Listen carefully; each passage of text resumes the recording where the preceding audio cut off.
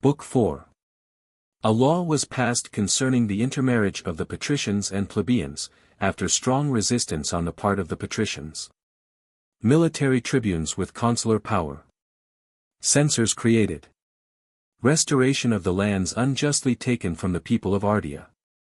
Spurius Melius, suspected of aiming at regal power, is slain by C. Servilius Ahala by order of Quintius Cincinnatus, dictator.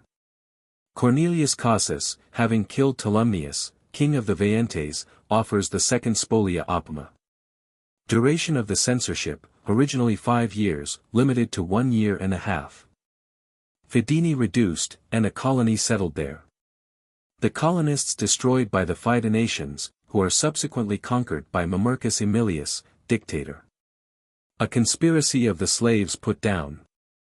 Postumius, a military tribune, slain by the army for his cruelties. Pay from the treasury first given to the soldiers. Operations against the Volscians, Fidenations, and Felicians. 1. Marcus Janutius and Caius Curtius followed these as consuls. The year was disturbed both at home and abroad.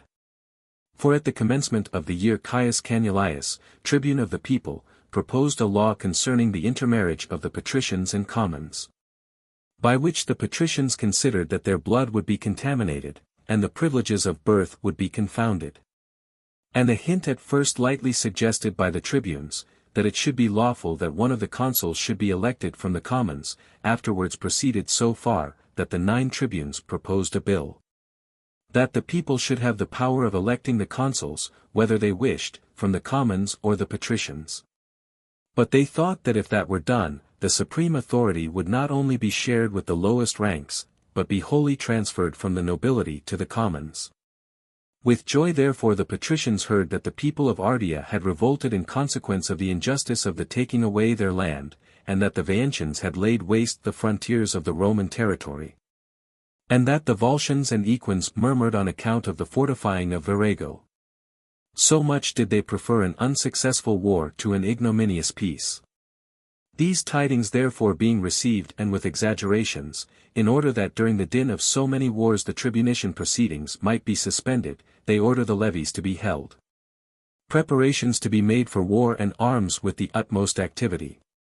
With more energy, if possible, than had been used in the consulship of Titus Quintius. Then Caius Canuleius declared aloud in brief terms in the Senate, that the consuls wished in vain to divert the commons from attention to the new laws. That they never should hold a levy while he lived, before the commons had first ratified the laws proposed by him and his colleagues, and he instantly summoned them to an assembly. 2. Both the consuls incited the Senate against the tribune, and the tribune the people against the consuls at one and the same time. The consuls denied that tribunician frenzies could any longer be endured, that they were now come to a crisis. That more hostilities were being stirred up at home than abroad. That this happened not more through the fault of the commons than of the patricians, nor more through that of the tribunes than of the consuls. That the matter for which there was a reward in the state thrived always with the greatest proficiency, that thus it was that men became meritorious in peace, thus in war. That at Rome the highest reward was for sedition. That had ever been the source of honor both to individuals and to collective bodies.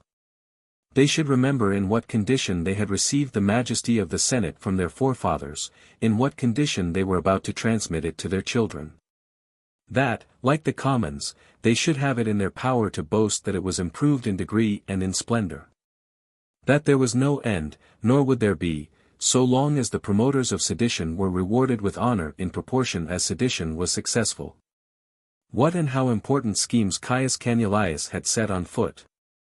That he was introducing confounding of family rank, a disturbance of the auspices both public and private, that nothing may remain pure, nothing uncontaminated.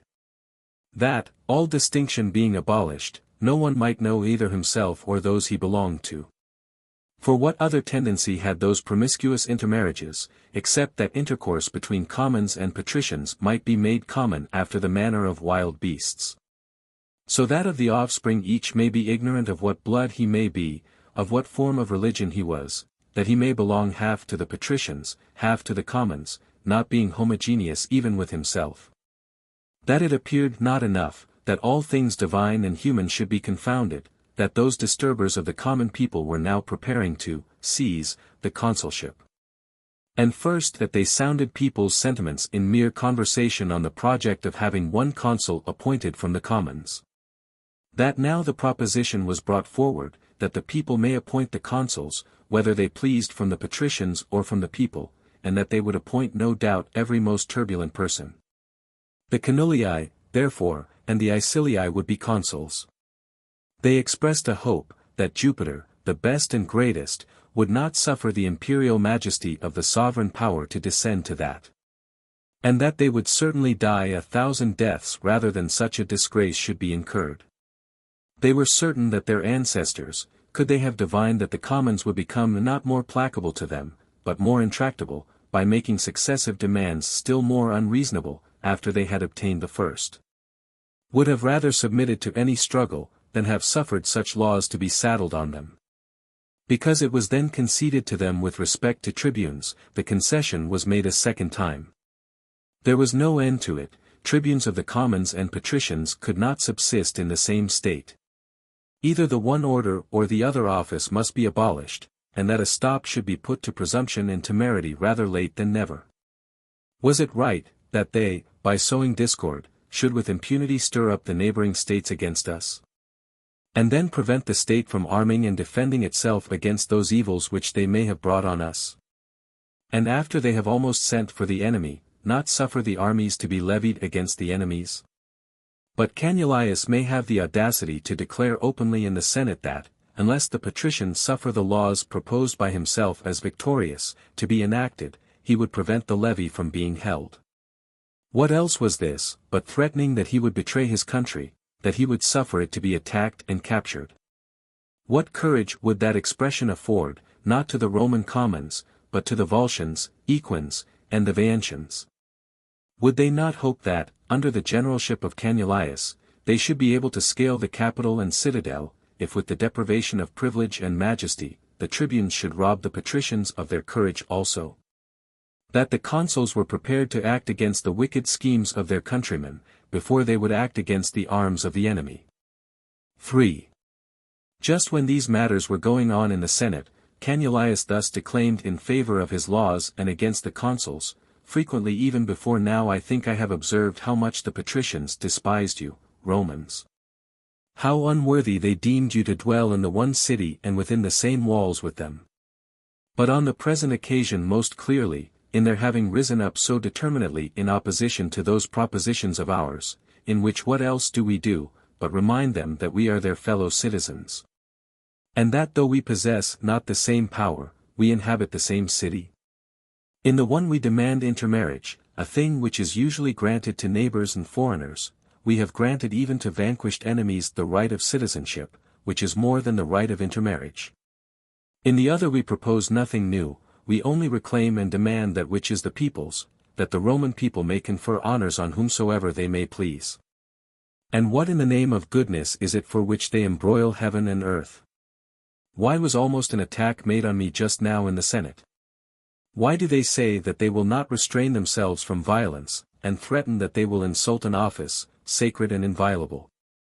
Shall this city no longer be able to stand, and is the empire at stake, if the right of free suffrage is granted to the Roman people, to confer the consulship on whomsoever they may please, and if a plebeian, though he may be worthy of the highest honor, is not precluded from the hope of attaining that honor? And is this of the same import, whether a plebeian be made a consul, as if any one were to propose a slave or the son of a slave to be consul? Do you perceive in what contempt you live? They would take from you a participation in this light, if it were permitted them. That you breathe, that you enjoy the faculty of speech, that you possess the forms of human beings, excites their indignation. Nay even, as I hope for mercy, they say that it is contrary to religion that a plebeian should be made consul. I pray, though we are not admitted to the annals, nor to the commentaries of the pontiffs, do we not know even those things which strangers know? That consuls have succeeded kings, and that they possess no privilege, no majesty which was not formerly inherent in kings. Do you suppose that we ever heard it mentioned that Numa Pompilius, who not only was not a patrician, but not even a citizen of Rome, was sent for from the country of the Sabines by order of the people, with the approbation of the Senate. And that he was made king at Rome? That afterwards Lucius Tarquinius, who was not only not of Roman, but not even of Italian extraction, the son of Damaratus of Corinth, an emigrant from Tarquinii, was made king, even whilst the sons of Ancus still lived. That after him Servius Tullius, the son of a captive woman of Corniculum, with his father unknown, his mother a slave, attained the throne by his ability and merit? For what shall I say of Titus Tatius the Sabine, whom Romulus himself, the founder of our city, admitted into partnership of the throne? Accordingly, whilst no class of persons is disdained, in whom conspicuous merit may be found, the Roman dominion increased. You do well to be dissatisfied now with a plebeian consul, when your ancestors disdained not foreigners as kings, and when, even after the expulsion of kings, the city was not shut against foreign merit. After the expulsion of the kings, we certainly admitted the Claudian family from the Sabine country not only into citizenship, but even into the number of the patricians. Can a man from a foreigner be made a patrician, then a consul? Shall a Roman citizen, if he belong to the commons, be precluded from all hope of the consulate? Do we then deem it impossible that a man of the commons can be a person of fortitude and activity, qualified to excel both in peace and war, like to Numa, Lucius Tarquinius, and Servius Tullius? Or, should such appear, shall we not suffer him to meddle with the helm of government? Or shall we have consuls like the Decemvirs, the most abandoned of mortals, who were, however, all patricians, rather than like the best of kings, though new men? 4. But, I may be told, no commoner has been consul since the expulsion of the kings. What then? Ought no innovation to be introduced? And what has not yet been practiced, and in a new state there are many things not yet practiced, ought not even such measures, even though they be useful, be adopted? During the reign of Romulus there were no pontiffs, nor augurs, they were appointed by Numa Pompilius. There was no census in the state, nor the distribution of centuries and classes. It was introduced by Servius Tullius, there never had been consuls, they were created after the expulsion of the kings. Of a dictator neither the office nor the name had existed, it commenced its existence among the senators. There were no tribunes of the people, aediles, nor quaestors, it was resolved that those officers should be appointed.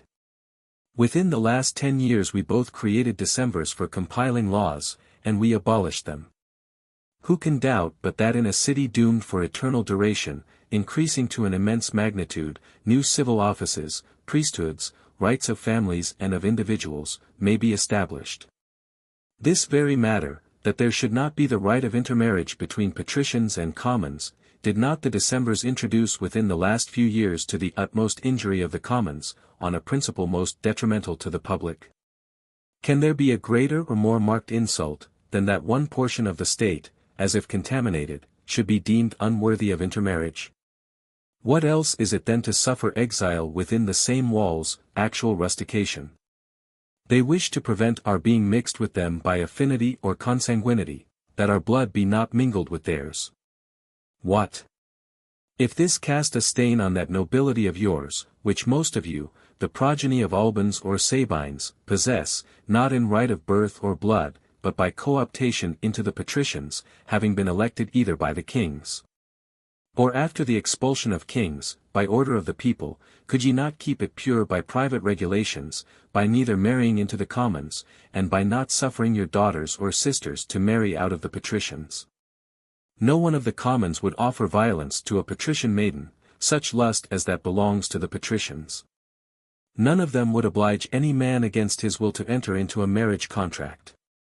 But really that such a thing should be prevented by law, that the intermarriage of the patricians and plebeians should be interdicted, that it is which is insulting to the commons. Why do you not combine in enacting a law that there shall be no intermarriage between rich and poor?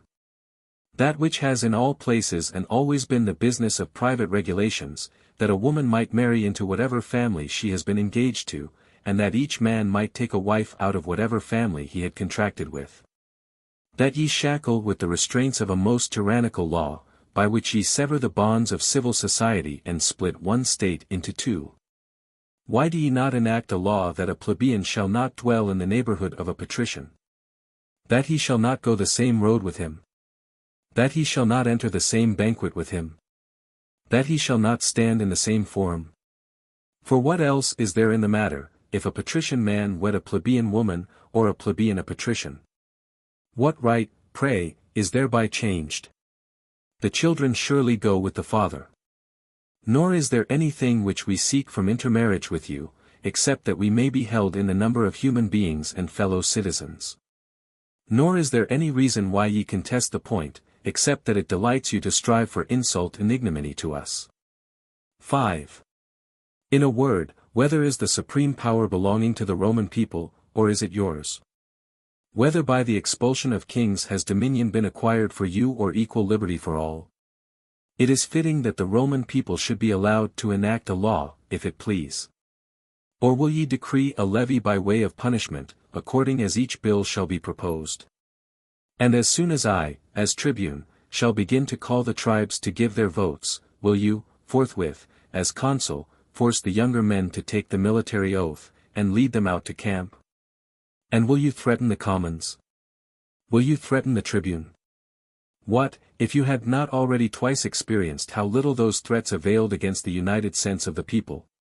Of course it was because you wished to consult for our interest, that you abstained from force. Or was there no contest for this reason, that the party which was the stronger was also the more moderate? Nor will there be any contest now, Romans, they will try your spirit, your strength they will not make trial of. Wherefore, consuls, the commons are prepared to accompany you to these wars, whether real or fictitious, if, by restoring the right of intermarriage, you at length make this one state. If they can coalesce, be united and mixed with you by private ties, if the access to honors be granted to men of ability and energy, if it is lawful to be in a partnership and share of the government. If, what is the result of equal freedom, it be allowed in the distribution of the annual offices to obey and to govern in their turns. If any one shall obstruct these measures, talk about wars, multiply them by report. No one will give in his name, no one will take up arms, no one will fight for haughty masters, with whom there is no participation of honors in public, nor of intermarriage in private. 6. When both the consuls came forward into the assembly, and the matter had changed from a long series of harangues to altercation, the tribune, on asking why it was not right that a plebeian should be made a consul. An answer was returned truly perhaps, though by no means expediently for the present contest, that no plebeian could have the auspices, and for this reason the Decemvirs had prohibited the intermarriage. Lest from uncertainty of descent the auspices might be vitiated. The commons were fired with indignation at this above all, because, as if hateful to the immortal gods, they were denied to be qualified to take auspices. And now, as the commons both had a most energetic supporter in the tribune, and they themselves vied with him in perseverance, there was no end of the contentions, until the patricians, being at length overpowered, agreed that the law regarding intermarriage should be passed, judging that by these means most probably the tribunes would either give up altogether or postpone till after the war the question concerning the plebeian consuls. And that in the meantime the commons, content with the intermarriage law, being passed, would be ready to enlist. When Cannulius was now in high repute by his victory over the patricians and by the favor of the commons, the other tribunes being excited to contend for their bill, set to work with all their might, and the accounts regarding the war augmenting daily, obstruct the levy. The consuls, when nothing could be transacted through the Senate in consequence of the opposition of the tribunes, held meetings of the leading men at their own houses. It was becoming evident that they must concede the victory either to the enemies or to their countrymen. Valerius and Horatius alone of the consulars did not attend the meetings. The opinion of Caius Claudius was for arming the consuls against the tribunes. The sentiments of the Quincii, both Cincinnatus and Capitolinus, were averse to bloodshed, and to violating persons, whom by the treaty concluded with the commons they had admitted to be sacred and inviolable. Through these meetings the matter was brought to this, that they suffered tribunes of the soldiers with consular authority to be elected from the patricians and commons without distinction.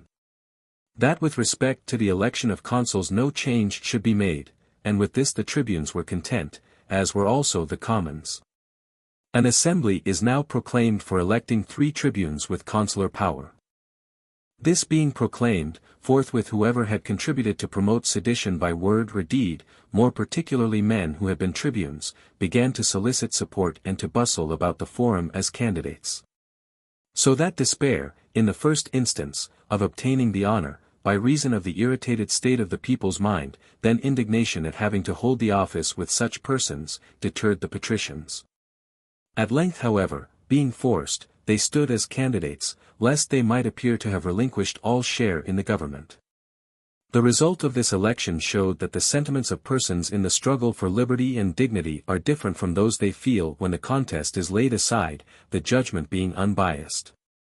For the people elected all patricians as tribunes, content with this, that the plebeians had been taken into account.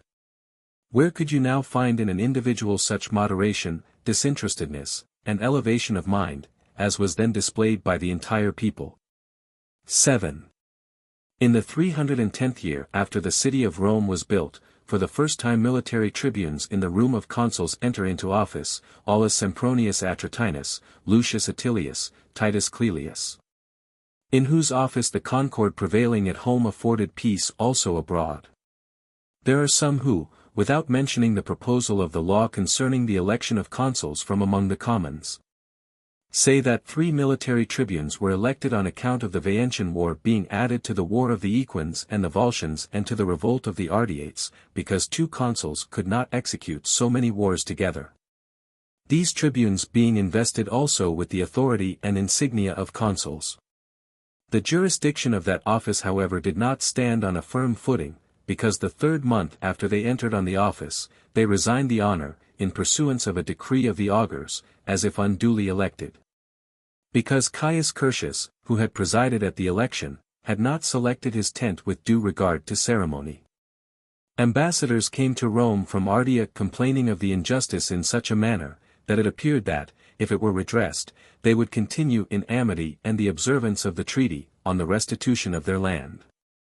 The answer returned by the Senate was, that the judgment of the people could not be rescinded by the Senate, besides such a measure could not be adopted on precedent or with justice. As an additional reason also for the purpose of preserving concord between the several orders of the state. If the Ardeans were willing to abide a seasonable conjuncture, and leave to the Senate the mode of redressing the injustice done to them, that the consequence would be that they would rejoice for having moderated their resentment. And that they should be convinced that the patricians were equally anxious that no injustice should arise against them, and that any which may have arisen should not be lasting. Thus the ambassadors, saying that they should lay the whole matter anew before their friends, were dismissed courteously. The patricians, now that the republic was without any curule magistrate, assembled together and elected an interrex. The contest whether consuls or military tribunes should be elected, kept the matter for several days in a state of interregnum. The interrex and senate strive that the elections of consuls be held. The tribunes of the people, and the people themselves, that elections of the military tribunes be held. The patricians succeeded, because both the commons, sure to confer the one or the other honor on patricians, gave up a needless contest. And the leaders of the commons preferred those elections at which no account was to be taken of them, as candidates, to those at which they should be passed by as unworthy. The tribunes of the commons also gave up the contest without a decision, as a compliment to the chiefs of the patricians.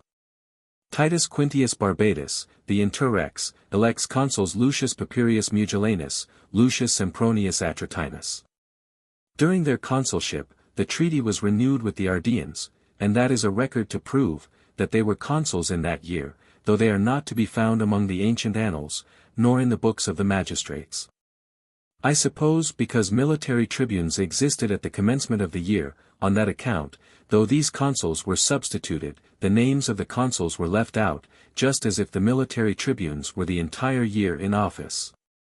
Licinius Macer states, that they were found both in the Ardean treaty and in the linen books at the temple of Moneta.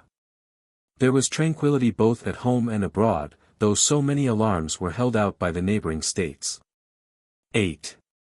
This year, whether it had tribunes only, or consuls substituted in the room of tribunes, is followed by a year when there were undoubtedly consuls, Sil.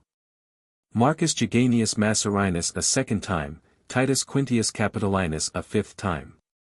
This same year was the commencement of the censorship, a thing which arose from an humble origin, which afterwards increased so much in importance, that in it was vested the regulation of the morals and discipline of Rome. The Senate and the centuries of the knights, the distinction of honor and of ignominy were under the sway of that office, the legal right to public and private places, the revenues of the Roman people fell under their beck and jurisdiction. The institution of the thing originated in this, that the people not having been subjected to a survey for several years, the census could neither be deferred, nor had the consuls leisure to discharge their duty. When wars impended from so many states, an observation was made by the Senate, that an office laborious in itself, and one little suited to the consular office, required a magistrate for itself, to whose authority should be submitted the duties of the several scribes. The custody and care of the records, as well as the adjustment of the form to be adopted in the census. And inconsiderable though the proposal might be, still the Senate received it with great pleasure, because it increased the number of patrician magistrates in the state, judging also that that would come to pass, which really did occur, viz. That the influence of those who should preside, and the honor of the office would derive on it additional authority and dignity. The tribunes also, considering the discharge of the duty, as was really the case, as necessary rather than the duty itself, as being attended with luster, did not indeed offer opposition. Lest they should through perverseness show a disposition to thwart them even in trifles.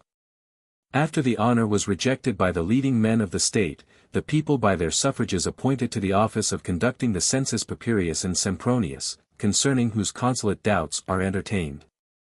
That in that magistracy they might have some recompense for the incompleteness of their consulate. They were called censors from the nature of their office. 9.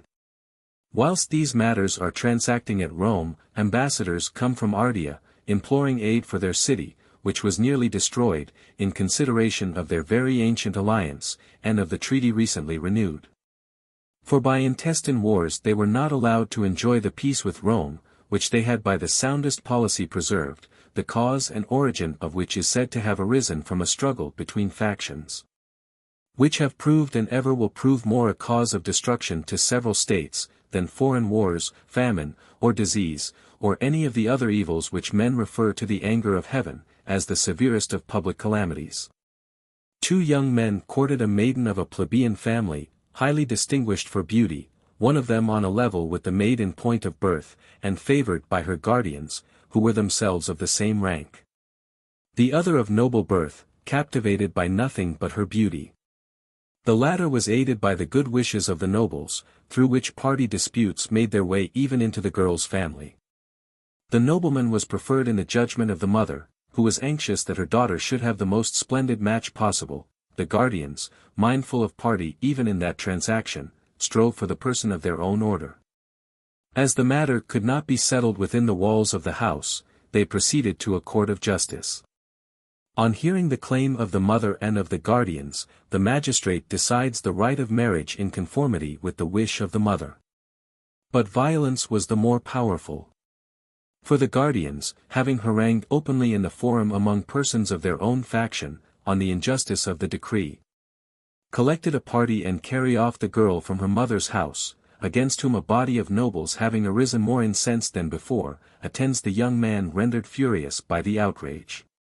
A desperate battle takes place, the commons in no respect like to the Roman commons were worsted, and having set out from the city in arms, and taken possession of a hill, make excursions into the lands of the nobles with fire and sword.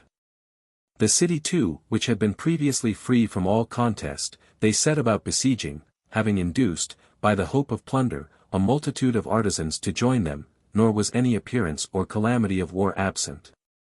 As if the whole state were infested by the mad rage of the 2 young men, who sought the accomplishment of the fatal match through their country's ruin. The arms and war at home seemed insufficient to both parties. The nobles called in the Romans to the relief of their besieged city, the commons called upon the Volscians to join them in storming Ardea. The Volscians, under the command of Clelius, an equine, came first to Ardea, and drew a line of circumvallation around the enemy's walls. When news of this was brought to Rome, Marcus Geganius, the consul, having set out immediately at the head of an army, selected a place for his camp about 3 miles from the enemy. And the day being now fast declining, he orders his soldiers to refresh themselves, then at the 4th watch he puts his troops in motion. And the work, once commenced, was expedited in such a manner, that at sunrise the Volscians found themselves enclosed by the Romans with stronger works than the city was by themselves. The consul had also at another place connected an arm to the wall of Ardea, through which his friends might pass to and from the town. 10. The Volscian general, who up to that period had maintained his army, not out of provisions which had been previously provided, but with corn brought in daily from the plunder of the country. When now encompassed by a rampart he perceives himself suddenly destitute of everything, calling the consul to a conference, says, that, if the Roman came for the purpose of raising the siege, he would withdraw the Volscians from thence. To this the consul made answer, that, the vanquished had to accept terms, not to dictate them, and as the Volscians came at their own discretion to attack the allies of the Roman people, they should not go off in the same way. He orders, that their general be given up, their arms laid down, acknowledging themselves vanquished, and ready to submit to his further orders, otherwise, whether they went away or stayed, that he would prove a determined enemy, and would prefer to carry to Rome a victory over the Volscians than an insidious peace. The Volscians, determined on trying the slender hope they had in arms, all other being now cut off, besides many other disadvantages, having come to an engagement in a place unfavorable for fighting, and still more so for retreat. When they were being cut down on every side, from fighting have recourse to entreaties. Having given up their general and surrendered their arms, they are sent under the yoke and dismissed full of disgrace and suffering, with 1 garment each.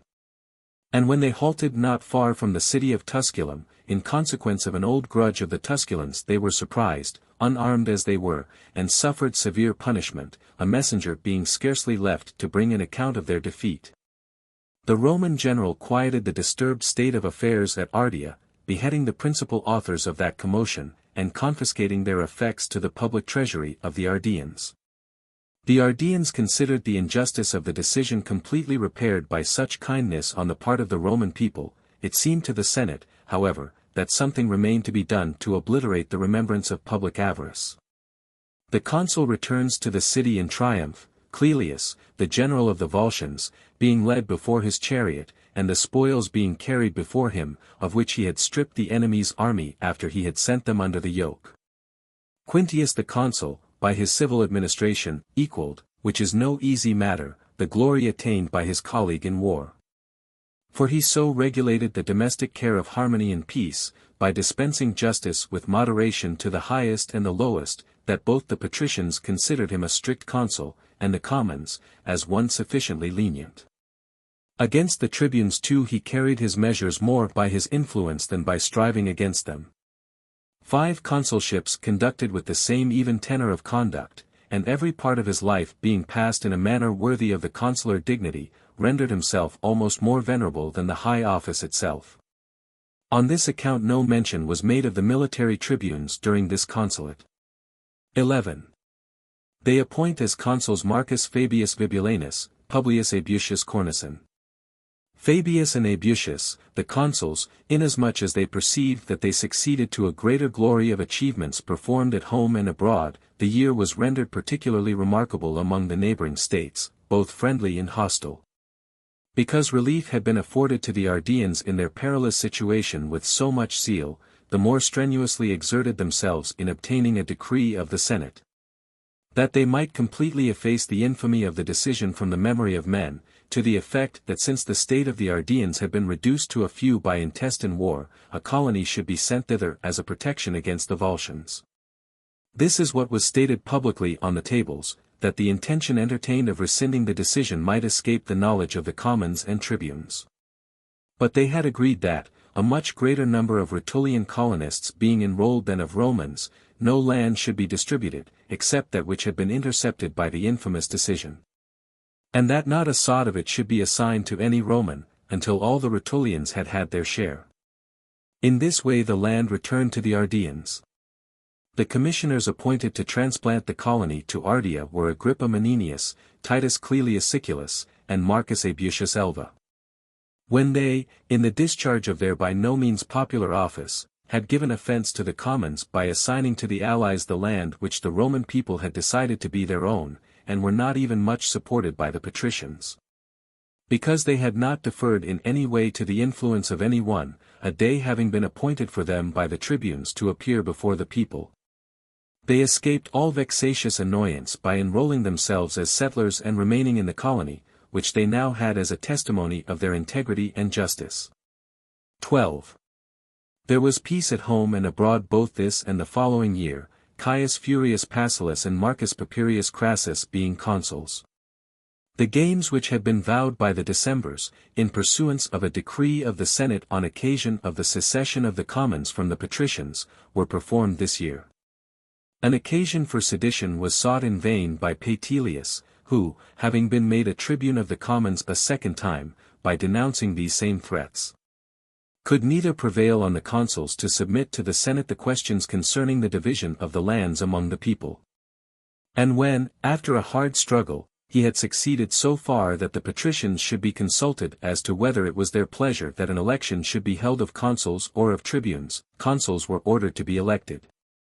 And the menaces of the tribune were now laughed at, when he threatened that he would stop the levy, inasmuch as the neighboring states being now quiet, there was no occasion either for war or for preparations for war. This tranquil state of things is followed by a year, in which Proculus Jaganius Massarinus, Lucius Menenius Lenatus were consuls, remarkable for a variety of disasters and dangers, also for disturbances, famine. For their having almost submitted their necks to the yoke of arbitrary power through the allurement of largesses.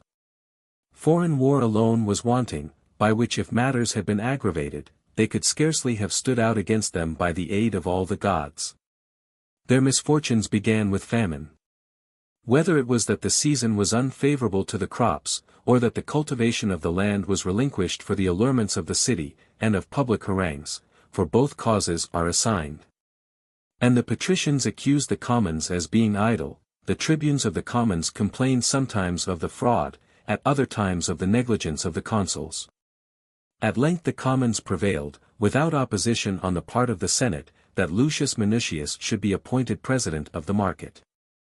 Doomed to be more successful in that office in preserving liberty than in the discharge of his own peculiar province, although in the end he bore away the well-earned gratitude of the people as well as the glory of having lowered the price of provisions.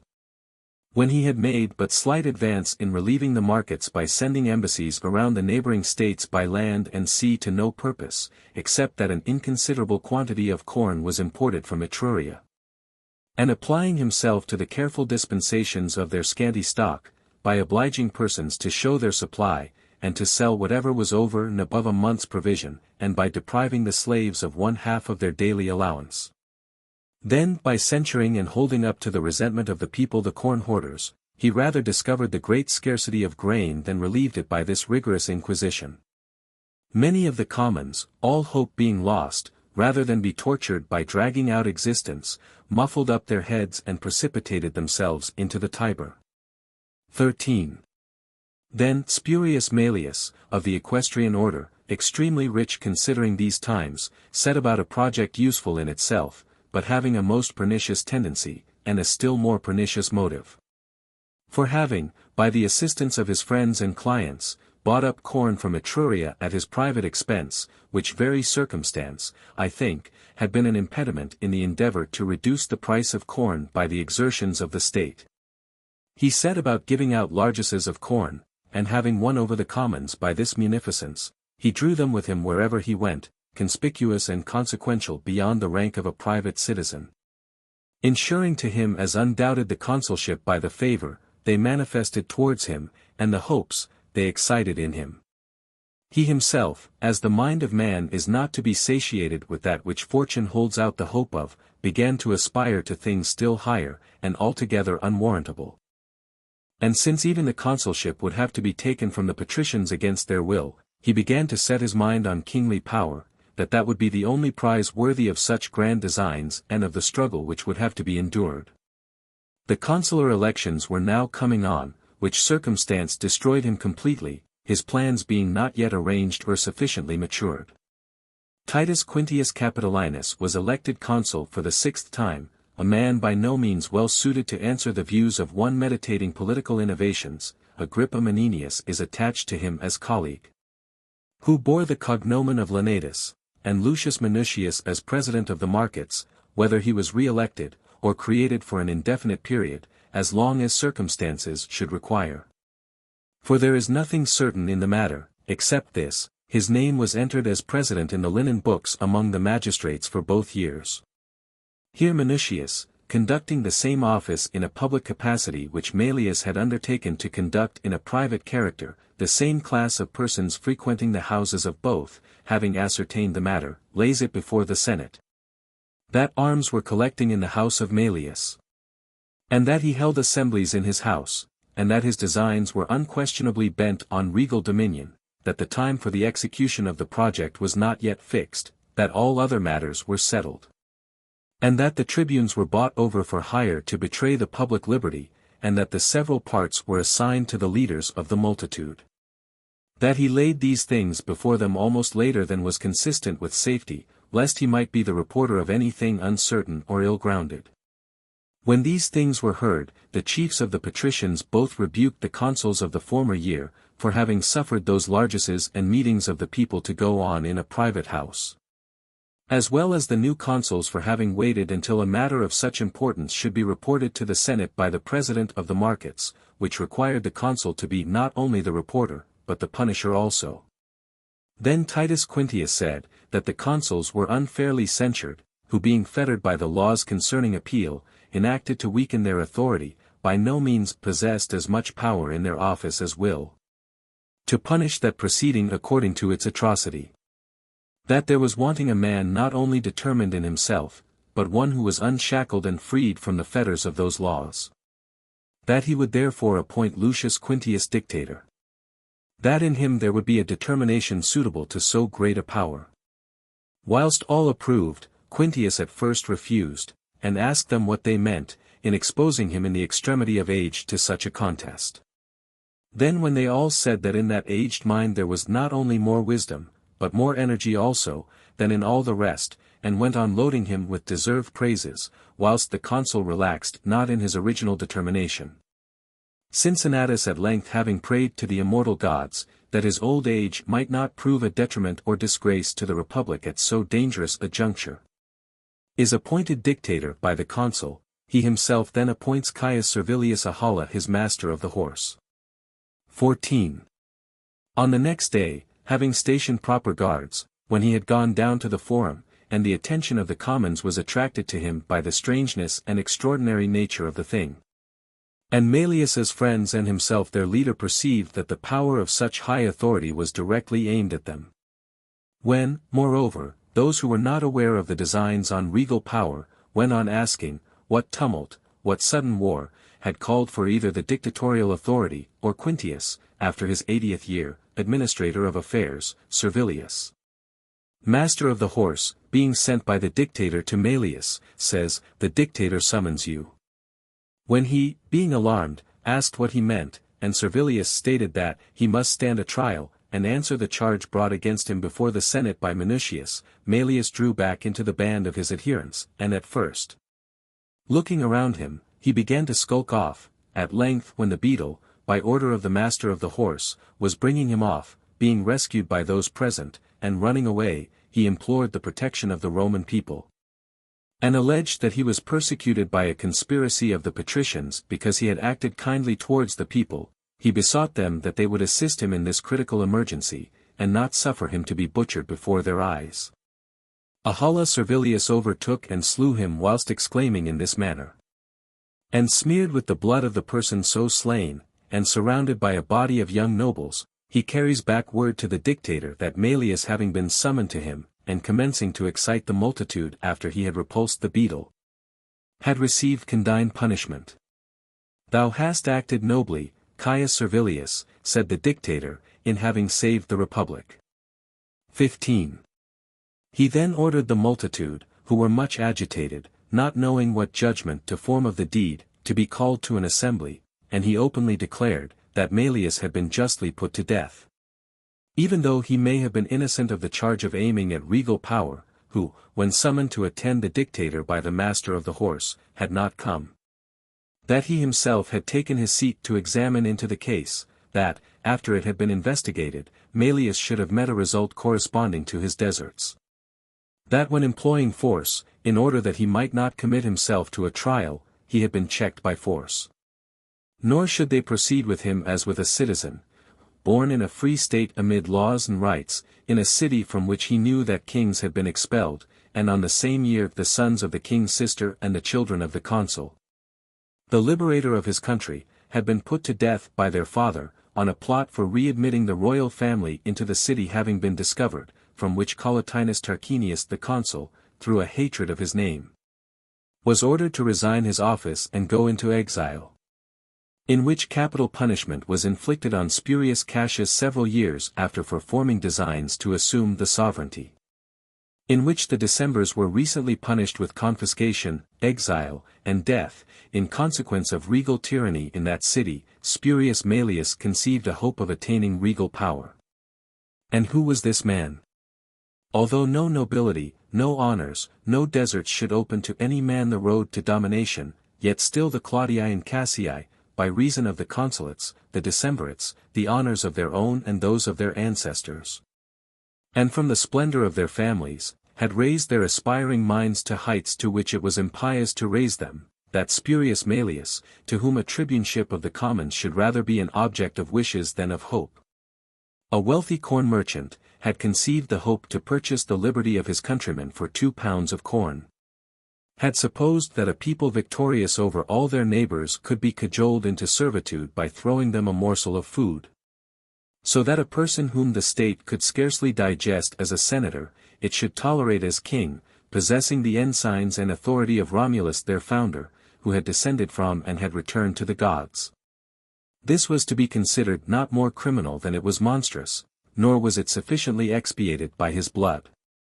Unless the roof and walls within which so mad a project had been conceived, should be levelled to the ground, and his effects were confiscated, as being contaminated with the price of purchasing kingly domination. He ordered, therefore, that the quaestors should sell this property and deposit the proceeds in the treasury. 16. He then ordered his house to be immediately razed, that the vacant ground might serve as a monument of nefarious hopes destroyed. This was called Equimelium. Lucius Minucius was presented with a gilded ox on the outside of the gate Trigemina, and this not even against the will of the commons, because he distributed Maelius's corn, after valuing it at 1 as per bushel. In some writers I find that this Minucius had changed sides from the patricians to the commons, and that having been chosen as 11th tribune of the people, he quieted a commotion which arose on the death of Maelius. But it is scarcely credible that the patricians would have suffered the number of the tribunes to be increased, and that such a precedent should be introduced more particularly in the case of a man who was a patrician. Or that the commons did not afterwards maintain, or at least attempt, that privilege once conceded to them. But the legal provision made a few years before, viz. that it should not be lawful for the tribunes to choose a colleague, refutes beyond everything else the false inscription on the statue. Quintus Caecilius, Quintus Junius, Sextus Titinius, were the only members of the College of Tribunes who had not been concerned in passing the law for conferring honors on Minucius. Nor did they cease both to throw out censures one time on Minucius, at another time on Servilius, before the commons, and to complain of the unmerited death of Maelius. They succeeded, therefore, in having an election held for military tribunes rather than for consuls, not doubting but that in 6 places, for so many were now allowed to be elected, some plebeians also might be appointed. By their professing to be avengers of the death of Maelius. The commons, though they had been agitated that year by many and various commotions, neither elected more than 3 tribunes with consular power. And among them Lucius Quintius, son of Cincinnatus, from the unpopular nature of whose dictatorship an occasion for disturbance was sought. Mamercus Aemilius, a man of the highest dignity, was voted in, prior to Quintius. In the 3rd place they appoint Lucius Julius. 17. During their office Fidini, a Roman colony, revolted to Lars Tolumnius, king of the Veientians, and to the Veientians. To the revolt a more heinous crime was added. By order of Tolumnius they put to death Caius Fulcinius, Clelius Tullus, Spurius Antius, Lucius Roscius, Roman ambassadors, who came to inquire into the reason of this new line of conduct. Some palliate the guilt of the king. That an ambiguous expression of his, during a lucky throw of dice, having been mistaken by the Fidenations, as if it seemed to be an order for their execution, had been the cause of the ambassador's death.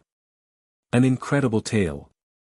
That his thoughts should not have been drawn away from the game on the arrival of the Fidenations, his new allies, when consulting him on a murder tending to violate the law of nations, and that the act was not afterwards viewed by him with horror. It is more probable that he wished the state of the Fidenations to be so compromised by their participation in so great a crime, that they might not afterwards look to any hope from the Romans. Statues of the ambassadors, who were slain at Fidene, were set up in the rostra at the public expense. A desperate struggle was coming on with the Veientians and Fidenations, who, besides that they were neighboring states, had commenced the war with so heinous a provocation. Therefore, the commons and their tribunes being now quiet, so as to attend to the general welfare, there was no dispute with respect to the electing of Marcus Geganius Masserinus a third time, and Lucius Sergius Fidenas, as consuls. So called, I suppose, from the war which he afterwards conducted.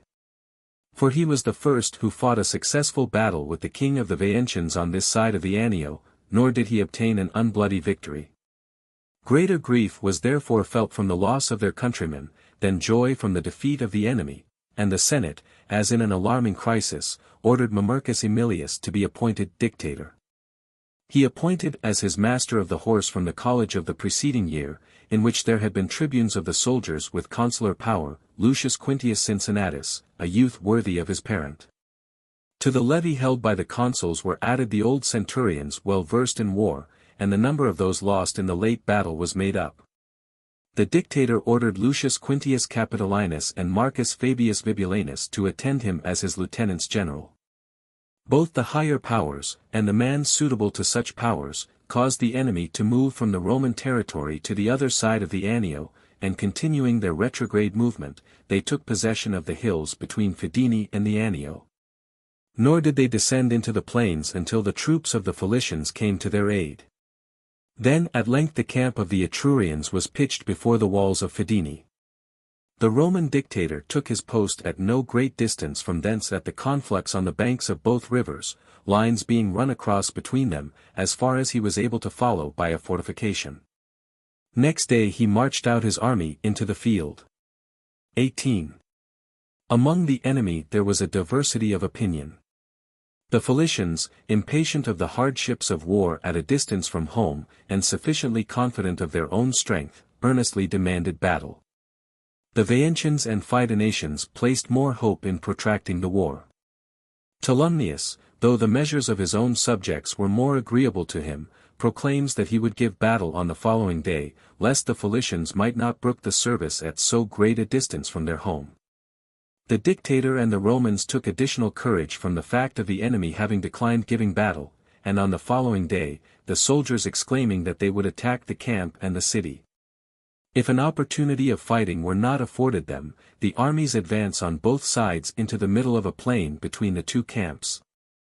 The Veientians, having the advantage in numbers, sent around a party behind the mountains to attack the Roman camp during the heat of the battle. The army of the three states stood drawn up in such a manner, that the Veientians occupied the right wing, the Philicians the left, whilst the Fidenations constituted the center.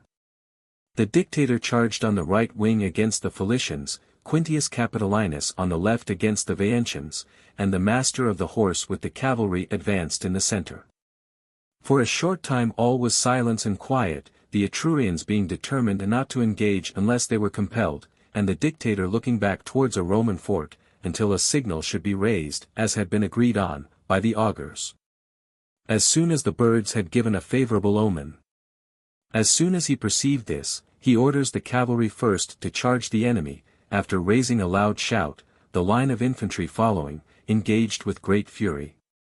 In no quarter did the Etrurian legions withstand the shock of the Romans. The cavalry made the greatest resistance, and the king himself, far the bravest of the cavalry, charging the Romans whilst they were pursuing in disorder in every direction, prolonged the contest. 19. There was then among the cavalry, Aulus Cornelius Cassius, a tribune of the soldiers, distinguished for the beauty of his person, and equally so for courage and great strength of body, and mindful of his rank, which, having received in a state of the highest lustre, he left to his posterity still greater and more distinguished. He perceiving that the Roman troops gave way at the approach of Tolumnius, wherever he directed his charge, and knowing him as being remarkable by his royal apparel, as he flew through the entire line, exclaims, "Is this the infringer of human treaties and the violator of the law of nations? This victim I shall now slay, provided the gods wish that there should be anything sacred on earth, and shall offer him up to the manes of the ambassadors." Having clapped spurs to his horse, he advances against this single foe with spear presented, and after having struck and unhorsed him, he immediately, by help of his lance, sprung on the ground. And as the king attempted to rise, he throws him back again with the boss of his shield, and with repeated thrusts pins him to the earth. He then stripped off the spoils from the lifeless body. And having cut off his head and carrying it on the point of his spear, he puts the enemy to rout through terror on seeing their king slain. Thus the line of cavalry, which alone had rendered the combat doubtful, was beaten. The dictator pursues closely the routed legions, and drove them to their camp with slaughter. The greater number of the Fidenations, through their knowledge of the country, made their escape to the mountains. Cassius, having crossed the Tiber with the cavalry, carried off great plunder from the Veientian territory to the city. During the battle there was a fight also at the Roman camp against a party of the forces, which, as has been already mentioned, had been sent by Tolumnius to the camp. Fabius Vibulanus first defends his lines by a ring. Then, whilst the enemy were wholly taken up with the entrenchment, sallying out from the principal gate on the right, he suddenly attacks them with the triarii, and a panic being thus struck into them there was less slaughter. Because they were fewer, but their flight was no less disorderly than it had been on the field of battle. 20. Matters being managed successfully in every direction, the dictator, by a decree of the Senate and order of the people, returned to the city in triumph. By far the most remarkable object in the triumph was Cassius, bearing the spolia opima of the king he had slain. The soldiers chanted their uncouth verses on him, extolling him as equal to Romulus. With the usual form of dedication, he presented, as an offering, the spoils in the temple of Jupiter Feretrius, near the spoils of Romulus, which, having been the first called opima, were the only ones at that time. And he attracted the eyes of all the citizens from the dictator's chariot to himself, and enjoyed almost solely the honor of that day's solemnity. The dictator offered up to Jupiter in the Capitol a golden crown a pound in weight, at the public expense, by order of the people. Following all the Roman writers, I have represented Aulus Cornelius Cassius as a military tribune, when he carried the second spolia opima to the temple of Jupiter Feretrius. But besides that those spoils are rightly considered opima, which one general has taken from another. And we know no general but the person under whose auspices the war is conducted, the inscription itself written on the spoils proves, against both me and them, that Cassius was consul when he took them. Having once heard Augustus Caesar, the founder or restorer of all our temples, on entering the temple of Jupiter Feretrius, which being dilapidated by time he rebuilt, aver that he himself had read the said inscription on the linen breastplate. I thought it would be next to sacrilege to rob Cassius of such a testimony respecting his spoils as that of Caesar, the renovator of the temple itself. Whether the mistake is chargeable on the very ancient annals and the linen books of the magistrates, deposited in the temple of Moneta, and which Licinius Macer occasionally cites as authorities, which have Aulus Cornelius Cassius consul with Titus Quintius Pennus, in the 9th year after this, every person may form his own opinion. For there is this additional proof, that a battle so celebrated could not be transferred to that year. That the 3 years before and after the consulship of Aulus Cornelius were entirely free from war, in consequence of a pestilence and a scarcity of grain, so that some annals, as if in mourning, present nothing but the names of the consuls. The third year from the consulship of Cossus has him as military tribune with consular power, in the same year as master of the horse, in which office he fought another distinguished horse battle. Conjecture is open on the matter. But, as I think, idle surmises may be turned to support any opinion, when the hero of the fight, having placed the recent spoils in the sacred repository, having before him Jove himself, to whom they were consecrated, and Romulus, no contemptible witnesses in case of a false inscription, entitled himself Aulus Cornelius Cossus Consul. 21. Marcus Cornelius Melogenensis and Lucius Papirius Crassus being consuls, the armies were led into the territories of the Veientians and Felicians, numbers of men and cattle were driven off as spoil. The enemy was nowhere to be found on the land, and no opportunity of fighting was afforded. The cities however were not attacked, because a pestilential disorder ran through the people. Disturbances were also sought at home, but not actually excited, however, by Spurius Maelius, tribune of the people, who thinking that he might create some tumult through the popularity of his name, had both appointed a day of trial for Minucius, and had also proposed a law for confiscating the property of Servilius Ahala, alleging that Maelius had been circumvented through false impeachments by Minucius, charging Servilius with the killing of a citizen on whom no sentence had been passed. Charges which, when brought before the people, proved to be more idle than the author himself.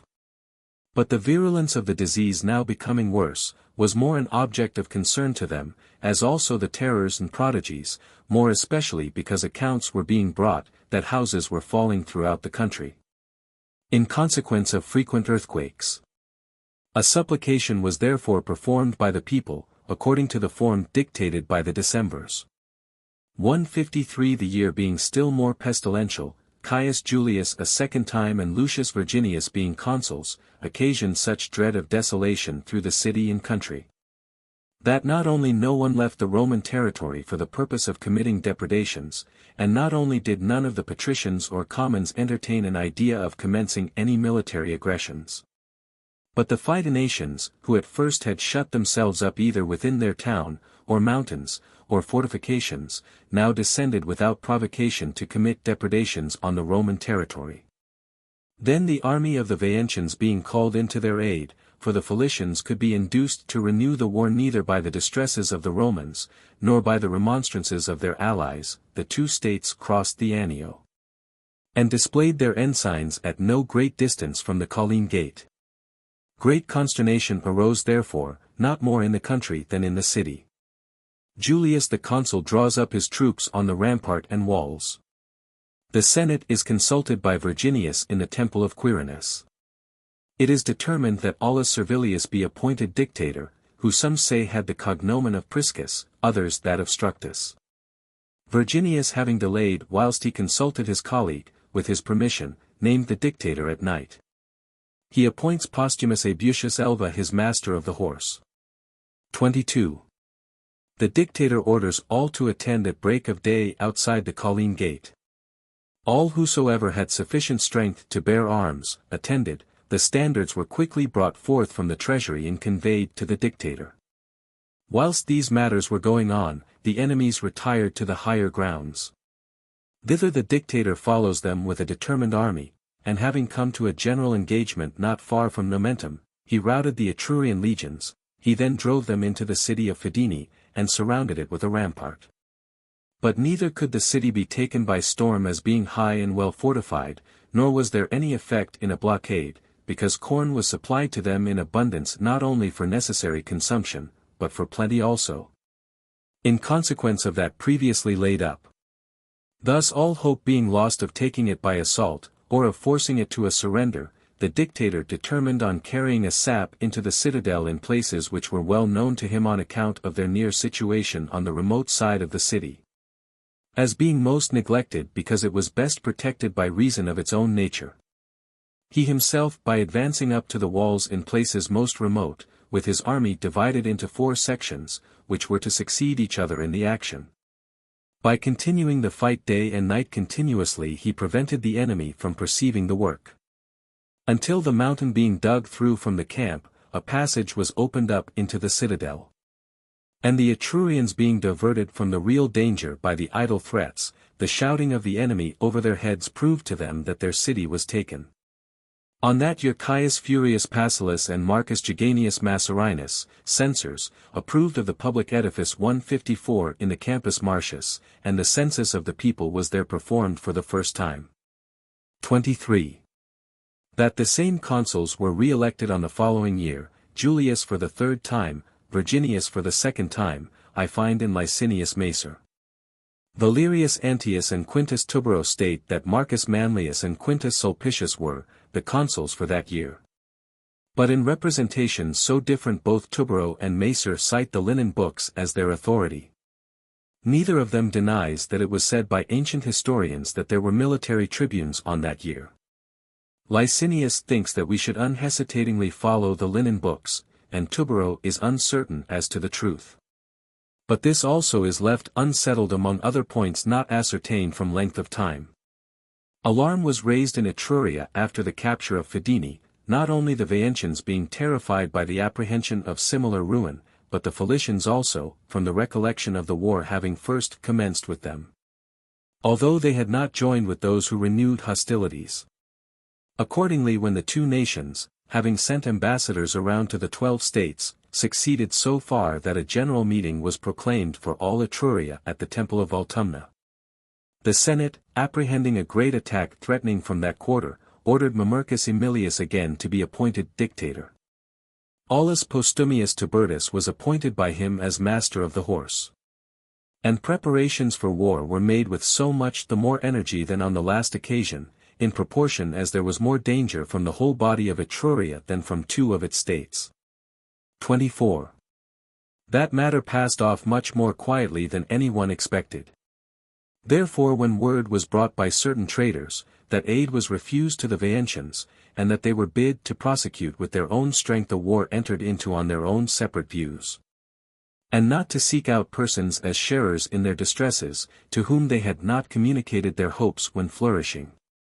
The dictator, that his appointment might not be in vain, all opportunity of acquiring military glory being now taken from him, desirous of performing during peace some work which might serve as a memorial of his dictatorship, sets about limiting the censorship, either judging its powers excessive, or disapproving of the duration rather than the extent of the office. Accordingly, having summoned a meeting, he says, that the immortal gods had taken on themselves that the public affairs should be managed externally, and that the general security should be ensured. That with respect to what was to be done within the walls, he would provide for the liberty of the Roman people. But that the most effectual guarding of it was, that offices of great power should not be of long continuance. And that a limit of time should be set to those to which a limit of jurisdiction could not be set. That other offices were annual, that the censorship was quinquennial. That it was a grievance to be subject to the same individuals for such a number of years in a considerable part of the affairs of life. That he would propose a law, that the censorship should not last longer than a year and a half. Amid the great approbation of the people he passed the law on the following day, and says, that you may know, Romans, in reality, how little pleasing to me are offices of long duration, I resign the dictatorship. Having laid down his own office, and set a limit to the office of others, he was escorted home with the congratulation and great goodwill of the people. The censors resenting Mamercus' conduct for his having diminished the duration of one of the offices of the Roman people, degraded him from his tribe, and increasing his taxes eightfold, disfranchised 155 him. They say that he bore this with great magnanimity, as he considered the cause of the disgrace, rather than the disgrace itself. That the principal patricians also, though they had been averse to the curtailing the privileges of the censorship, were much displeased at this instance of censorial severity. Inasmuch as each saw that he would be longer and more frequently subjected to the censors, than he should hold the office of censor. Certain it is that such indignation is said to have arisen on the part of the people, that violence could not be kept off from the censors through the influence of any person except of Mamercus himself. 25. The tribunes of the people, by preventing the election of consuls by incessant harangues, succeeded at length, after the matter had been well nigh brought to an interregnum, in having tribunes of the soldiers elected with consular authority, as for the prize of their victory, which was the thing sought, Sil. That a plebeian should be elected, there was none. All patricians were elected, Marcus Fabius Vibulanus, Marcus Foslius, Lucius Sergius Fidenas. The pestilence during that year afforded a quiet in other matters. A temple was vowed to Apollo for the health of the people. The duumvirs did much, by direction of the books, for the purpose of appeasing the wrath of heaven and averting the plague from the people. A great mortality however was sustained in the city and country, by the death of men and of cattle promiscuously. Apprehending a famine for the agriculturists, they sent into Etruria, and the Pomptine district, and to Cumae, and at last to Sicily also to procure corn. No mention was made of electing consuls. Military tribunes with consular authority were appointed, all patricians, Lucius Pinarius Mamercinus, Lucius Furius Metellinus, Spurius Postumius Albus. In this year the violence of the distemper abated, nor was there any danger from a scarcity of corn, because provision had been previously made against it. Schemes for exciting wars were agitated in the meetings of the Equins and Volscians, and in Etruria at the temple of Voltumna. Here the matter was postponed for a year, and by a decree it was enacted, that no meeting should be held before that time, the Veientian state in vain complaining that the same destiny hung over Veii, as that by which Fidene was destroyed. Meanwhile at Rome the chiefs of the commons, who had now for a long time been vainly pursuing the hope of higher dignity, whilst there was tranquillity abroad, appointed meetings to be held in the houses of the tribunes of the commons. There they concerted plans in secret. They complained that they were so despised by the commons, that though tribunes of the soldiers, with consular authority, were now appointed for so many years, no plebeian ever obtained access to that honor. That their ancestors had shown much foresight in providing that plebeian offices should not be open to any patrician, otherwise they should be forced to have patricians as tribunes of the commons. So despicable were they even with their own party, and were not less despised by the commons than by the patricians. Others exculpated the commons, and threw the blame on the patricians, that by their intriguing and schemes it happened that the road to honor was barred against the commons. If the commons were allowed to breathe from their mixed entreaties and menaces, that they would enter on their suffrages with a due regard to men of their own party. And, assistance being already procured, that they would assume a share in the government also. It is determined that, for the purpose of doing away with all intriguing, the tribunes should propose a law, that no person be allowed to add white to his garment for the purposes of canvassing. The matter may now appear trivial and scarcely deserving serious consideration, which then enkindled such strife between the patricians and commons. The tribunes, however, prevailed in carrying the law. And it appeared evident, that in their present state of irritation, the commons would incline their support to men of their own party. And lest this should be optional with them, a decree of the Senate is passed, that the election for consuls should be held. 26. The cause was the rising, which the Hernicians and Latins announced as about to take place on the part of the Equins and Volscians. Titus Quintius Cincinnatus, son of Lucius, to the same person the cognomen of Pennus also is annexed, and Caius Julius Mento were elected consuls, nor was the terror of war longer deferred. A levy being held under the devoting law, which with them is the most powerful instrument of forcing men into service, powerful armies set out from thence, and met at Algidum, and there the Equins and Volscians fortified their camps separately. And the general took greater care than ever before to fortify their posts and train their soldiers, so much the more terror did the messengers bring to Rome. The Senate wished that a dictator should be appointed, because though these nations had been often conquered, yet they renewed hostilities with more vigorous efforts than ever before. And a considerable number of the Roman youth had been carried off by sickness. Above all, the perverseness of the consuls, and the disagreement between them, and their contentions in all the councils, terrified them. There are some who state that an unsuccessful battle was fought by these consuls at Algidum, and that such was the cause of appointing a dictator. This much is certain, that, though differing in other points, they perfectly agreed in one against the wishes of the patricians, not to nominate a dictator. Until when accounts were brought, one more alarming than another, and the consuls would not be swayed by the authority of the Senate, Quintus Servilius Priscus, who had passed through the highest honors with singular honor, says. Tribunes of the people, since we are come to extremities, the Senate calls on you, that you would, by virtue of your authority, compel the consuls to nominate a dictator in so critical a conjuncture of the state. On hearing this, the tribunes, conceiving that an opportunity was presented to them of extending their power, retire together, and declare for their college that it was their wish that the consuls should be obedient to the instruction of the Senate. If they persisted further against the consent of that most illustrious order, that they would order them to be taken to prison. The consuls were better pleased to be overcome by the tribunes than by the Senate, alleging that the prerogatives of the highest magistracy were betrayed by the patricians and the consulship subjugated to tribunician power. Inasmuch as the consuls were liable to be overruled by a tribune in any particular by virtue of his power, and, what greater hardship could a private man have to dread? Even to be carried off to prison. The lot to nominate the dictator, for the colleagues had not even agreed on that, fell on Titus Quintius. He appointed a dictator, Aulus Postumius Tibertus, his own father-in-law, a man of the utmost strictness in command. By him Lucius Julius was appointed master of the horse, a suspension of civil business is also proclaimed. And, that nothing else should be attended to throughout the city but preparations for war, the examination of the cases of those who claimed exemption from the military service is deferred till after the war. Thus even doubtful persons are induced to give in their names. Soldiers were also enjoined of the Hernicians and Latins. The most zealous obedience is shown to the dictator on both sides. 27. All these measures were executed with great dispatch, and Caius Julius the consul being left to guard the city, and Lucius Julius master of the horse, for the sudden exigencies of the war. Lest anything which they might want in the camp should cause delay, the dictator, repeating the words after Aulus Cornelius the chief pontiff, vowed the great games on account of the sudden war.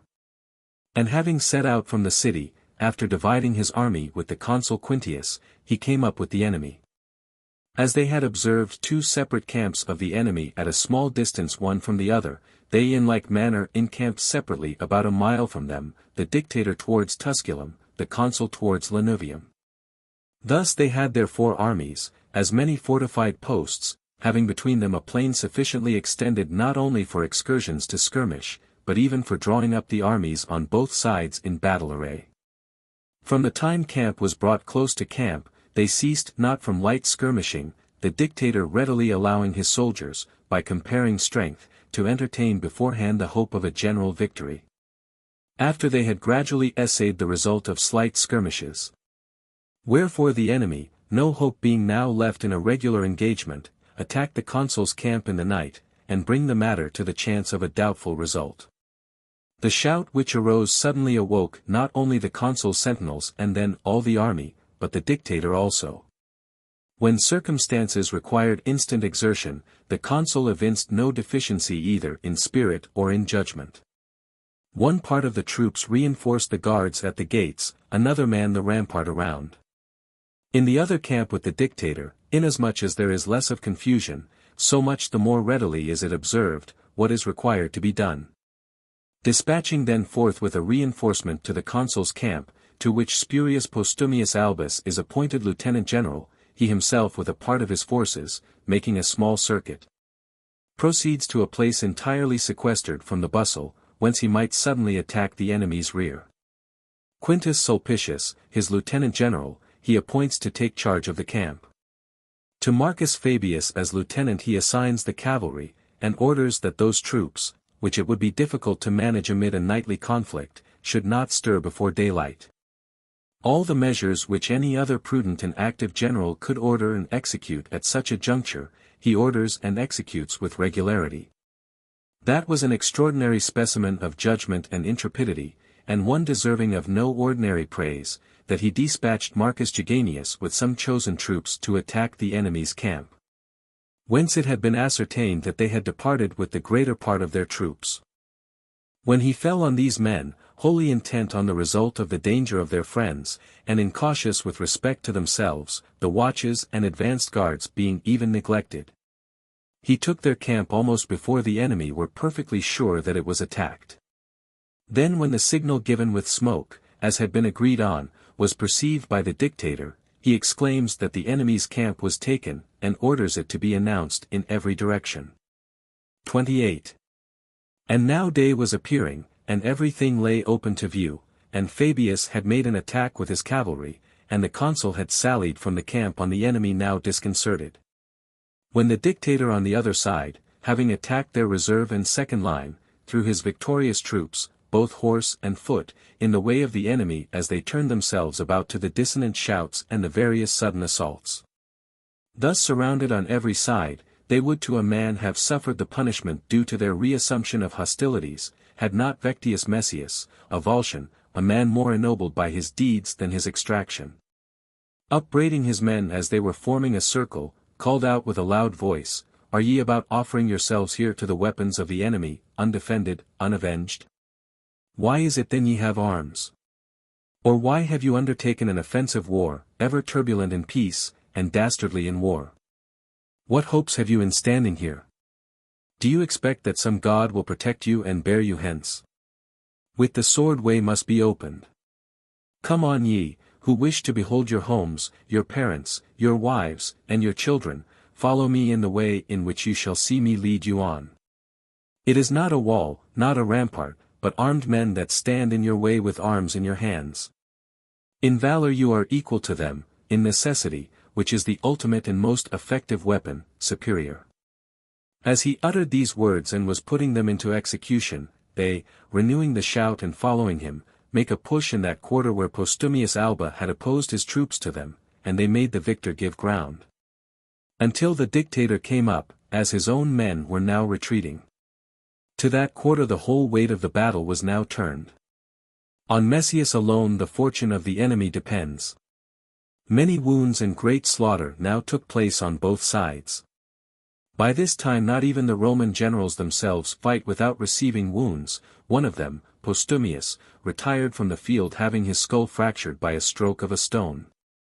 Neither the dictator could be removed by a wound in the shoulder, nor Fabius by having his thigh almost pinned to his horse, nor the consul by his arm being cut off, from the perilous conflict. 29. Messius, with a band of the bravest youths, by a furious charge through heaps of slaughtered foes, was carried on to the camp of the Volscians, which had not yet been taken, the same route the entire body of the army followed. The consul, pursuing them in their disordered flight to the very rampart, attacks both the camp and the rampart. In the same direction the dictator also brings up his forces on the other side. The assault was conducted with no less intrepidity than the battle had been. They say that the consul even threw a standard within the rampart, in order that the soldiers might push on the more briskly, and that the first impression was made in recovering the standard. The dictator also, having leveled the rampart, had now carried the fight into the camp. Then the enemy began in every direction to throw down their arms and to surrender, and their camp also being taken, all the enemy were set up to sail, except the senators. 1/56 part of the plunder was restored to the Latins and Hernicians, when they demanded their property. The remainder the dictator sold by auction, and the consul, being invested with the command of the camp, he himself, entering the city in triumph, resigned his dictatorship.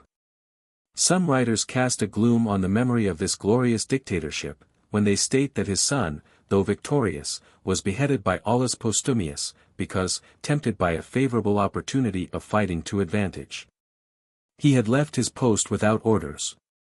We are disposed to refuse our belief, and we are warranted by the variety of opinions on the matter.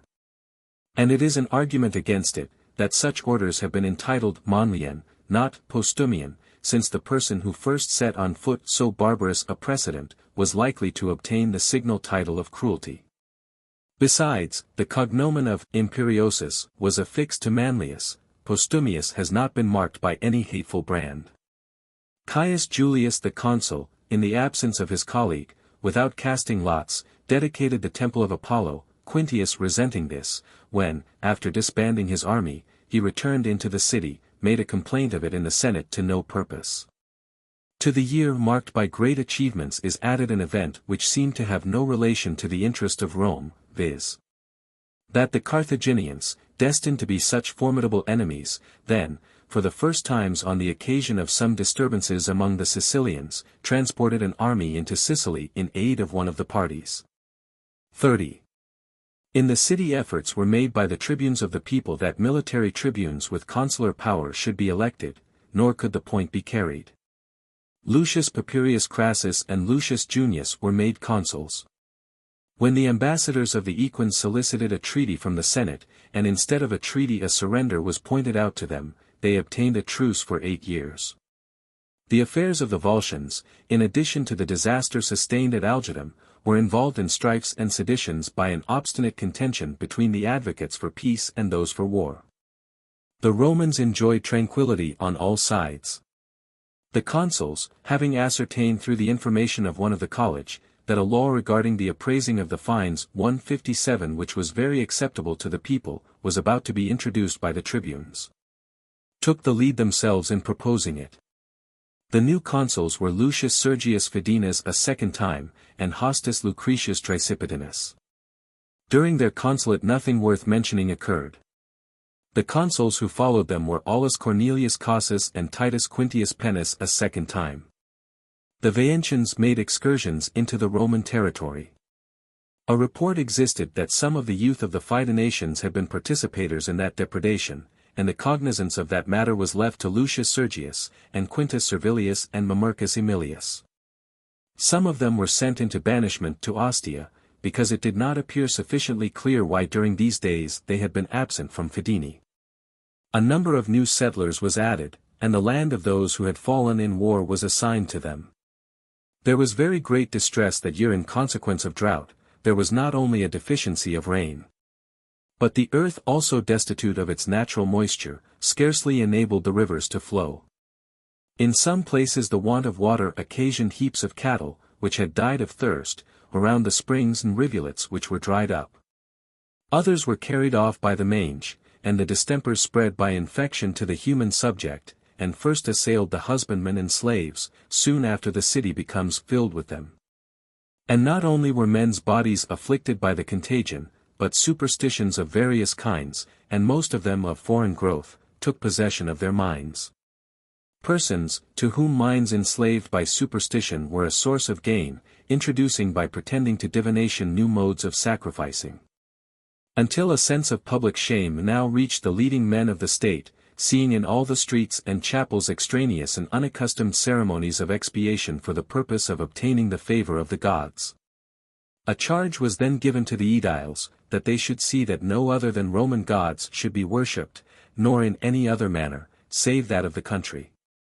Their resentment against the Veientians was deferred till the following year, Caius Servilius Ahala and Lucius Papirius Mugellanus being consuls. Then also superstitious influences prevented the immediate declaration of war or the armies being sent. They deemed it necessary that heralds should be first sent to demand restitution. There had been battles fought lately with the Veientians at Nomentum and Fidene, and after that a truce, not a peace, had been concluded, of which both the time had expired and they had renewed hostilities before the expiration. Heralds however were sent, and when, according to ancient usage, they were sworn and demanded restitution, their application was not listened to. Then arose a dispute whether a war should be declared by order of the people, or whether a decree of the Senate would be sufficient. The tribunes, by threatening that they would stop the levy, so far prevailed that the consuls should take the sense of the people concerning the war. All the centuries voted for it. In this particular also the commons showed a superiority by gaining this point, that consuls should not be elected for the next year. 31. For military tribunes with consular authority were elected, Titus Quintius Pennus, from the consulship, Caius Furius, Marcus Postumius, and Aulus Cornelius Cassius. Of these Cassius held the command in the city. The other three, after the levy was held, set out to Veii, and were an instance how mischievous in military affairs is a plurality of commanders. By insisting each on his own plans, whilst they severally entertained different views, they left an opportunity open to the enemy to take them at advantage. For the Veientians, taking an opportunity, attacked their line whilst still uncertain as to their movements, some ordering the signal to be given, others a retreat to be sounded, their camp, which was nigh at hand. received them in their confusion and turning their backs. There was more disgrace therefore than loss. The state, unaccustomed to defeat, was become melancholy, they hated the tribunes, they insisted on a dictator, the hopes of the state now seemed to rest on him. When a religious scruple interfered here also, lest a dictator could not be appointed except by a consul, the augurs on being consulted removed that scruple. Aulus Cornelius nominated Mamercus Aemilius, and he himself was nominated by him master of the horse. So little did censorial animadversion avail, so as to prevent them from seeking a regulator of their affairs from a family unmeritedly censured, as soon as the condition of the state stood in need of genuine merit. The Veientians elated with their success, having sent ambassadors around the states of Etruria, boasting that 3 Roman generals had been beaten by them in an engagement, though they could not effect a public cooperation in their designs. Procured volunteers from all quarters allured by the hope of plunder. The state of the Fidenations alone determined on renewing hostilities. And as if it would be an impiety to commence war unless with guilt, after staining their arms with the blood of the new settlers there, as they had on a former occasion with that of the ambassadors, they joined the Veientians. After this the leading men of the 2 states consulted whether they should select Veii or Fidene as the seat of war. Fidene appeared the more convenient. Accordingly, having crossed the Tiber, the Veientians transferred the war thither. There was great consternation at Rome. The army being recalled from Veii, and that same army dispirited in consequence of their defeat, the camp is pitched before the Colline gate, and armed soldiers are posted along the walls. And a suspension of all civil business is proclaimed in the forum, and the shops were closed. And every place becomes more like to a camp than a city. 32. Then the dictator, having sent criers through the streets, and having summoned the alarmed citizens to an assembly, began to chide them, that they allowed their minds to depend on such slight impulses of fortune, that on the receipt of a trifling loss, which itself was sustained not by the bravery of the enemy, nor by the cowardice of the Roman army, but by the disagreement of the generals, they now dreaded the Veientian enemy, 6 times vanquished, and Fidene, which was almost taken oftener than attacked. That both the Romans and the enemies were the same as they were for so many ages, that they retained the same spirits, the same bodily strength, the same arms. That he himself, Mamercus Aemilius, was also the same dictator, who formerly defeated the armies of the Veientians and Fidenations, with the additional support of the Cilicians, at Nomentum.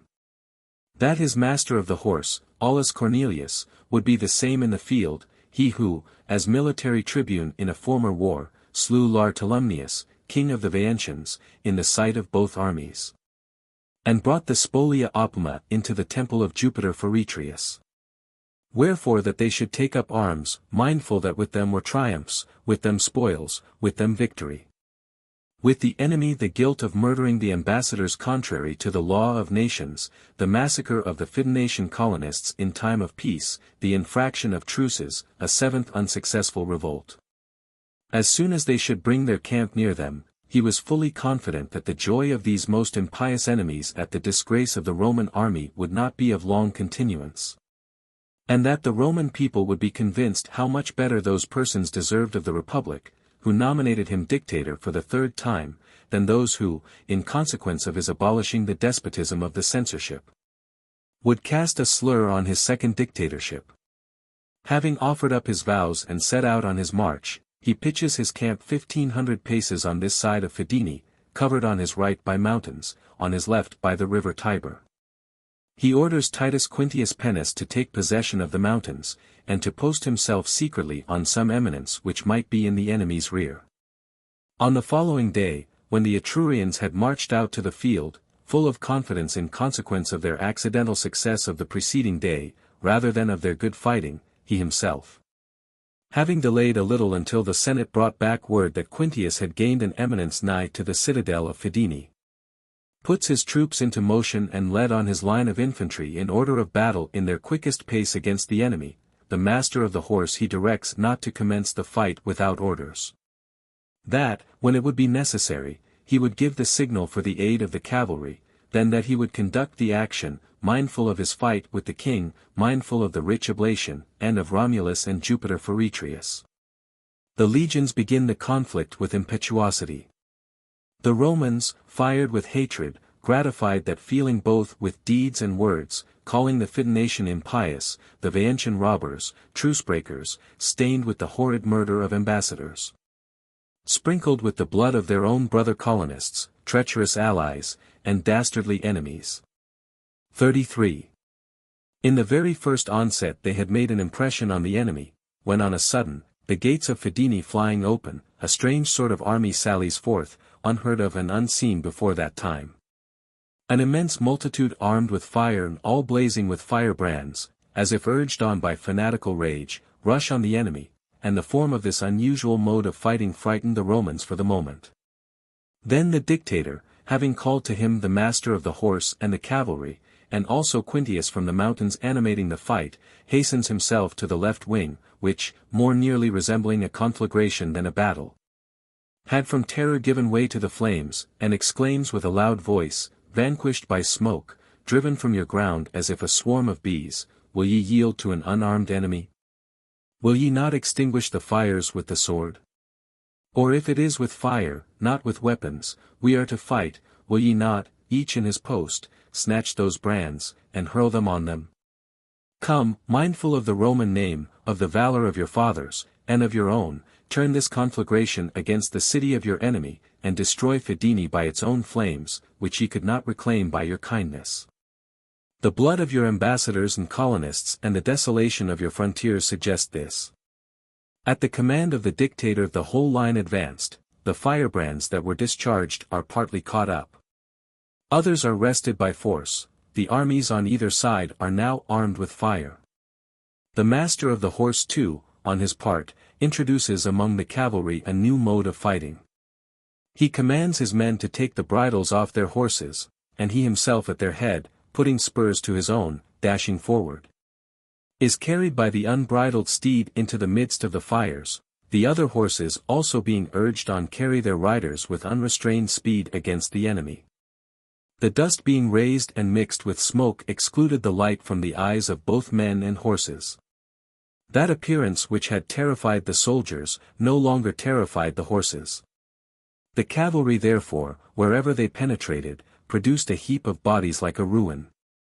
A new shout then assailed their ears.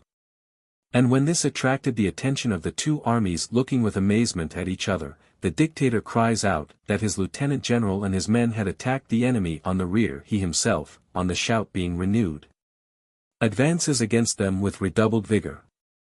When two armies, two different battles pressed on the Etrurians, now surrounded, in front and rear, and there was now no means of flight back to their camp, nor to the mountains, where new enemies were ready to oppose them, and the horses, now freed from their bridles, had scattered their riders in every direction, the principal part of the Vaentians make precipitately for the Tiber.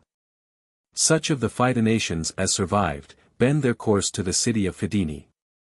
Their flight hurries them in their state of panic into the midst of slaughter, they are cut to pieces on the banks.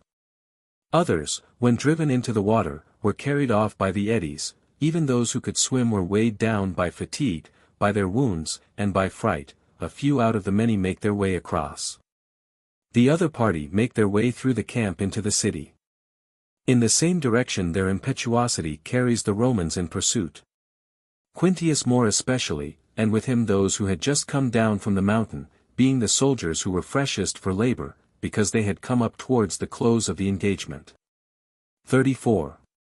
These, after they entered the gate mixed with the enemy, make their way to the walls, and raise from their summit a signal to their friends of the town being taken. When the dictator saw this, for he had now made his way into the deserted camp of the enemy, he leads on the soldiers, who were now anxious to disperse themselves in quest of booty, entertaining a hope of a greater spoil in the city, to the gate. And being admitted within the walls, he proceeds to the citadel, whither he saw the crowds of fugitives hurrying. Nor was the slaughter in the city less than in the battle. Until, throwing down their arms, begging nothing but their life, they surrendered to the dictator. The city and camp are plundered. On the following day, one captive being allotted to each horseman and centurion, and 2 to those whose valor had been conspicuous, and the rest being sold by auction. The dictator in triumph led back to Rome his army victorious and enriched with spoil. And having ordered the master of the horse to resign his office, he immediately resigned his own on the 16th day, after he had obtained it, surrendering in peace that authority which he had received during war and trepidations. Some annals have reported that there was a naval engagement with the Veientians at Fidene, a thing as difficult as it was incredible, the river even now not being broad enough for such a purpose. And at that time, as we learn from old writers, being considerably narrower, except that perhaps in disputing the passage of the river, magnifying, as will happen, the scuffle of a few ships, they sought the empty honor of a naval victory. 35.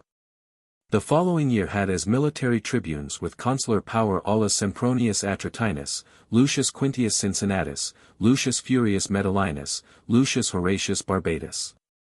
To the Veientians a truce for 20 years was granted, and one for 3 years to the Equins, though they had solicited one for a longer term. There was quiet also from city riots. The year following, though not distinguished either by war abroad or by disturbance at home, was rendered celebrated by the games which had been vowed during the war, both through the magnificence displayed in them by the military tribunes, and also through the concourse of the neighboring states. The tribunes with consular power were Appius Claudius Crassus, Spurius Nautius Rutilius, Lucius Sergius Fidenas, Sextus Julius Iulus. The exhibition, besides that they had come with the public concurrence of their states, was rendered still more grateful to the strangers by the courtesy of their hosts. After the games seditious harangues were delivered by the tribunes of the commons upbraiding the multitude, that stupefied with admiration of those persons whom they hated, they kept themselves in a state of eternal bondage. And they not only had not the courage to aspire to the recovery of their hopes of a share in the consulship, but even in the electing of military tribunes, which elections lay open to both patricians and commons. They neither thought of themselves nor of their party. That they must therefore cease feeling surprised why no one busied himself about the interests of the commons, that labor and danger would be expended on objects whence emolument and honor might be expected. That there was nothing men would not attempt if great rewards were proposed for those who make great attempts. That any tribune of the commons should rush blindly at great risk and with no advantage into contentions, in consequence of which he may rest satisfied that the patricians against whom he should strive, will persecute him with inexpiable war. Whilst with the commons in whose behalf he may have contended he will not be one with the more honored, was a thing neither to be expected nor required. That by great honors minds became great. That no plebeian would think meanly of himself, when they ceased to be despised by others. That the experiment should be at length made in the case of 1 or 2, whether there were any plebeian capable of sustaining a high dignity, or whether it were next to a miracle and a prodigy that any one sprung from the commons should be a brave and industrious man. That by the utmost energy the point had been gained, that military tribunes with consular power might be chosen from among the commons also. That men well approved both in the civil and military line had stood as candidates. That during the first years they were hooted at, rejected, and ridiculed by the patricians, that at length they had ceased to expose themselves to insult.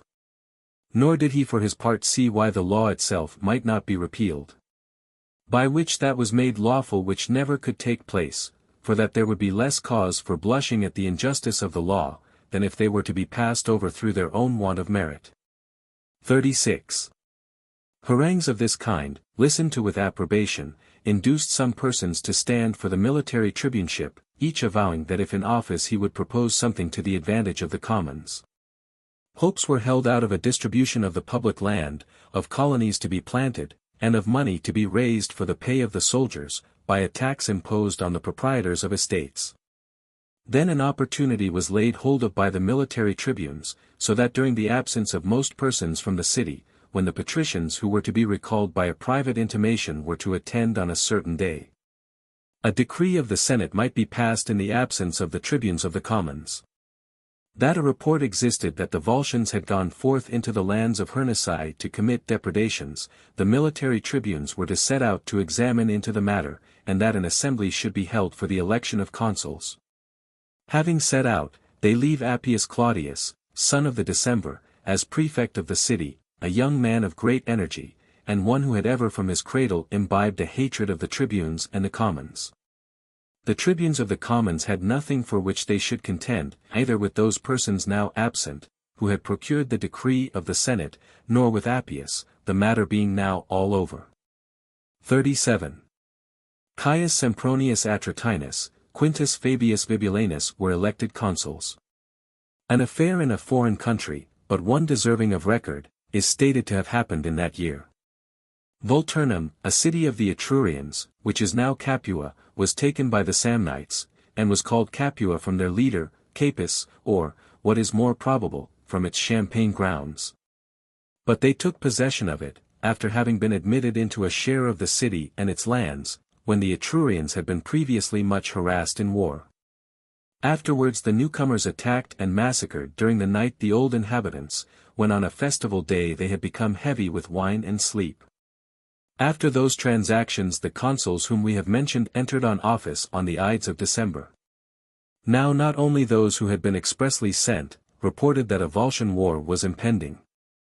But ambassadors also from the Latins and Hernicians brought word, that never at any former period were the Volscians more intent either in selecting commanders, or in levying an army. That they commonly observed either that arms and war were to be for ever consigned to oblivion, and the yoke to be submitted to. Or that they must not yield to those, with whom they contended for empire, either in valor, perseverance, or military discipline. The accounts they brought were not unfounded, but neither the Senate were so much affected by the circumstance. And Caius Sempronius, to whom the province fell by lot, relying on fortune, as if a most constant object, because he was the leader of a victorious state against one frequently vanquished, executed all his measures carelessly and remissly. So that there was more of the Roman discipline in the Volscian than in the Roman army. Success therefore, as on many other occasions, attended merit. In the first battle, which was entered on by Sempronius without either prudence or caution, they met, without their lines being strengthened by reserves, or their cavalry being properly stationed. The shout was the first presage which way the victory would incline, that raised by the enemy was louder and more continued. That by the Romans, being dissonant, uneven, and frequently repeated in a lifeless manner, betrayed the prostration of their spirits. The enemy advancing the more boldly on this account, pushed with their shields, brandished their swords. On the other side the helmets drooped, as the men looked around, and disconcerted they waver, and keep close to the main body. The ensigns at one time standing their ground are deserted by their supporters, at another time they retreat between their respective companies. As yet there was no absolute flight, nor was there victory. The Romans rather covered themselves than fought. The Volscians advanced, pushed against their line, saw more of the enemy slain than running away. 38. They now give way in every direction, the consul Sempronius in vain chiding and exhorting them. Neither his authority nor his dignity availed anything. And they would presently have turned their backs to the enemy, had not Sextus Tempanius, a commander of a troop of horse, with great presence of mind brought them support, when matters were now desperate. When he called out aloud, that the horsemen who wished for the safety of the commonwealth should leap from their horses, the horsemen of all the troops being moved, as if by the consul's orders, he says. Unless this cohort by its arms can stop the progress of the enemy, there is an end of the empire. Follow my spear as your standard. Show to the Romans and Volscians, that no cavalry are equal to you as cavalry, nor infantry to you as infantry. When this exhortation was approved by a loud shout, he advances, holding his spear aloft. Wherever they go, they open a passage for themselves, putting forward their targets they force on to the place where they saw the distress of their friends greatest. The fight is restored in every part, as far as their onset reached. Nor was there a doubt but that if so few could accomplish everything at the same time, the enemy would have turned their backs. 39. And when they could now be withstood in no part, the Volscian commander gives a signal, that an opening should be made for the targeteers, the enemy's new cohort. Until carried away by their impetuosity they should be cut off from their own party. When this was done, the horsemen were intercepted, nor were they able to force their way in the same direction as that through which they had passed. The enemy being thickest in that part through which they had made their way. And the consul and Roman legions, when they could nowhere see that party which had lately been a protection to the entire army, lest the enemy should cut down so many men of distinguished valor by cutting them off, push forward at all hazards. The Volscians, forming two fronts, sustained the attack of the consul and the legions on the one hand. With the other front pressed on Tempanius and the horsemen, and when they after repeated attempts were unable to force their way to their own party, they took possession of an eminence, and defended themselves by forming a circle. Not without taking vengeance on their enemies. Nor was there an end of the battle before night. The consul also, never relaxing his efforts as long as any light remained, kept the enemy employed. The night at length separated them undecided as to victory. And such a panic seized both camps, from their uncertainty as to the issue, that, leaving behind their wounded and a great part of the baggage, both armies, as if vanquished, betook themselves to the adjoining mountains. The eminence, however, continued to be besieged till beyond midnight. But when word was brought to the besiegers that the camp was deserted, supposing that their own party had been defeated, they too fled, each whithersoever his fears carried him in the dark. Tempanius, through fear of an ambush, detained his men till daylight. Then having himself descended with a few men to look about, when he ascertained by inquiring from some of the wounded enemy that the camp of the Volscians was deserted, he joyously calls down his men from the eminence. And makes his way into the Roman camp, where, when he found everything waste and deserted, and the same unsightliness as with the enemy, before the discovery of this mistake should bring back the Volscians, taking with him all the wounded he could. And not knowing what route the consul had taken, he proceeds by the shortest roads to the city. 40. The report of the unsuccessful battle and of the abandonment of the camp had already reached there, and, above all other objects, the horsemen were mourned not more with private than with public grief.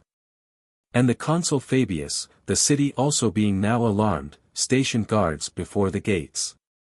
When the horsemen, seen at a distance, not without some degree of terror by those who doubted who they were, but soon being recognized, from a state of dread produced such joy, that a shout pervaded the city.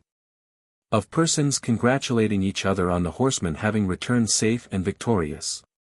And from the houses a little before in morning, as they had given up their friends for lost, persons were seen running into the street. And the affrighted mothers and wives, forgetful of all ceremony through joy, ran out to meet the band, each one rushing up to her own friends, and through extravagance of delight scarcely retaining power over body or mind.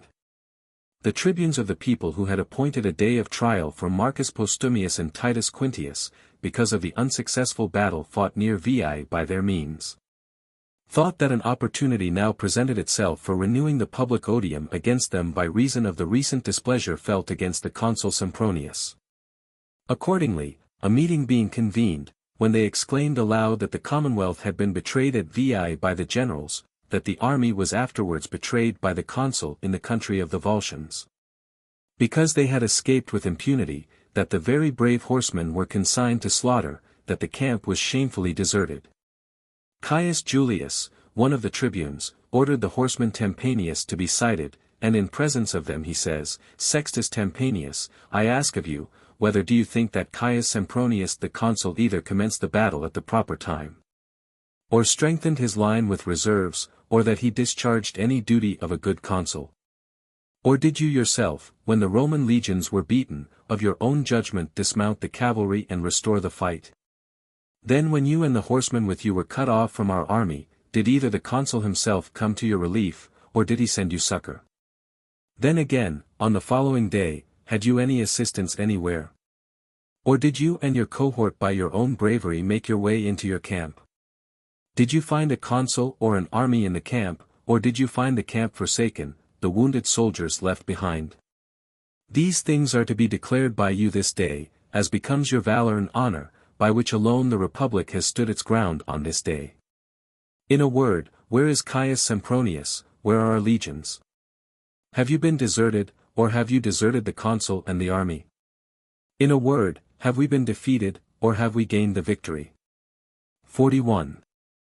In answer to these questions, the language of Tempanius is said to have been entirely devoid of elegance, but firm as became a soldier, not vainly parading his own merits, nor exulting in the inculpation of others, how much military skill Caius Sempronius possessed, that it was not his business as a soldier to judge with respect to his commander, but the business of the Roman people when they were choosing consuls at the election.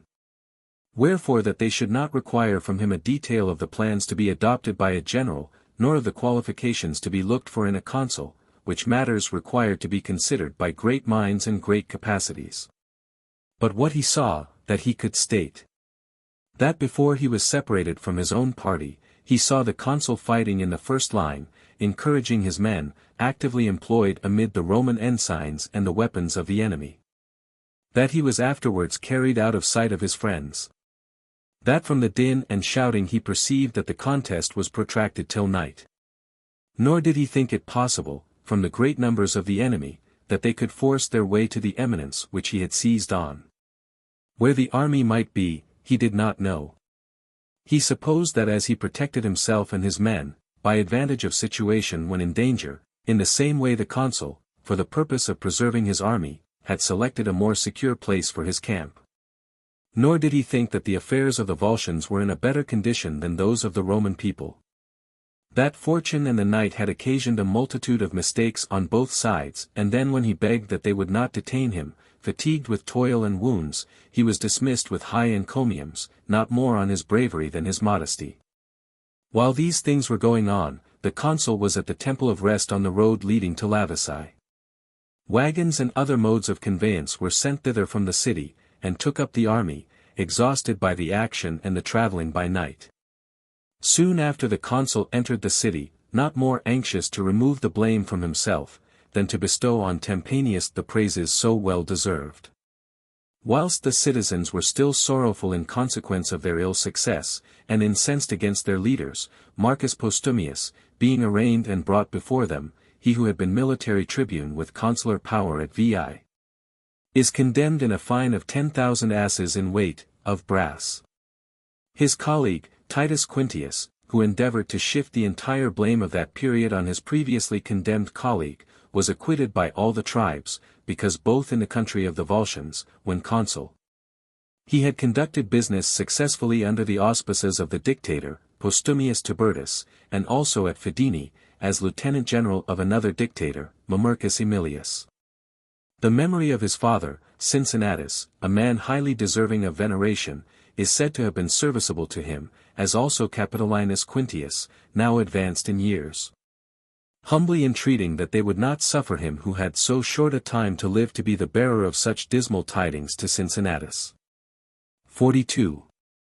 The commons elected as tribunes of the people, though absent, Sextus Tempanius, Aulus Cellius, Sextus Antistius, and Spurius Icilius, whom the horsemen by the advice of Tempanius had appointed to command them as centurions. The Senate, inasmuch as the name of consuls was now becoming displeasing through the hatred felt toward Sempronius, ordered that military tribunes with consular power should be elected. Those elected were Lucius Manlius Capitolinus, Quintus Antonius Merenda, Lucius Papirius Mugellanus. At the very commencement of the year, Lucius Hortensius, a tribune of the people, appointed a day of trial for Caius Sempronius, a consul of the preceding year, and when his 4 colleagues, in sight of the Roman people, entreated him that he would not involve in vexation their unoffending general, in whose case nothing but fortune could be blamed, Hortensius took offense, thinking it to be a trying of his perseverance, and that the accused depended not on the entreaties of the tribunes, which were merely used for show, but on their protection. Therefore now turning to him, he asked, where were those patrician heirs, where the spirit supported and confiding in conscious innocence, that a man of consular dignity took shelter under the shade of the tribunes? Another time to his colleagues, what do you intend doing, if I go on with the prosecution, will you wrest their jurisdiction from the people and overturn the tribunician authority? When they said that, both with respect to Sempronius and all others, the power of the Roman people was supreme, that they had neither the will nor the power to do away with the judgment of the people. But if their entreaties for their commander, who was to them in the light of a parent, were to prove of no avail, that they would change their apparel along with him, then Hortensius says. The commons of Rome shall not see their tribunes in the garb of culprits. To Caius Sempronius I have nothing more to say, since when in office he has attained this good fortune, to be so dear to his soldiers. Nor was the dutiful attachment of the 4 tribunes more grateful alike to the commons and patricians, than was the temper of Hortensius, which yielded so readily to their just entreaties. Fortune no longer indulged the equines, who had embraced the doubtful victory of the Volscians as their own. 43. In the year following, when Numerius Fabius Vibulanus and Titus Quintius Capitolinus, son of Capitolinus, were consuls, nothing worth mentioning was performed under the conduct of Fabius, to whom that province had fallen by lot. When the equines had merely showed their dastardly army, they were routed by a shameful flight, without any great honor to the consul, therefore a triumph is refused. However, in consequence of having effaced the ignominy of Sempronius's defeat, he was allowed to enter the city with an ovation.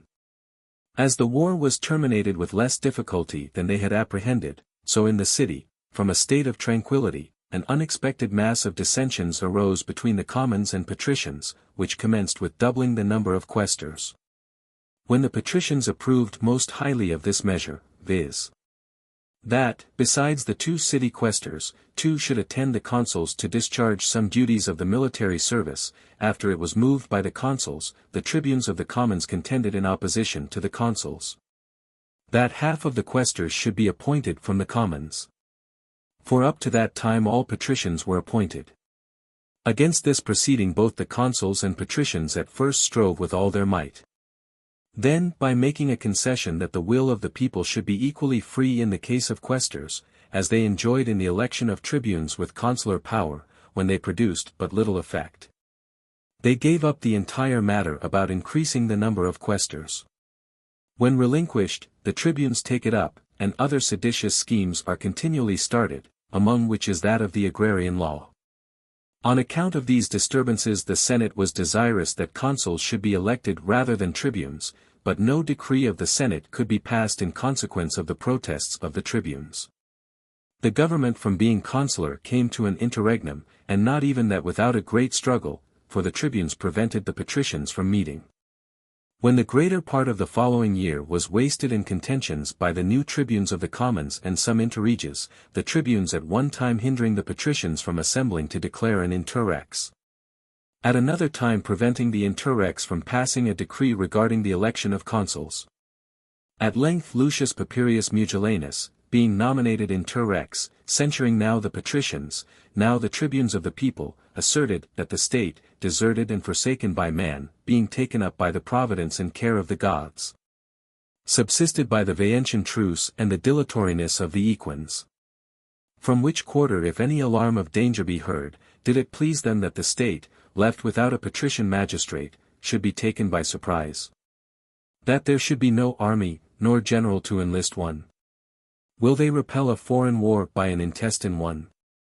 And if they both meet, the Roman state can scarcely be saved, even by the aid of the gods, from being overwhelmed. That they, by resigning each a portion of their strict right, should establish concord by a compromise, the patricians, by suffering military tribunes with consular authority to be elected. The tribunes of the commons, by ceasing to protest against the 4 quaestors being elected promiscuously from the commons and patricians by the free suffrage of the people. 44. The election of tribunes was first held.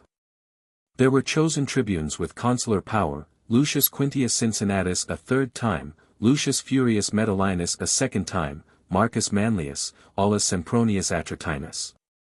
On the last named tribune presiding at the election of quaestors, and among several other plebeians a son of Antistius, a plebeian tribune, and a brother of Sextus Pompilius, also a tribune of the commons, becoming candidates.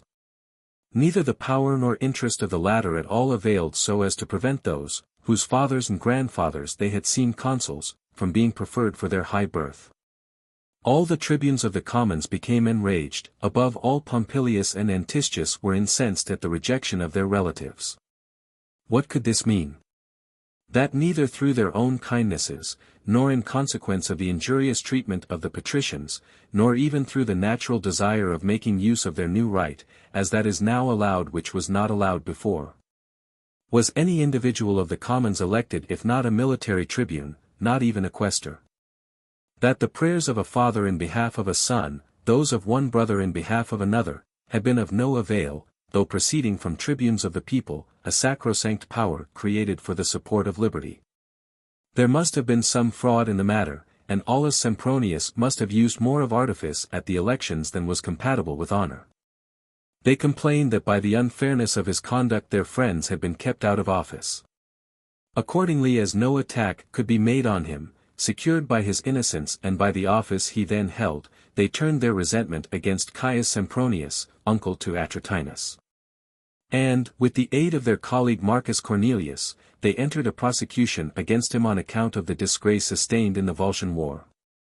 By the same tribunes mention was frequently made in the Senate concerning the division of the lands, which scheme Caius Sempronius had always most vigorously opposed, they supposing, as was really the case, that the accused, should he give up the question, would become less valued among the patricians, or by persevering up to the period of trial he would give offense to the commons. He preferred to expose himself to the torrent of popular prejudice, and to injure his own cause, than to be wanting to the public cause. And he stood firm in the same sentiment, that no largess should be made, which was sure to turn to the benefit of the three tribunes, that it was not land was sought for the people, but odium for him. That he too would undergo that storm with a determined mind, nor should either himself, nor any other citizen, be of so much consequence to the Senate, that in showing tenderness to an individual, a public injury may be done. When the day of trial came, he, having pleaded his own cause with a spirit by no means subdued, is condemned in a fine of 15,000 asses, though the patricians tried every means to make the people relent. The same year Postumia, a Vestal virgin, is tried for a breach of chastity, though guiltless of the charge. Having fallen under suspicion in consequence of her dress being too gay and her manners less reserved than becomes a virgin, not avoiding the imputation with sufficient care. The case was first deferred, she was afterwards acquitted. But the chief pontiff, by the instruction of the college, commanded her to refrain from indiscreet mirth, and to dress with more regard to sanctity than elegance. In the same year Cumae, a city which the Greeks then occupied, was taken by the Campanians. 45. The following year had for military tribunes with consular power, Agrippa Menenius Lenatus, Publius Lucretius Tricipitanus, Spurius Nausius Rutilius, to the good fortune of the Roman people. The year was remarkable rather by great danger than by losses. The slaves conspire to set fire to the city in several quarters, and whilst the people should be intent in bearing assistance to the houses in every direction, to take up arms and seize the citadel and capitol.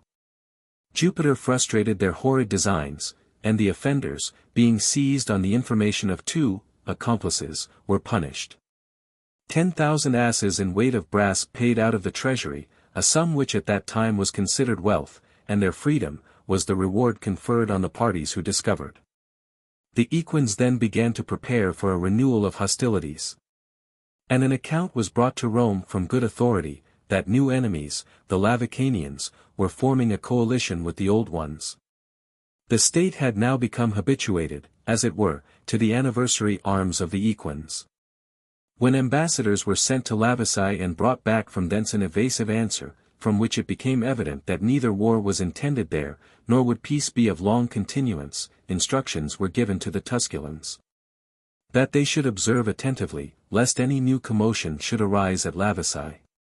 To the military tribunes, with consular power, of the following year, Lucius Sergius Fidenas, Marcus Papirius Mugellanus, Caius Servilius the son of Priscus, in whose dictatorship Fideni had been taken, ambassadors came from Tusculum.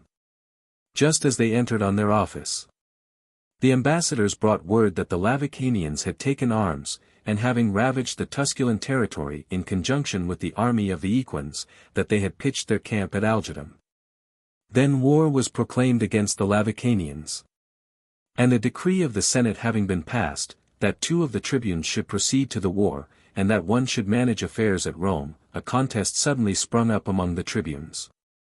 Each represented himself as a fitter person to take the lead in the war, and scorned the management of the city as disagreeable and inglorious. When the Senate beheld with surprise the indecent contention between the colleagues, Quintus Servilius says, "Since there is no respect either for this house, or for the commonwealth, parental authority shall set aside this altercation of yours. My son, without having recourse to lots, shall take charge of the city. I wish that those who are so desirous of managing the war, may conduct it with more consideration and harmony than they covet it." 46. It was determined that the levy should not be made out of the entire body of the people indiscriminately. 10 tribes were drawn by lot, the 2 tribunes enlisted the younger men out of these, and led them to the war. The contentions which commenced between them in the city, were, through the same eager ambition for command, carried to a much greater height in the camp. On no one point did they think alike, they contended strenuously for their own opinion. They desired their own plans, their own commands only to be ratified. They mutually despised each other, and were despised, until, on the remonstrances of the lieutenant generals, it was at length so arranged, that they should hold the supreme command on alternate days. When an account of these proceedings was brought to Rome, Quintus Servilius, taught by years and experience, is said to have prayed to the immortal gods, that the discord of the tribunes might not prove more detrimental to the commonwealth than it had done at Veii, and, as if some certain disaster was impending over them, he pressed his son to enlist soldiers and prepare arms. Nor was he a false prophet. For under the conduct of Lucius Sergius, whose day of command it was, being suddenly attacked by the Equins on disadvantageous ground near the enemy's camp, after having been decoyed thither by the vain hope of taking it. Because the enemy had counterfeited fear and Baedecan themselves to their rampart, they were beaten down a declivity, and great numbers were overpowered and slaughtered by their tumbling one over the other rather than by flight, and the camp, retained with difficulty on that day, was, on the following day, deserted by a shameful flight through the opposite gate, the enemy having invested it in several directions. The generals, lieutenant generals, and such of the main body of the army as kept near the colours, made their way to Tusculum. Others, dispersed in every direction through the fields, hastened to Rome by different roads, announcing a heavier loss than had been sustained. There was less of consternation, because the result corresponded to the apprehensions of persons. And because the reinforcements, which they could look to in this distressing state of things, had been prepared by the military tribune, and by his orders, after the disturbance in the city was quieted by the inferior magistrates. Scouts were instantly dispatched, and brought intelligence that the generals and the army were at Tusculum. That the enemy had not removed their camp. And, what raised their spirits most, Quintus Servilius Priscus was created dictator in pursuance of a decree of the Senate. A man whose judgment in public affairs the state had experienced as well on many previous occasions, as in the issue of that war, because he alone had expressed his apprehensions of the result of the disputes among the tribunes. Before the occurrence of the misfortune, he having appointed for his master of the horse, by whom, as military tribune, he had been nominated dictator, his own son, as some have stated, for others mention that Ahala Servilius was master of the horse that year Winky-Face. And setting out to the war with his newly raised army, after sending for those who were at Tusculum, chose ground for his camp at the distance of 2 miles from the enemy. 47. The arrogance and negligence arising from success, which had previously existed in the Roman generals, were now transferred to the Equins. Accordingly, when in the very first engagement the dictator had thrown the enemy's van into disorder by a charge of his cavalry, he immediately ordered the infantry to advance, and slew one of his own standard-bearers who hesitated in so doing. So great was the ardor to fight, that the Equins did not stand the shock, and when, vanquished in the field, they made for their camp in a precipitate flight, the taking of it was shorter in time and less in trouble than the battle had been. After the camp had been taken and plundered, and the dictator had given up the spoil to the soldiers, and the cavalry, who had pursued the enemy in their flight, brought back intelligence that all the Lavicanians were vanquished, and that a considerable number of the Equins had fled to Lavisae, the army was marched to Lavisae on the following day. And the town, being invested on all sides, was taken by storm and plundered. The dictator, having marched back his victorious army to Rome, resigned his office on the 8th day after he had been appointed. And before agrarian disturbances could be raised by the tribunes of the commons, allusion having been made to a division of the Lavicanian land, the Senate very opportunely voted in full assembly that a colony should be conducted to Lavici. 1,500 colonists were sent from the city, and received each 2 acres. Lavici being taken, and subsequently Agrippa Menenius Lenatus, and Lucius Servilius Structus, and Publius Lucretius Tricipitanus, all these a second time, and Spurius Rutilius Crassus being military tribunes with consular authority. And on the following year Aulus Sempronius Atratinus a third time, and Marcus Papirius Mugellanus and Spurius Nautius Rutilius both a second time. Affairs abroad were peaceable for 2 years, but at home there was dissension from the agrarian laws. 48. The disturbers of the commons were Spurius Micilius a 4th time, and Spurius Metilius a 3rd time, tribunes of the people, both elected during their absence. And after they had proposed a bill, that the land taken from the enemy should be divided man by man, and the property of a considerable part of the nobles would be confiscated by such a measure. For there was scarcely any of the land, considering the city itself was built on a strange soil, that had not been acquired by arms. Nor had any other persons except the commons possession of that which had been sold or publicly assigned. A violent contest between the commons and patricians seemed to be at hand. Nor did the military tribunes discover either in the Senate, or in the private meetings of the nobles, any line of conduct to pursue. When Appius Claudius, the grandson of him who had been Decemvir for compiling the laws, being the youngest senator of the meeting, is stated to have said that he brought from home an old and a family scheme, for that his great-grandfather, Appius Claudius, had shown the patricians one method of baffling tribunician power by the protests of their colleagues. That men of low rank were easily led away from their opinions by the influence of men of distinction, if language were addressed to them suitable to the times, rather than to the dignity of the speakers. That their sentiments were regulated by their circumstances. When they should see that their colleagues, having the start in introducing the measure, had engrossed to themselves the whole credit of it with the commons, and that no room was left for them. That they would without reluctance incline to the interest of the Senate, through which they may conciliate the favor not only of the principal senators, but of the whole body.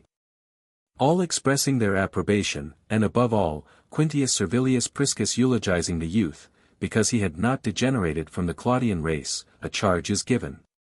That they should gain over as many of the college of the tribunes as they could, to enter protests. On the breaking up of the Senate the tribunes are applied to by the leading patricians, by persuading, admonishing, and assuring them that it would be gratefully felt by them individually, and gratefully by the entire Senate. They prevailed on 6 to give in their protests. And on the following day, when the proposition was submitted to the Senate, as had been preconcerted, concerning the sedition which Micilius and Metilius were exciting by urging a largess of a most mischievous precedent. Such speeches were delivered by the leading senators, that each declared that for his part he had no measure to advise, nor did he see any other resource in anything, except in the aid of the tribunes. That to the protection of that power the Republic, embarrassed as it was, fled for succor, just as a private individual in distress. That it was highly honorable to themselves and to their office that there resided not in the tribuneship more strength to harass the Senate and to excite disunion among the several orders, than to resist their perverse colleagues. Then a shout arose throughout the entire Senate, when the tribunes were appealed to from all parts of the house, then silence being established, those who had been prepared through the interest of the leading men declare that they will protest against the measure which had been proposed by their colleagues, and which the Senate considers to tend to the dissolution of the state. Thanks were returned to the protesters by the Senate. The movers of the law, having convened a meeting, and styling their colleagues traitors to the interests of the commons and the slaves of the consulars, and after inveighing against them in other abusive language, relinquished the measure. 49. The following year, on which Publius Cornelius Cassius, Caius Valerius Potitus, Quintus Quintius Cincinnatus, Numerius Fabius Vibulanus were military tribunes with consular power, would have brought with it 2 continual wars. Had not the Veientian campaign been deferred by the religious scruples of the leaders, whose lands were destroyed, chiefly by the ruin of the country seats, in consequence of the Tiber having overflowed its banks. At the same time the loss sustained 3 years before prevented the Equins from affording assistance to the Bolani, a state belonging to their own nation. Excursions had been made from thence on the contiguous territory of Lavisae, and hostilities were committed on the new colony. As they had expected to be able to defend this act of aggression by the concurrent support of all the Equins, when deserted by their friends they lost both their town and lands, after a war not even worth mentioning. Through a siege and one slight battle. An attempt made by Lucius Sextius, tribune of the people, to move a law by which colonists might be sent to Boli also, in like manner as to Lavisae, was defeated by the protests of his colleagues, who declared openly that they would suffer no order of the commons to be passed, unless with the approbation of the Senate. On the following year the Equins, having recovered Boli, and sent a colony thither, strengthened the town with additional fortifications, the military tribunes with consular power at Rome being Gnaeus Cornelius Cassius, Lucius Valerius Potitus, Quintus Fabius Vibulanus a second time, Marcus Postumius Regilensis. The war against the Equins was entrusted to the latter, a man of depraved mind, which victory manifested more effectually than war. For having with great activity levied an army and marched it to Boli, after breaking down the spirits of the Equins in slight engagements, he at length forced his way into the town. He then turned the contest from the enemy to his countrymen. And when during the assault he had proclaimed, that the plunder should belong to the soldiers, after the town was taken he broke his word. I am more inclined to believe that this was the cause of the displeasure of the army, than that in a city lately sacked and in a colony still young there was less booty found than the tribune had represented. An expression of his heard in the assembly, which was very silly and almost insane, after he returned into the city on being sent for on account of some tribunician disturbances, increased this bad feeling. On Sextus, a tribune of the commons, proposing an agrarian law, and at the same time declaring that he would also propose that colonists should be sent to Boli. For that those who had taken them by their arms were deserving that the city and lands of Boli should belong to them, he exclaimed, Woe to my soldiers, if they are not quiet. Which words, when heard, gave not greater offense to the assembly, than they did soon after to the patricians. And the plebeian tribune being a sharp man and by no means devoid of eloquence, having found among his adversaries this haughty temper and unbridled tongue, which by irritating and exciting he could urge into such expressions as might prove a source of odium not only to himself, but to his cause and to the entire body. He strove to draw Postumius into discussion more frequently than any of the college of military tribunes. Then indeed, after so brutal and inhuman an expression, Romans, says he, do ye hear him threatening woe to his soldiers as to slaves? Yet this brute will appear to you more deserving of so high an honor than those who send you into colonies, after having granted to you cities and lands. Who provide a settlement for your old age, who fight against such cruel and arrogant adversaries in defense of your interests. Begin then to wonder why few persons now undertake your cause. What are they to expect from you? Is it honors which you give to your adversaries rather than to the champions of the Roman people? You felt indignant just now, on hearing an expression of this man. What matters that, if you will prefer this man who threatens woe to you, to those who are desirous to secure for you lands, settlements, and property? 50. This expression of Postumius being conveyed to the soldiers, excited in the camp much greater indignation. Did the embezzler of the spoils and the defrauder threaten woe also to the soldiers? Accordingly, when the murmur of indignation now became avowed, and the quaestor, Publius Aestius, thought that the mutiny might be quashed by the same violence by which it had been excited. On his sending a lictor to one of the soldiers who was clamorous, when a tumult and scuffle arose from the circumstance, being struck with a stone he retired from the crowd. The person who had given the blow, further observing with a sneer, that the quaestor got what the general had threatened to the soldiers. Postumius being sent for in consequence of the disturbance, exasperated everything by the severity of his inquiries and the cruelty of his punishment. At last, when he set no bounds to his resentment, a crowd collecting at the cries of those whom he had ordered to be put to death under a hurdle, he himself madly ran down from his tribunal to those who were interrupting the execution.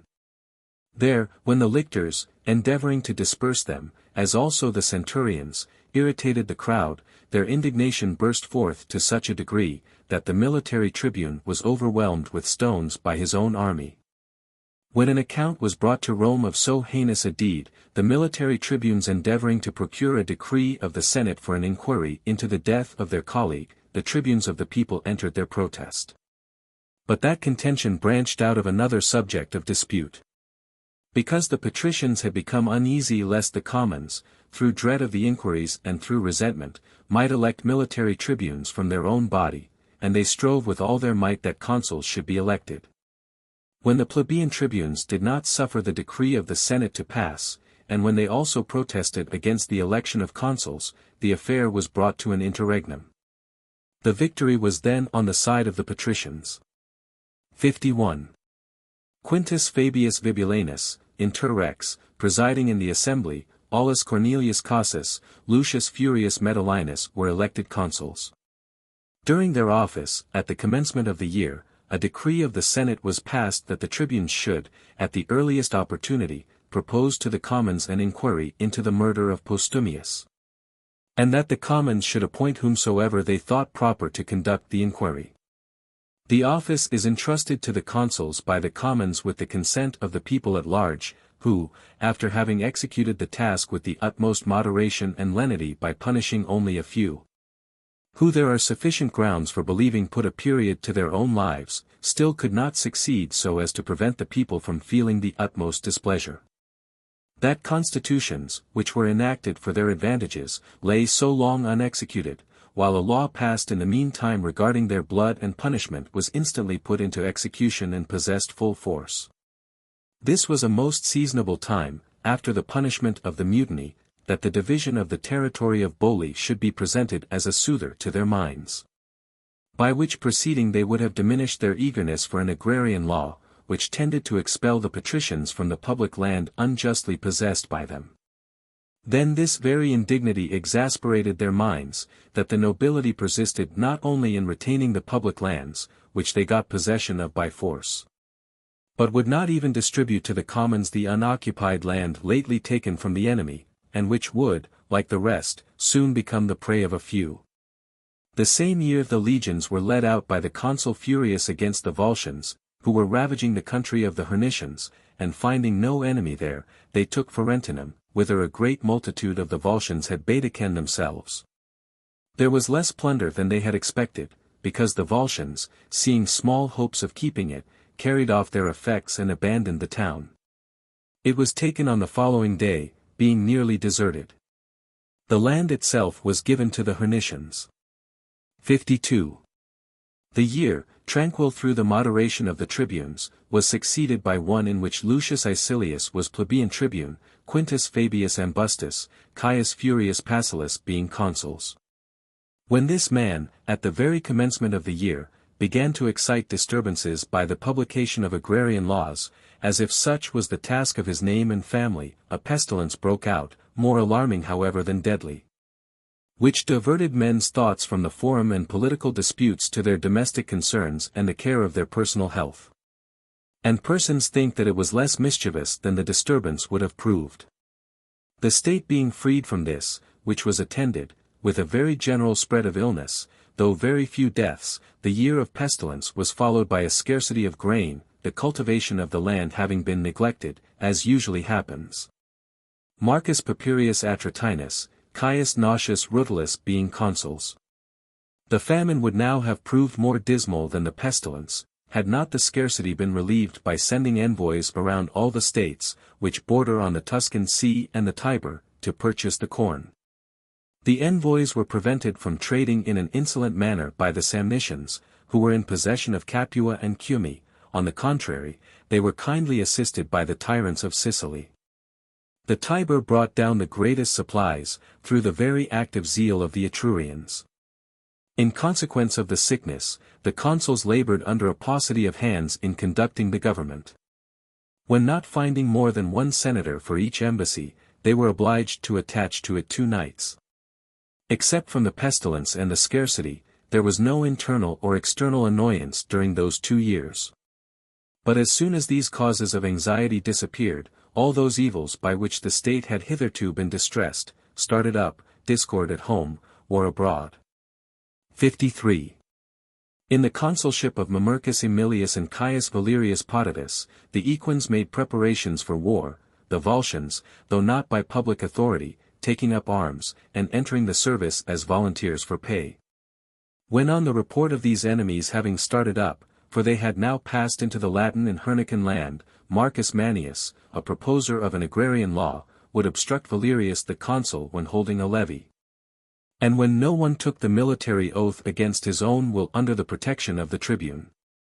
An account is suddenly brought that the citadel of Carventa had been seized by the enemy. The disgrace incurred by this event was both a source of odium to Manius in the hands of the fathers, and it moreover afforded to the other tribunes, already pre-engaged as protesters against an agrarian law, a more justifiable pretext for resisting their colleague. Wherefore after the matter had been protracted for a long time by wrangling, the consuls calling gods and men to witness, that whatever disgrace or loss had either been already sustained or hung over them from the enemy, the blame of it would be imputed to Manius, who hindered the levy. Manius, on the other hand, exclaiming, that if the unjust occupiers would yield up possession of the public land, he would cause no delay to the levy, the 9 tribunes interposing a decree, put an end to the contest. And they proclaimed as the determination of their college, that they would, for the purposes of the levy, in opposition to the protest of their colleague, afford their aid to Caius Valerius the consul in inflicting fines and other penalties on those who refused to enlist. When the consul, armed with this decree, ordered into prison a few who appealed to the tribune, the rest took the military oath from fear. The army was marched to the citadel of Carventa, and though hated by and disliking the consul, they on their first arrival recovered the citadel in a spirited manner, having dislodged those who were protecting it. Some in quest of plunder having straggled away through carelessness from the garrison, afforded an opportunity for attacking them. There was considerable booty from the constant devastations, because all had been collected into a safe place. This the consul ordered the quaestors to sell by auction and carry it into the treasury, declaring that the army should then participate in the booty, when they had not declined the service. The exasperation of the commons and soldiers against the consul was then augmented. Accordingly, when by a decree of the Senate the consul entered the city in an ovation, rude verses in couplets were thrown out with military license, in which the consul was severely handled, whilst the name of Manius was cried up with encomiums. When at every mention of the tribune the attachment of the surrounding people vied by their applause and commendation with the loud praises of the soldiers. And that circumstance occasioned more anxiety to the patricians, than the wanton raillery of the soldiers against the consul, which was in a manner a usual thing. And the election of Manius among the military tribunes being deemed as no longer questionable, if he should become a candidate, he was kept out of it by an election for consuls being appointed. 54.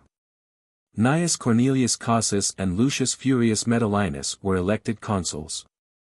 The commons were not on any other occasion more dissatisfied at the election of tribunes not being conceded to them.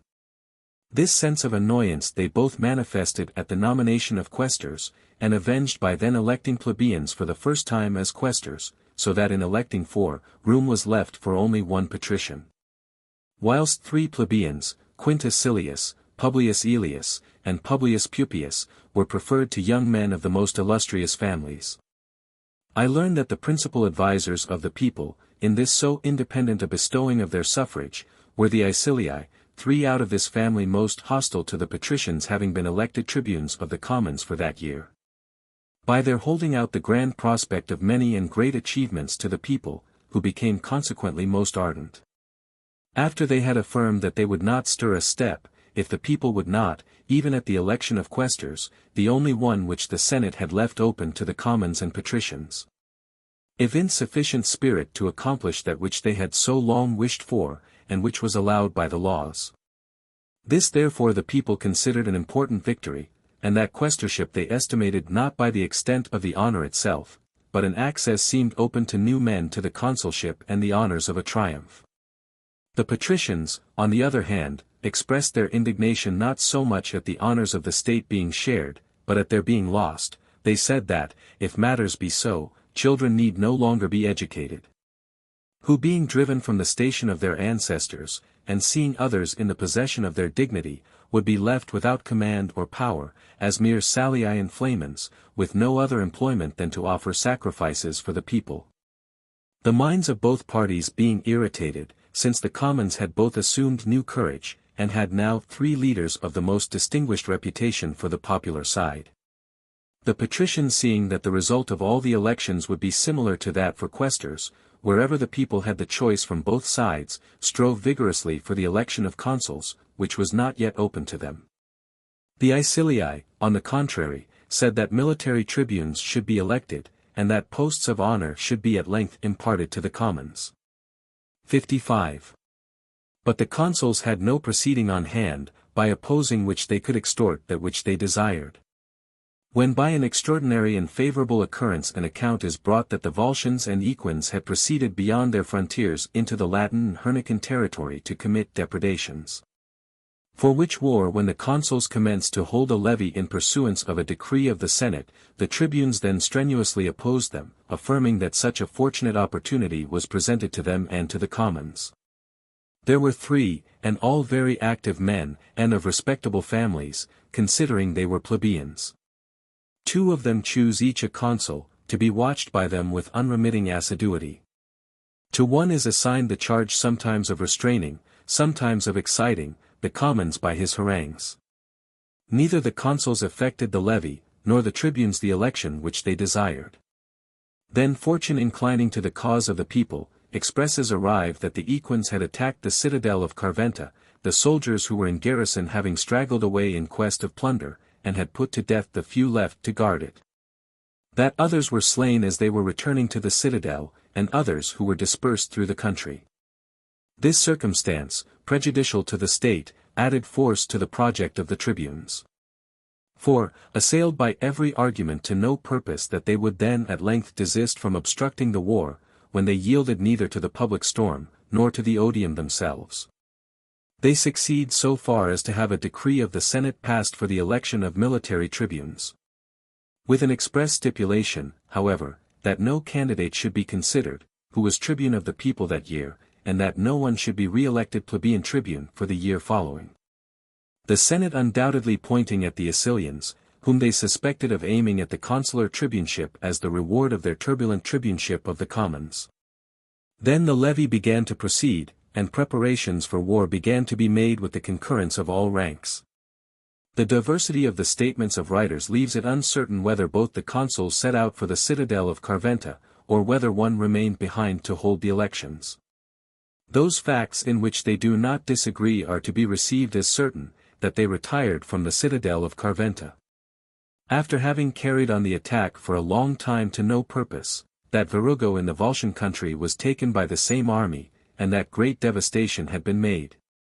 And considerable booty captured both amongst the Equins and in the Volscian territory. 56. At Rome, as the commons gained the victory so far as to have the kind of elections which they preferred, so in the issue of the elections the patricians were victorious.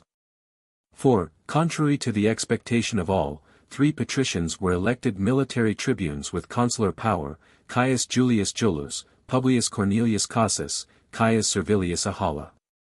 They say that an artifice was employed by the patricians, with which the Aecilii charged them even at the time. That by intermixing a crowd of unworthy candidates with the deserving, they turned away the thoughts of the people from the plebeian through the disgust excited by the remarkable meanness of some.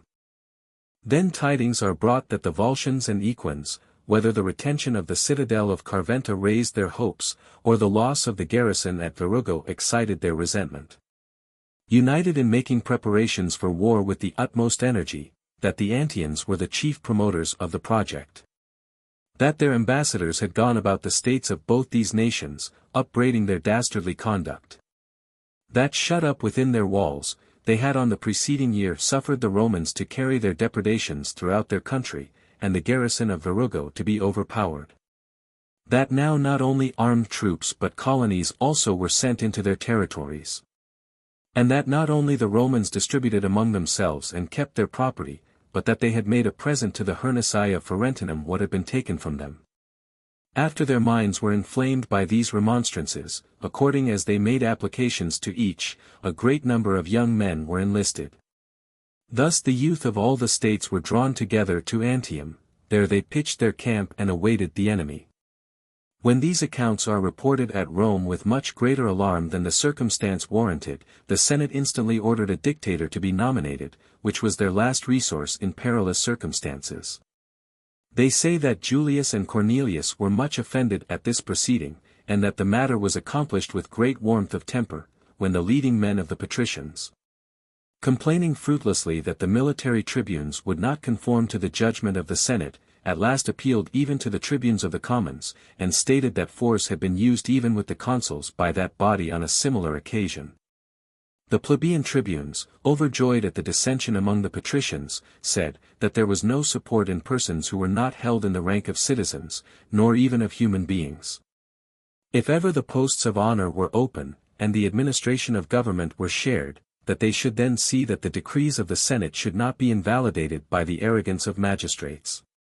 That in the meanwhile, the patricians, unrestrained as they were by respect for laws or magistrates, must manage the tribunician office also by themselves. 57. This contention occupied men's thoughts at a most unseasonable time, when a war of such importance was on hand, until when Julius and Cornelius descanted for a long time by turns on how unjust it was that a post of honor conferred on them by the people was now to be wrested from them, since they were generals sufficiently qualified to conduct that war. Then Ahala Servilius, military tribune, says, that he had remained silent for so long a time, not because he was uncertain as to his opinion, for what good citizen can separate his own interests from those of the public, but because he wished that his colleagues should of their own accord yield to the authority of the Senate, rather than suffer the tribunician power to be suppliantly appealed to against them. That even then, if circumstances permitted, he would still give them time to retract an opinion too pertinaciously adhered to. But since the exigences of war do not await the counsels of men, that the public weal was of deeper importance to him than the goodwill of his colleagues, and if the Senate continued in the same sentiments, he would, on the following night, nominate a dictator. And if any one protested against a decree of the Senate being passed, that he would be content with its authority. 158 When by this conduct he bore away the well-merited praises and goodwill of all, having named Publius Cornelius dictator, he himself being appointed by him as master of the horse, served as an instance to those who considered his case and that of his colleagues, how much more attainable public favor and honor sometimes were to those who evinced no desire for them. The war was in no respect a memorable one. The enemy were beaten at Antium in one, and that an easy battle, the victorious army laid waste the Volscian territory. Their fort at the Lake Fucinus was taken by storm, and in it 3,000 men made prisoners, the rest of the Volscians being driven within the walls, and not defending the lands. The dictator having conducted the war in such a manner as to show that he was not negligent of fortune's favors, returned to the city with a greater share of success than of glory, and resigned his office. The military tribunes, without making any mention of an election of consuls, through pique, I suppose, for the appointment of a dictator, issued a proclamation for the election of military tribunes. Then indeed the perplexity of the patricians became still greater, as seeing their cause betrayed by their own party. Wherefore, as on the year before, by bringing forward as candidates the most unworthy individuals from amongst the plebeians, they produced a disgust against all, even those who were deserving. So then by engaging such of the patricians as were most distinguished by the splendor of their character and by their influence to stand as candidates, they secured all the places, so that no plebeian could get in. For were elected, all of them men who had already served the office, Lucius Furius Metellinus, Caius Valerius Potitus, Numerius Fabius Vibulanus, Caius Servilius Ahala. The last had the honor continued to him by re-election, as well in consequence of his other deserts, as on account of his recent popularity, acquired by his singular moderation. 58. In that year, because the term of the truce with the Vaentian nation was expired, restitution began to be demanded through ambassadors and heralds, who on coming to the frontiers were met by an embassy from the Vaentians. They requested that they would not proceed to Veii, until they should first have access to the Roman Senate. They obtained from the Senate, that, because the Vaentians were distressed by intestine dissension, restitution would not be demanded from them. So far were they from seeking, in the troubles of others, an opportunity for advancing their own interest. In the Volscian territory also a disaster was sustained in the loss of the garrison at Virugo, where so much depended on time, that when the soldiers who were besieged there, and were calling for succor, might have been relieved, if expedition had been used, the army sent to their aid only came in time to surprise the enemy, who were straggling in quest of plunder, just after their putting, the garrison, to the sword. The cause of the dilatoriness was less referable to the tribunes than to the Senate, who, because word was brought that they were holding out with the most vigorous resistance, did not duly reflect that there is a limit to human strength, which no bravery can exceed. These very gallant soldiers, however, were not without revenge, both before and after their death. In the following year, Publius and Gnaeus Cornelius Cassius, Numerius Fabius Ambustus, and Lucius Valerius Potitus, being military tribunes with consular power, the Vaentian War was commenced on account of an insolent answer of the Vaentian Senate, who, when the ambassadors demanded restitution, ordered them to be told, that if they did not speedily quit the city in the territories, they should give them what Lars Tolumnius had given them. The Senate, indignant at this, decreed that the military tribunes should, on as early a day as possible, propose to the people the proclaiming war against the Vaentians. When this was first made public, the young men expressed their dissatisfaction. That the war with the Volscians was not yet over, that a little time ago 2 garrisons were utterly destroyed, and that, one of the forts, was with great risk retained. That there was not a year in which they had not to fight in the field, and, as if they were dissatisfied at the insufficiency of these toils, a new war was now set on foot with a neighboring and most powerful nation, who were likely to rouse all Etruria. These discontents, first discussed among themselves, were further aggravated by the plebeian tribunes. These constantly affirmed that the war of the greatest moment was that between the patricians and commons. That the latter was designedly harassed by military service, and exposed to be butchered by the enemy. That they were kept at a distance from the enemy, and as it were banished, lest during the enjoyment of rest at home, mindful of liberty and of establishing colonies, they may form plans for obtaining some of the public land, or for giving their suffrages freely. And taking hold of the veterans, they recounted the campaigns of each, and their wounds and scars, frequently asking what sound spot was there on their body for the reception of new wounds. What blood had they remaining which could be shed for the commonwealth?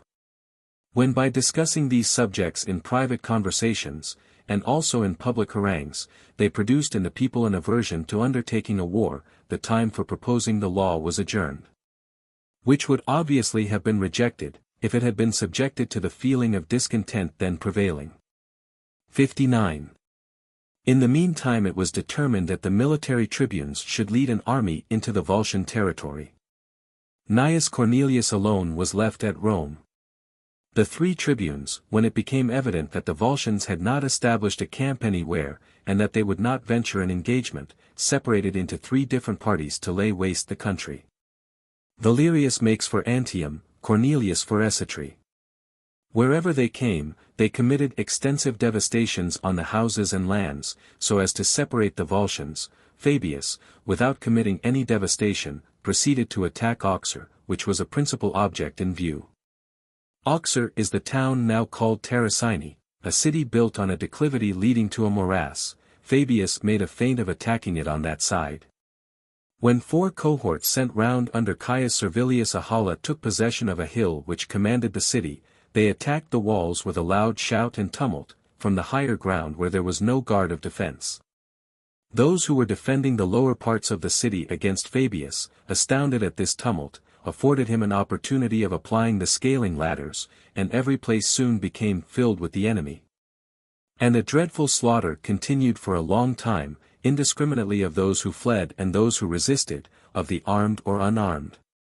The vanquished were therefore obliged to fight, there being no hope for those who gave way, when a proclamation suddenly issued, that no persons except those with arms in their hands should be injured, induced all the remaining multitude voluntarily to lay down their arms, of whom 2,500 are taken alive. Fabius kept his soldiers from the spoil, until his colleagues should come, affirming that Auxerre had been taken by these armies also, who had diverted the other Volscian troops from the defense of that place. When they came, the 3 armies plundered the town, which was enriched with wealth of many years' accumulation. And this generosity of the commanders first reconciled the commons to the patricians. It was afterwards added, by a liberality towards the people on the part of the leading men the most seasonable ever shown, that before any mention should be made of it by the commons or tribunes, the Senate should decree that the soldiers should receive pay out of the public treasury, whereas up to that period every one had discharged that duty at his own expense. 60. It is recorded that nothing was ever received by the commons with so much joy, that they ran in crowds to the Senate house, and caught the hands of those coming out, and called them fathers indeed, acknowledging that the result of such conduct was that no one would spare his person or his blood, whilst he had any strength remaining, in defense of a country so liberal. Whilst the prospect of advantage pleased them, that their private property should remain unimpaired at the time during which their bodies should be devoted and employed for the interest of the commonwealth, it further increased their joy very much, and rendered their gratitude for the favour more complete, because it had been offered to them voluntarily, without ever having been agitated by the tribunes of the commons, or made the subject of a demand in their own conversations. The tribunes of the commons, the only parties who did not participate in the general joy and harmony prevailing through the different ranks, denied that this measure would prove so much a matter of joy, or so honourable to the patricians. 159 As they themselves might imagine, that the measure at first sight was better than it would prove by experience. For from what source was that money to be raised, except by levying a tax on the people? That they were generous to some therefore at the expense of others. And even though others may endure it, those who had already served out their time in the service, would never endure that others should serve on better terms than they themselves had served. And that these same individuals should have to bear the expense of their own service, and then that of others. By these arguments they influenced a part of the commons. At last, when the tax was now announced, the tribunes publicly declared, that they would afford protection to anyone who should refuse to contribute his proportion for the pay of the soldiers. The patricians persisted in supporting a matter so happily commenced. They themselves were the first to contribute. And because there was as yet no coined silver, some of them conveying their weighed brass to the treasury in wagons, rendered their contribution very showy. After the Senate had contributed with the utmost punctuality according to their rated properties, the principal plebeians, friends of the nobility, according to a concerted plan, began to contribute. And when the populace saw these men highly applauded by the patricians, and also looked up to as good citizens by men of the military age, scorning the support of the tribunes, an emulation commenced at once about paying the tax. And the law being passed about declaring war against the Vaentians, the new military tribunes with consular power marched to Veii, an army consisting in a great measure of volunteers. 61. The tribunes were Titus Quintius Capitolinus, Publius Quintius Cincinnatus, Caius Julius Jullus a second time, Aulus Manlius, Lucius Furius Metellinus a second time, and Manius Aemilius Mamercinus. By these Veii was first invested. A little before the commencement of this siege, when a full meeting of the Etrurians was held at the temple of Voltumna, it was not finally determined whether the Vaentians were to be supported by the public concurrence of the whole confederacy. The siege was less vigorous in the following year, some of the tribunes and their army being called off to the Volscian war. The military tribunes with consular power in this year were Caius Valerius Potitus a third time, Manius Largius Fidinas, Publius Cornelius Melogenensis, Gnaeus Cornelius Cassus, Ciso Fabius Ambustus, Spurius Nausius Rutilius a second time. A pitched battle was fought with the Volscians between Ferentinum and Agetra. The result of the battle was favourable to the Romans. Artina then, a town of the Volscians, began to be besieged by the tribunes. Thence during an attempt at a sally, the enemy being driven back into the town, an opportunity was afforded to the Romans of forcing in, and every place was taken except the citadel. Into the fortress, well protected by nature, a body of armed men retired. Beneath the fortress many were slain and made prisoners. The citadel was then besieged. Nor could it either be taken by storm, because it had a garrison sufficient for the size of the place, nor did it hold out any hope of surrender, all the public corn having been conveyed to the citadel before the city was taken. And they would have retired from it, being wearied out, had not a slave betrayed the fortress to the Romans, the soldiers being admitted by him through a place difficult of access, took it. By whom when the guards were being killed, the rest of the multitude, overpowered with sudden panic, surrendered. After demolishing both the citadel and city of Artina, the legions were led back from the Volscian territory. And the whole Roman power was turned against Veii. To the traitor, besides his freedom, the property of 2 families was given as a reward.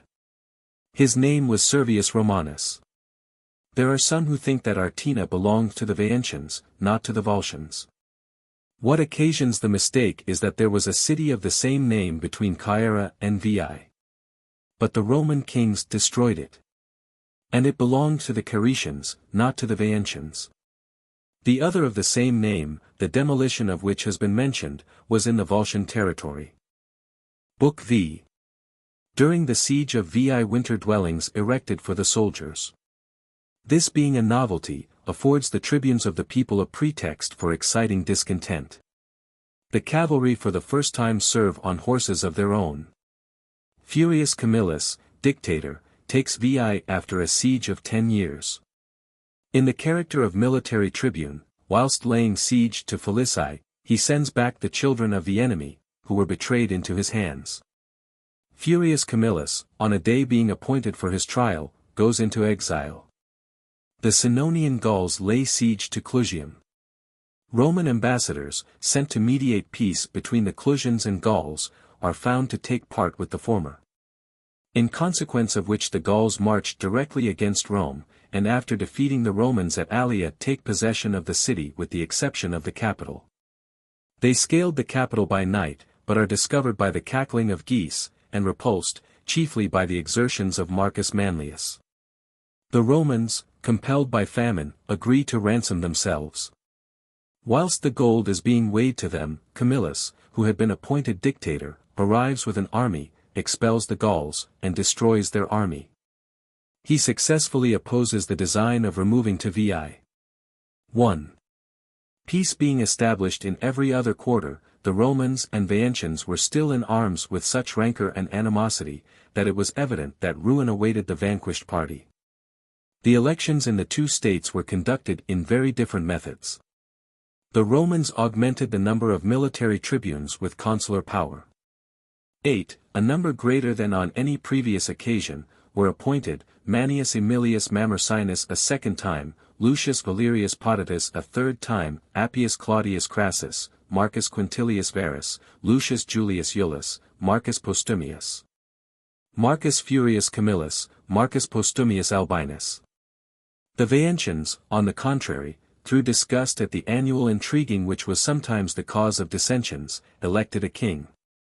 That step gave offense to the feelings of the states of Etruria, not more from their hatred of kingly government than of the king himself. He had before this become obnoxious to the nation by reason of his wealth and arrogance, because he had violently broken off the performance of some annual games, the omission of which was deemed an impiety, when through resentment of a repulse. Because another had been preferred to him as a priest by the suffrages of the 12 states, he suddenly carried off, in the middle of the performance, the performers, of whom a great part were his own slaves.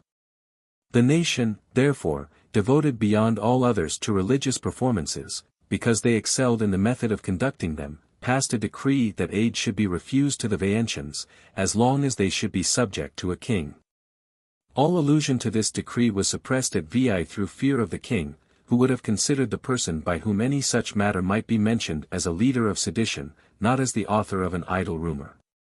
Although matters were announced to the Romans as being quiet in Etruria, yet because it was stated that this matter was being agitated in all their meetings, they so managed their fortifications, that there should be security on both sides. Some were directed towards the city and the sallies of the townsmen, by means of others a front looking towards Etruria was opposed to such auxiliaries as might happen to come from thence. 2.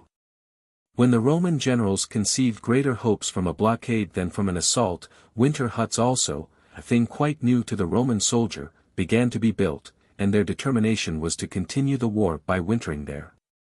After an account of this was brought to Rome to the tribunes of the people, who for a long time past had found no pretext for exciting disturbances, they run forward into the assembly, stir up the minds of the commons, saying that this was the motive for which pay had been established for the soldiers, nor had it escaped their knowledge, that such a present from the enemies was tainted with poison. That the liberty of the commons had been sold, that their youth removed for ever, and exiled from the city and the republic, did not now even yield to the winter and to the season of the year, and visit their homes and private affairs. What could they suppose was the cause for continuing the service without intermission? That undoubtedly they should find none other than the fear, lest anything might be done in furtherance of their interests by the attendance of those youths in whom the entire strength of the commons lay. Besides that they were harassed and worked much more severely than the Veientians. For the latter spent the winter beneath their own roofs, defending their city by strong walls and its natural situation, whilst the Roman soldier, in the midst of toil and hardship, continued beneath the covering of skins.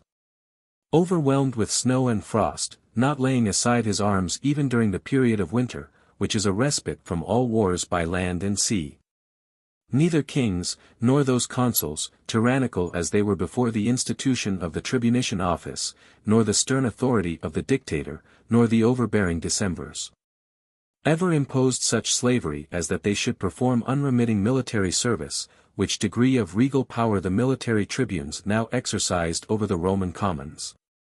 What would these men have done as consuls or dictators, who have exhibited the picture of the proconsular office so implacable and menacing? But that all this happened justly. Among 8 military tribunes there was no room even for one plebeian.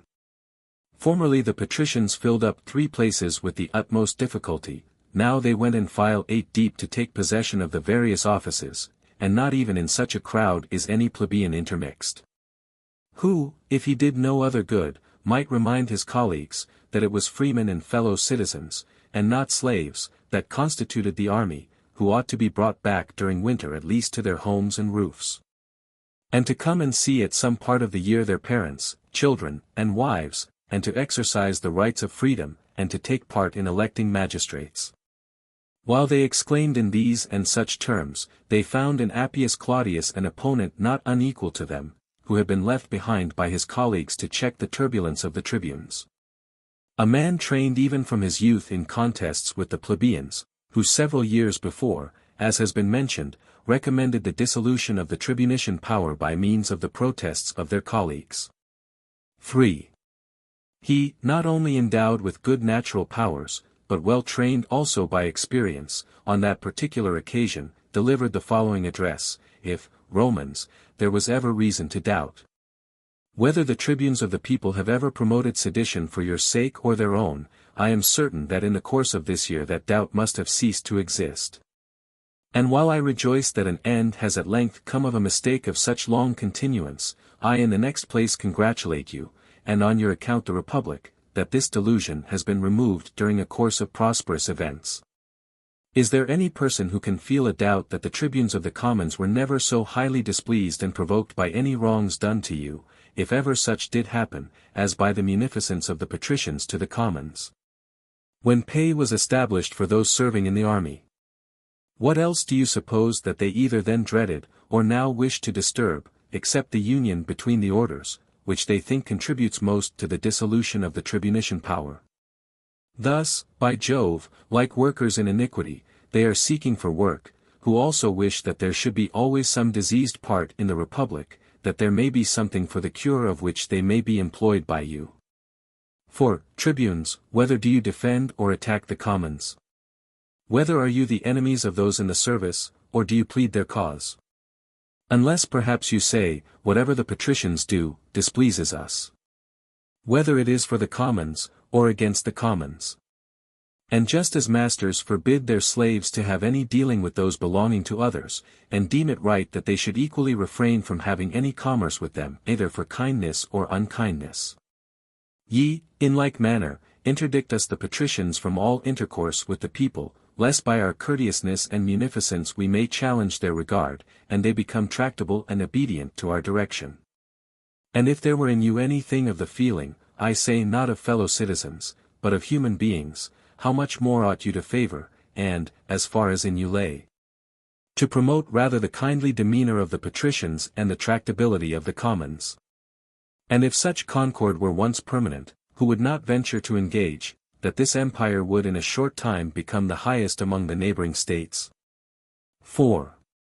I shall hereafter explain to you how not only expedient, but even necessary has been this plan of my colleagues, according to which they would not draw off the army from VI until the business has been completed. For the present I am disposed to speak concerning the condition of the soldiers. Which observations of mine I think would appear reasonable not only before you, but even, if they were delivered in the camp, in the opinion of the soldiers themselves. On which subject if nothing could suggest itself to my own mind to say, I certainly should be satisfied with that which is suggested by the arguments of my adversaries. They lately said, that pay should not be given to the soldiers because it had never been given. How then can they now feel displeased, that additional labor should be imposed in due proportion on those to whom some addition of profit has been added? In no case is there either labor without emolument, nor emolument in general without the expense of labor. Toil and pleasure, in their natures most unlike, are yet linked together by a sort of natural connection. Formerly the soldier thought it a hardship that he gave his labor to the commonwealth at his own expense, at the same time he was glad for a part of the year to till his own ground, to acquire that means whence he might support himself and family at home and in war. Now he feels a pleasure that the Republic is a source of advantage to him, and gladly receives his pay. Let him therefore bear with patience that he is a little longer absent from home and his family affairs, to which no heavy expense is now attached. Whether if the Commonwealth should call him to a settlement of accounts, would it not justly say, you have pay by the year, perform labor by the year? Do you think it just to receive a whole year's pay for 6 months' service?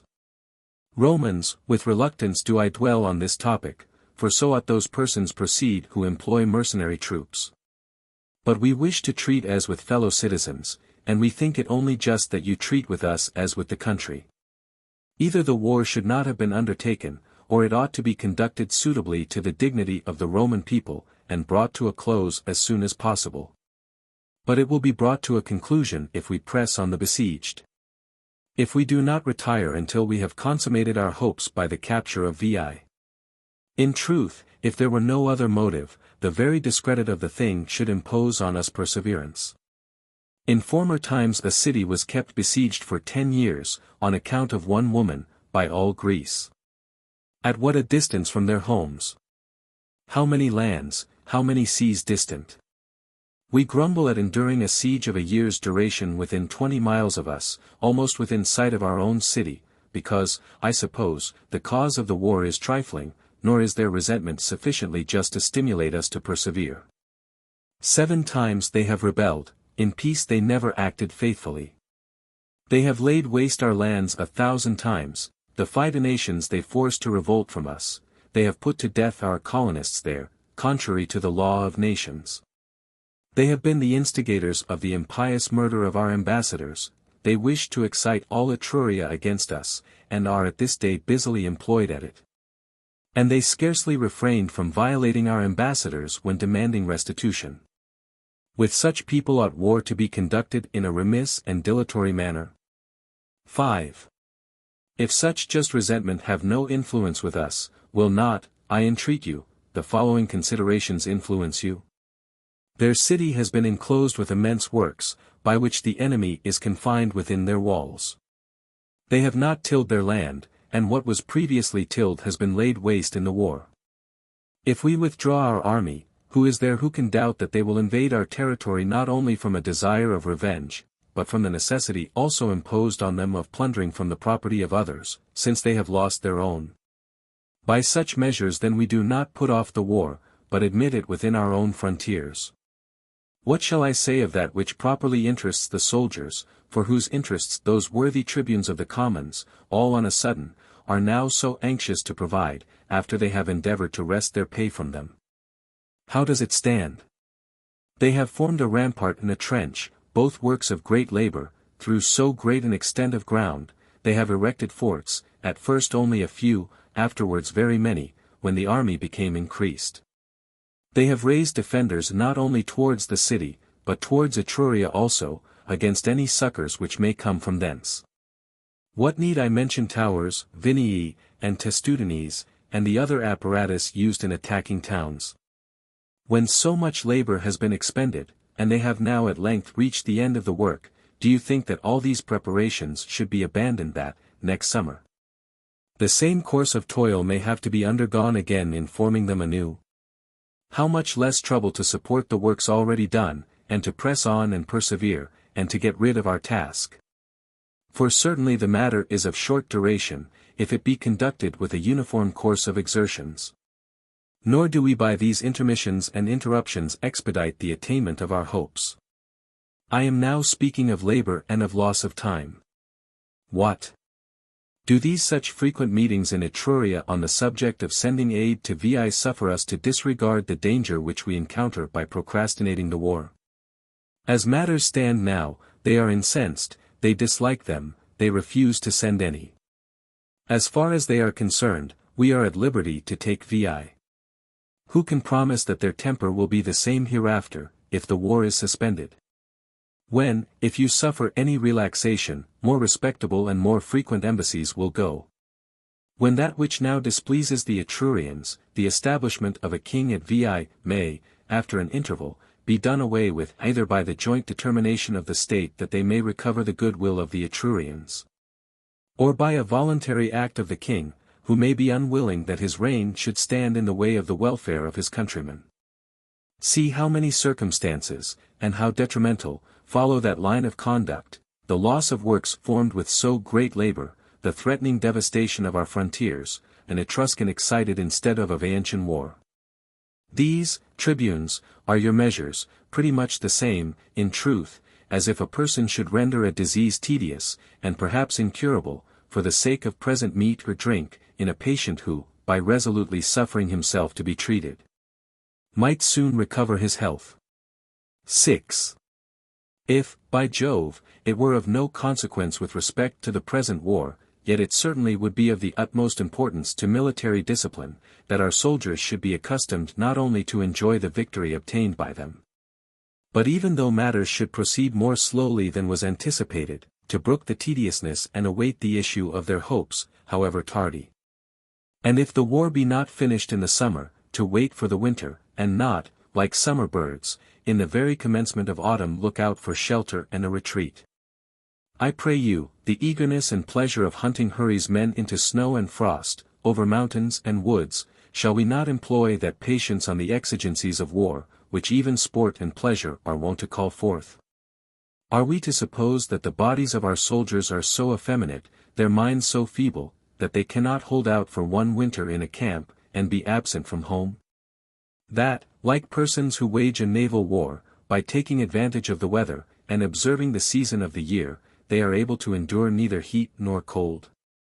They would certainly blush, should any one lay these things to their charge, and would maintain that both their minds and their bodies were possessed of manly endurance, and that they were able to conduct war equally well in winter and in summer, and that they had not consigned to the tribunes the patronage of indolence and sloth, and that they remembered that their ancestors had created this very power, neither in the shade nor beneath their roofs. Such sentiments are worthy of the valor of your soldiers, such sentiments are worthy of the Roman name, not to consider merely Veii, nor this war which is now pressing us, but to seek a reputation for hereafter for other wars and for other states. Do you consider the difference of opinion likely to result from this matter as trivial? Whether, pray, are the neighboring states to suppose that the Roman people is such, that if any one shall sustain their first assault, and that of very short continuance, they have nothing afterwards to fear? Or whether such should be the terror of our name, that neither the tediousness of a distant siege, nor the inclemency of winter, can dislodge the Roman army from a city once invested, and that they know no other termination of war than victory. And that they carry on wars not more by briskness than by perseverance.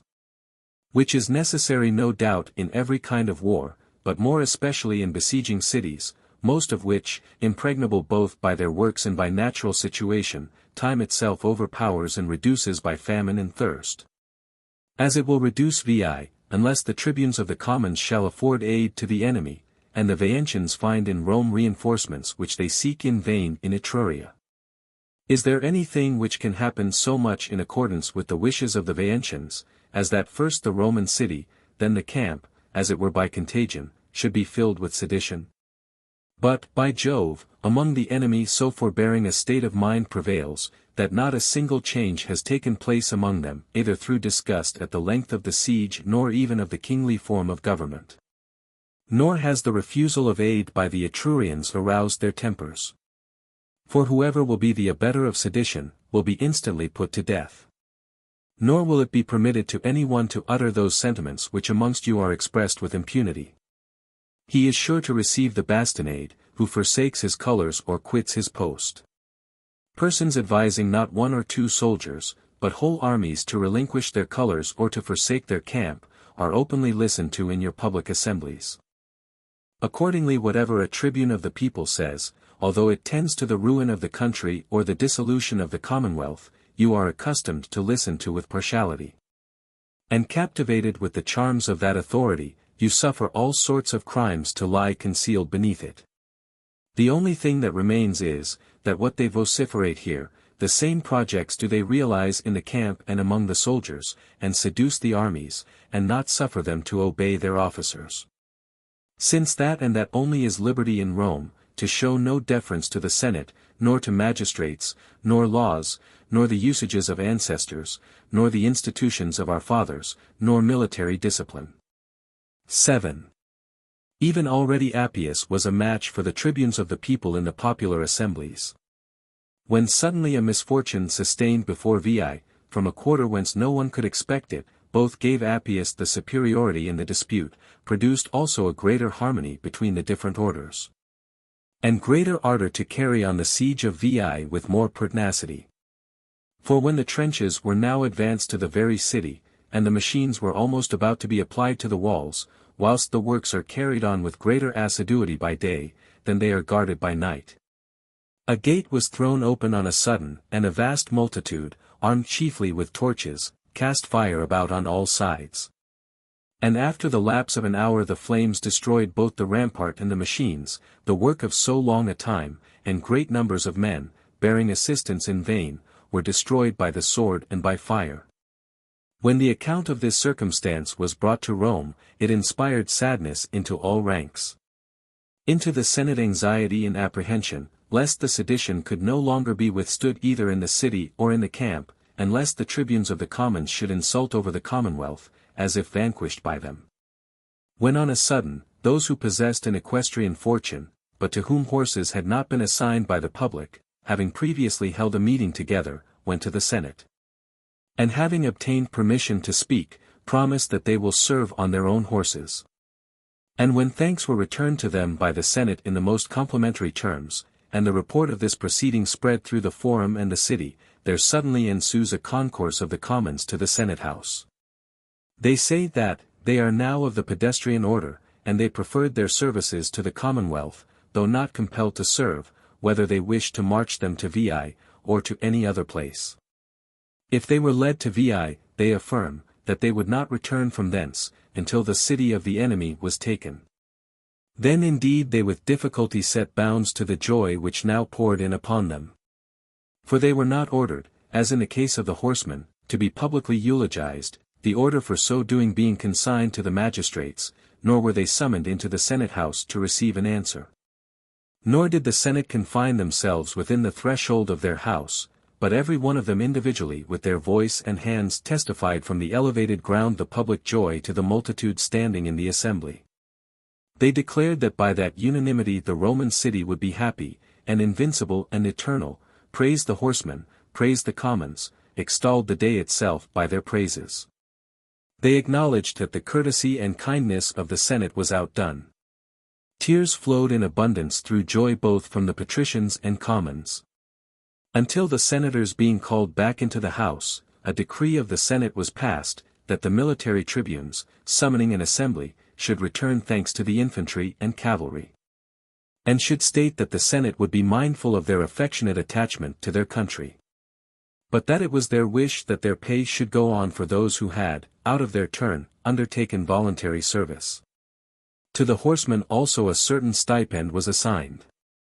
Then for the first time the cavalry began to serve on their own horses.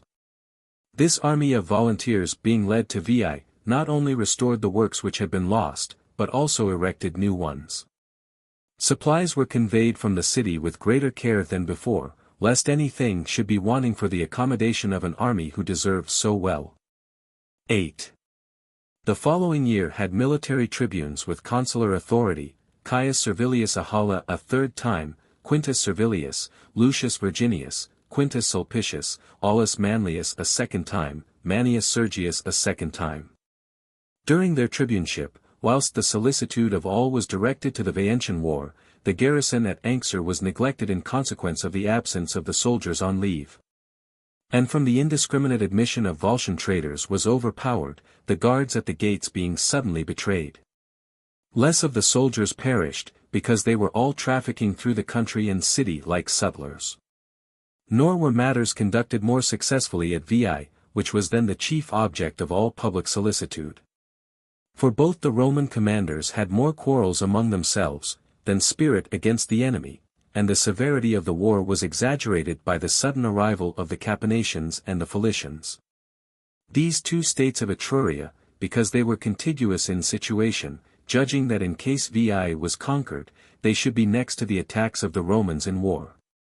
The Philicians also, incensed from a cause affecting themselves, because they had already on a former occasion mixed themselves up in a Fidenatian war, being bound together by an oath by reciprocal embassies, marched unexpectedly with their armies to Veii.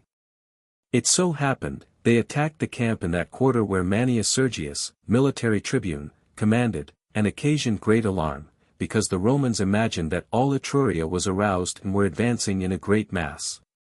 The same opinion aroused the Veientians in the city. Thus the Roman camp was attacked on both sides. And crowding together, whilst they wheeled round their battalions from one post to another, they were unable either to confine the Veientians within their fortifications, or repel the assault from their own works, and to defend themselves from the enemy on the outside. The only hope was, if succor could be brought from the greater camp, that the different legions should fight, some against the Capanations and Philicians, others against the sallies of the townsmen. But Virginius had the command of that camp, who, from personal grounds, was hateful to and incensed against Sergius. This man, when word was brought that most of the forts were attacked, the fortifications scaled, and that the enemy were pouring in on both sides, kept his men under arms, saying that if there was need of assistance, his colleague would send to him. His arrogance was equalled by the obstinacy of the other, who, that he might not appear to have sought any aid from an adversary, preferred being defeated by an enemy to conquering through a fellow citizen. His men were for a long time cut down between both. At length, abandoning their works, a very small number made their way to the principal camp, the greater number, with Sergius himself, made their way to Rome. Where, when he threw the entire blame on his colleague, it was resolved that Virginius should be sent for from the camp, and that lieutenant generals should take the command in the meantime. The affair was then discussed in the Senate, and the dispute was carried on between the colleagues with mutual recriminations. But few took up the interests of the Republic. The greater number favored the one or the other, according as private regard or interest prejudiced each. 9. The principal senators were of opinion, that whether so ignominious a defeat had been sustained through the misconduct or the misfortune of the commanders, the regular time of the elections should not be waited for, but that new military tribunes should be created immediately, who should enter into office on the calends of October. Whilst they were proceeding to intimate their assent to this opinion, the other military tribunes offered no opposition. But Sergius and Virginius, on whose account it was evident that the Senate were dissatisfied with the magistrates of that year, at first deprecated the ignominy, then protested against the decree of the Senate. They declared that they would not retire from office before the Ides of December, the usual day for persons entering on magisterial duties. Upon this the tribunes of the plebeians, whilst in the general harmony and in the prosperous state of public affairs they had unwillingly kept silence, suddenly becoming confident, began to threaten the military tribunes. That unless they conformed to the order of the Senate, they would order them to be thrown into prison. Then Caius Servilius Ahala, a military tribune, observed, with respect to you, tribunes of the commons, and your threats, I would with pleasure put it to the test, how there is not more of authority in the latter than of spirit in yourselves.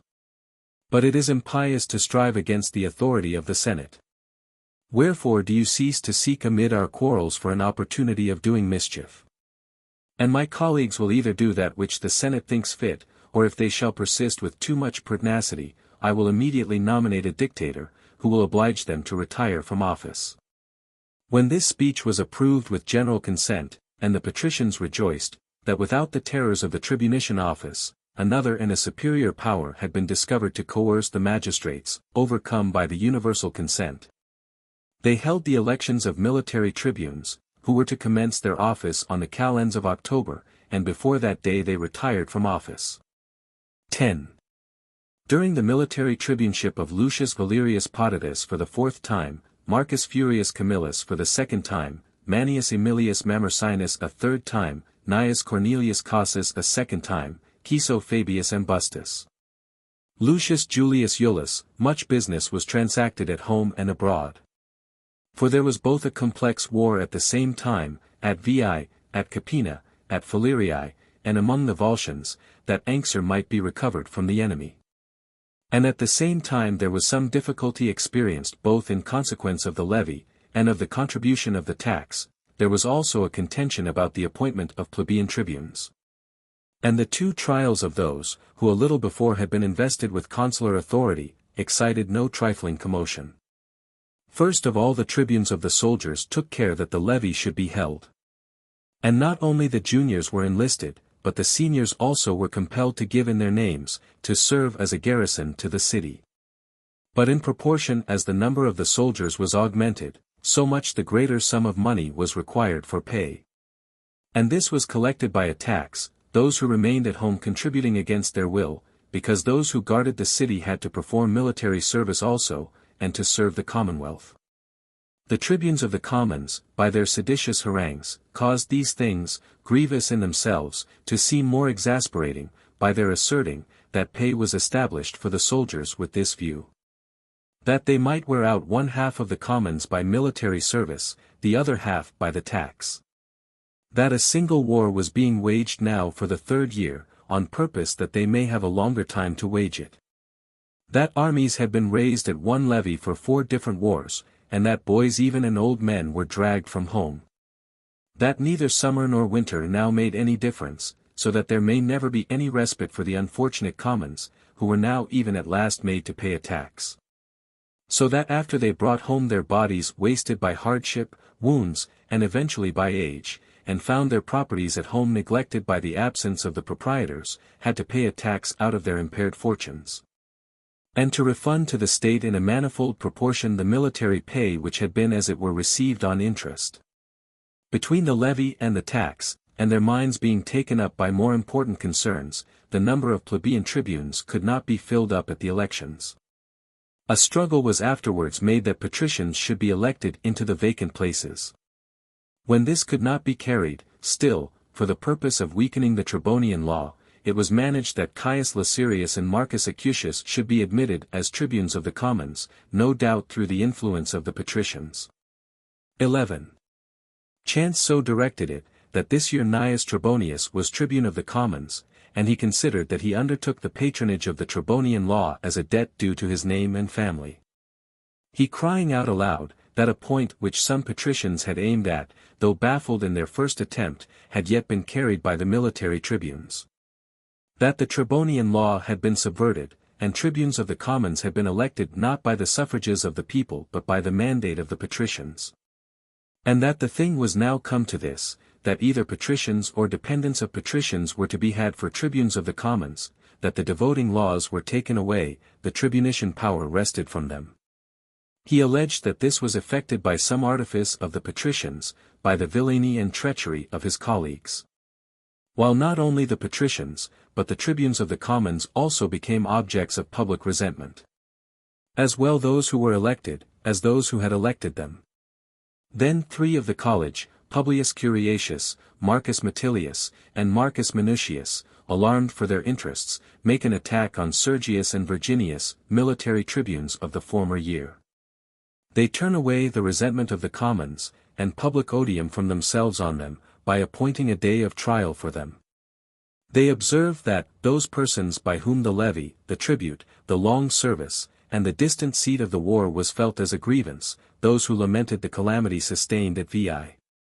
Such as had their houses in mourning through the loss of children, brothers, relatives, and kinsmen, had now through their means the right and power of avenging the public and private sorrow on the 2 guilty causes. For that the sources of all their sufferings were centered in Sergius and Virginius, nor did the prosecutor advance that charge more satisfactorily than the accused acknowledged it. Who, both guilty, threw the blame from one to the other, Virginius charging Sergius with running away, Sergius charging Virginius with treachery. The folly of whose conduct was so incredible, that it is much more probable that the affair had been contrived by concert, and by the common artifice of the patricians. That by them also an opportunity was formerly given to the Veientians to burn the works for the sake of protracting the war, and that now the army was betrayed, and the Roman camp delivered up to the Philicians. That everything was done that the young men should grow old before Veii, and that the tribunes should not be able to consult the people either regarding the lands or the other interests of the commons. And to give weight to their measures by a numerous attendance, of citizens, and to make head against the conspiracy of the patricians. That a previous judgment had been already passed on the accused both by the Senate and the Roman people and by their own colleagues. For that by a decree of the Senate they had been removed from the administration of affairs, and when they refused to resign their office they had been forced into it by their colleagues. And that the Roman people had elected tribunes, who were to enter on their office not on the Ides of December, the usual day, but instantly on the calends of October, because the Republic could no longer subsist, these persons remaining in office. And yet these individuals, overwhelmed and already condemned by so many decisions against them, presented themselves for trial before the people. And thought that they were done with the matter, and had suffered sufficient punishment. Because they were reduced to the state of private citizens 2 months sooner than ordinary, and did not consider that the power of doing mischief any longer was then taken from them, that punishment was not inflicted. For that the official power of their colleagues also had been taken from them who certainly had committed no fault. That the Roman citizens should resume those sentiments which they had when the recent disaster was sustained, when they beheld the army flying in consternation, covered with wounds, and in dismay pouring into the gates. Accusing not fortune nor any of the gods, but these their commanders. They were certain, that there was not a man present in the assembly who did not execrate and detest the persons, families, and fortunes of Lucius Virginius and Manius Sergius. That it was by no means consistent that now, when it was lawful and their duty, they should not exert their power against persons, on whom they had severally imprecated the vengeance of the gods. That the gods themselves never laid hands on the guilty, it was enough if they armed the injured with the means of taking revenge. 12. Urged on by these discourses the commons condemned the accused, in a fine, of 10,000 asses in weight, Sergius in vain throwing the blame on fortune and the common chance of war. Virginius entreating that he might not be more unfortunate at home than he had been in the field. The resentment of the people being turned against them, obliterated the remembrance of the assumption of the tribunes and of the fraud committed against the Tribonian law. The victorious tribunes, in order that the people might reap an immediate benefit from the trial, publish a form of an agrarian law, and prevent the tax from being contributed, since there was need of pay for so great a number of troops. And the enterprises of the service were conducted with success in such a manner, that in none of the wars did they reach the consummation of their hope. At Veii the camp which had been lost was recovered and strengthened with forts and a garrison. Here Aemilius and Caeso Fabius, military tribunes, commanded. None of the enemy were found outside the walls by Marcus Furius in the Fallacian territory, and Gnaeus Cornelius in the Capinatian district. Spoil was driven off. And the country laid waste by burning of the houses and the fruits of the earth, the towns were neither assaulted nor besieged. But among the Volscians, their territory being depopulated, Anxur, which was situate on an eminence, was assaulted, but to no purpose, and when force was ineffectual, they commenced to surround it with a rampart and a trench. The province of the Volscians had fallen, to the lot of Valerius Potitus. In this state of military affairs an intestine disturbance broke out with greater violence than the wars were preceded with. And when it was rendered impossible by the tribunes to have the tax paid, and the payment, of the army, was not remitted to the generals, and the soldiers became importunate for their pay. The camp also was well nigh being involved in the contagion of the sedition in the city. Amid this resentment of the commons against the patricians, though the tribunes asserted that now was the time for establishing liberty, and transferring the sovereign dignity from the Sergine Virginii to plebeians, men of fortitude and energy. Still they proceeded no further than the election of one of the commons, Publius Licinius Calvus, military tribune with consular power for the purpose of establishing their right by precedent. The others elected were patricians, Publius Manius, Lucius Titinius, Publius Maelius, Lucius Furius Metellinus, Lucius Publius Volscus. The commons themselves were surprised at having gained so important a point, and not merely he who had been elected, being a person who had filled no post of honor before, being only a senator of long standing, and now weighed down with years. Nor does it sufficiently appear, why he was elected first and in preference to any one else to taste the sweets of the new dignity. Some think that he was raised to so high a dignity through the influence of his brother, Gnaeus Cornelius, who had been military tribune on the preceding year, and had given triple pay to the cavalry. Others say that he had himself delivered a seasonable address equally acceptable to the patricians and commons, concerning the harmony of the several orders of the state. The tribunes of the commons, exulting in this victory at the election, relaxed in their opposition regarding the tax, a matter which very much impeded the progress of public business. It was paid in with submission, and sent to the army. 13. In the country of the Volscians Anxur was soon retaken, the guarding of the city having been neglected during a festival day.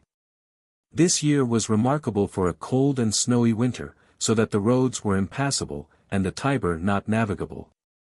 The price of provisions underwent no change, in consequence of the abundance previously laid in. And because Publius Licinius, as he obtained his office without any rioting, to the greater joy of the commons than annoyance of the patricians, so also did he administer it. A rapturous desire of electing plebeians at the next election took possession of them. Of the patricians Marcus Veturius alone obtained a place. Almost all the centuries appointed the other plebeian candidates as military tribunes with consular authority. Marcus Pomponius, Caius Duilius, Valero Publilius, Gnaeus Janutius, Lucius Attilius.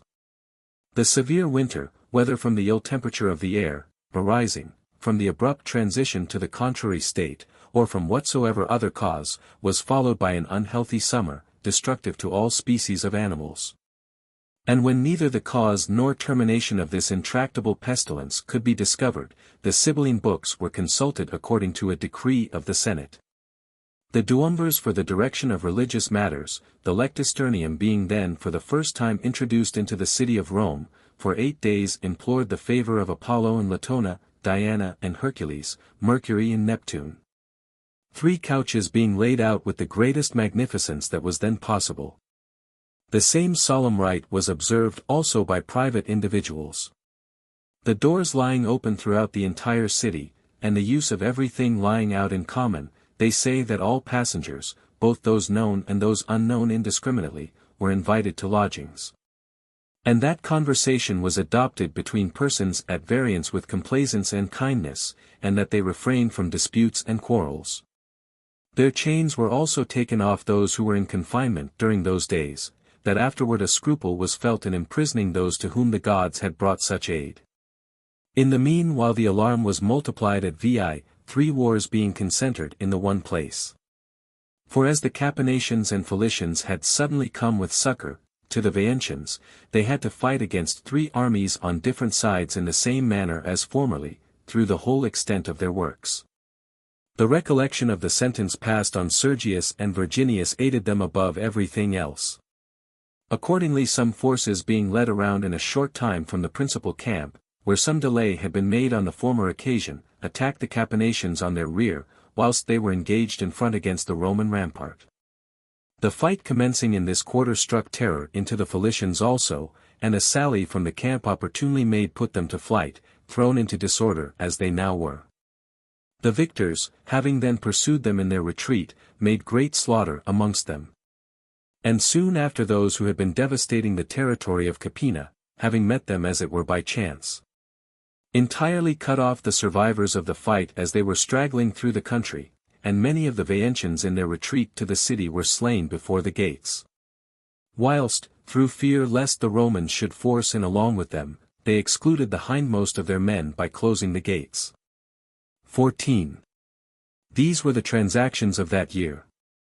And now the election of military tribunes approached, about which the patricians felt more intense solicitude than about the war, inasmuch as they saw that the supreme authority was not only shared with the commons, but almost lost to themselves.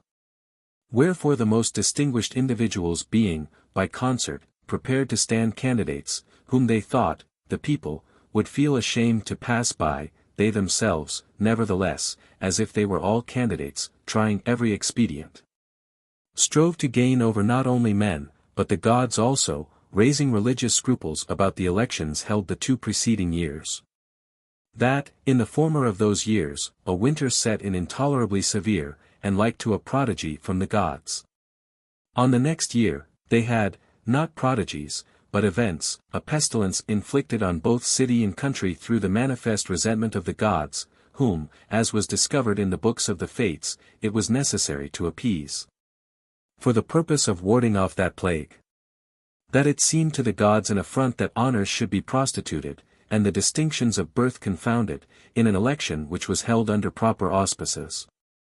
The people, overawed as well by the dignity of the candidates as by a sense of religion, elected all the military tribunes with consular power from among the patricians, the greater part being men who had been most highly distinguished by honor. Lucius Valerius Potitus a 5th time, Marcus Valerius Maximus, Marcus Furius Camillus a 3rd time, Lucius Furius Metellinus a 3rd time, Quintus Servilius Fidenas a 2nd time, Quintus Sulpicius Camerinus a 2nd time. During this tribunate, nothing very memorable was performed at Veii. All their force was employed in depopulating the country. 2 consummate commanders, Potitus from Falerii, Camillus from Capena, carried off great booty, nothing being left undestroyed which could be injured by sword or by fire. 15. In the meantime many prodigies were announced, the greater part of which were little credited or even slighted, because individuals were the reporters of them, and also because, the Etrurians being now at war with them, they had no aruspices through whom they might attend to them. The attention of all was turned to a particular one. The lake in the Alban Grove swelled to an unusual height without any rain, or any other cause which could account for the matter independently of a miracle. Commissioners were sent to the Delphic oracle to inquire what the gods portended by this prodigy. But an interpreter of the fates was presented to them nearer home in a certain aged Vaentian, who, amid the scoffs thrown out by the Roman and Etrurian soldiers from the outposts and guards, declared, after the manner of one delivering a prophecy, that until the water should be discharged from the Alban lake, the Romans should never become masters of Veii. This was disregarded at first as having been thrown out at random, afterwards it began to be canvassed in conversation. Until one of the Roman soldiers on guard asked one of the townsmen who was nearest him, a conversational intercourse having now taken place in consequence of the long continuance of the war, who he was, who threw out those dark expressions concerning the Alban lake. After he heard that he was an Aruspex, being a man whose mind was not without a tincture of religion, pretending that he wished to consult him on the expiation of a private portent, if he could aid him, he enticed the prophet to a conference. And when, being unarmed, they had proceeded a considerable distance from their respective parties without any apprehension, the Roman youth having the advantage in strength, took up the feeble old man in the sight of all. And amid the ineffectual bustle made by the Etrurians, carried him away to his own party. When he was conducted before the general, and sent from thence to Rome to the Senate, to those who asked him what that was which he had stated concerning the Alban lake, he replied, that undoubtedly the gods were angry with the Veientian people on that day, on which they had inspired him with the resolve to disclose the ruin of his country as destined by the fates. Wherefore what he then declared urged by divine inspiration, he neither could recall so that it may be unsaid. And perhaps by concealing what the immortal gods wished to be published, no less guilt was contracted than by openly declaring what ought to be concealed. Thus therefore it was recorded in the books of the fates, thus in the Etrurian doctrine, that whensoever the Alban water should rise to a great height, then, if the Romans should discharge it in a proper manner, victory was granted them over the Veientians. Before that occurred, that the gods would not desert the walls of Veii. He then detailed what would be the legitimate method of draining. But the Senate, deeming his authority as but of little weight, and not to be entirely depended on in so important a matter, determined to wait for the deputies and the responses of the Pythian oracle. 16. Before the commissioners returned from Delphos, or an expiation of the Alban prodigy was discovered, the new military tribunes with consular power entered on their office, Lucius Julius Iulus, Lucius Furius Metellinus for the 4th time, Lucius Sergius Fidenas, Aulus Postumius Regilensis, Publius Cornelius Melogenensis, and Aulus Manlius. This year a new enemy, the Tarquinians, started up. Because they saw the Romans engaged in many wars together, that of the Volscians at Anxur, where the garrison was besieged, that of the Equins at Lavisae, who were attacking the Roman colony there, moreover in the Veientian, Faliscan, and Capinatian war, and that matters were not more tranquil within the walls, by reason of the dissensions between the patricians and commons. Considering that amid these troubles, there was an opportunity for an attack, they send their light-armed cohorts to commit depredations on the Roman territory. For, they concluded either that the Romans would suffer that injury to pass off unavenged, that they might not encumber themselves with an additional war, or that they would resent it with a scanty army, and one by no means strong. The Romans felt greater indignation than alarm at the inroads of the Tarquinians. On this account the matter was neither taken up with great preparation, nor was it delayed for any length of time. Aulus Postumius and Lucius Julius, having raised a body of men, not by a regular levy, for they were prevented by the tribunes of the commons, but, a body consisting, mostly of volunteers, whom they had aroused by exhortations, having proceeded by cross marches through the territory of Caira, fell unexpectedly on the Tarquinians, as they were returning from their depredations and laden with booty. They slew great numbers, stripped them all of their baggage, and, having recovered the spoils of their own lands, they returned to Rome. 2 days were allowed to the owners to reclaim their effects. On the 3rd day, that portion not owned, for most of it belonged to the enemies themselves, was sold by public auction, and what was produced from thence, was distributed among the soldiers. The other wars, and more especially the Veientian, were of doubtful issue. And now the Romans, despairing of human aid, began to look to the fates and the gods, when the deputies returned from Delphos, bringing with them an answer of the oracle, corresponding with the response of the captive prophet, Roman. Beware lest the Alban water be confined in the lake, beware of suffering it to flow into the sea in its own stream. Thou shalt let it out and form a passage for it through the fields, and by dispersing it in channels thou shalt consume it. Then press boldly on the walls of the enemy, mindful that the victory is granted to you by these fates which are now revealed over that city which thou art besieging for so many years. The war being ended, do thou, as victorious, bring ample offerings to my temples, and having renewed the religious institutions of your country, the care of which has been given up, perform them in the usual manner. 17. Upon this the captive prophet began to be held in high esteem, and Cornelius and Postumius, the military tribunes, began to employ him for the expiation of the Alban prodigy, and to appease the gods in due form. And it was at length discovered wherein the gods found fault with the neglect of the ceremonies and the omission of the customary rites.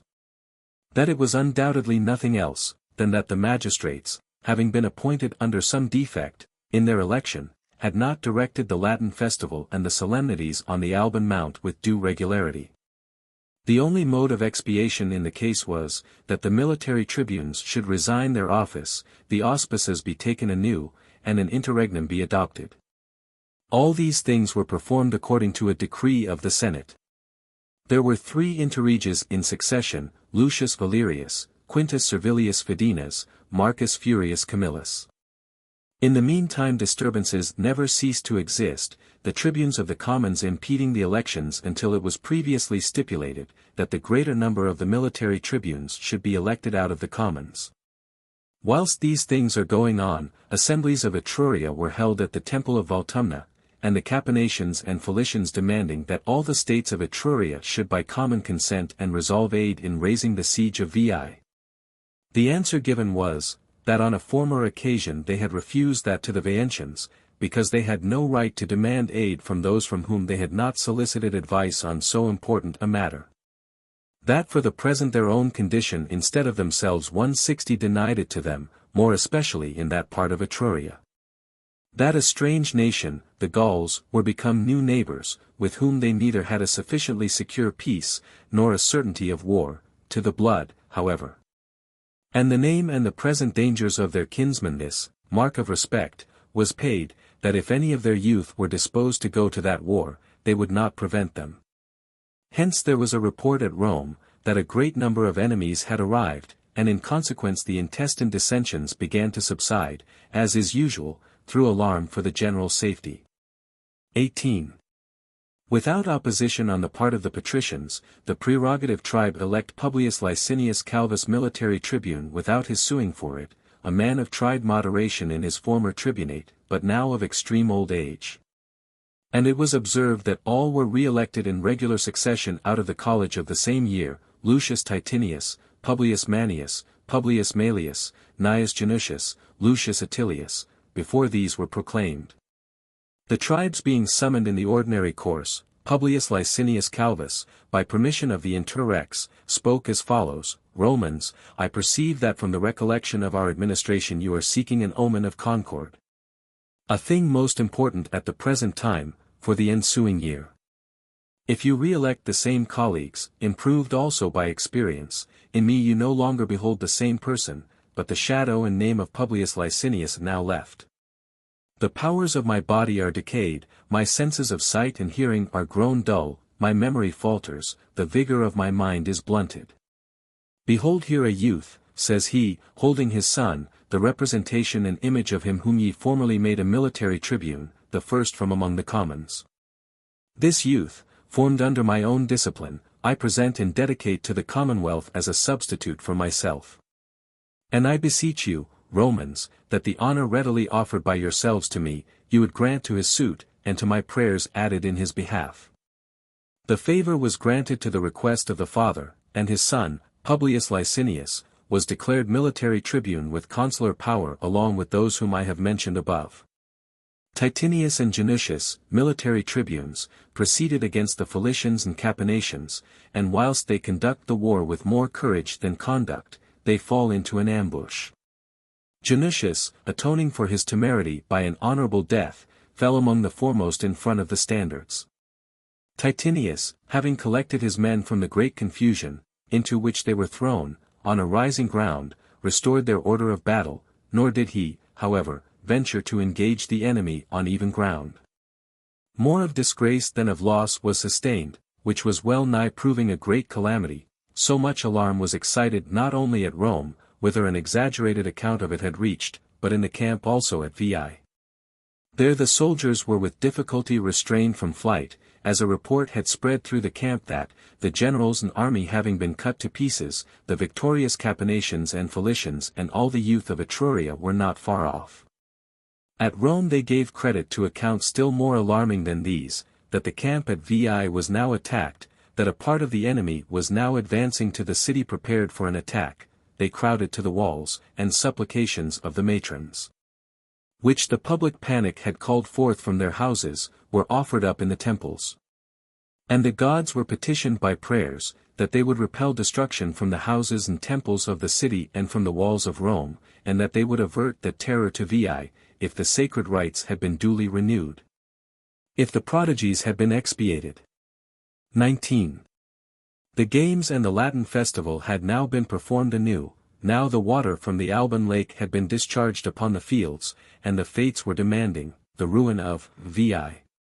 Accordingly a general destined for the destruction of that city and the preservation of his country, Marcus Furius Camillus, being nominated dictator, appointed Publius Cornelius Scipio his master of the horse.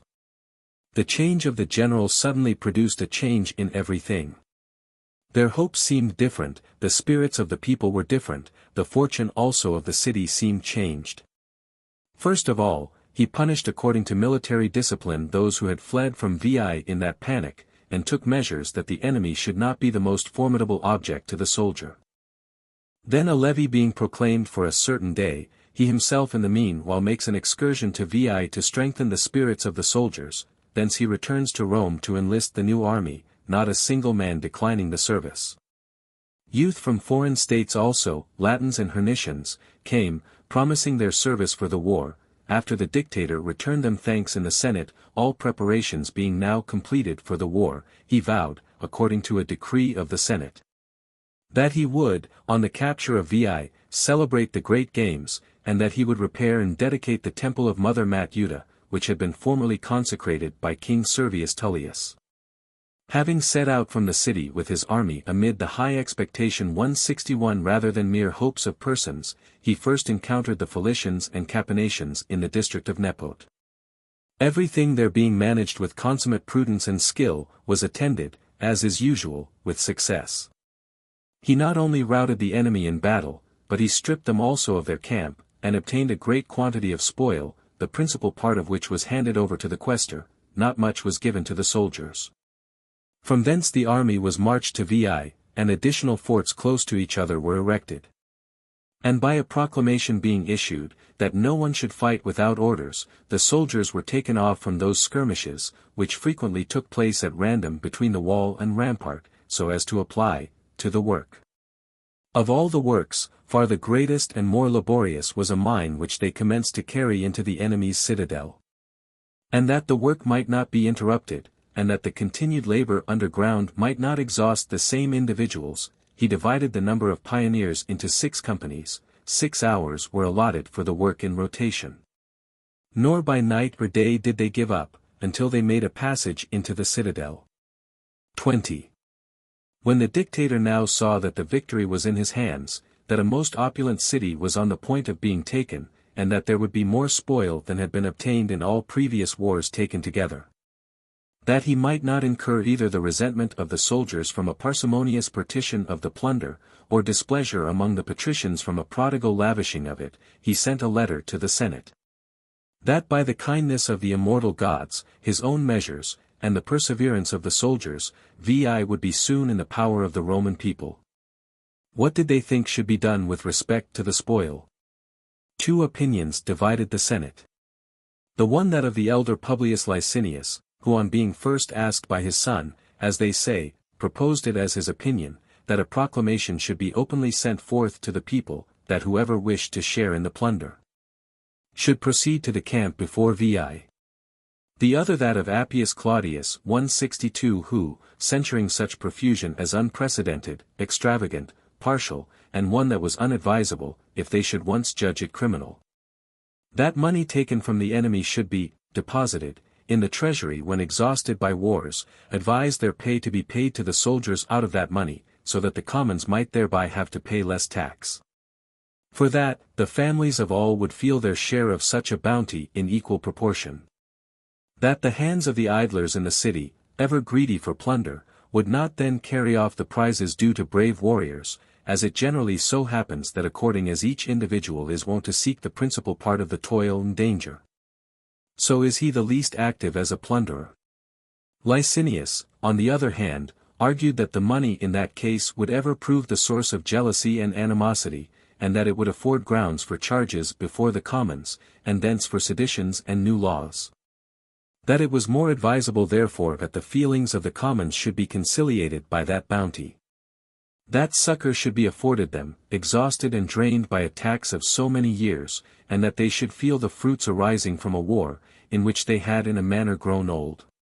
What each took from the enemy with his own hand and brought home with him would be more gratifying and delightful, than if he were to receive a much larger share at the will of another. That the dictator himself wished to shun the odium and recriminations arising from the matter, for that reason he transferred it to the Senate.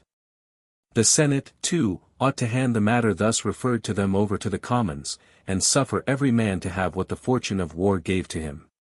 This proposition appeared to be the safer, as it would make the Senate popular.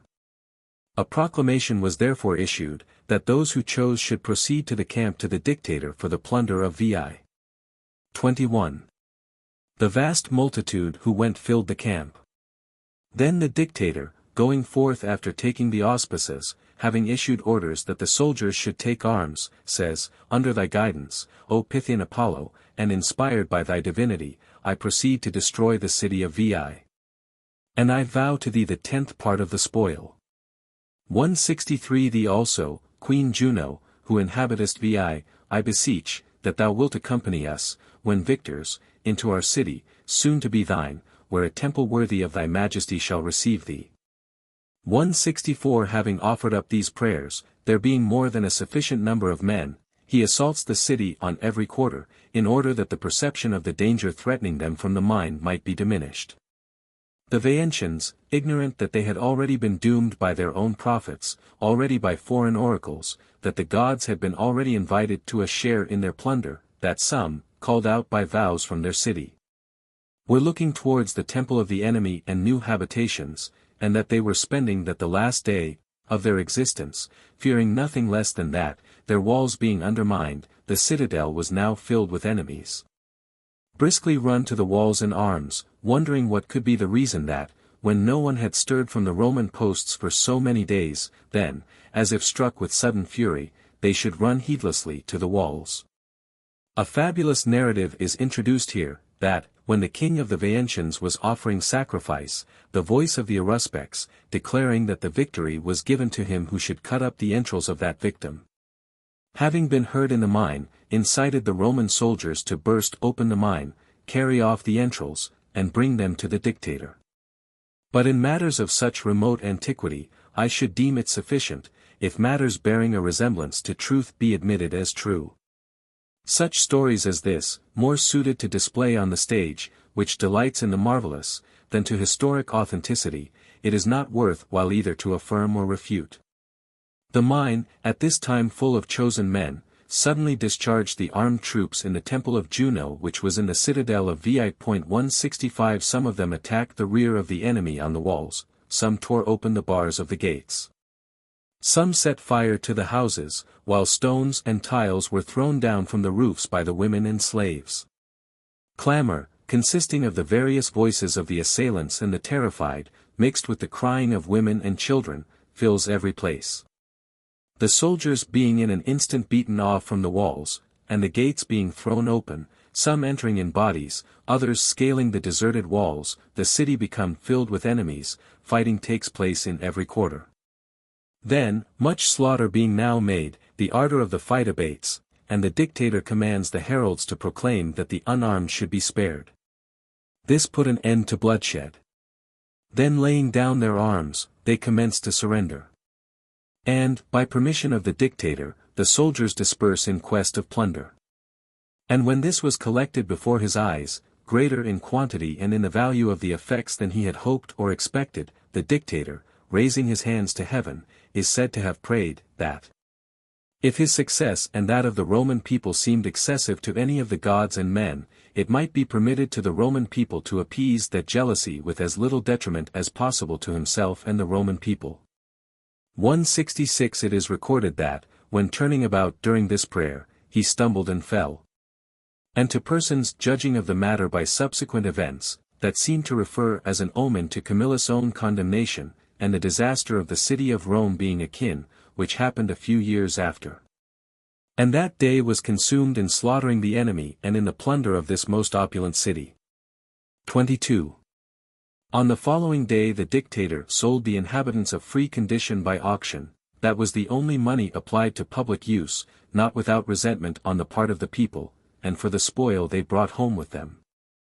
They felt no obligation either to their commander, who, in his search for abettors of his own parsimony, had referred to the Senate a matter within his own jurisdiction, or to the Senate, but to the Licinian family, of which the son had laid the matter before the Senate, and the father had been the proposer of so popular a resolution.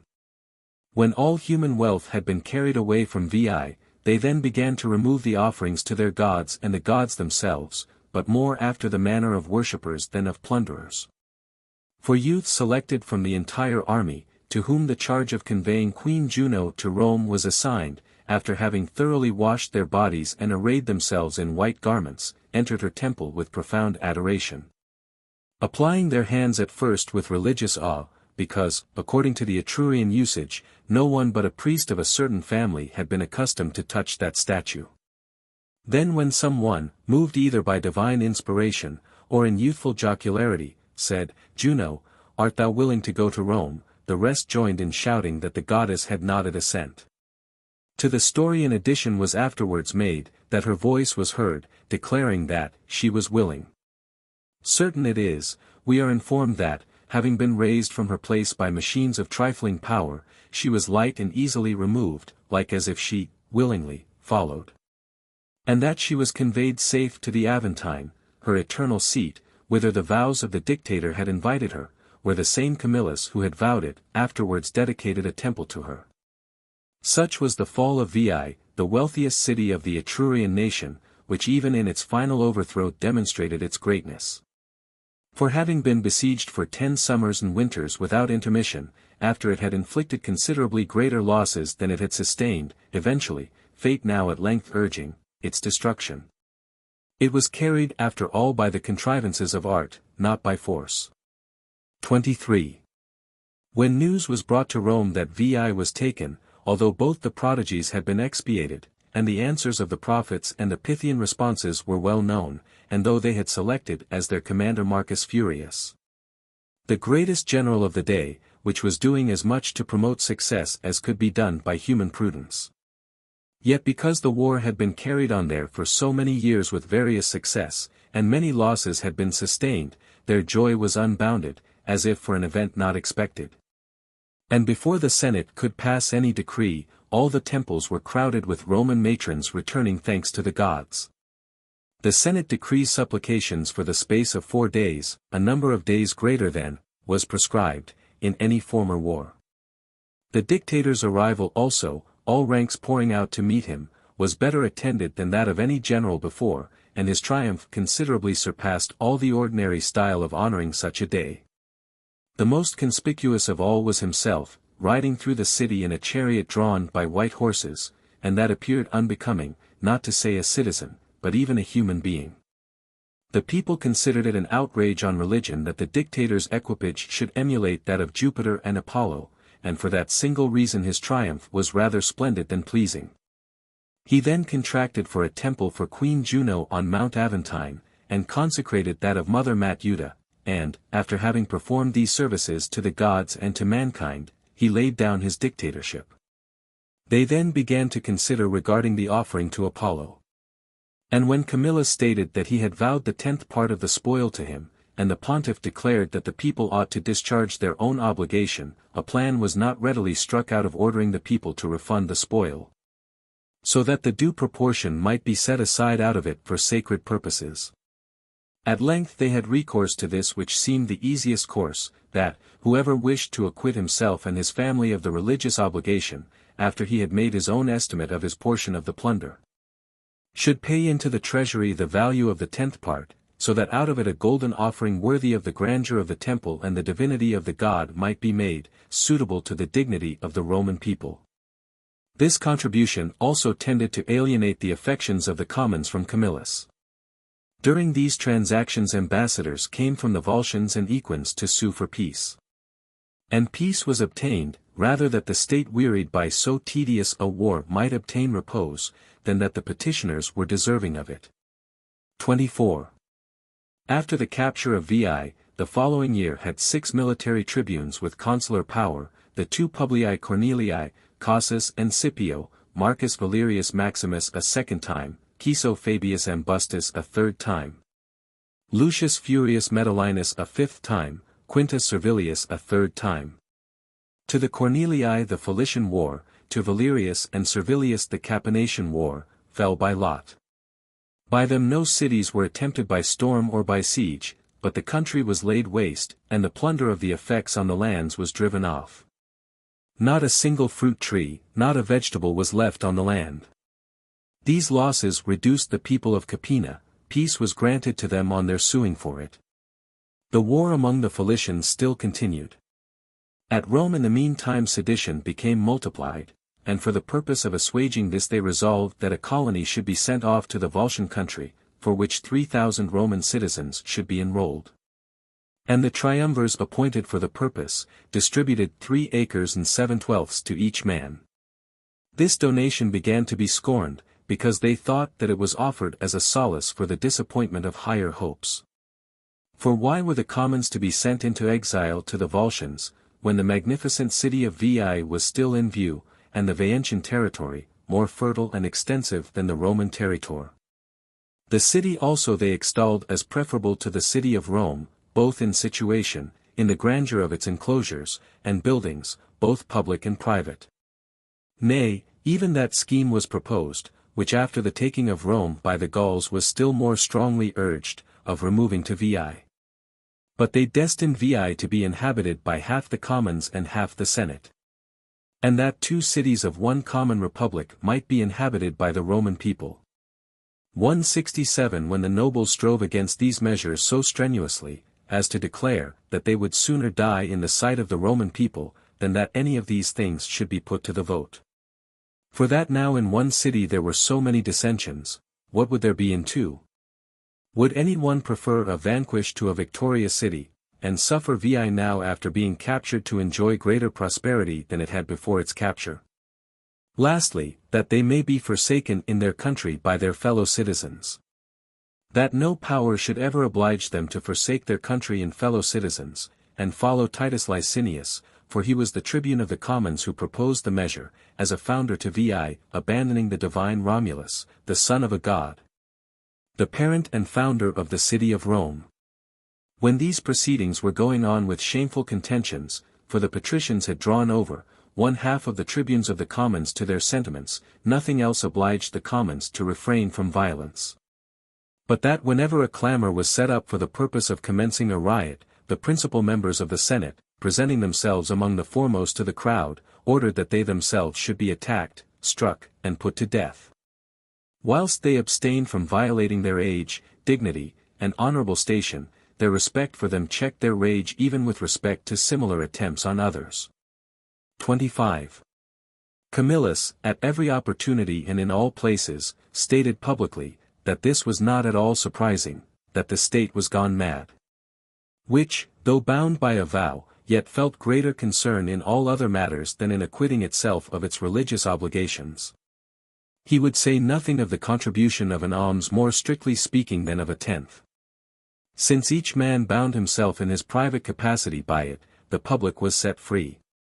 However, that his conscience would not permit him to pass this over in silence, that out of that spoil only which consisted of movable effects, a tenth was set apart.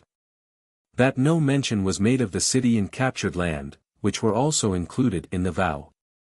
As the discussion of this point seemed difficult to the Senate, it was referred to the pontiffs. Camillus being invited, to the council, the college decided, that whatever had belonged to the Veientians before the uttering of the vow, and had come into the power of the Roman people after the vow was made, of that a tenth part was sacred to Apollo. Thus the city and land were brought into the estimate. The money was issued from the treasury, and the consular tribunes of the soldiers were commissioned to purchase gold with it.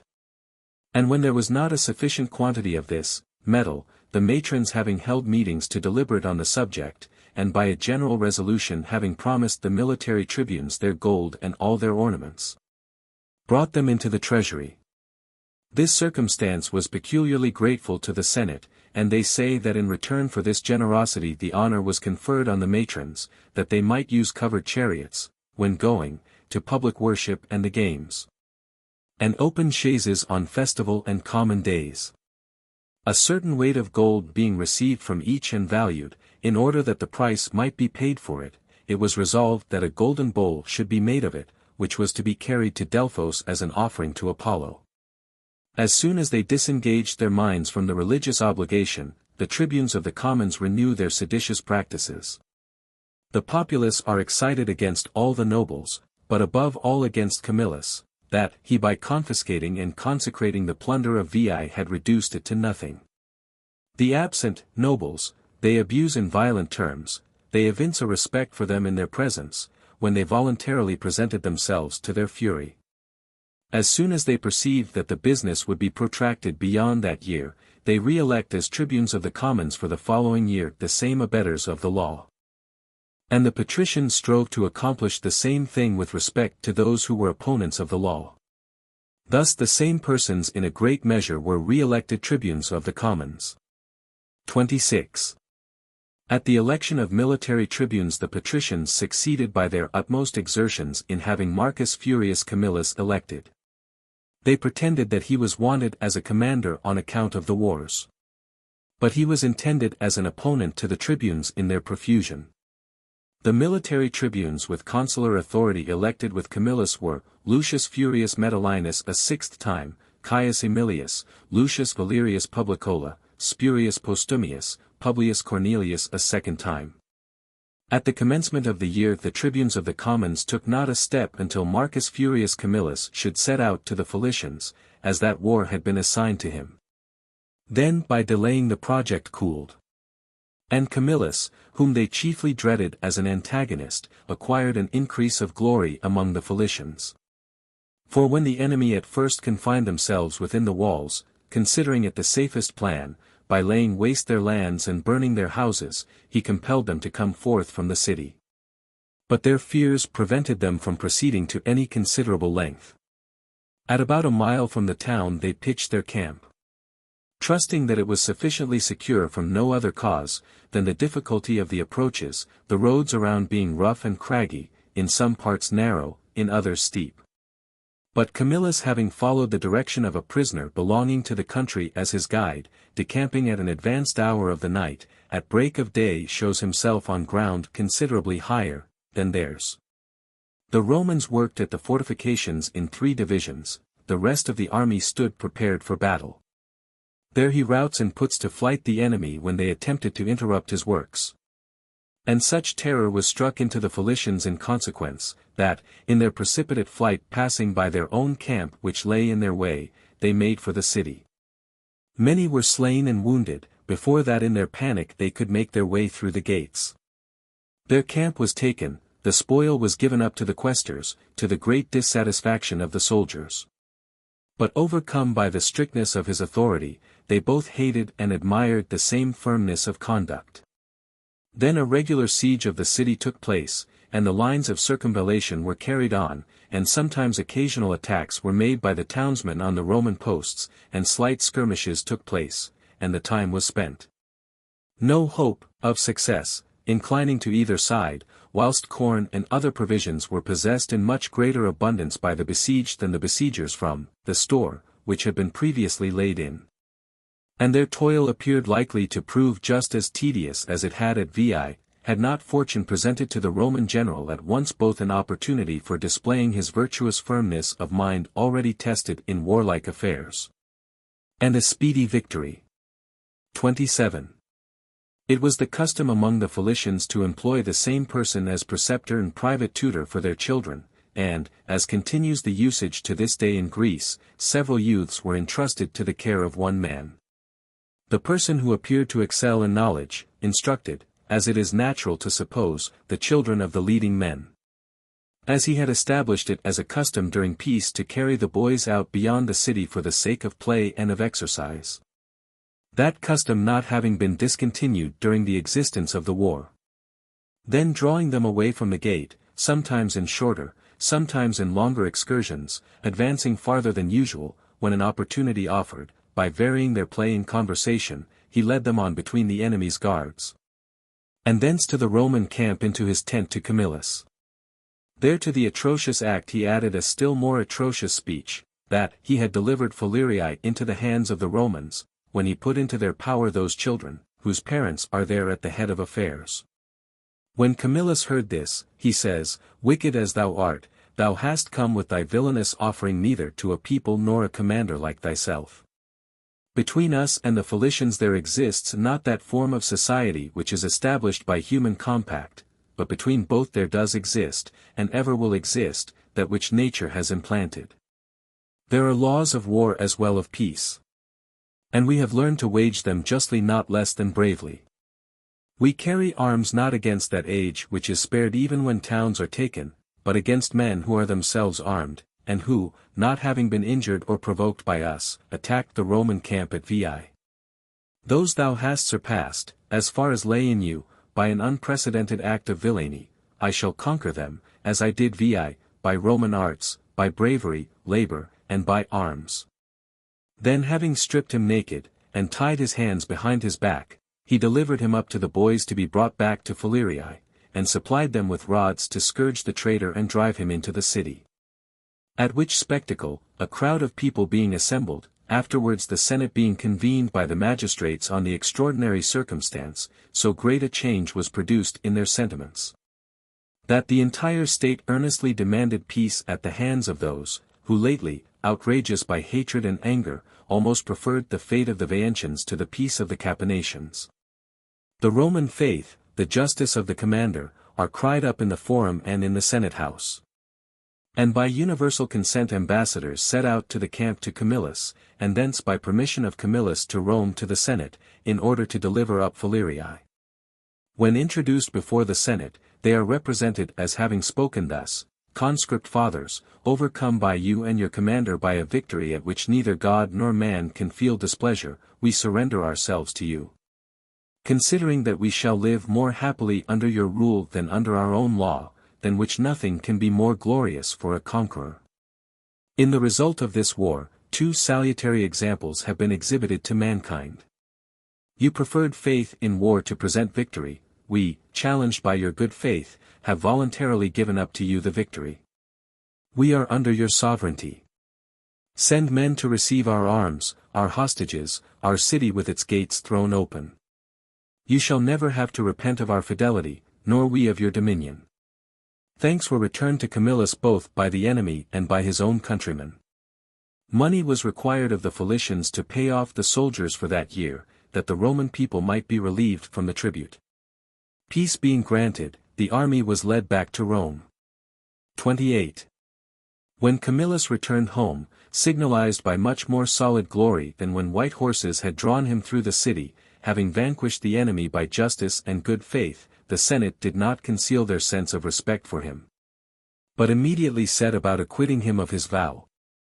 And Lucius Valerius, Lucius Sergius, Aulus Manlius, being sent in a ship of war as ambassadors to carry the golden bowl to Delphos as an offering to Apollo, were intercepted by the pirates of the Liprenses not far from the Sicilian Strait, and carried to Lipari.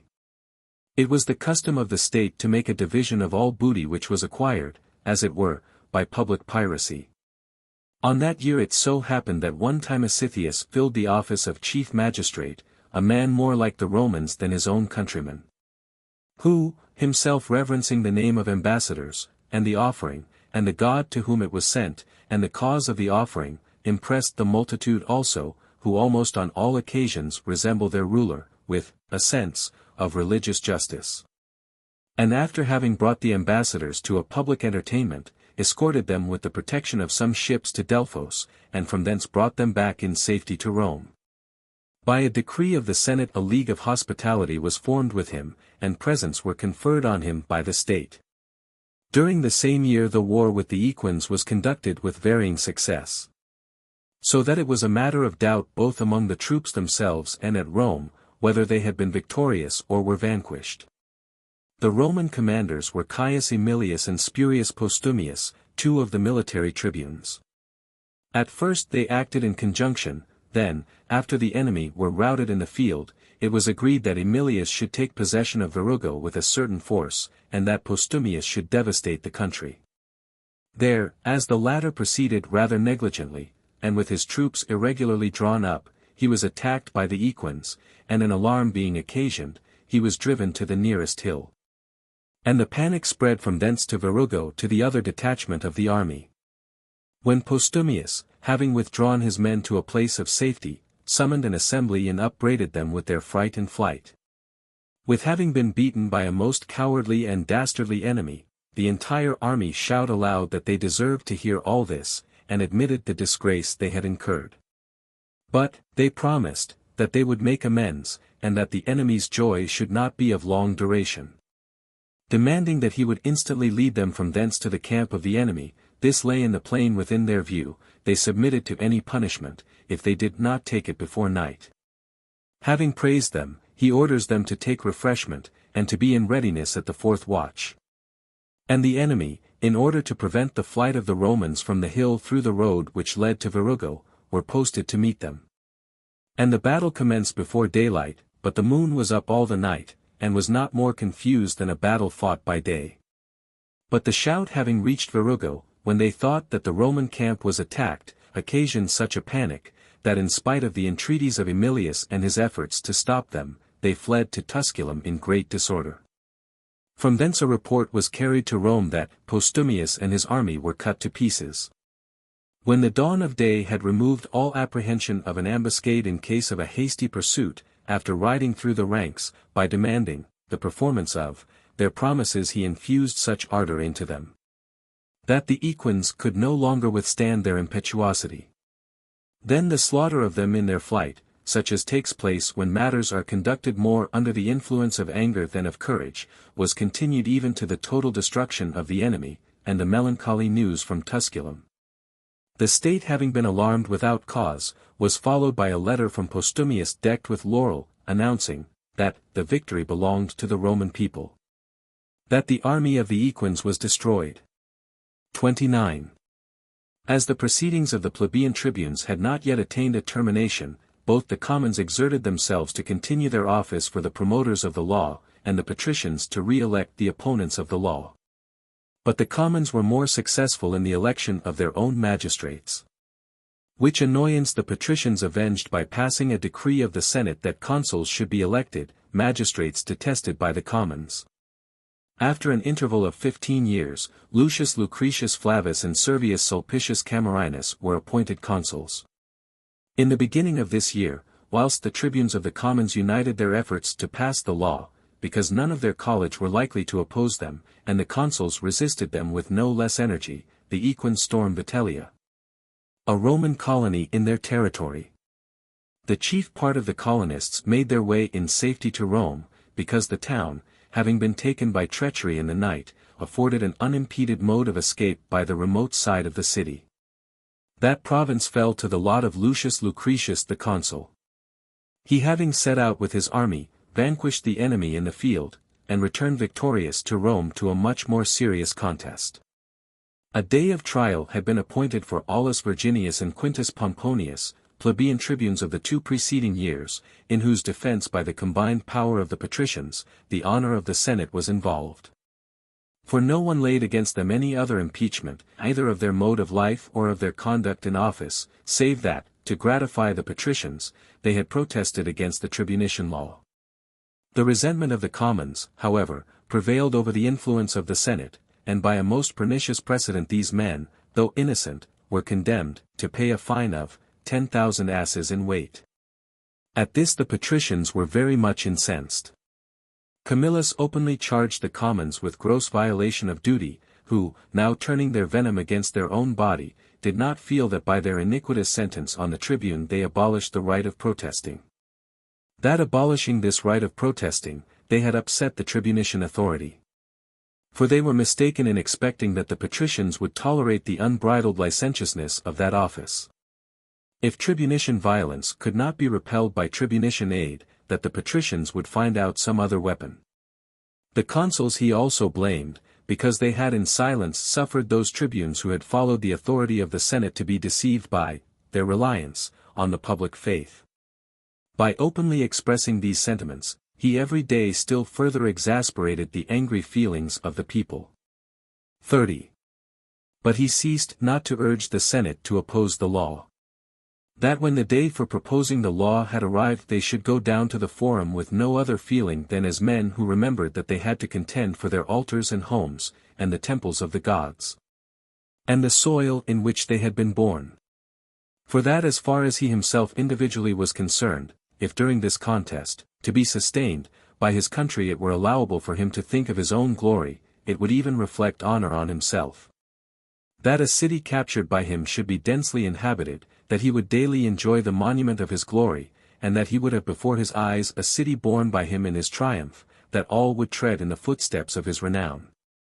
But that he deemed it an impiety that a city deserted and forsaken by the immortal gods should be inhabited, that the Roman people should reside in a captive soil, and that a vanquished should be taken in exchange for a victorious country.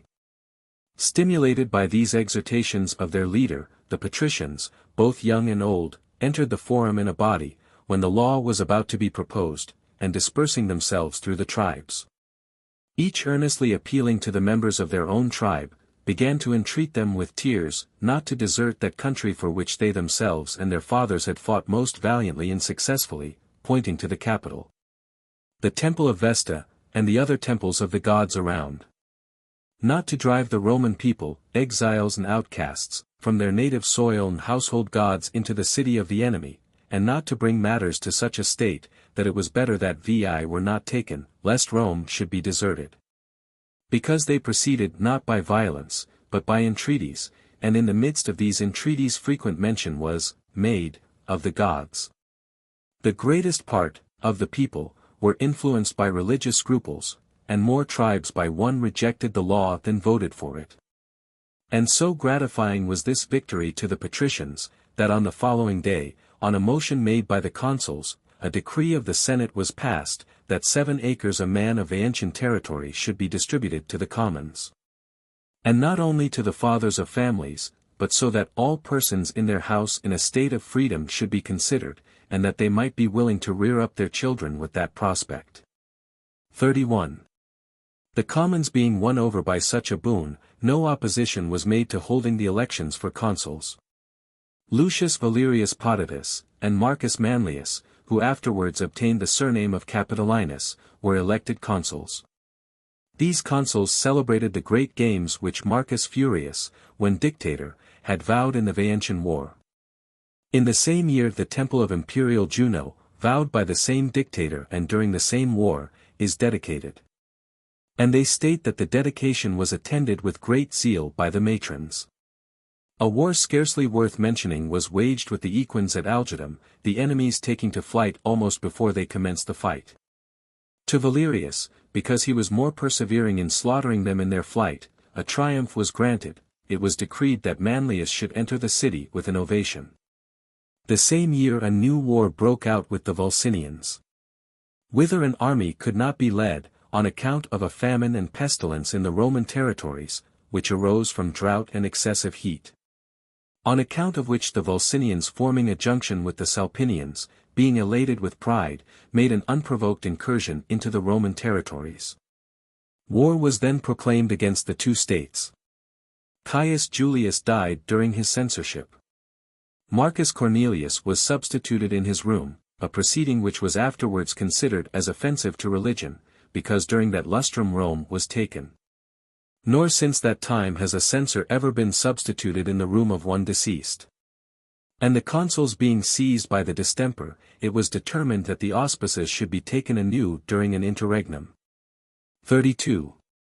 Therefore when in pursuance of a decree of the Senate the consuls resigned their office, Marcus Furius Camillus is created interrex, who appointed Publius Cornelius Scipio interrex, and he afterwards Lucius Valerius Potitus. By him were appointed 6 military tribunes with consular power, so that, though any one of them should be incommoded by bad health, the state might have a sufficient number of magistrates. On the calends of July, the following entered on their office: Lucius Lucretius, Servius Sulpicius, Marcus Aemilius, Lucius Furius Metellinus a 7th time, Agrippa Furius, Caius Aemilius a 2nd time. Of these, Lucius Lucretius and Caius Aemilius got the Volsinians as their province. The Salpinians fell to the lot of Agrippa Furius and Servius Sulpicius. The first engagement was with the Volsinians. The war, important from the number of the enemy, was without difficulty brought to a close. At the first onset, their army was put to flight. 8,000 soldiers, hemmed in by the cavalry, laid down their arms and surrendered. The account received of that war had the effect of preventing the Salpinians from hazarding an engagement. The troops secured themselves within their towns. The Romans drove spoil in every direction, both from the Salpinian and Volsinian territory, there being no one to repel that aggression.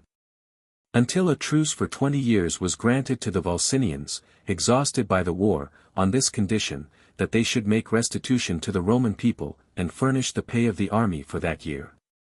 During the same year, Marcus Caedicius, a plebeian, announced to the tribunes that in the new street, where the chapel now stands, above the temple of Vesta, he had heard in the silence of the night a voice louder than that of a human being, which ordered the magistrates to be told that the Gauls were approaching. This, as is usual, was disregarded, on account of the humble station of the author, and also because the nation was a remote one, and therefore the less known. And not only were the warnings of the gods disregarded, fate now impending. But further, the only human aid which was left them, Marcus Furius, they drove away from the city. Who, on a day of trial, being appointed for him by Lucius Apuleius, a tribune of the people, in reference to the Veientian spoil, he having also lost his son, a young man, about the same time. When he summoned to his house the members of his tribe and his dependents, they constituted a considerable portion of the commons, and having sounded their sentiments, he received for answer that they would contribute whatever fine he should be condemned to pay. That to acquit him they were unable. 168 retired into exile. After praying to the immortal gods, that if that outrage was done to him without his deserving it, they would at the earliest opportunity give cause to his ungrateful country to regret his absence. In his absence he was fined 15,000 asses in weight. 33. That citizen being driven away, who being present, Rome could not be captured, if any thing is certain regarding human affairs. The destined ruin now approaching the city, ambassadors came from the Closinians, soliciting aid against the Gauls. A report is current that that nation, allured by the delightfulness of the crops, and more especially of the wine, an enjoyment then new to them, crossed the Alps, and took possession of the lands formerly cultivated by the Etrurians.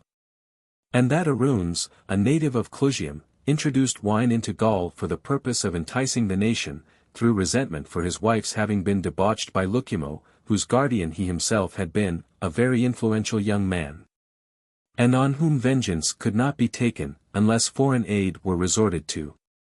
That this person served as a guide to them when crossing the Alps, and advised them to lay siege to Clusium. I would not indeed deny that the Gauls were brought to Clusium by Aruns or any other native of Clusium. But that those persons who laid siege to Clusium were not they who first crossed the Alps, is sufficiently certain. For 200 years before they laid siege to Clusium and captured the city of Rome, the Gauls passed over into Italy. Nor were these the first of the Etrurians with whom the Gauls fought, but long before that they frequently fought with those who dwelt between the Apennines and the Alps. Before the Roman Empire the sway of the Tuscans was much extended by land and by sea. How very powerful they were in the upper and lower seas, by which Italy is encompassed like an island. The names of these seas is a proof.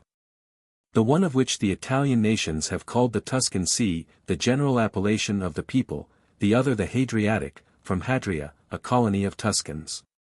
The Greeks call these same seas the Tyrrhenian and Hadriatic. This people inhabited the country extending to both seas in 12 cities, colonies equal in number to the mother cities having been sent, first on this side the Apennines towards the lower sea, afterwards to the other side of the Apennines. Who obtained possession of all the district beyond the Po, even as far as the Alps, except the corner of the Venetians, who dwell round the extreme point of the Hadriatic Sea. The Alpine nations also have this origin, more especially the Rhaetians, whom their very situation has rendered savage, so as to retain nothing of their original, except the accent of their language, and not even that without corruption. 34. Concerning the passage of the Gauls into Italy we have heard as follows.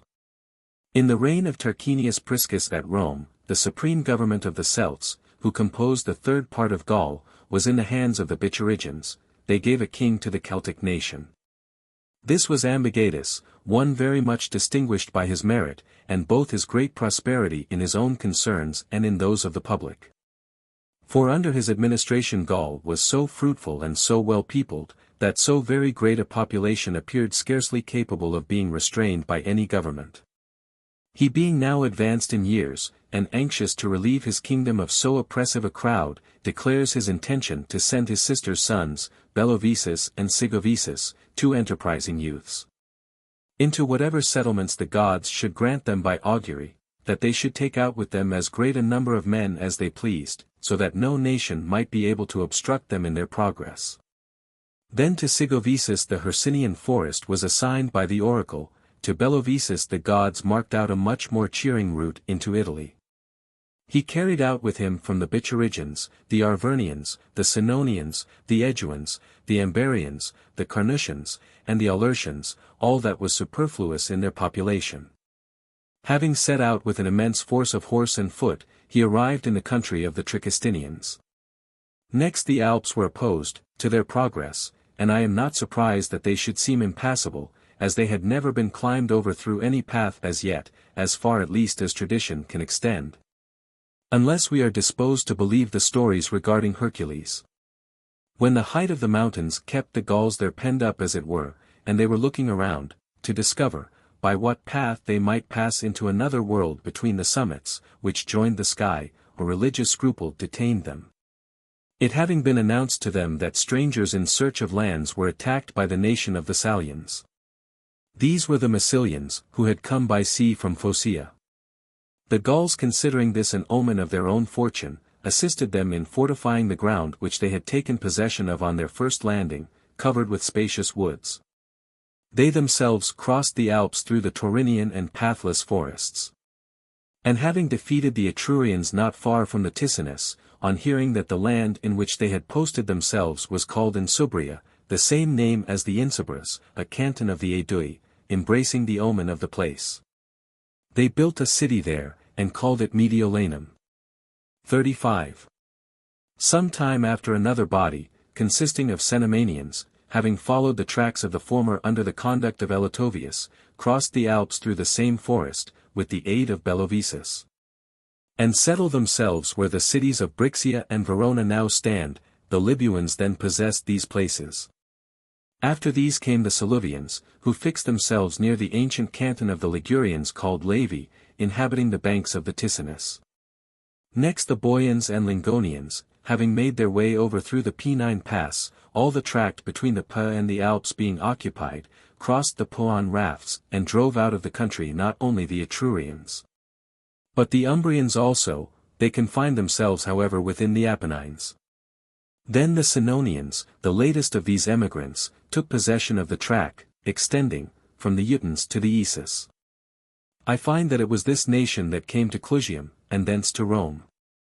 Whether alone, or aided by all the nations of the Cisalpine Gauls, is not duly ascertained.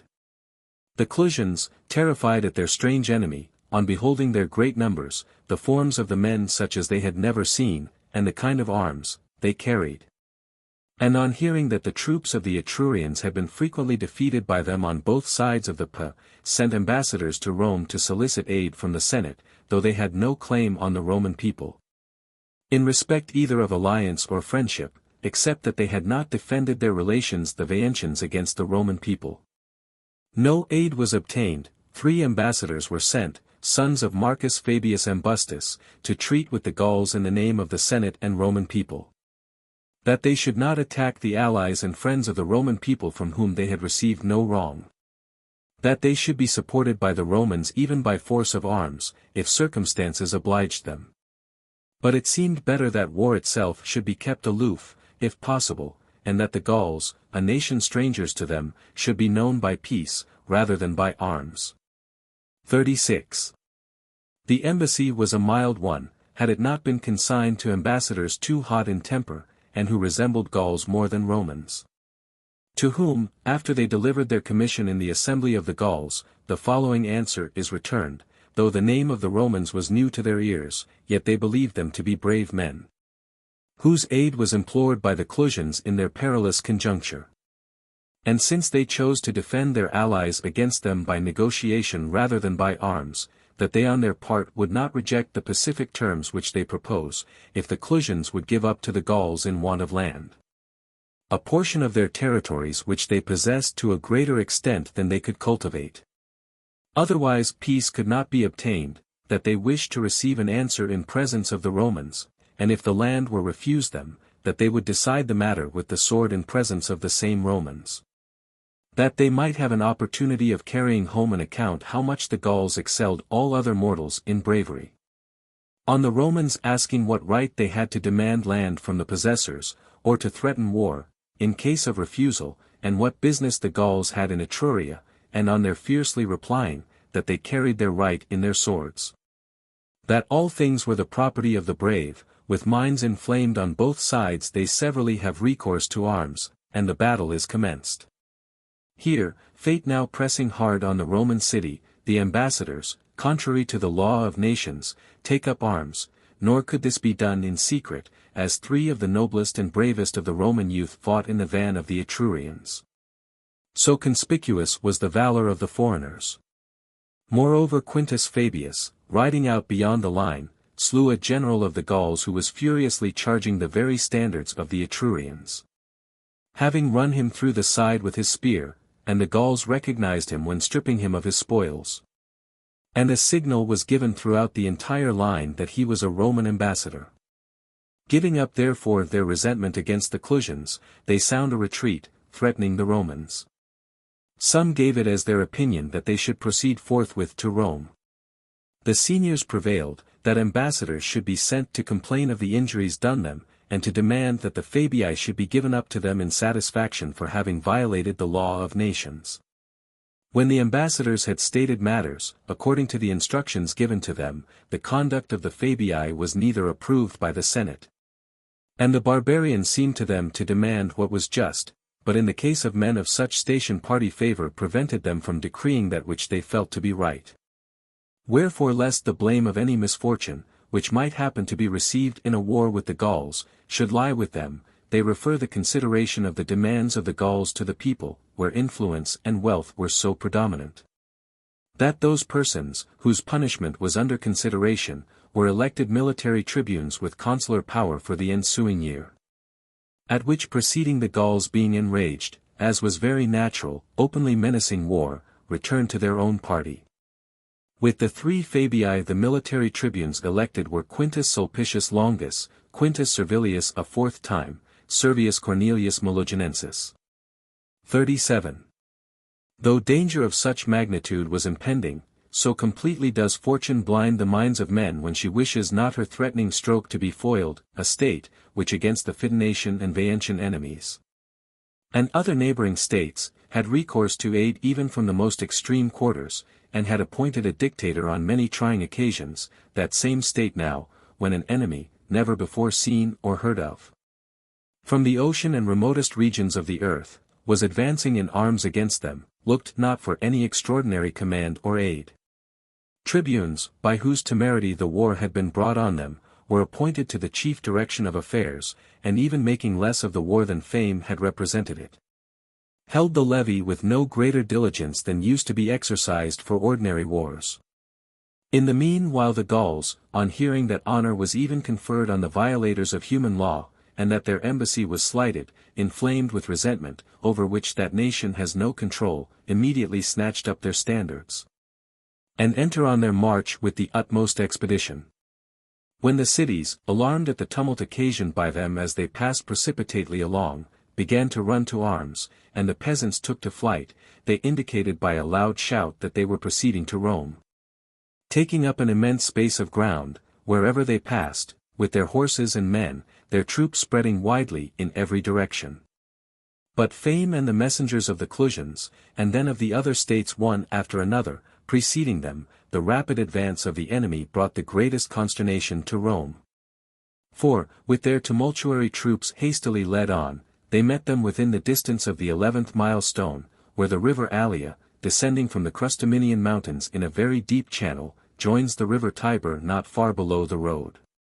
Already all places in front and on each side were crowded with the enemy, and this nation, which has a natural turn for causeless confusion, by their harsh music and discordant clamors, filled all places with a horrible din. 38.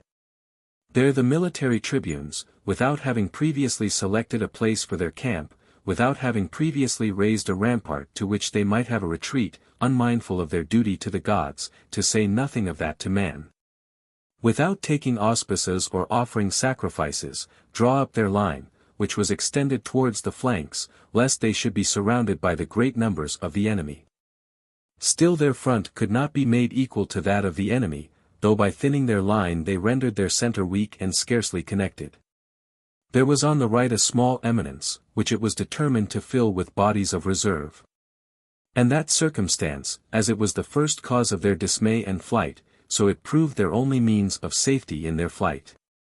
For Brennus, the chieftain of the Gauls, being chiefly apprehensive of some design 169 being intended in the small number of the enemy, thinking that the high ground had been seized for this purpose, that when the Gauls had been engaged in front with the line of the legions, the reserve was to make an attack on their rear and flank, directed his troops against the reserve. Certain, that if he had dislodged them from their ground, the victory would be easy in the plain for a force which had so much the advantage in point of numbers, thus not only fortune, but judgment also stood on the side of the barbarians. In the opposite army there appeared nothing like Romans, either in the commanders, or in the soldiers. Terror and dismay had taken possession of their minds, and such a forgetfulness of everything, that a far greater number of them fled to Veii, a city of their enemy, though the Tiber stood in their way, than by the direct road to Rome. To their wives and children. Their situation defended the reserve for some time. Throughout the remainder of the line, as soon as the shout was heard, by those who stood nearest on their flank, and by those at a distance on their rear, almost before they could look at the enemy as yet untried. Not only without attempting to fight, but without even returning the shout, fresh and unhurt they took to flight. Nor was there any slaughter of them in the act of fighting, but their rear was cut to pieces, whilst they obstructed their flight by their struggling one with another. Great slaughter was made on the bank of the Tiber, whither the entire left wing, having thrown down their arms, directed their flight. And many who did not know how to swim, or were exhausted, being weighed down by their coats of mail and other defensive armor, were swallowed up in the current. The greatest part however escaped safe to Veii. Whence not only no reinforcement, but not even an account of their defeat, was forwarded to Rome. Those on the right wing which had been posted at a distance from the river, and rather near the foot of the mountain, all made for Rome, and, without even shutting the gates, fled into the citadel. 39. The miraculous attainment of so sudden a victory held even the Gauls in a state of stupefaction. And at first they stood motionless with panic, as if not knowing what had happened, then they apprehended a stratagem. At length they began to collect the spoils of the slain, and to pile up the arms in heaps, as is their custom.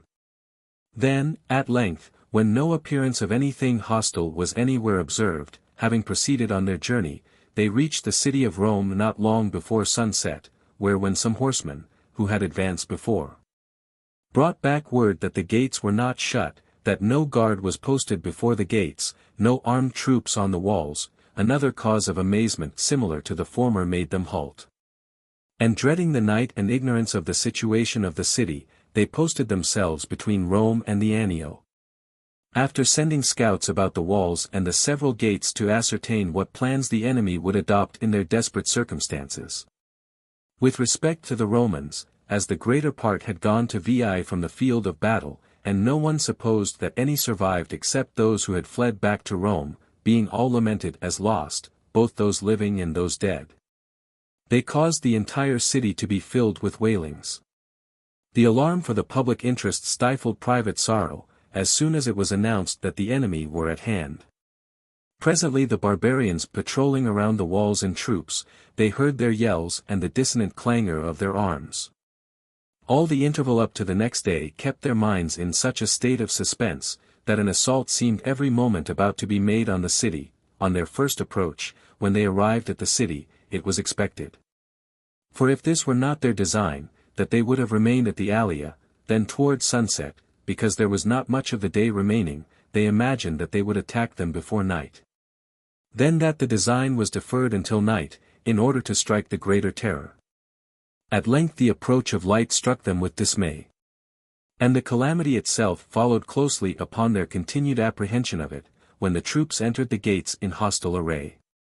During that night, however, and the following day, the state by no means bore any resemblance to that which had fled in so dastardly a manner at the Allia. For as there was not a hope that the city could be defended, so small a number of troops now remaining, it was determined that the youth fit for military service, and the abler part of the Senate with their wives and children, should retire into the citadel and capital. And having collected stores of arms and corn, and thence from a fortified post, that they should defend the deities, and the inhabitants. And the Roman name, that the Flamen, Quirinalis, and the Vestal priestesses should carry away far from slaughter and conflagration the objects appertaining to the religion of the state, and that their worship should not be intermitted, until there remained no one who should continue it. If the citadel and capital, the mansion of the gods, if the Senate, the source of public counsel, if the youth of military age, should survive the impending ruin of the city, the loss would be light of the aged, the crowd left behind in the city, and who were sure to perish 170 under any circumstances. And in order that the plebeian portion of the multitude might bear the thing with greater resignation, the aged men, who had enjoyed triumphs and consulships, openly declared that they would die along with them, and that they would not burden the scanty stores of the armed men with those bodies, with which they were now unable to bear arms, or to defend their country. Such was the consolation addressed to each other by the aged now destined to death. 40. Their exhortations were then turned to the band of young men, whom they escorted to the capital and citadel, commending to their valor and youth whatever might be the remaining fortune of a city, which for 360 years had been victorious in all its wars. When those who carried with them all their hope and resources, parted with the others, who had determined not to survive the ruin of their captured city. Both the circumstance itself and the appearance it exhibited, was really distressing, and also the weeping of the women, and their undecided running together, following now these, now those, and asking their husbands and children what was to become of them, all together, left nothing that could be added to human misery. A great many of them, however, escorted their friends into the citadel, no one either preventing or inviting them, because the measure which was advantageous to the besieged, that of reducing the number of useless persons, was but little in accordance with humanity. The rest of the crowd, chiefly plebeians, whom so small a hill could not contain, nor could they be supported amid such a scarcity of corn, pouring out of the city as if in one continued train, repaired to the Janiculum. From thence some were dispersed through the country, some made for the neighboring cities, without any leader or concert, following each his own hopes, his own plans, those of the public being given up as lost. In the meantime the Flamen Quirinalis and the Vestal Virgins, laying aside all concern for their own affairs, consulting which of the sacred deposits should be carried with them, which should be left behind. For they had not strength to carry them all, or what place would best preserve them in safe custody, consider it best to put them into casks and to bury them in the chapel adjoining to the residence of the Flamen Quirinalis, where now it is profane to spit out. The rest they carry away with them, after dividing the burden among themselves, by the road which leads by the Sublician bridge to the Janiculum. When Lucius Albinius, a Roman plebeian, who was conveying his wife and children in a wagon, beheld them on that ascent among the rest of the crowd which was leaving the city as unfit to carry arms, even then the distinction of things divine and human being preserved, considering it an outrage on religion, that the public priests and sacred utensils of the Roman people should go on foot and be carried, that he and his family should be seen in a carriage, he commanded his wife and children to alight, placed the virgins and sacred utensils in the vehicle, and carried them on to Caira, whither the priests had intended to go. 41. Meanwhile at Rome all arrangements being now made, as far as was possible in such an emergency, for the defense of the citadel, the crowd of aged persons having returned to their houses, awaited the enemies coming with minds firmly prepared for death. Such of them as had borne curule offices, in order that they may die in the insignia of their former station, honors, and merit, arraying themselves in the most magnificent garments worn by those drawing the chariots of the gods in procession. Or by persons riding in triumph, seated themselves in their ivory chairs, in the middle of their halls. Some say that they devoted themselves for their country in the citizens of Rome, Marcus Fabius, the chief pontiff, dictating the form of words. The Gauls, both because by the intervention of the night they had abetted all angry feelings arising from the irritation of battle, and because they had on no occasion fought a well-disputed fight, and were then not taking the city by storm or violence, entering the city the next day, free from resentment or heat of passion, through the Colline gate which lay open, advance into the forum, casting their eyes around on the temples of the gods, and on the citadel, which alone exhibited any appearance of war. From thence, after leaving a small guard, lest any attack should be made on them whilst scattered, from the citadel or capital, they dispersed in quest of plunder. The streets being entirely desolate, rushed some of them in a body into the houses that were nearest, some repaired to those which were most distant, considering these to be untouched and abounding with spoil.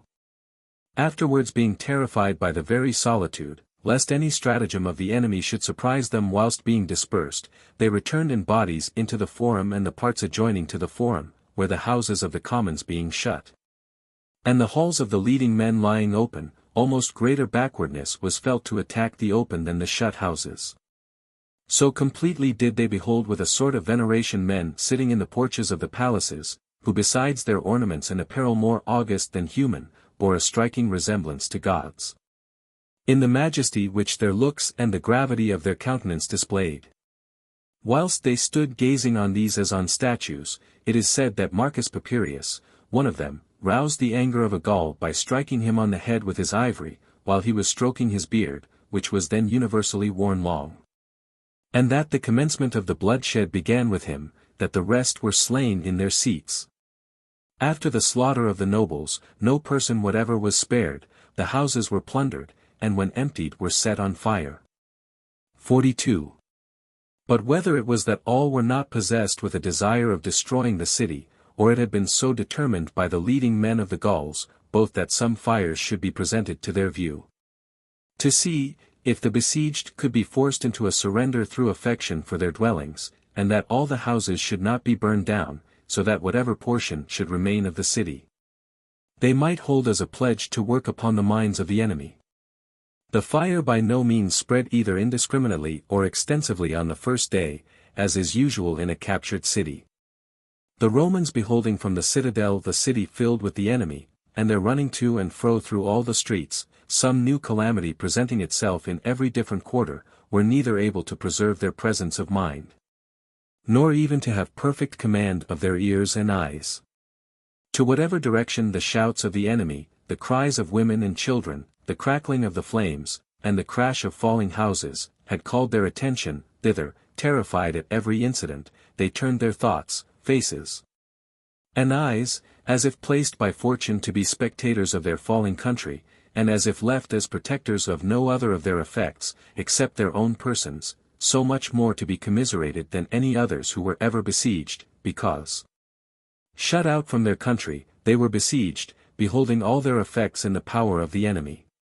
Nor was the night, which succeeded so shockingly spent a day, more tranquil, daylight then followed a restless night, nor was there any time which failed to produce the sight of some new disaster. Loaded and overwhelmed by so many evils, they did not at all abate their determination, resolved, though they should see everything in flames and levelled to the dust, to defend by their bravery the hill which they occupied. Small and ill-provided as it was, being left, as a refuge, for liberty. And now, as the same events recurred every day, as if habituated to misfortunes, they abstracted their thoughts from all feeling of their circumstances, regarding their arms only, and the swords in their right hands, as the sole remnants of their hopes. 43. The Gauls also, after having for several days waged an ineffectual war against the buildings of the city, when they saw that among the fires and ruins of the captured city nothing now remained except armed enemies, Neither terrified by so many disasters, nor likely to turn their thoughts to a surrender, unless force were employed, determined to have recourse to extremities, and to make an attack on the citadel. A signal being given at break of day, their entire multitude is marshalled in the forum, thence, after raising the shout and forming a testudo, they advance to the attack. Against whom the Romans, acting neither rashly nor precipitately, having strengthened the guards at every approach, and opposing the main strength of their men in that quarter where they saw the battalions advancing, suffer the enemy to ascend. Judging that the higher they ascended, the more easily would they be driven back down the steep. About the middle of the ascent they met them, and making a charge thence from the higher ground, which of itself bore them against the enemy, they routed the Gauls with slaughter and destruction, so that never after, either in parties or with their whole force, did they try that kind of fighting. Laying aside all hope of succeeding by force of arms, they prepare for a blockade. Of which having had no idea up to that time, they had, whilst burning the city, destroyed whatever corn had been therein, and during those very days all the provisions had been carried off from the land to Veii. Accordingly, dividing their army, they resolved that one part should plunder through the neighboring states, that the other part should carry on the siege of the citadel, so that the ravagers of the country might supply the besiegers with corn. 44. The Gauls, who marched from the city, were led by Fortune herself, to make trial of Roman valor, to Ardea, where Camillus was in exile, who, more distressed by the fortune of the public than his own, whilst he now pined away arraigning gods and men, fired with indignation, and wondering where were now those men who with him had taken Veii and Falerii, who had conducted other wars rather by their own valor than by the favor of fortune. Hears on a sudden that the army of the Gauls was approaching, and that the people of Ardea in consternation were met in council on the subject. And as if moved by divine inspiration, after he advanced into the midst of the assembly, having hitherto been accustomed to absent himself from such meetings, he says, People of Ardea, my friends of old, of late my fellow citizens also. Since your kindness so ordered it, and my good fortune achieved it, let no one of you suppose that I have come forward here forgetful of my condition. But the present case and the common danger obliges every one to contribute to the common good whatever service he can in our present alarming situation. And when shall I repay you for your so very important services to me, if I now be remiss? Or where will you derive benefit from me, if not in war? By this accomplishment I maintained my rank in my native country, and, unconquered in war, I was banished during peace by my ungrateful fellow citizens. To you, men of Ardea, a favorable opportunity has been presented of making a return for all the former favors conferred by the Roman people, such as you yourselves remember, for which reason, as being mindful of them, you are not to be upbraided with them, and of obtaining great military renown for this your city over the common enemy. The nation, which now approaches in disorderly march, is one to which nature has given great spirits and bodies rather huge than firm. Let the disaster of Rome serve as a proof. They captured the city when lying open to them. A small handful of men from the citadel and capital withstand them. Already tired out by the slow process of a siege, they retire and spread themselves through the country. Gorged with food and wine hastily swallowed, when night comes on they stretch themselves indiscriminately, like brutes, near streams of water, without entrenchment, without guards or advanced posts. More incautious even now than usual in consequence of success. If you then are disposed to defend your own walls, and not to suffer all these places to become Gaul, take up arms in a full body at the first watch, follow me to slaughter, not to battle. If I do not deliver them up to you fettered by sleep, to be butchered like cattle, I decline not the same issue of my affairs at Ardea as I had at Rome. 45. Both friends and enemies were satisfied that there existed nowhere at that time a man of equal military talent. The assembly being dismissed, they refreshed themselves, carefully watching the moment the signal should be given. Which being given, during the silence of the beginning of the night they attended Camillus at the gates. Having gone forth to no great distance from the city, they found the camp of the Gauls, as had been foretold, unprotected and neglected on every side, and attack it with a shout. No fight anywhere, but slaughter everywhere. Their bodies, naked and relaxed with sleep, are cut to pieces. Those most remote, however, being roused from their beds, not knowing what the tumult was, or whence it came, were directed to flight, and some of them, without perceiving it, into the midst of the enemy. A great number flying into the territory of Antium, an attack being made on them in their straggling march by the townspeople, were surrounded and cut off. A like carnage was made of the Tuscans in the Veientian territory, who were so far from compassionating the city which had now been its neighbor for nearly 400 years, overpowered as it now was by a strange and unheard-of enemy, that at that very time they made incursions on the Roman territory.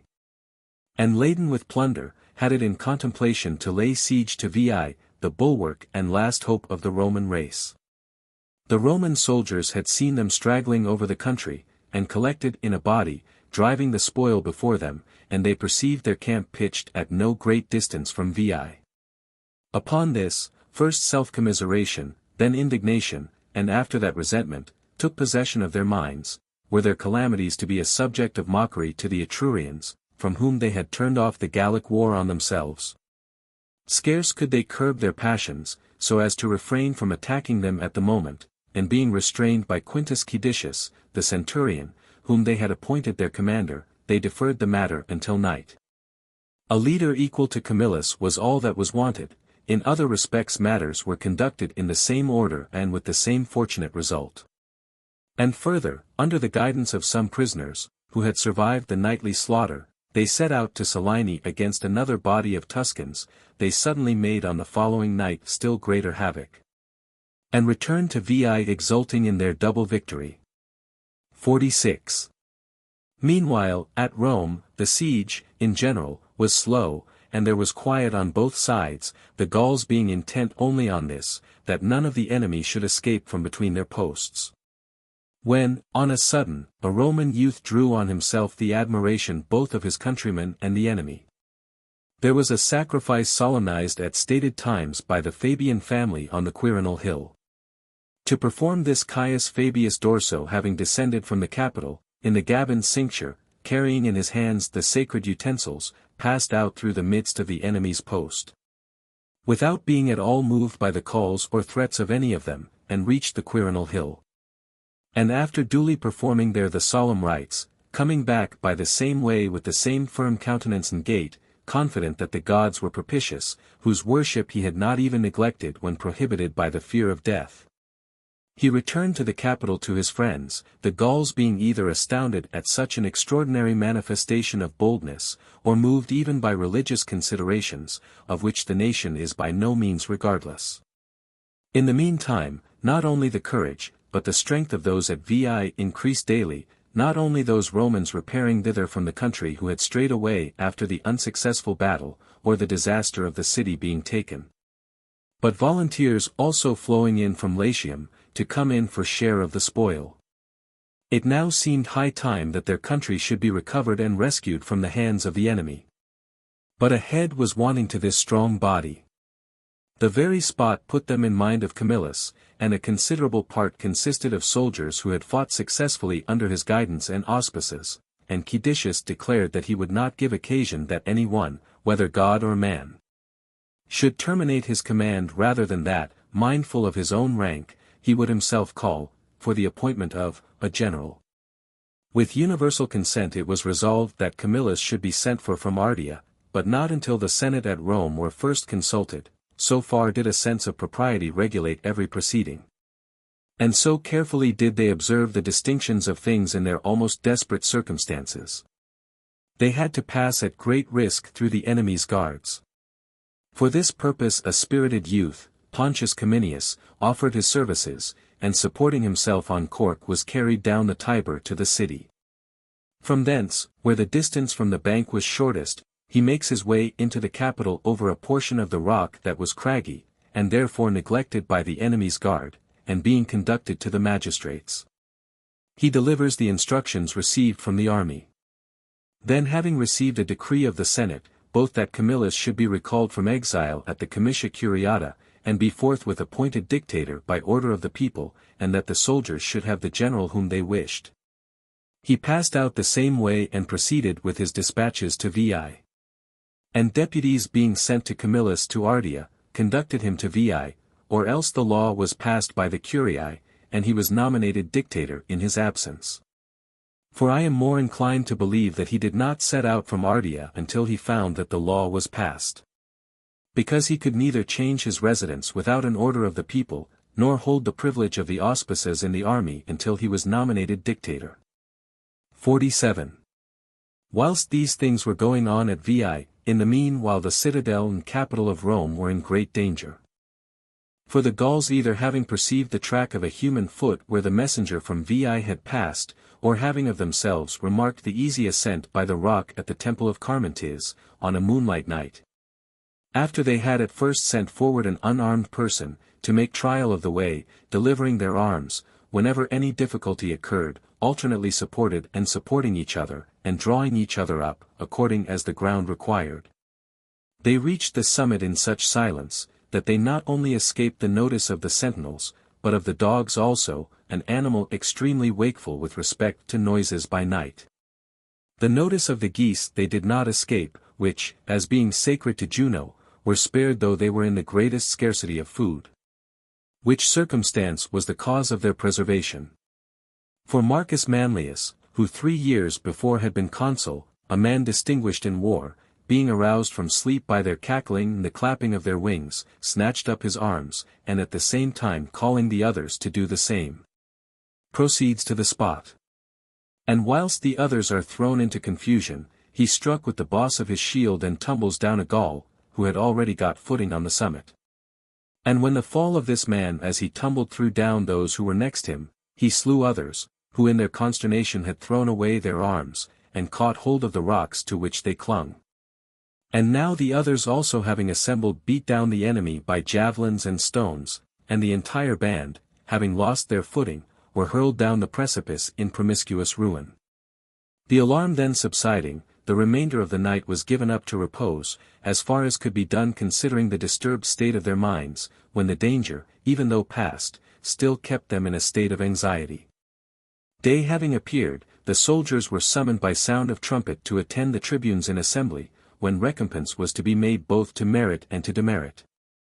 Manlius was first of all commended for his bravery and presented with gifts, not only by the military tribunes, but with the consent of the soldiers, for they all carried to his house, which was in the citadel, a contribution of half a pound of corn and half a pint of wine, a matter trifling in the relation, but the prevailing scarcity had rendered it a strong proof of esteem, when each man, depriving himself of his own food, contributed in honor of one man a portion subtracted from his body and from his necessary requirements.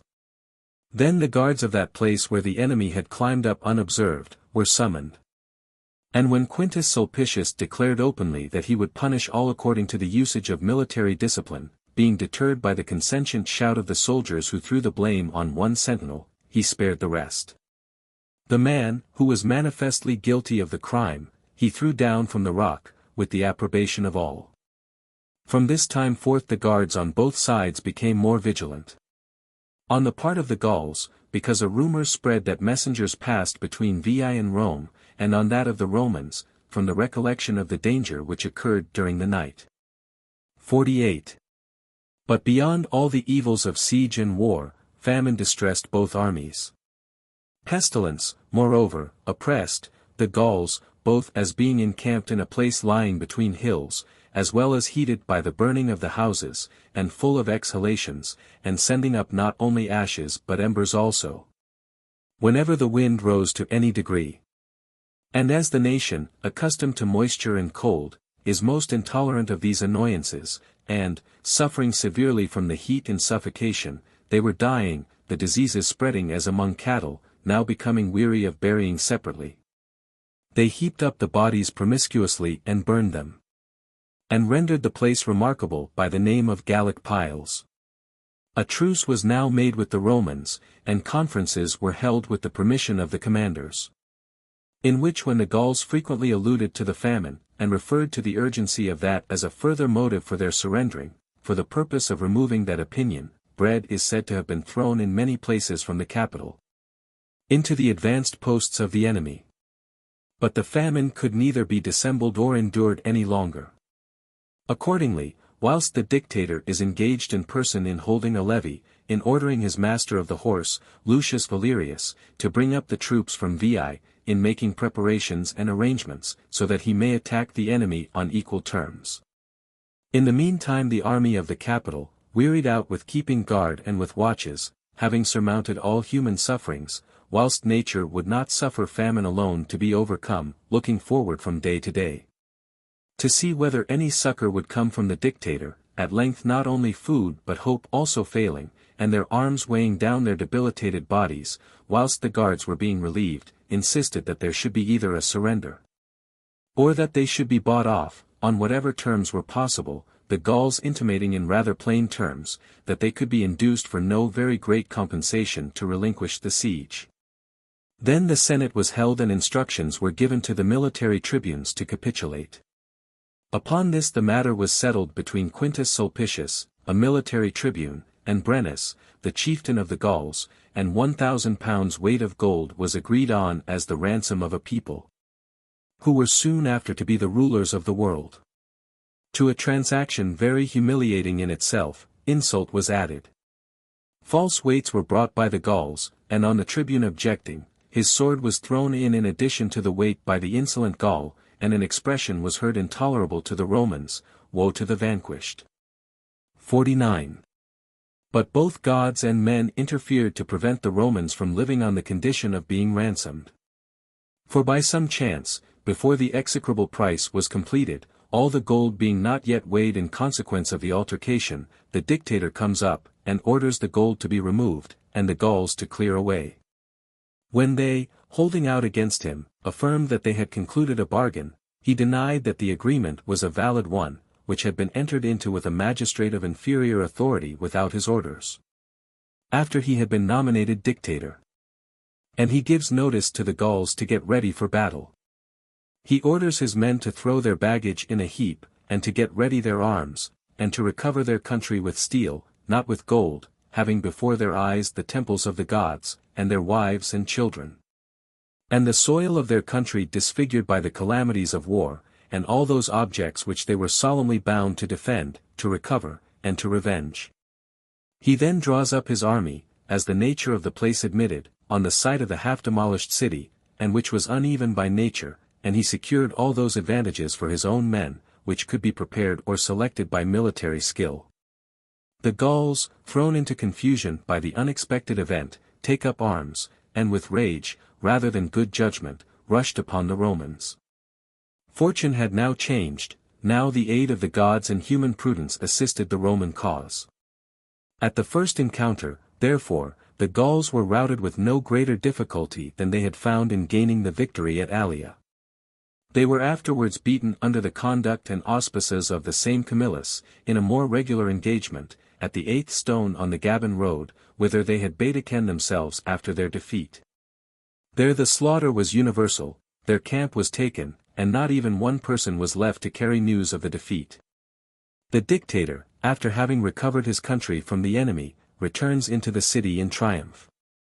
And among the rough military jests which they throw out, on such occasions, he is styled, with praises by no means undeserved, Romulus, and parent of his country, and a second founder of the city. His country, thus preserved by arms, he unquestionably saved a second time in peace, when he hindered the people from removing to Veii, both the tribunes pressing the matter with greater earnestness after the burning of the city, and the commons of themselves being more inclined to that measure. And that was the cause of his not resigning his dictatorship after the triumph, the Senate entreating him not to leave the Commonwealth in so unsettled a state. 50. First of all, he proposed matters appertaining to the immortal gods. For he was a most scrupulous observer of religious duties. And he procures a decree of the Senate, that all the temples, as the enemy had possessed them, should be restored, their bounds traced, and expiations made for them, and that the form of expiation should be sought in the books by the Decemvirs. That a league of hospitality should be entered into by public authority with the people of Caira, because they had afforded a reception to the sacred utensils of the Roman people and to their priests. And because, by the kindness of that people, the worship of the immortal gods had not been intermitted. That Capitoline games should be exhibited, for that Jupiter, supremely good and great, had protected his own mansion and the citadel of the Roman people when in danger. And that Marcus Furius, the dictator, should establish a college for that purpose, out of those who should inhabit the capital and citadel. Mention was also introduced of expiating the voice heard by night, which had been heard announcing the calamity before the Gallic War, and neglected, and a temple was ordered in the new street to Ius Locutus. The gold which had been rescued from the Gauls, and that also which during the alarm had been collected from the other temples into the recess of Jupiter's temple. The recollection being confused as to the temples to which it should be carried back, was all judged to be sacred, and ordered to be placed under the throne of Jupiter. Already the religious scruples of the state had appeared in this, that when gold was wanting for public uses, to make up for the Gauls the amount of the ransom agreed upon, they had accepted that which was contributed by the matrons, so that they might not touch the sacred gold. Thanks were returned to the matrons, and to this was added the honor of their having funeral orations pronounced on them after death, in the same manner as the men. Those things being finished which appertain to the gods, and such measures as could be transacted through the Senate, then, at length, as the tribunes were teasing the commons by their unceasing harangues, to leave the ruins, to remove to Veii, a city ready prepared for them, being escorted by the entire Senate, he ascends the tribunal, and spoke as follows. 51. Romans, so disagreeable to me are contentions with the tribunes of the people, that in my most melancholy exile, whilst I resided at Ardea, I had no other consolation than that I was removed from these contests. And for this same reason I would never have returned, even though you recalled me by a decree of the Senate, and by order of the people. Nor has it been any change in my own sentiments, but in your fortune, that has persuaded me to return now. For the question was that my country should remain in its own established seat, not that I should reside in my country.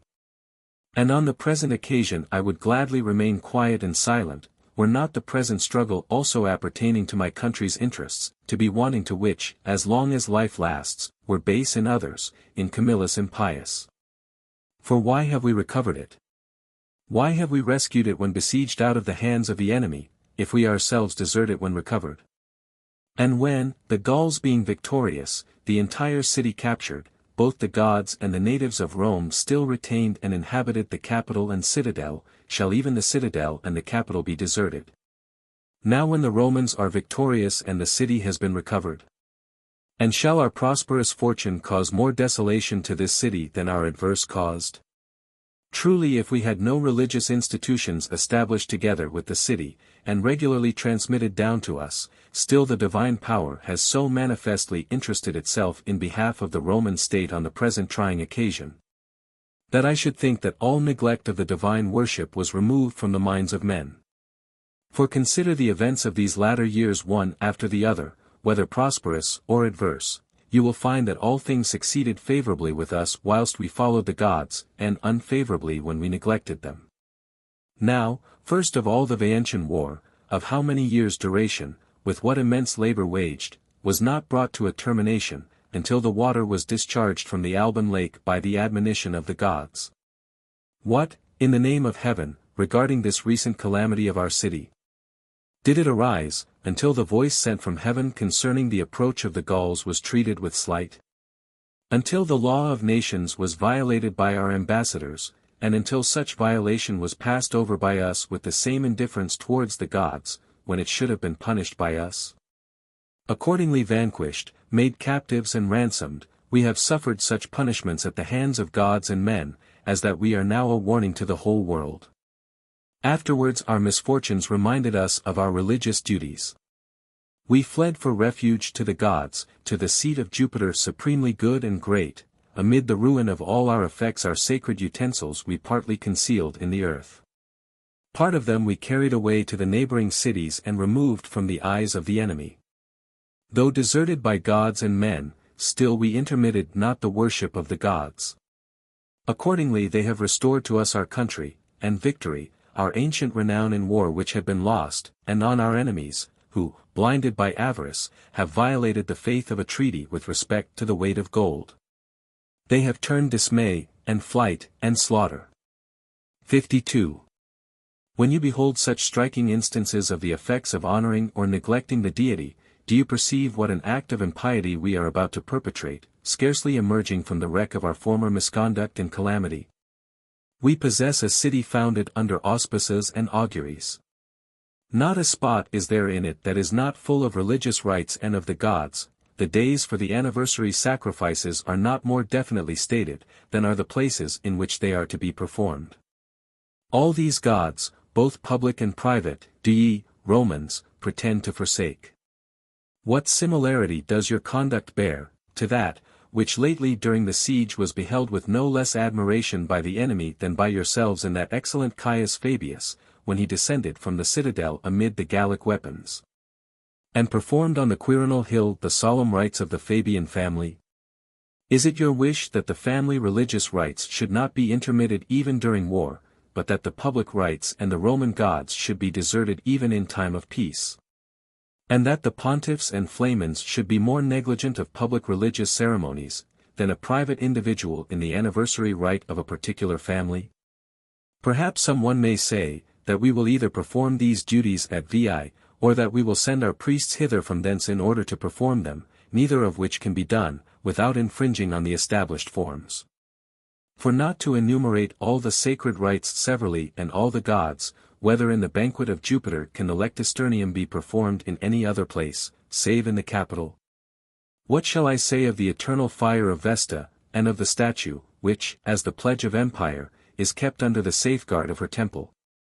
What, O Mars Gradivus, and you, Father Quirinus, of your Ancilia? Is it right that these sacred things, coeval with the city, some of them more ancient than the origin of the city, should be abandoned to profanation? And, observe the difference existing between us and our ancestors. They handed down to us certain sacred rites to be performed by us on the Alban and on the Lavinian mounts. Was it in conformity with religion that these sacred rites were transferred to us to Rome from the cities of our enemies? Shall we transfer them hence to Veii, an enemy's city, without impiety? Come, recollect how often sacred rites are performed anew, because some ceremony of our country had been omitted through negligence or accident. On a late occasion, what circumstance, after the prodigy of the Alban lake, proved a remedy to the state distressed by the Veientian war, but the repetition of the sacred rites and the renewal of the auspices? But further, as if duly mindful of ancient religious usages, we have both transferred foreign deities to Rome, and have established new ones. Very recently, Imperial Juno was transferred from Veii, and had her dedication performed on a day how distinguished for the extraordinary zeal of the matrons, and with what a full attendance. We have directed a temple to be erected to Ius Locutus, in consequence of the heavenly voice heard in the New Street. To our other solemnities we have added the Capitoline Games, and, by direction of the Senate, we have founded a new college for that purpose. Which of these things need we have done, if we were to leave the Roman city together with the Gauls? If it was not voluntarily we remained in the capital for so many months of siege, if we were retained by the enemy through motives of fear? We are speaking of the sacred rites and of the temples. What, pray, of the priests? Does it not occur to you, what a degree of profaneness would be committed in respect of them? The Vestals, forsooth, have but that one settlement, from which nothing ever disturbed them, except the capture of the city. It is an act of impiety for the Flamen Diolis to remain for a single night without the city. Do ye mean to make them Veientian instead of Roman priests? And shall the virgins forsake thee, O Vesta? And shall the Flamen by living abroad draw on himself and on his country such a weight of guilt every night?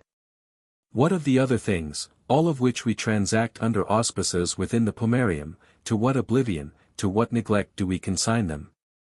The assemblies of the Curias, which comprise military affairs, the assemblies of the centuries, at which you elect consuls and military tribunes, when can they be held under auspices, unless where they are wont to be held? Shall we transfer them to Veii? Or whether for the purpose of holding their elections shall the people assemble at so great inconvenience into a city deserted by gods and men? 53. But the case itself forces us to leave a city desolated by fire and ruin, and remove to Veii, where all things are entire, and not to distress the needy commons by building here. But that this is only held out as a pretext, rather than that it is the real motive, I think is evident to you, though I should say nothing on the subject. For you remember that before the arrival of the Gauls, when the buildings, both public and private, were still unhurt, and the city still stood in safety, this same question was agitated, that we should remove to Veii. Observe then, tribunes, what a difference there is between my way of thinking and yours. Ye think that though it may not have been advisable to do it then, still that now it ought certainly to be done. I, on the contrary, and be not surprised until you shall have heard the state of the case, admitting it were advisable to remove when the entire city was safe, would not vote for relinquishing these ruins now. For then victory would be the cause of our removing into a captured city, one that would be glorious to ourselves and our posterity, whilst now this same removal would be wretched and disgraceful to us, and glorious to the Gauls. For we shall appear not to have left our country as conquerors, but to have lost it from having been vanquished. The flight at Alia, the capture of the city, the blockading of the capital, will seem, to have imposed this necessity on us of forsaking our household gods, of having recourse to exile and flight from that place which we were unable to defend. And have the Gauls been able to demolish Rome, which the Romans shall be deemed to have been unable to restore? What remains, but that if they should now come with new forces, for it is evident that their number is scarcely credible, and should they feel disposed to dwell in this city, captured by them, and deserted by you, would you suffer them? What, if not the Gauls, but your old enemies, the Equins and Volscians, should form the design of removing to Rome, would you be willing that they should become Romans, you Vaentians? Would ye prefer that this should be a desert in your possession, or a city of the enemy? For my part one can see nothing more impious. Is it because ye are averse to building, ye are prepared to incur this guilt, this disgrace? Even though no better, no more ample structure could be erected throughout the entire city than that cottage of our founder, is it not better to dwell in cottages, like shepherds and rustics, amid your sacred places and your household gods, than to go publicly into exile? Our forefathers, strangers and shepherds, when there was nothing in these places but woods and marshes, erected a new city in a very short time. Do we, with a capital and citadel safe, and the temples of the gods still standing, feel it irksome to build up what has been burnt? And what we individually would have done, if our private residence had been burned down, shall we as a body refuse to do in the case of a public conflagration? 54. What, if by some evil design of accident a fire should break out at Veii, and the flames spread by the wind, as may happen, should consume a considerable portion of the city? Are we then to seek Fidene, or Gabii, or any other city to remove to? Has our native soil so slight a hold on us, or this earth which we call mother, or does our love of country lie merely in the surface and in the timber of the houses? For my part, I will acknowledge to you, whilst I was absent, though I am less disposed to remember this as the effect of your injustice than of my own misfortune, as often as my country came into my mind, all these circumstances occurred to me. The hills, the plains, the Tiber, the face of the country familiar to my eyes, and this sky, beneath which I had been born and educated. May these now induce you, by their endearing hold on you, to remain in your present settlement, rather than they should cause you to pine away through regret, after having left them. Not without good reason did gods and men select this place for founding a city, these most healthful hills. A commodious river, by means of which the produce of the soil may be conveyed from the inland countries, by which maritime supplies may be obtained. Close enough to the sea for all purposes of convenience, and not exposed by too much proximity to the dangers of foreign fleets, a situation in the center of the regions of Italy, singularly adapted by nature for the increase of a city. The very size of so new a city is a proof. Romans, the present year is the 365th year of the city, for so long a time are you waging war amid nations of such long standing. Yet not to mention single cities, neither the Volscians combined with the Equins, so many and such strong towns, nor all Etruria, so potent by land and sea, occupying the breadth of Italy between the two seas, can cope with you in war. And as the case is so, where, in the name of goodness, is the wisdom in you who have tried, this situation, to make trial now of some other, when, though your own valor may be removed elsewhere? The fortune of this place certainly cannot be transferred. Here is the capital, where, a human head being found, it was foretold that in that place would be the head of the world, and the chief seat of empire. Here, when the capital was to be freed by the rights of augury, Juventus and Terminus, to the very great joy of our fathers, suffered not themselves to be moved. Here is the fire of Vesta, here the Ancilia sent down from heaven, here are all the gods propitious to you if you stay. 55. Camillus is said to have moved them as well by other parts of his speech, but chiefly by that which related to religious matters. But an expression seasonably uttered determined the matter whilst still undecided.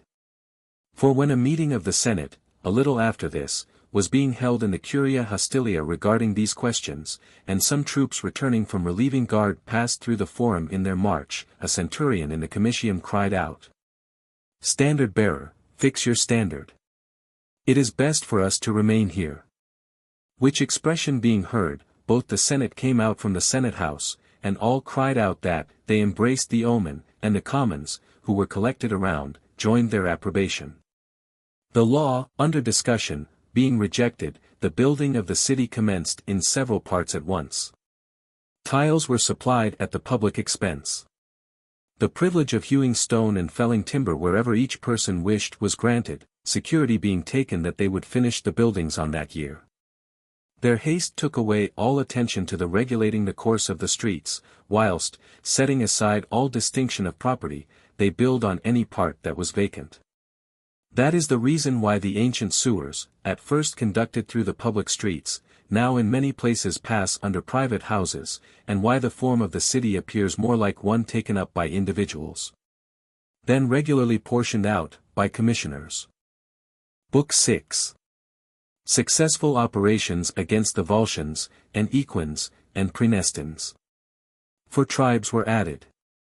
Marcus Manlius, who had defended the capital from the Gauls, being condemned for aspiring to regal power, is thrown from the Tarpeian rock. In commemoration of which circumstance a decree of the Senate was passed, that none of the Manlian family should henceforward bear the cognomen of Marcus. Caius Licinius and Lucius Sextius, tribunes of the people, proposed a law that consuls might be chosen from among the commons. And after a violent contest, succeeded in passing that law, notwithstanding the opposition of the patricians, the same tribunes of the commons being for 5 years the only magistrates in the state. And Lucius Sextius was the first consul elected from the commons. 1. The transactions of the Romans, from the building of the city of Rome to the capture of the same city, first under kings, then under consuls, and dictators, and decemvirs, and consular tribunes, their wars abroad, their dissensions at home. I have exhibited in 5 books, matters obscure, as well by reason of their very great antiquity, like objects which from their great distance are scarcely perceptible, as also because in those times the use of letters, the only faithful guardian of the memory of events, was inconsiderable and rare, and, moreover, whatever was contained in the commentaries of the pontiffs and other public and private records, were lost for the most part in the burning of the city. Henceforwards, from the second origin of the city, which sprung up again more healthfully and vigorously, as if from its root, its achievements at home and abroad, shall be narrated with more clearness and authenticity. But it now stood erect, leaning chiefly on the same support, Marcus Furius, by which it had been first raised, nor did they suffer him to lay down the dictatorship until the end of the year. It was not agreeable to them, that the tribunes during whose time of office the city had been taken, should preside at the elections for the following year. The administration came to an interregnum. Whilst the state was kept occupied in the employment and constant labor of repairing the city, in the meantime a day of trial was named by Caius Marcius, tribune of the people, for Quintus Fabius, as soon as he went out of office. Because whilst an ambassador he had, contrary to the law of nations, appeared in arms against the Gauls, to whom he had been sent as a negotiator. From which trial death removed him so opportunely that most people thought it voluntary. The interregnum commenced. Publius Cornelius Scipio was interrex, and after him Marcus Furius Camillus. He nominates as military tribunes with consular power, Lucius Valerius Publicola a second time, Lucius Virginius, Publius Cornelius, Aulus Manlius, Lucius Aemilius, Lucius Postumius. These having entered on their office immediately after the interregnum, consulted the Senate on no other business previous to that which related to religion. In the first place they ordered that the treaties and laws which could be found, should be collected. These consisted of the 12 tables, and some laws made under the kings. Some of them were publicly promulgated. But such as appertained to religious matters were kept secret chiefly by the pontiffs, that they might hold the minds of the people fettered by them. Then they began to turn their attention to the subject of desecrated days.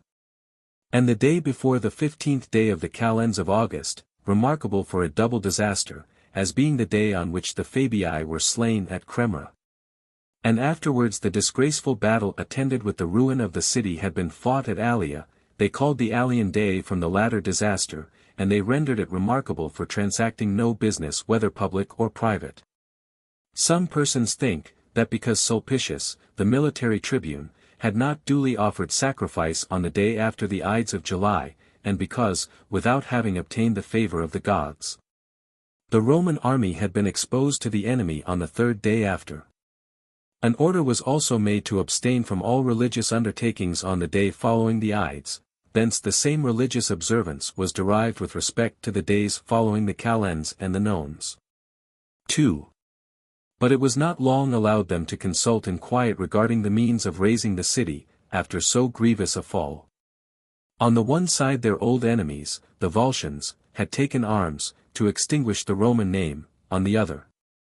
Some traitors brought intelligence, that a conspiracy of the leading men of Etruria from all the states had been formed at the temple of Voltumna. A new cause of terror also had been added by the defection of the Latins and Hernicians, who, since the battle fought at the Lake Regillus, had remained in friendship with the Roman people with fidelity not to be questioned. Accordingly, when such great alarms surrounded them on every side, and it became apparent to all that the Roman name labored not only under hatred with their enemies, but under contempt also with their allies, it was resolved that the state should be defended under the same auspices, as those under which it had been recovered, and that Marcus Furius should be nominated dictator. He, when dictator, nominated Caius Servilius Ahala master of the horse.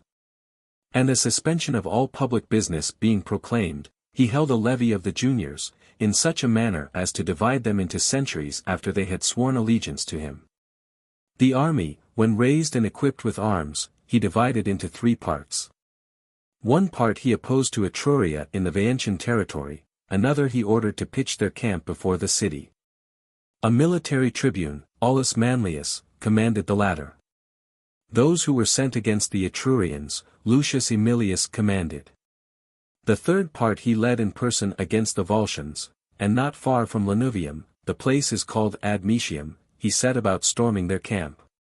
Into these, who set out to the war from motives of contempt, because they thought that all the Roman youth were cut off by the Gauls, the fact of having heard that Camillus was appointed to the command struck such terror, that they fenced themselves with a rampart, and the rampart itself with trees piled up together, lest the enemy might by any means reach to the works.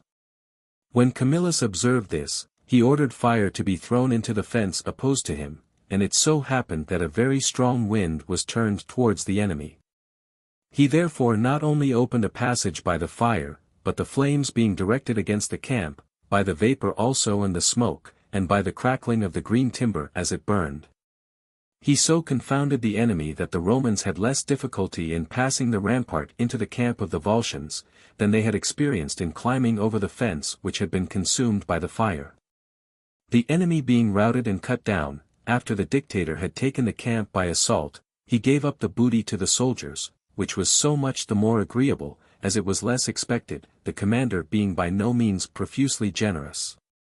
Then having pursued them in their flight, after he had depopulated the entire Volscian land, he at length in the 70th year forced the Volscians to a surrender. After his victory he passed from the Volscians to the Equins, who were also preparing for hostilities. He surprised their army at Boli, and having attacked not only their camp, but their city also, he took them at the first onset. 3. When such fortune manifested itself on that side where Camillus, the life and soul of the Roman interest, was, a great alarm had fallen on another quarter. For almost all Etruria, taking up arms, were besieging Sutrium, allies of the Roman people, whose ambassadors having applied to the Senate, imploring aid in their distress, obtained a decree that the dictator should at the earliest opportunity bear aid to the Sutrians. And when the circumstances of the besieged would not suffer them to brook the delay of this hope, and the small number of the townsmen were spent with labor, watching, and wounds, all which fell heavily on the same individuals, and when the city being delivered up to the enemy by a capitulation, they were leaving their habitations in a miserable train, being discharged without their arms with only a single garment. At that juncture Camillus happened to come up at the head of the Roman army. And when the mournful crowd prostrated themselves at his feet, and the address of the leading men, wrung from them by extreme necessity, was followed by the weeping of women and boys, who were dragged along by the companions of their exile, he bade the Sutrians to give over their lamentations, that he brought with him grief and tears to the Etrurians. He then orders the baggage to be deposited, and the Sutrians to remain there with a small guard left with them, and the soldiers to follow him in arms. Having thus proceeded to Sutrium with his army disencumbered, he found, as he expected, everything in disorder, as usually happens in success. No advanced guard before the walls, the gates lying open, and the conquerors dispersed, carrying out the booty from the houses of the enemy. Sutrium is therefore taken a second time on the same day. The Etrurians, lately victorious, are cut down in every quarter by their new enemy, nor is time afforded them to collect and form one body, or even to take up arms. When each pushed eagerly towards the gates, to try if by any chance they could throw themselves into the fields, they found the gates shut, for the dictator had given those orders in the first instance. Upon this some took up arms, others, who happened to be armed before the tumult came on them, called their friends together in order to make battle. Which would have been kindled by the despair of the enemy, had not criers, sent in every direction through the city, issued orders that their arms should be laid down, that the unarmed should be spared, and that no one should be injured except those who were armed. Then even those whose minds had been, in their last hope, obstinately bent on fighting, when hopes of life were offered, threw down their arms in every direction, and surrendered themselves unarmed to the enemy. Which fortune had rendered the safer method.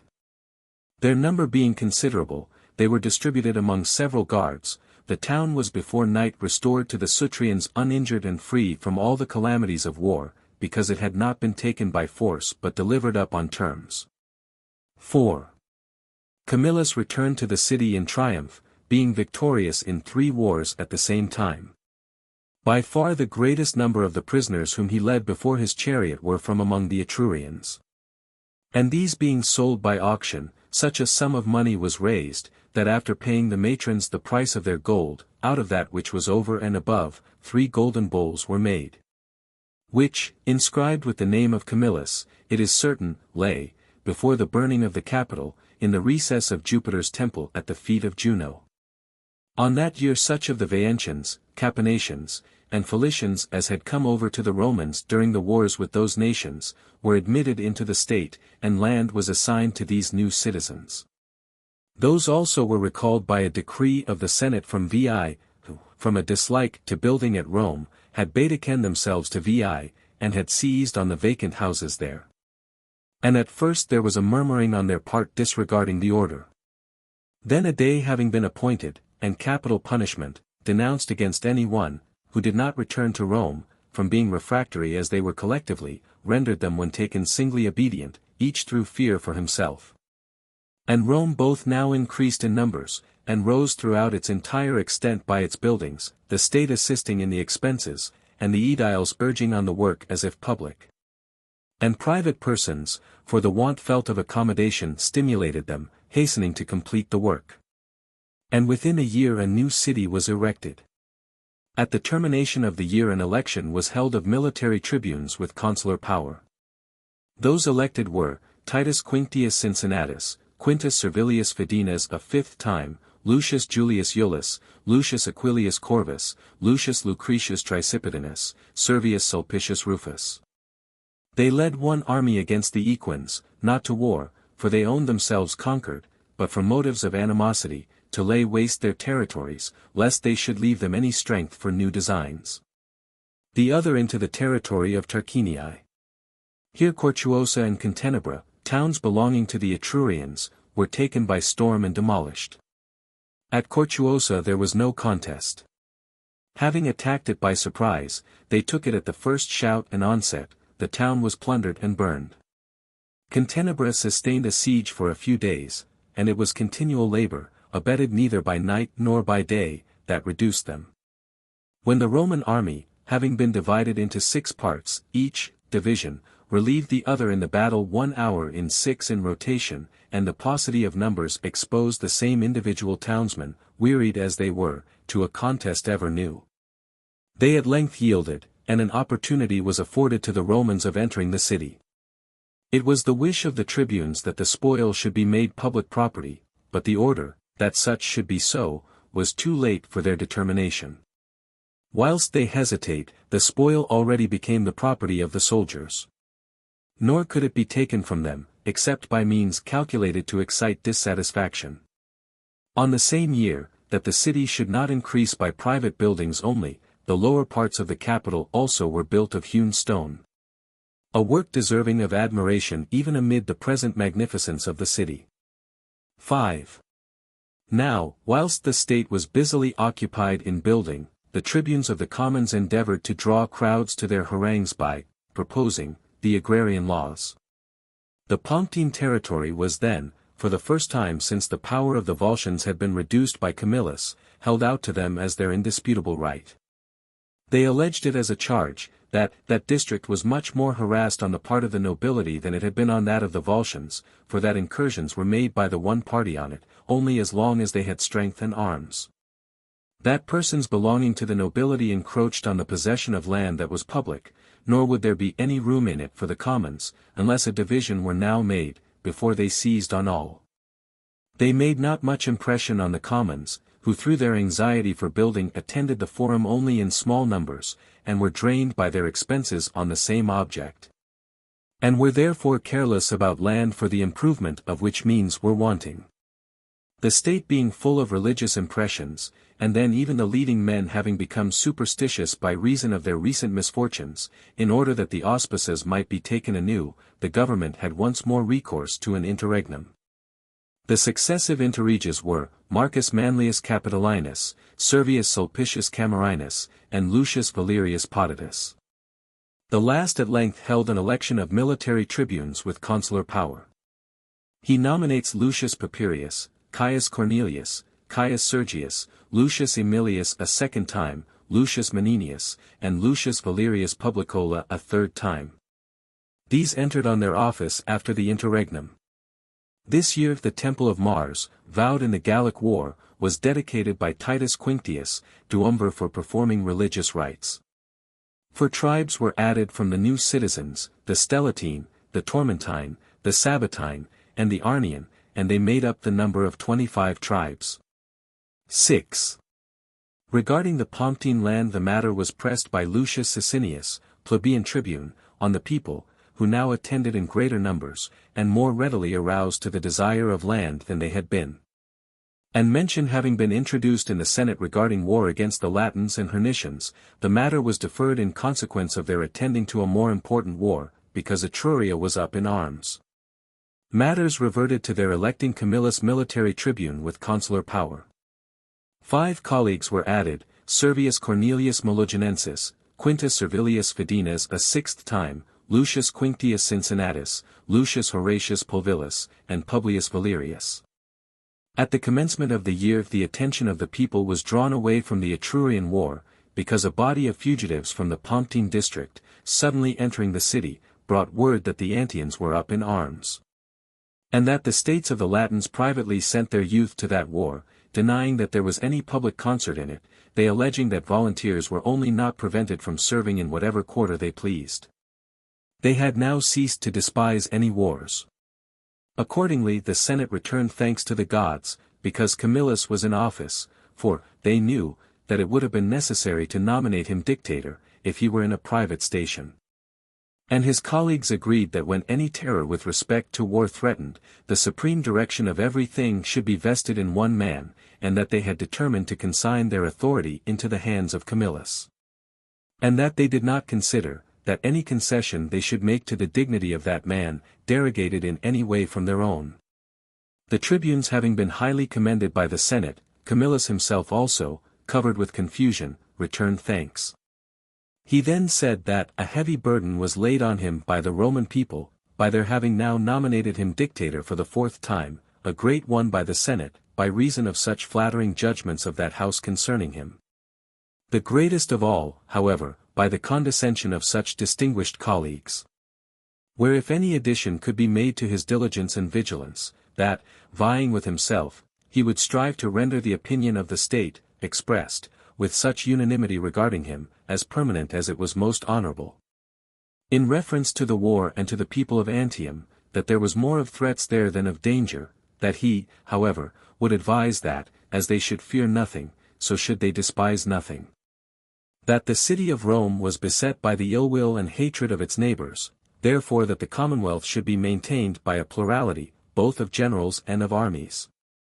It is my wish, said he, that you, Publius Valerius, as my associate in command and counsel, should lead the troops with me against the enemy at Antium. That you, Quintus Servilius, after raising and equipping another army, shall encamp in the city, ready to act, whether Etruria, as lately, or these new causes of anxiety, the Latins and Hernicians, should bestir themselves. I deem it as certain that you will conduct matters, as is worthy of your father and grandfather, and of yourself and 6 tribuneships. Let a 3rd army be raised by Lucius Quinctius, out of those excused from service and the seniors, those past the military age, who may protect the city and the walls. Let Lucius Horatius provide arms, weapons, corn, and whatever the other exigencies of the war shall demand. You, Servius Cornelius, we your colleagues appoint the president of this council of the state, the guardian of religion, of the assemblies, of the laws, and of all matters pertaining to the city. All cheerfully promising their utmost endeavors in the discharge of their apportioned offices, Valerius, chosen as his associate in command, added, that Marcus Furius should be considered by him as dictator. And that he would act as master of the horse to him. Wherefore, that they should entertain hopes regarding the war, proportioned to the opinion they formed of their sole commander. The Senate, elated with joy, cry out, that they entertained good hopes, both regarding war, and peace, and the Republic in general. And that the Republic would never have need of a dictator, if it were to have such men in office, united together in such harmony of sentiments, prepared alike to obey and to command, and who were laying up praise as common stock, rather than taking it from the common fund to themselves individually. 7. A suspension of civil business being proclaimed, and a levy being held, Furius and Valerius set out to Satricum.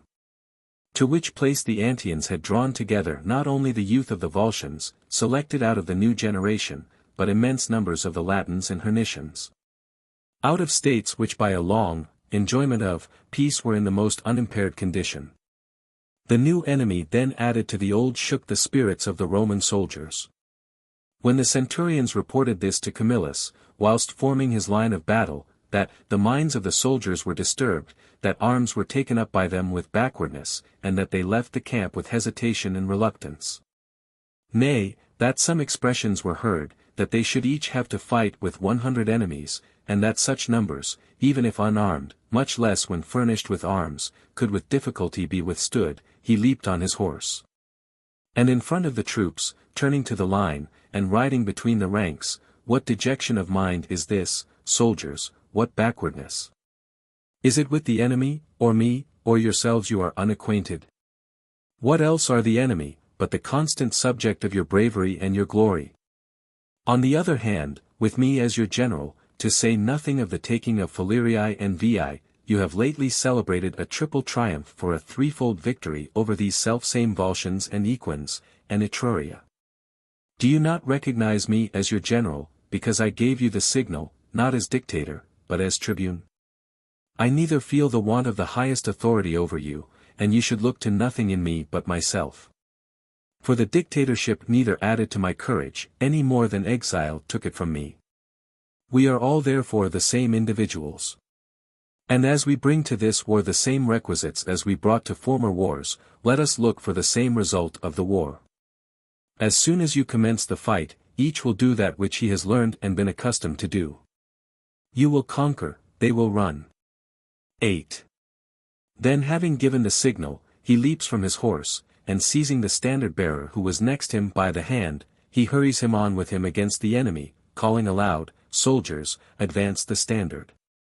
And when they saw Camillus himself, now disabled through age for bodily exertion, advancing against the enemy, they all rush forwards together, having raised a shout, each eagerly crying out, "Follow the general." They say further that the standard was thrown into the enemy's line by order of Camillus, and that the van was then exerted to recover it. That there first the Antians were forced to give way, and that the panic spread not only to the first line, but to the reserve troops also. Nor was it merely the ardor of the soldiers animated by the presence of their general that made this impression, but because nothing was more terrible to the minds of the Volscians, than the sight of Camillus which happened to present itself. Thus, in whatever direction he went, he carried certain victory with him. This was particularly evident, when, hastily mounting his horse, he rode with a footman's shield to the left wing, which was almost giving way, by the fact of showing himself he restored the battle, pointing out the rest of the line gaining the victory. Now the result was decided, but the flight of the enemy was impeded by their great numbers, and the wearied soldiers would have had tedious work in putting so great a number to the sword, when rain suddenly falling with a violent storm put an end to the pursuit of the victory which was now decided, rather than to the battle. Then the signal for retreat being given, the fall of night put an end to the war, without further trouble to the Romans. For the Latins and Hernicians, having abandoned the Volscians, marched to their homes, having attained results corresponding to their wicked measures. The Volscians, when they saw themselves deserted by those through reliance on whom they had resumed hostilities, abandoned their camp, and shut themselves up within the walls of Satricum. Camillus at first prepared to surround them by lines of circumvallation, and to prosecute the siege by a mound and other works. But seeing that this was obstructed by no sally from the town, and considering that the enemy possessed too little spirit for him to wait in tedious expectation of victory under the circumstances, after exhorting his soldiers not to waste themselves by tedious labors, as they had done, when besieging Veii, that the victory was in their hands, he attacked the walls on every side, amid the great alacrity of the soldiers, and took the town by scalade. The Volscians, having thrown down their arms, surrendered themselves. 9. But the general's thoughts were fixed on a higher object, on Antium. He knew, that was the great aim of the Volscians, and main source of the late war. But because so strong a city could not be taken without great preparations, engines, and machines, leaving his colleague with the army, he set out for Rome, in order to advise the Senate to have Antium destroyed. In the middle of his discourse, I suppose that it was the wish of the gods that the state of Antium should last a longer time, ambassadors came from Nepete and Sutrium, soliciting aid against the Etrurians, urging that the time for giving them aid would soon pass by. Thither did fortune avert the force of Camillus from Antium. For as those places were situate opposite Etruria, and were barriers or gates as it were on that side, both they had a wish to get possession of them, whenever they meditated any new enterprise, and the Romans to recover and secure them. Wherefore the Senate resolved to treat with Camillus, that he would relinquish Antium and undertake the Etrurian war. The city troops, which Quinctius had commanded, are decreed to him. Though he would have preferred the army which was in the Volscian territory, as being tried and accustomed to him, he made no objection, he only demanded Valerius as his associate in command. Quinctius and Horatius were sent against the Volscians, as successors to Valerius. Furius and Valerius, having set out from the city to Sutrium, found one part of the town already taken by the Etrurians, and on the other part, the approaches to which were barricaded, the townsmen with difficulty repelling the assault of the enemy. Both the approach of aid from Rome, as also the name of Camillus, universally respected both with the enemy and the allies, sustained their tottering state for the present, and afforded time for bringing them relief. Accordingly Camillus, having divided his army, orders his colleague to lead round his troops to that side which the enemy already possessed, and to assault the walls. Not so much from any hope that the city could be taken by Scalade, as that, by turning away the enemy's attention to that quarter, both the townsmen who were wearied with fighting might have some relaxation of their toil, and that he himself might have an opportunity of entering the city without a contest. This having been done on both sides, and the double terror now surrounding the Etrurians, when they saw that the walls were assailed with the utmost fury, and that the enemy were within the walls, they threw themselves out in consternation. In one body, by a gate which alone happened not to be guarded. Great slaughter was made on them as they fled, both in the city and through the fields. The greater number were slain within the walls by furious soldiers, those of Valerius were more alert for the pursuit. Nor did they put an end to the slaughter until night, which prevented them from seeing. Sutrium being recovered and restored to the allies, the army was led to Nepete, which having been received by capitulation, was now entirely in the possession of the Etrurians. 10. It appeared probable, that there would be more of labor in recovering the city, not only for this reason, because it was all in possession of the enemy, but also because the surrender had been made in consequence of a party of the Nepezinians having betrayed the state. It was determined, however, that a message should be sent to their leading men, to separate themselves from the Etrurians, and that they themselves should evince that strict fidelity, which they had implored from the Romans.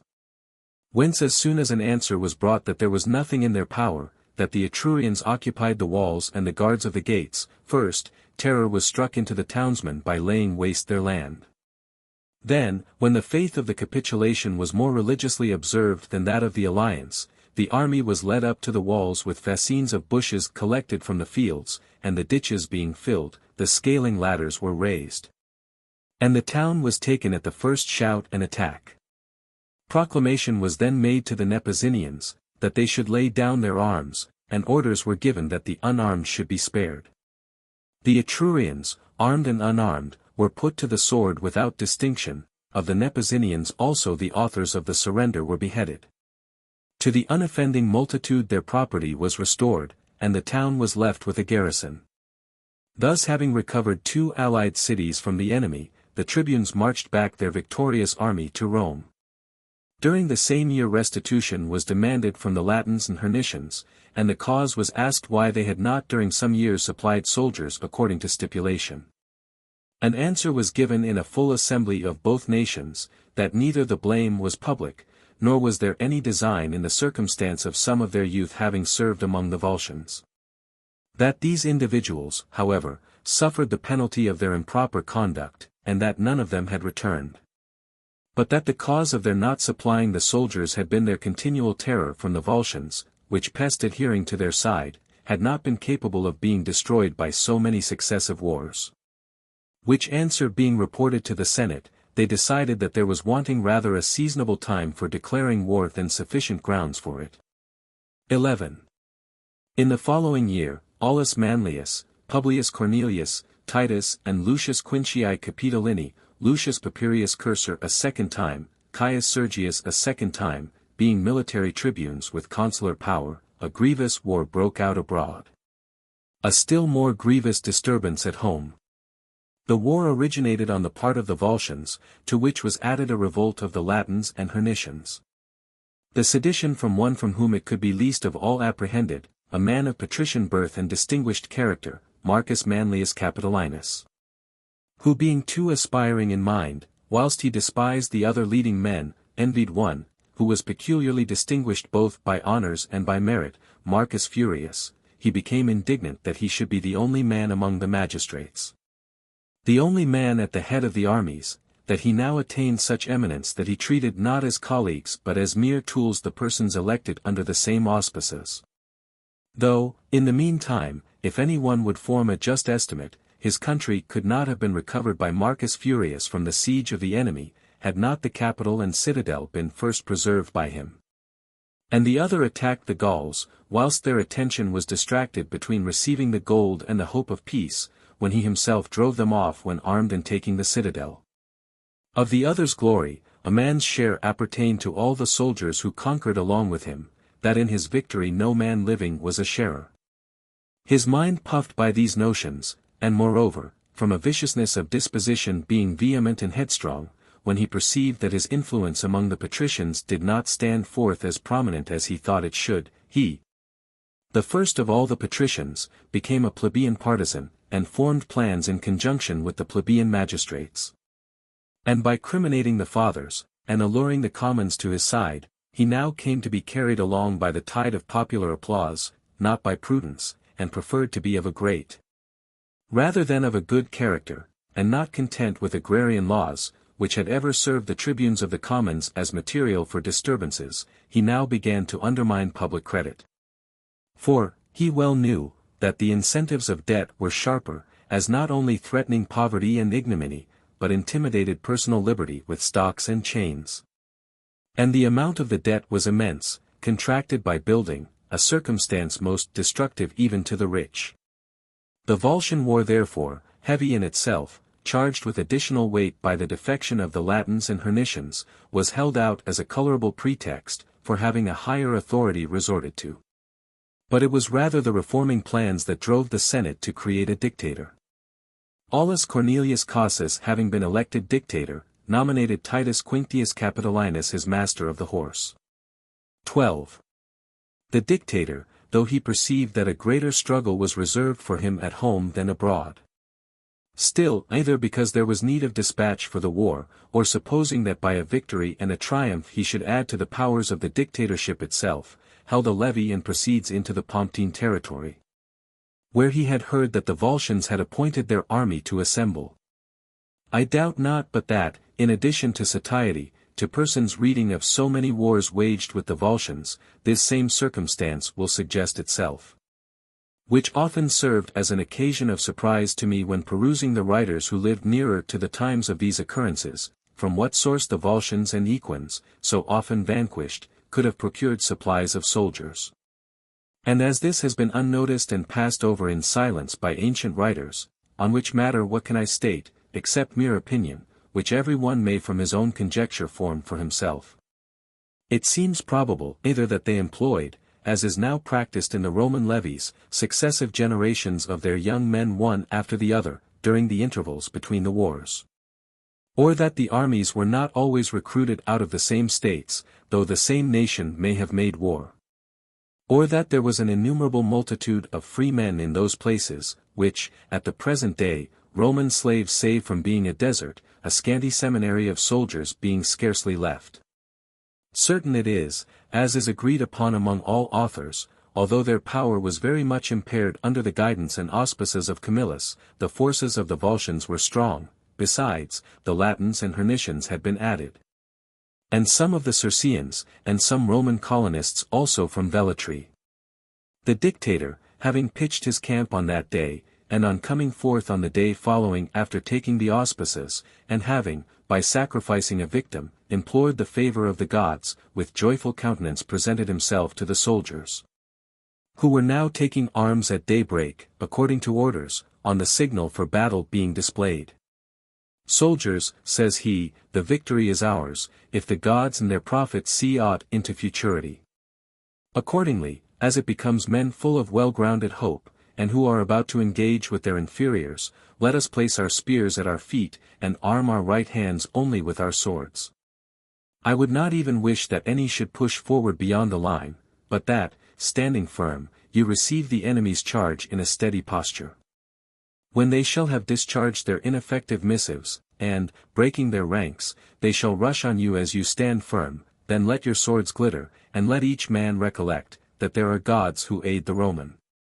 Those gods, who have sent us into battle with favorable omens. Do you, Titus Quinctius, keep back the cavalry, attentively observing the very commencement of the contest. As soon as you observe the armies closed foot to foot, then, whilst they are taken up with another panic, strike terror into them with your cavalry, and by making a charge on them, disperse the ranks of those engaged in the fight.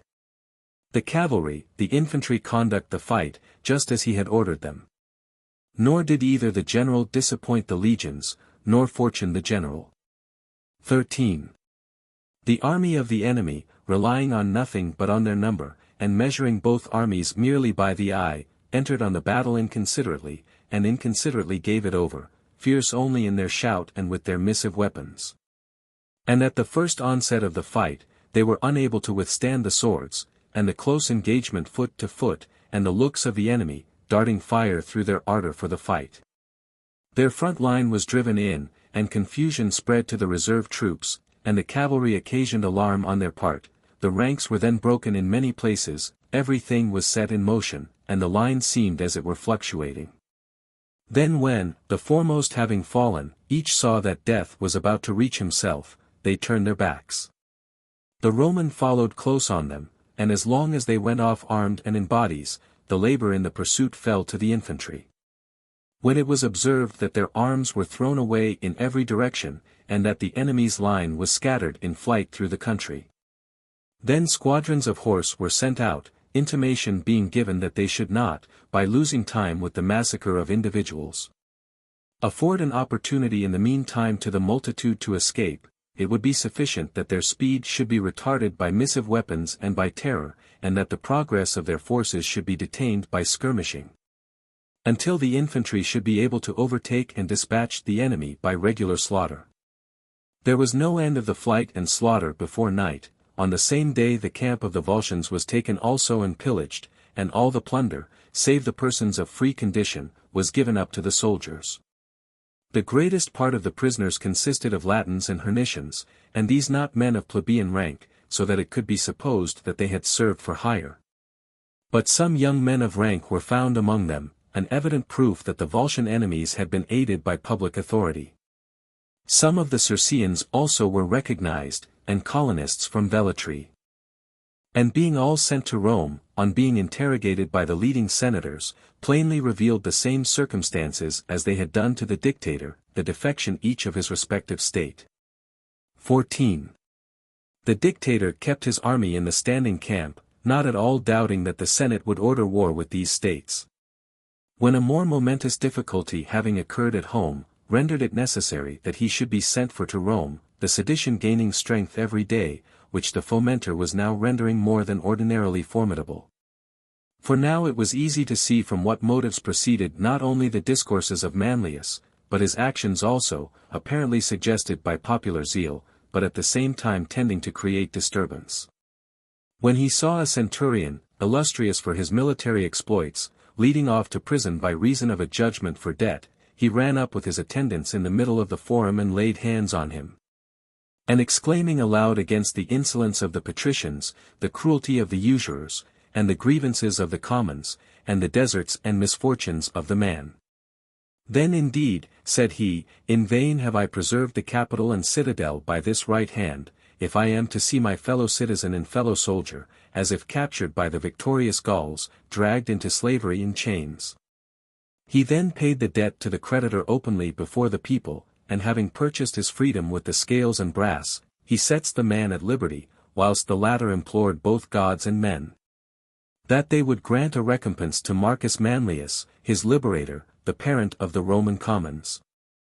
And being immediately received into the tumultuous crowd, he himself also increased the tumult, displaying the scars received in the Veientian, Gallic, and other succeeding wars, that he, whilst serving in the field, and rebuilding his dwelling which had been demolished, though he had paid off the principal many times over, the interest always keeping down the principal, had been overwhelmed with interest, that through the kind interference of Marcus Manlius. He now beheld the light, the forum, and the faces of his fellow citizens, that he received from him all the kind services usually conferred by parents. That to him therefore he devoted whatever remained of his person, of his life, and of his blood, whatever ties subsisted between him and his country, public and private guardian deities, were all centered in that one man. When the commons, worked upon by these expressions, were now wholly in the interest of the one individual, another circumstance was added, emanating from a scheme still more effectually calculated to create general confusion. A farm in the Veientian territory, the principal part of his estate, he subjected to public sale, that I may not, says he, suffer any of you, Romans, as long as any of my property shall remain, to be dragged off to prison. After judgment has been given against him, and he has been consigned to a creditor. That circumstance, indeed, so inflamed their minds, that they seemed determined on following the assertor of their freedom through everything, right and wrong. Besides this, speeches were made, at his house, as if he were delivering an harangue, full of imputations against the patricians. Among which he threw out, waiving all distinction whether he said what was true or false, that treasures of the Gallic gold were concealed by the patricians. That, they were now no longer content with possessing the public lands, unless they appropriated the public money also, if that were made public, that the commons might be freed from their debt. When this hope was presented to them, then indeed it seemed a scandalous proceeding, that when gold was to be contributed to ransom the state from the Gauls, the collection was made by a public tribute. That the same gold, when taken from the Gauls, had become the plunder of a few. Accordingly they followed up the inquiry, where the furtive possession of so enormous a treasure could be kept. And when he deferred, and told them that he would inform them at the proper time, all other objects being given up, the attention of all was directed to this point. And it became evident that neither their gratitude, if the information were true, nor their displeasure if it proved false, would know any bounds. 15. Matters being in this state, the dictator, being summoned home from the army, came into the city. A meeting of the Senate being held on the following day, when, having sufficiently sounded the inclinations of the people, he forbade the Senate to leave him, attended by that body, he placed his throne in the Comitium. And sent his sergeant to Marcus Manlius. Who on being summoned by the dictator's order, after he had given intimation to his party that a contest was at hand, came to the tribunal, attended by a numerous party. On the one side stood the Senate, on the other the people as if in battle array, attentively observing, each party, their respective leader. Then silence being made, the dictator said, I wish that I and the Roman patricians may agree with the commons on all other matters, as I am confident we shall agree on the business which regards you. And on that about which I am about to interrogate you. I perceive that hopes have been raised by you in the minds of the citizens, that, with safety to the public credit, their debts may be paid off out of the Gallic treasures, which it is alleged the leading patricians are secreting.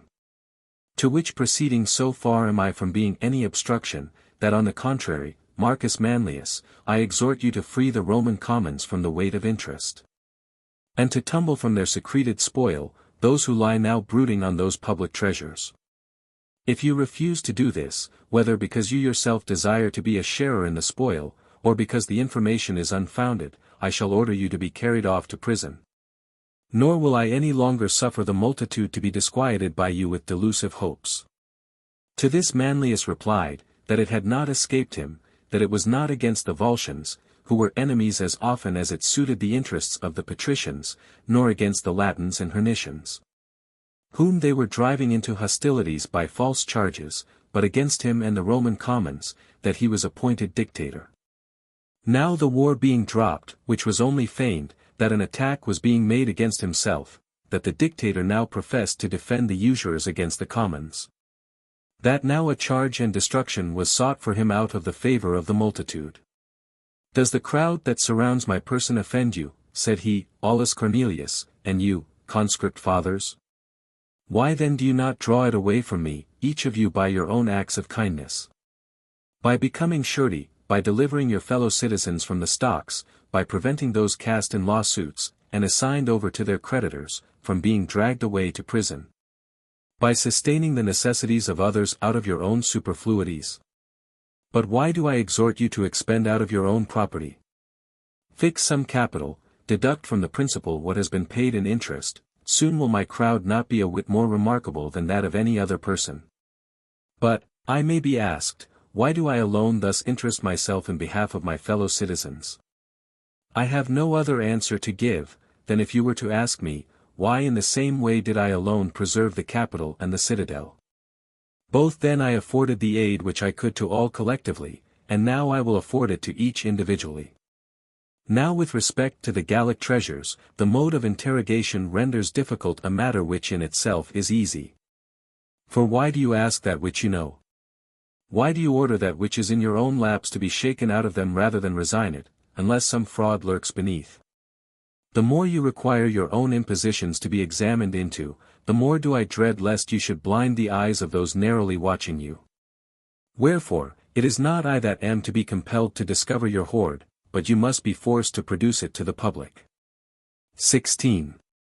When the dictator ordered him to lay aside evasion, and urged him to prove the truth of his information, or to own the guilt of having advanced a false accusation against the Senate, and of having exposed them to the odium of a lying charge of concealment.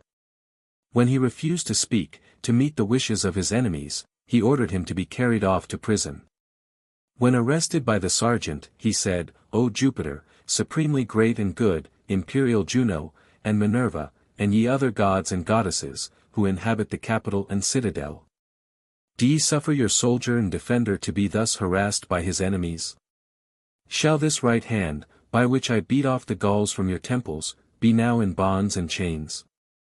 Neither the eyes nor ears of any one could well endure the indignity, thus offered him, but the state, most patient of legitimate authority, had rendered certain offices absolute to themselves. Nor did either the tribunes of the commons, nor the commons themselves, dare to raise their eyes or utter a sentence in opposition to the dictatorial power. On Manlius being thrown into prison, it appears that a great part of the commons put on mourning, that a great many persons had let their hair and beard grow, and that a dejected crowd presented itself at the entrance of the prison. The dictator triumphed over the Volscians, and that triumph was the occasion rather of ill will than of glory. For they murmured that it had been acquired at home, not abroad, and that it was celebrated over a citizen, not over an enemy. That only one thing was wanting to his arrogance, that Manlius was not led before his car. And now the affair fell little short of sedition, for the purpose of appeasing which, the Senate, without the solicitation of any one, suddenly becoming bountiful of their own free will, decreed that a colony of 2,000 Roman citizens should be conducted to Satricum. 2 acres and half of land were assigned to each. And when they considered this, both as scanty in itself, conferred on a few, and as a bribe for betraying Marcus Manlius, the sedition was irritated by the remedy. And now the crowd of Manlius' partisans was become more remarkable, both by their squalid attire and by the appearance of persons under prosecutions, and terror being removed by the resignation of the dictatorship, after the triumph had set both the tongues and thoughts of men at liberty. 17. Expressions were therefore heard freely uttered of persons upbraiding the multitude, that, by their favor they always raised their defenders to a precipice, then at the very critical moment of danger they forsook them. That in this way Spurius Cassius, when inviting the commons to a share in the lands, in this way Spurius Maelius, when warding off famine from the mouths of his fellow citizens at his own expense, had been undone. Thus Marcus Manlius was betrayed to his enemies, whilst drawing forth to liberty in light 1/2 of the state, when sunk and overwhelmed with usury. That the commons fattened their favorites that they might be slaughtered. Was this punishment to be suffered, if a man of consular rank did not answer at the nod of a dictator? Suppose that he had lied before, and that on that account he had had no answer to make, what slave was ever imprisoned in punishment of a lie? Did not the memory of that night present itself, which was well nigh the last and an eternal one to the Roman name? Nor any idea of the band of Gauls climbing up the Tarpeian rock? Nor that of Marcus Manlius himself, such as they had seen him in arms, covered with sweat and blood, after having in a manner rescued Jupiter himself from the hands of the enemy? Was a recompense made to the preserver of their country with their £50 of corn? And would they suffer a person, whom they almost deified, whom they had set on a footing with Jupiter, at least with respect to the surname of Capitolinus, to drag out an existence subject to the will of an executioner, chained in a prison and in darkness? Was there thus sufficient aid in one person for all, and no relief for one in so many? The crowd did not disperse from that place even during the night, and they threatened that they would break open the prison. When that being conceded which they were about to take by force, Manlius was discharged from prison by a decree of the Senate, by which proceeding the sedition was not terminated, but a leader was supplied to the sedition.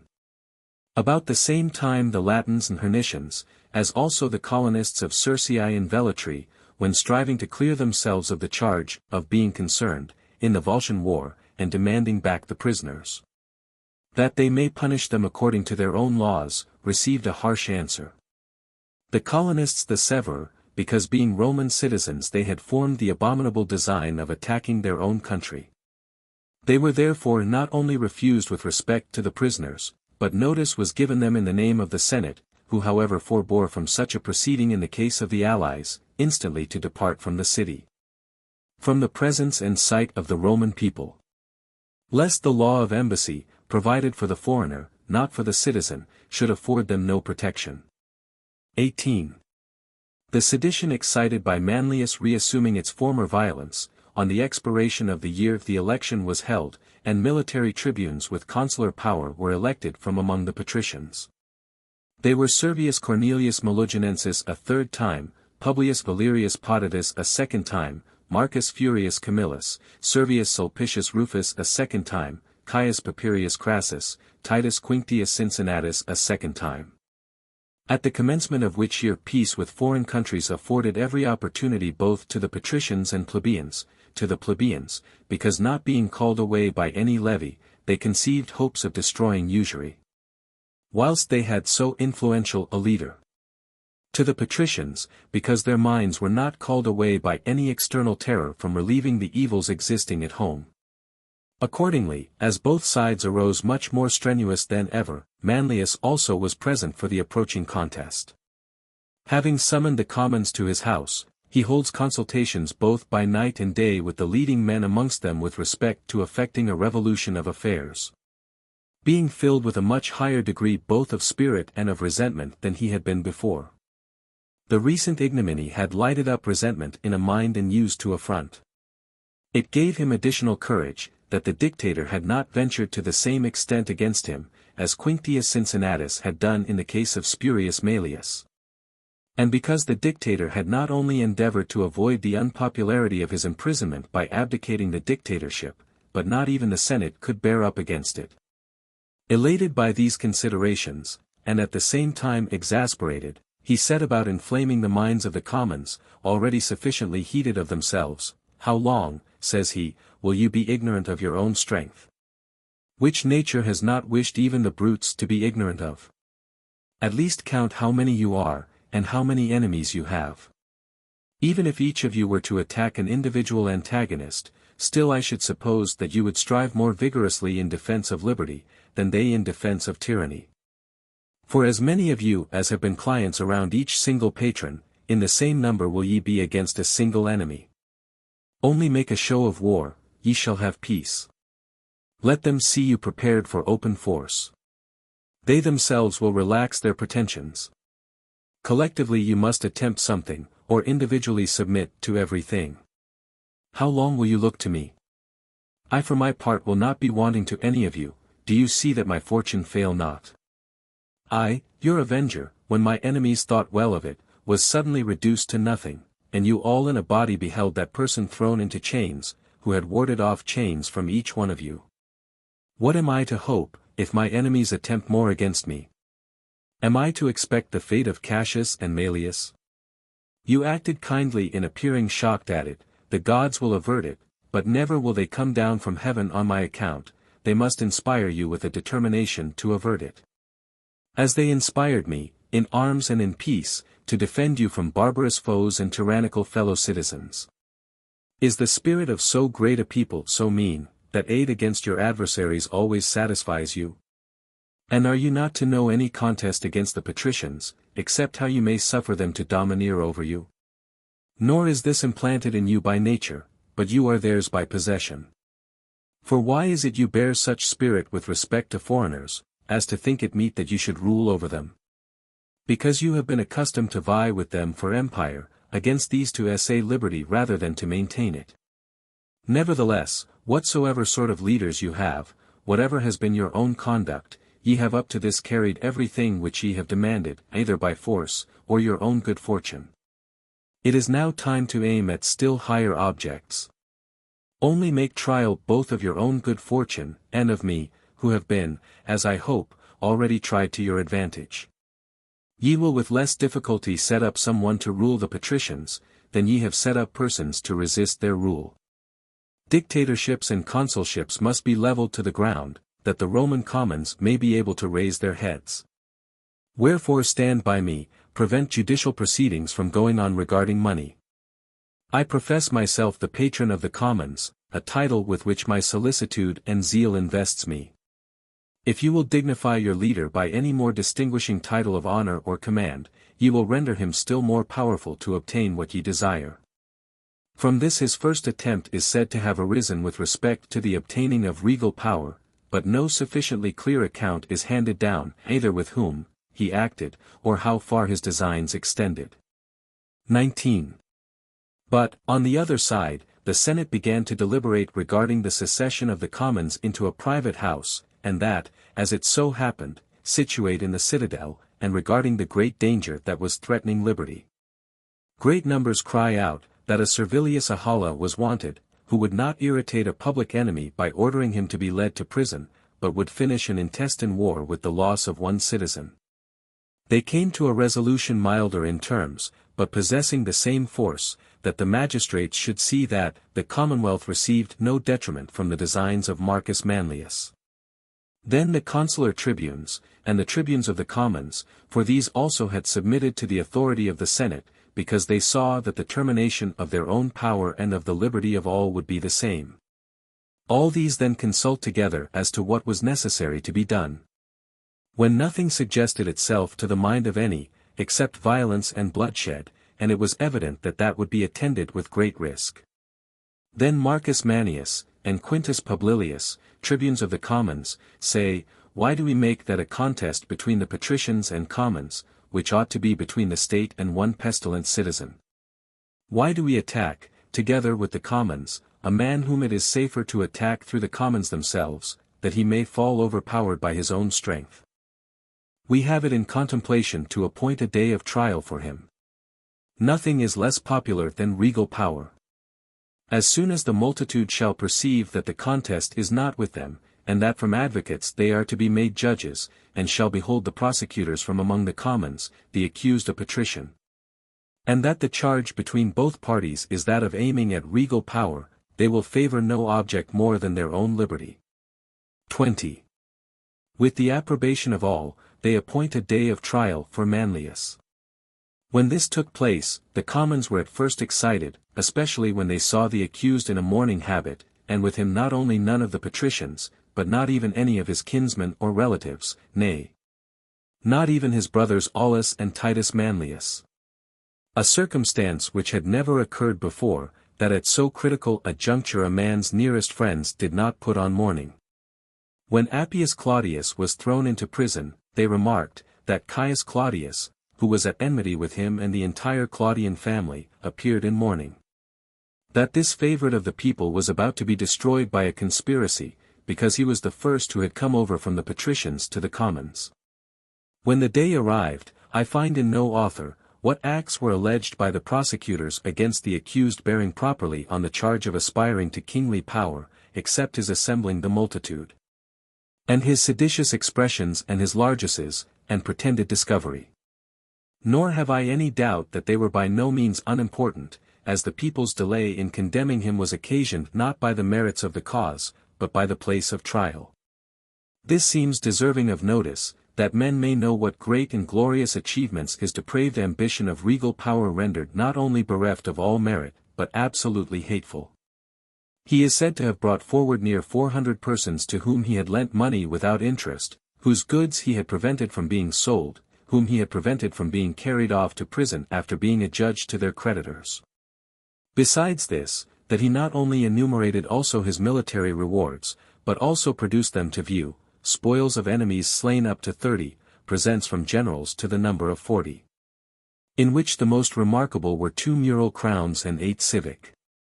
In addition to this, that he brought forward citizens saved from the enemy, amongst whom was mentioned Caius Servilius, when master of the horse, now absent. Then after he had recounted his exploits in war, in pompous language suitable to the dignity of the subject, equaling his actions by his eloquence, he bared his breast marked with scars received in battle, and now and then, directing his eyes to the Capitol, he called down Jupiter and the other gods to aid him in his present lot. And he prayed, that the same sentiments with which they had inspired him when protecting the fortress of the Capitol, for the preservation of the Roman people, They would now inspire the Roman people within his critical situation, and he entreated them singly and collectively, that they would form their judgment of him with their eyes fixed on the Capitol and citadel and their faces turned to the immortal gods.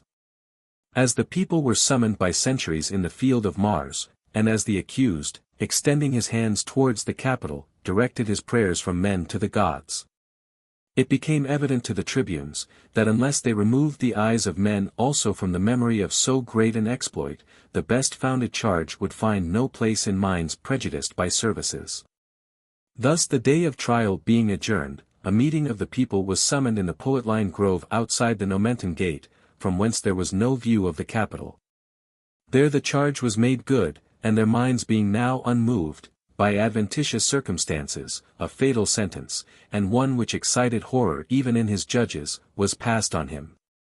There are some who state that he was condemned by duumvirs appointed to inquire concerning cases of treason. The tribunes cast him down from the Tarpeian rock, and the same place in the case of one man became a monument of distinguished glory and of extreme punishment. Marks of infamy were offered to him when dead, one, a public one. That, when his house had been that where the temple of Moneta and the mint office now stand, it was proposed to the people, that no patrician should dwell in the citadel and Capitol, the other appertaining to his family. It being commanded by a decree that no one of the Manlian family should ever after bear the name of Marcus Manlius. Such was the fate of a man, who, had he not been born in a free state, would have been celebrated with posterity. In a short time, when there was no longer any danger from him, the people, recollecting only his virtues, were seized with regret for him.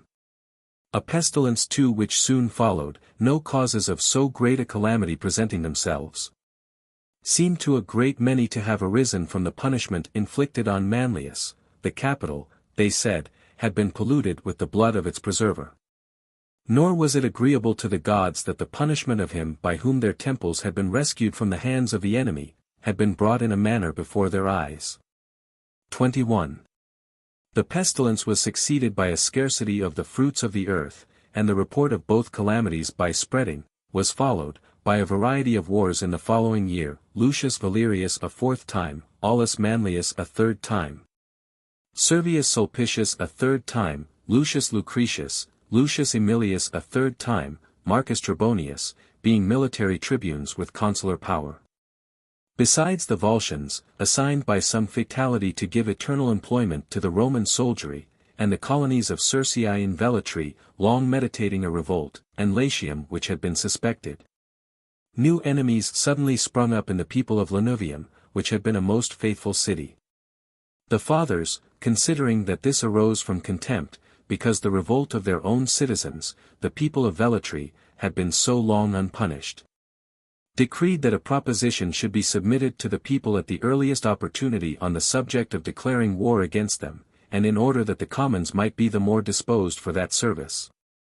They appointed 5 commissioners for distributing the Pomptine land, and 3 for conducting a colony to Nepete.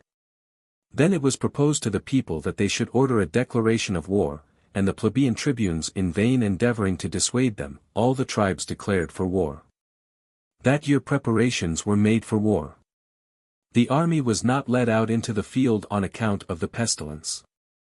And that delay afforded full time to the colonists to deprecate the anger of the Senate.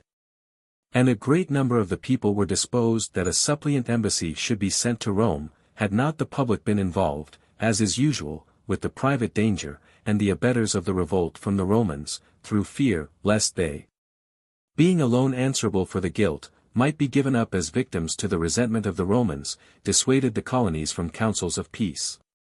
And not only was the embassy obstructed by them in the Senate, but a great part of the commons were excited to make predatory excursions into the Roman territory. This new injury broke off all hope of peace. This year a report first originated regarding a revolt of the Praenestans. And the people of Tusculum, Gabii and Lavici, into whose territories the incursions had been made, accusing them of the fact, the Senate returned so placid an answer, that it became evident that less credit was given to the charges, because they wished them not to be true. 22. In the following year the Papirii, Spurius and Lucius, new military tribunes, led the legions to Velatri. Their 4 colleagues in the tribuneship, Servius Cornelius Melloginensis a 4th time, Quintus Servilius, Servius Sulpicius, Lucius Aemilius a 4th time, being left behind to protect the city. And in case any new commotion should be announced from Etruria. For everything was apprehended from that quarter. At Velletri they fought a successful battle against the auxiliaries of the Praenestans, who were almost greater than the number of colonists themselves. So that the proximity of the city was both the cause of an earlier flight to the enemy, and was their only refuge after the flight. The tribunes refrained from besieging the town, both because, the result, was uncertain, and they considered that the war should not be pushed to the total destruction of the colony. Letters were sent to Rome to the Senate with news of the victory, expressive of more animosity against the Praenestan enemy than against those of Velletri. In consequence, by a decree of the Senate and an order of the people, war was declared against the Praenestans, who, in conjunction with the Volscians, took, on the following year, Satricum, a colony of the Roman people, by storm. After an obstinate defense by the colonists, and made, with respect to the prisoners, a disgraceful use of their victory. Incensed at this, the Romans elected Marcus Furius Camillus a 7th time military tribune. The colleagues conjoined with him were the 2 postumii regilenses, Aulus and Lucius Furius, with Lucius Lucretius and Marcus Fabius Ambustus. The Volscian war was decreed to Marcus Furius out of the ordinary course. Lucius Furius is assigned by lot from among the tribunes his assistant. Which proved, not so advantageous to the public as a source of all manner of praise to his colleague, both on public grounds, because he restored the Roman interest which had been prostrated by his rash conduct. And on private grounds, because from his error he sought to obtain his gratitude rather than his own glory. Camillus was now in the decline of life, and when prepared at the election to take the usual oath for the purpose of excusing himself on the plea of his health. He was opposed by the consent of the people, but his active mind was still vigorous within his ardent breast, and he enjoyed all his faculties entire, and now that he concerned himself but little in civil affairs, war still aroused him. Having enlisted 4 legions of 4,000 men each, and having ordered the troops to assemble the next day at the Esquiline Gate, he set out to Satricum. There the conquerors of the colony, nowise dismayed, confiding in their number of men, in which they had considerably the advantage, awaited him. When they perceived that the Romans were approaching, they marched out immediately to the field, determined to make no delay to put all to the risk of an engagement. That by proceeding thus they should derive no advantage from the judgment of their distinguished commander, on which alone they confided. 23. The same ardor existed also in the Roman army, nor did anything, but the wisdom and authority of one man, delay the fortune of the present engagement, who sought, by protracting the war, an opportunity of aiding their strength by skill. The enemy urged them the more on that account, and now not only did they draw out their troops in order of battle before their camp, but advanced into the middle of the plain, and by throwing up trenches near the battalions of the enemy, made a show of their insolent confidence in their strength. The Roman soldier was indignant at this. The other military tribune, Lucius Furius, still more so, who, encouraged both by his youth and his natural disposition, was still further elated by the hopes entertained by the multitude, who assumed great spirits on grounds the most uncertain. The soldiers, already excited of themselves, he still further instigated by disparaging the authority of his colleague by reference to his age, the only point on which he could do so, saying constantly, that wars were the province of young men. And that with the body the mind also flourishes and withers. That from having been a most vigorous warrior he was become a drone, and that he who, on coming up, had been wont to carry off camps and cities at the first onset, now consumed the time inactive within the trenches. What accession to his own strength, or diminution of that of the enemy, did he hope for? What opportunity, what season, what place for practicing stratagem? That the old man's plans were frigid and languid. Camillus had both sufficient share of life as well as of glory. What use was it to suffer the strength of a state which ought to be immortal, to sink into old age along with one mortal body? By such observations, he had attracted to himself the attention of the entire camp, and when in every quarter battle was called for, we cannot, he says, Marcus Furius, withstand the violence of the soldiers. And the enemy, whose spirits we have increased by delaying, insults us by insolence by no means to be borne. Do you, who are but one man, yield to all, and suffer yourself to be overcome in council, that you may the sooner overcome in battle? To this Camillus replies, that, whatever wars had been waged up to that day under his single auspices, in these that neither himself nor the Roman people had been dissatisfied either with his judgment or with his fortune. Now he knew that he had a colleague, his equal in command and in authority, in vigor of age superior, with respect to the army, that he had been accustomed to rule, not to be ruled, with his colleague's authority he could not interfere. That he might do, with the favor of the gods, whatever he might deem to be to the interest of the state. That he would even solicit for his years the indulgence, that he might not be placed in the front line. That whatever duties in war an old man could discharge, in these he would not be deficient, that he prayed to the immortal gods, that no mischance might prove his plan to be the more advisable. Neither his salutary advice was listened to by men, nor such pious prayers by the gods. The adviser of the battle draws up the front line, Camillus forms the reserve, and posts a strong guard before the camp. He himself took his station on an elevated place as a spectator, anxiously watching the result of the other's plan.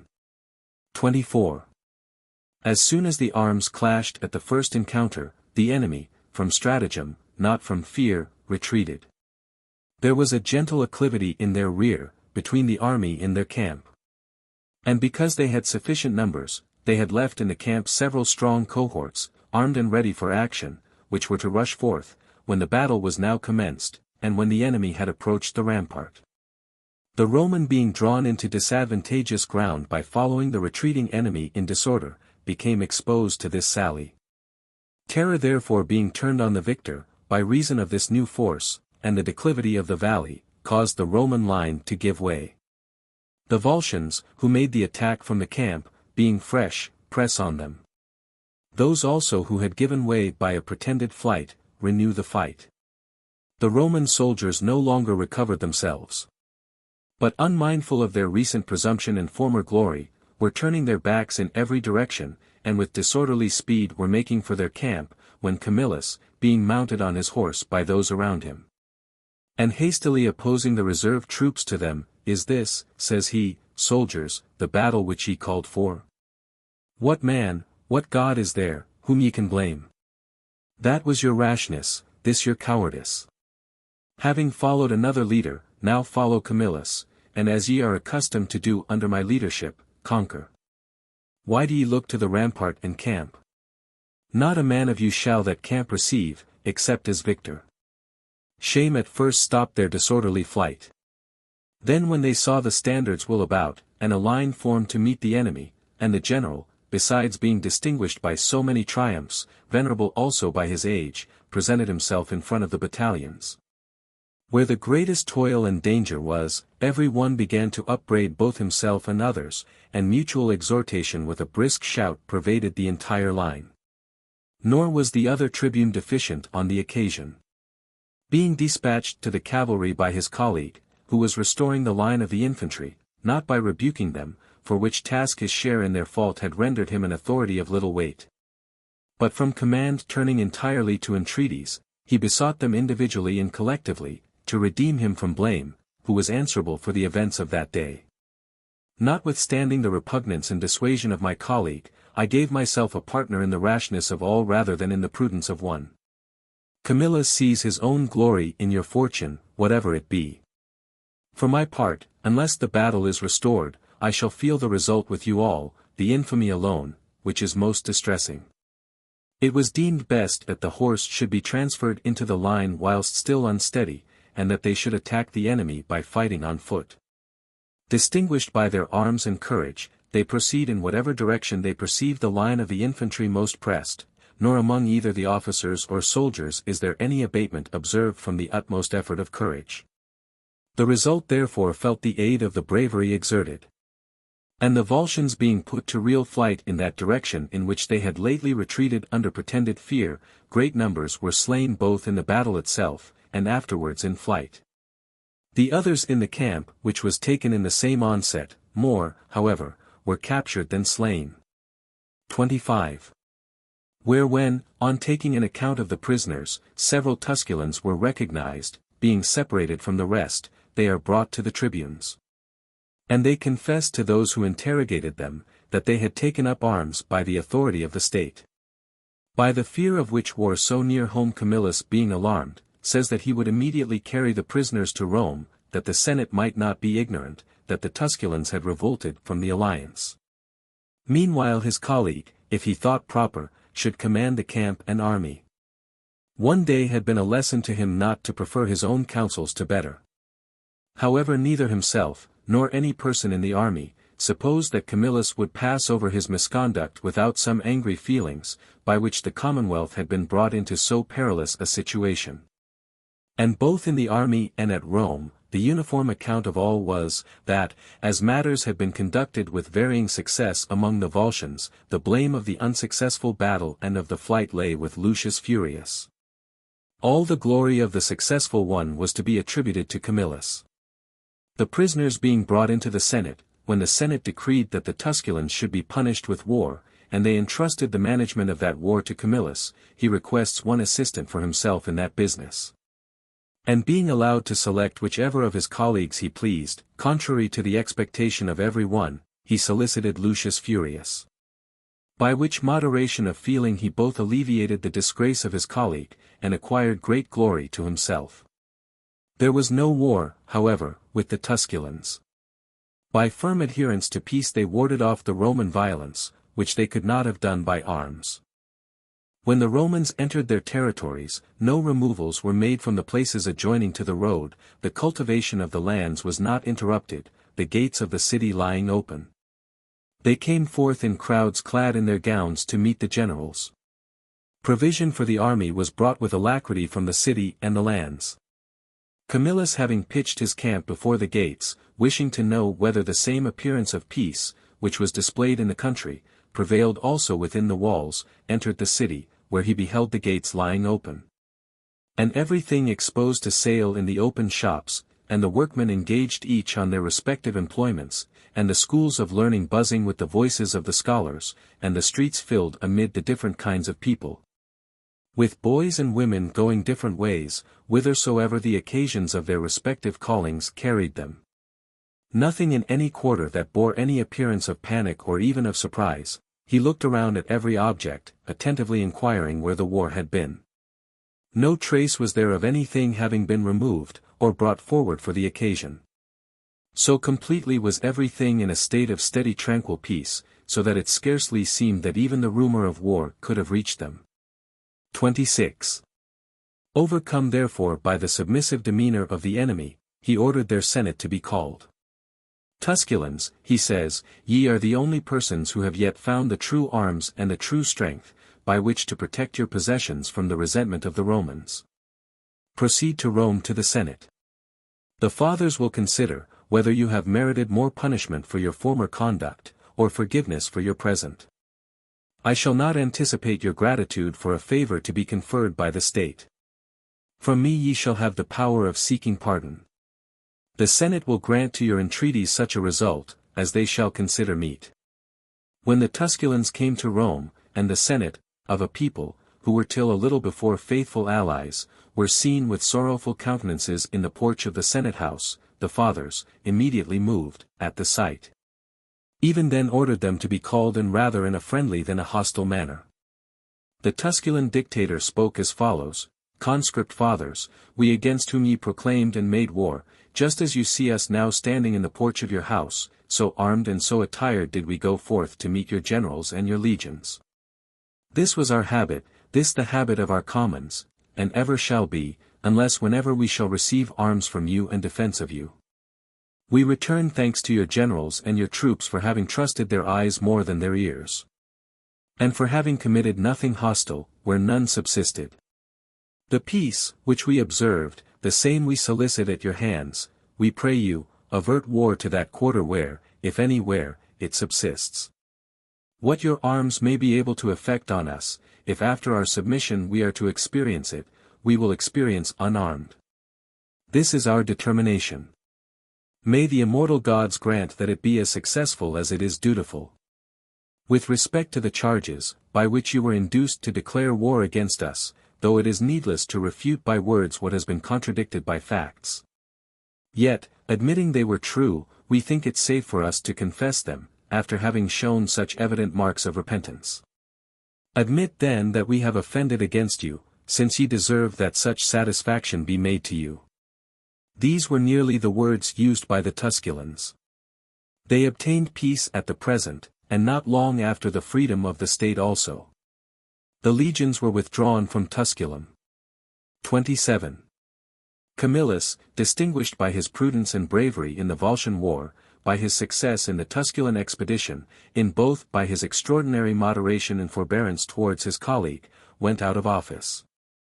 The military tribunes for the following year being Lucius and Publius Valerius, Lucius a fifth, Publius a third time, and Caius Sergius a third time, Lucius Maninius a second time, Spurius Papirius, and Servius Cornelius Melogenensis.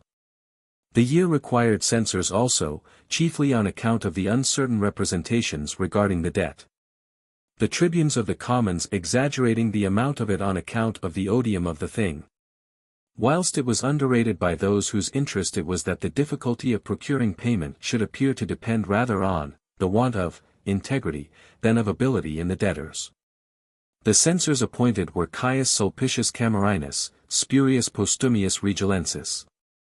And the matter having been commenced was interrupted by the death of Postumius, because it was not conformable to religion that a substitute should be colleague to a censor. Accordingly, after Sulpicius had resigned his office, other censors having been appointed under some defect, they did not discharge the office. That a third set should be appointed was not allowed, as though the gods did not admit a censorship for that year. The tribunes denied that such mockery of the commons was to be tolerated. That the Senate were averse to the public tablets, the witnesses of each man's property, because they were unwilling that the amount of the debt should be seen, which would clearly show that one part of the state was depressed by the other. Whilst in the meantime the commons, oppressed with debt, were exposed to one enemy after another. Wars were now sought out in every direction without distinction. Troops were marched from Antium to Satricum, from Satricum to Velletri, and thence to Tusculum. The Latins, Hernicians, and the Praenestans were now threatened with hostilities, more through a hatred of their fellow citizens than of the enemy, in order to wear out the commons under arms, and not suffer them to breathe in the city. Or to reflect on their liberty at their leisure, or to stand in an assembly where they may hear a tribune's voice discussing concerning the reduction of interest and the termination of other grievances. But if the commons had a spirit mindful of the liberty of their fathers, that they would neither suffer any Roman citizen to be assigned to a creditor on account of debt, nor a levy to be held. Until, the debts being examined, and some method adopted for lessening them, each man should know what was his own, and what another's, whether his person was still free to him, or that also was due to the stocks. The price held out for sedition soon raised it, for both several were made over to creditors, and on account of the rumor of the Praenestan war, the Senate decreed that new legions should be levied. Both which measures began to be obstructed by tribunician interposition and the combined efforts of the commons. For neither the tribunes suffered those consigned to their creditors to be thrown into prison, nor did the young men give in their names. While the Senate felt less pressing anxiety about enforcing the laws regarding the lending of money than about the levy, for now it was announced that the enemy, having marched from Praeneste, had encamped in the Gabinian territory. Meanwhile this very report rather aroused the tribunes of the commons to the struggle commenced than deterred them, nor did anything else suffice to allay the discontent in the city, but the approach of hostilities to the very walls. 28. For when the Praenestans had been informed that no army was levied at Rome, no general fixed on, that the Senate and people were turned the one against the other. Their leaders thinking that an opportunity presented itself, making a hasty march, and laying waste the country as they went along, they advanced their standards as far as the Colline Gate. The panic in the city was great. The alarm was given to take up arms, persons ran together to the walls and gates, and at length turning from sedition to war, they created Titus Quinctius Cincinnatus dictator. He appointed Aulus Sempronius Atratinus his master of the horse. When this was heard, such was the terror of that office, the enemy retired from the walls, and the young Romans assembled to the edict without refusal. Whilst the army is being levied at Rome, in the meantime the enemy's camp is pitched not far from the river Allia, thence laying waste the land far and wide, they boasted one to the other that they had chosen a place fatal to the Roman city. That there would be a similar consternation and flight from thence as occurred in the Gallic War. For, if the Romans dread a day deemed inauspicious, and marked with the name of that place, how much more than the Allian day would they dread the Allia itself, the monument of so great a disaster. No doubt the fierce looks of the Gauls and the sound of their voices would recur to their eyes and ears.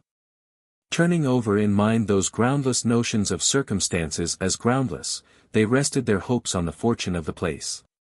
On the other hand, the Romans considered that, in whatever place a Latin enemy stood, they knew full well that they were the same whom, after having utterly defeated at the Lake Regillus, they kept in peaceable subjection for 100 years. That the place being distinguished by the memory of their defeat, would rather stimulate them to blot out the remembrance of their disgrace, than raise a fear that any land should be unfavorable to their success. Were even the Gauls themselves presented to them in that place, that they would fight just as they fought at Rome in recovering their country, as the day after at Gabii. Then, when they took care, that no enemy, who had entered the walls of Rome, should carry home an account of their success or defeat. 29. With these feelings on either side they came to the Allia. The Roman dictator, when the enemy were in view drawn up and ready for action, says, Aulus Sempronius, do you see that these men have taken their stand at the Allia, relying on the fortune of the place? Nor have the immortal gods granted them anything of surer confidence, or any more effectual support. But do you, relying on arms and on courage, make a brisk charge on the middle of their line. I will bear down on them when thrown into disorder and consternation with the legions.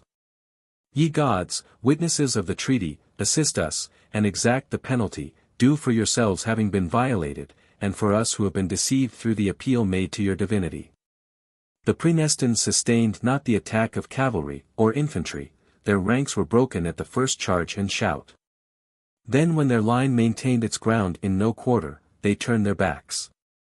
And being thrown into consternation and carried beyond their own camp by their panic, they stopped not from their precipitate speed, until Praeneste came in view. There, having been dispersed in consequence of their flight, they select a post for the purpose of fortifying it in a hasty manner. Lest, if they betook themselves within the walls, the country should be burned forthwith, and when all places should be desolated, siege should be laid to the city. But when the victorious Romans approached, the camp at the Allia having been plundered, that fortress also was abandoned, and considering the walls scarcely secure, they shut themselves up within the town of Praeneste. There were 8 towns besides under the sway of the Praenestans. Hostilities were carried round to these also, and these being taken one after the other without much difficulty, the army was led to Velletri. This also was taken by storm. They then came to Praeneste, the main source of the war. That town was obtained, not by force, but by capitulation. Titus Quinctius, being once victorious in a pitched battle, having taken also 2 camps belonging to the enemy, and 9 towns by storm, and Praeneste being obtained by surrender, returned to Rome, and in his triumph brought into the capital the statue of Jupiter Imperator, which he had conveyed from Praeneste. It was dedicated between the recesses of Jupiter and Minerva, and a tablet fixed under it, as a monument of his exploits, was engraved with nearly these words, Jupiter and all the gods granted, that Titus Quinctius, dictator, should take 9 towns.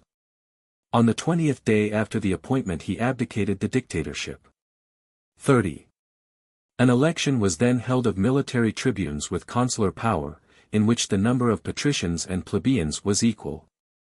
From the patricians were elected Publius and Caius Manlius, with Lucius Julius. The commons gave Caius Sextilius, Marcus Albinius, and Lucius Antistius. To the Manlii, because they had the advantage of the plebeians in family station, and of Julius in interest, the province of the Volscians was assigned out of the ordinary course, without lots or mutual arrangement. Of which circumstance both themselves and the patricians who conferred it afterwards repented. Without any previous reconnoitre they sent out some cohorts to forage. It having been falsely reported to them that these were ensnared, whilst they march in great haste, in order to support them, without even retaining the author of the report, who had deceived them, he being a Latin enemy instead of a Roman soldier. They themselves fell into an ambuscade.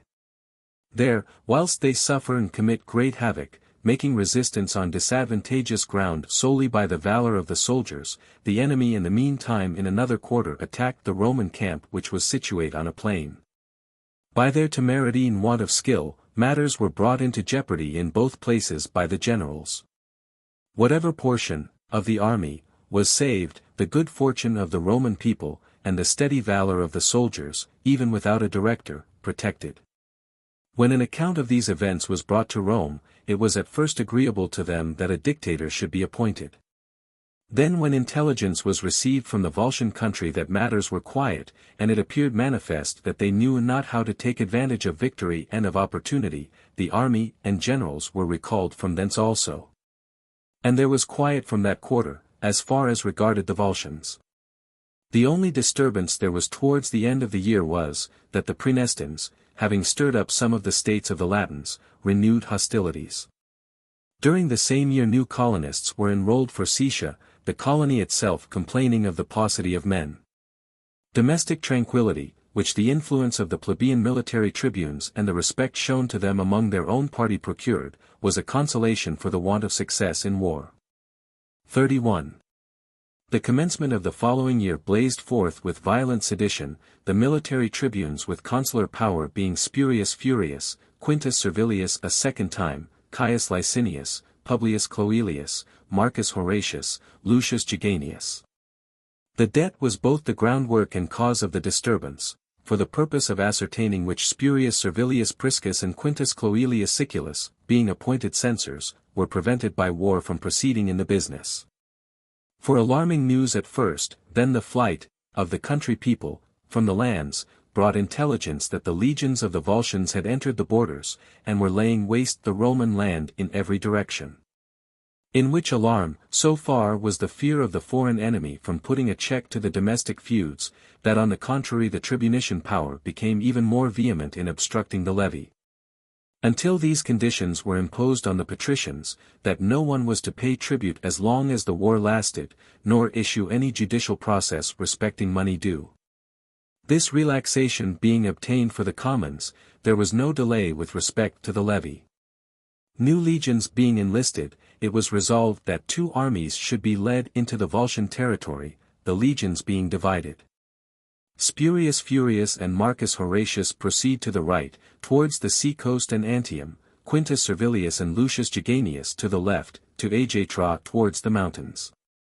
On neither side did the enemy meet them. Devastation was therefore committed, not similar to that straggling kind which the Volscian had practiced by snatches under the influence of trepidation after the manner of a banditti. Relying on the dissensions among the enemy and dreading their valor. But committed with the full meed of their resentment by a regular army, more severe also by reason of their continuance.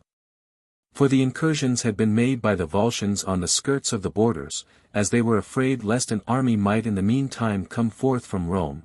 The Romans, on the contrary, had a motive for tarrying in the enemy's country, in order to entice them to an engagement. All the houses therefore on the lands, and some villages also, being burnt down, not a fruit tree nor the seed being left for the hope of a harvest, all the booty both of men and cattle, which was outside the walls, being driven off.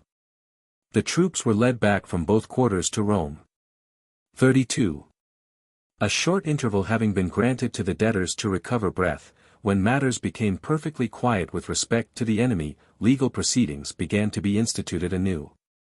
And so remote was all hope of relieving the former debt, that a new one was now contracted by a tax for building a wall of hewn stone bargained for by the censors, to which burden the commons were obliged to submit. Because the tribunes of the commons had no levy which they could obstruct. Forced by the influence of the nobles, they elected all the military tribunes from among the patricians, Lucius Aemilius, Publius Valerius a 4th time, Caius Veturius, Servius Sulpicius, Lucius and Caius Quinctius Cincinnatus. By the same influence they succeeded in raising 3 armies against the Latins and Volscians, who with combined forces were encamped at Satricum, all the juniors being bound by the military oath without any opposition. One army for the protection of the city, the other to be sent for the sudden emergencies of war, if any disturbance should arise elsewhere. The third, and by far the most powerful, Publius Valerius and Lucius Aemilius led to Satricum, where when they found the enemy's line of battle drawn up on level ground, they immediately engaged. And before the victory was sufficiently declared, the battle, which held out fair hopes of success, was put a stop to by rain accompanied by a violent storm of wind.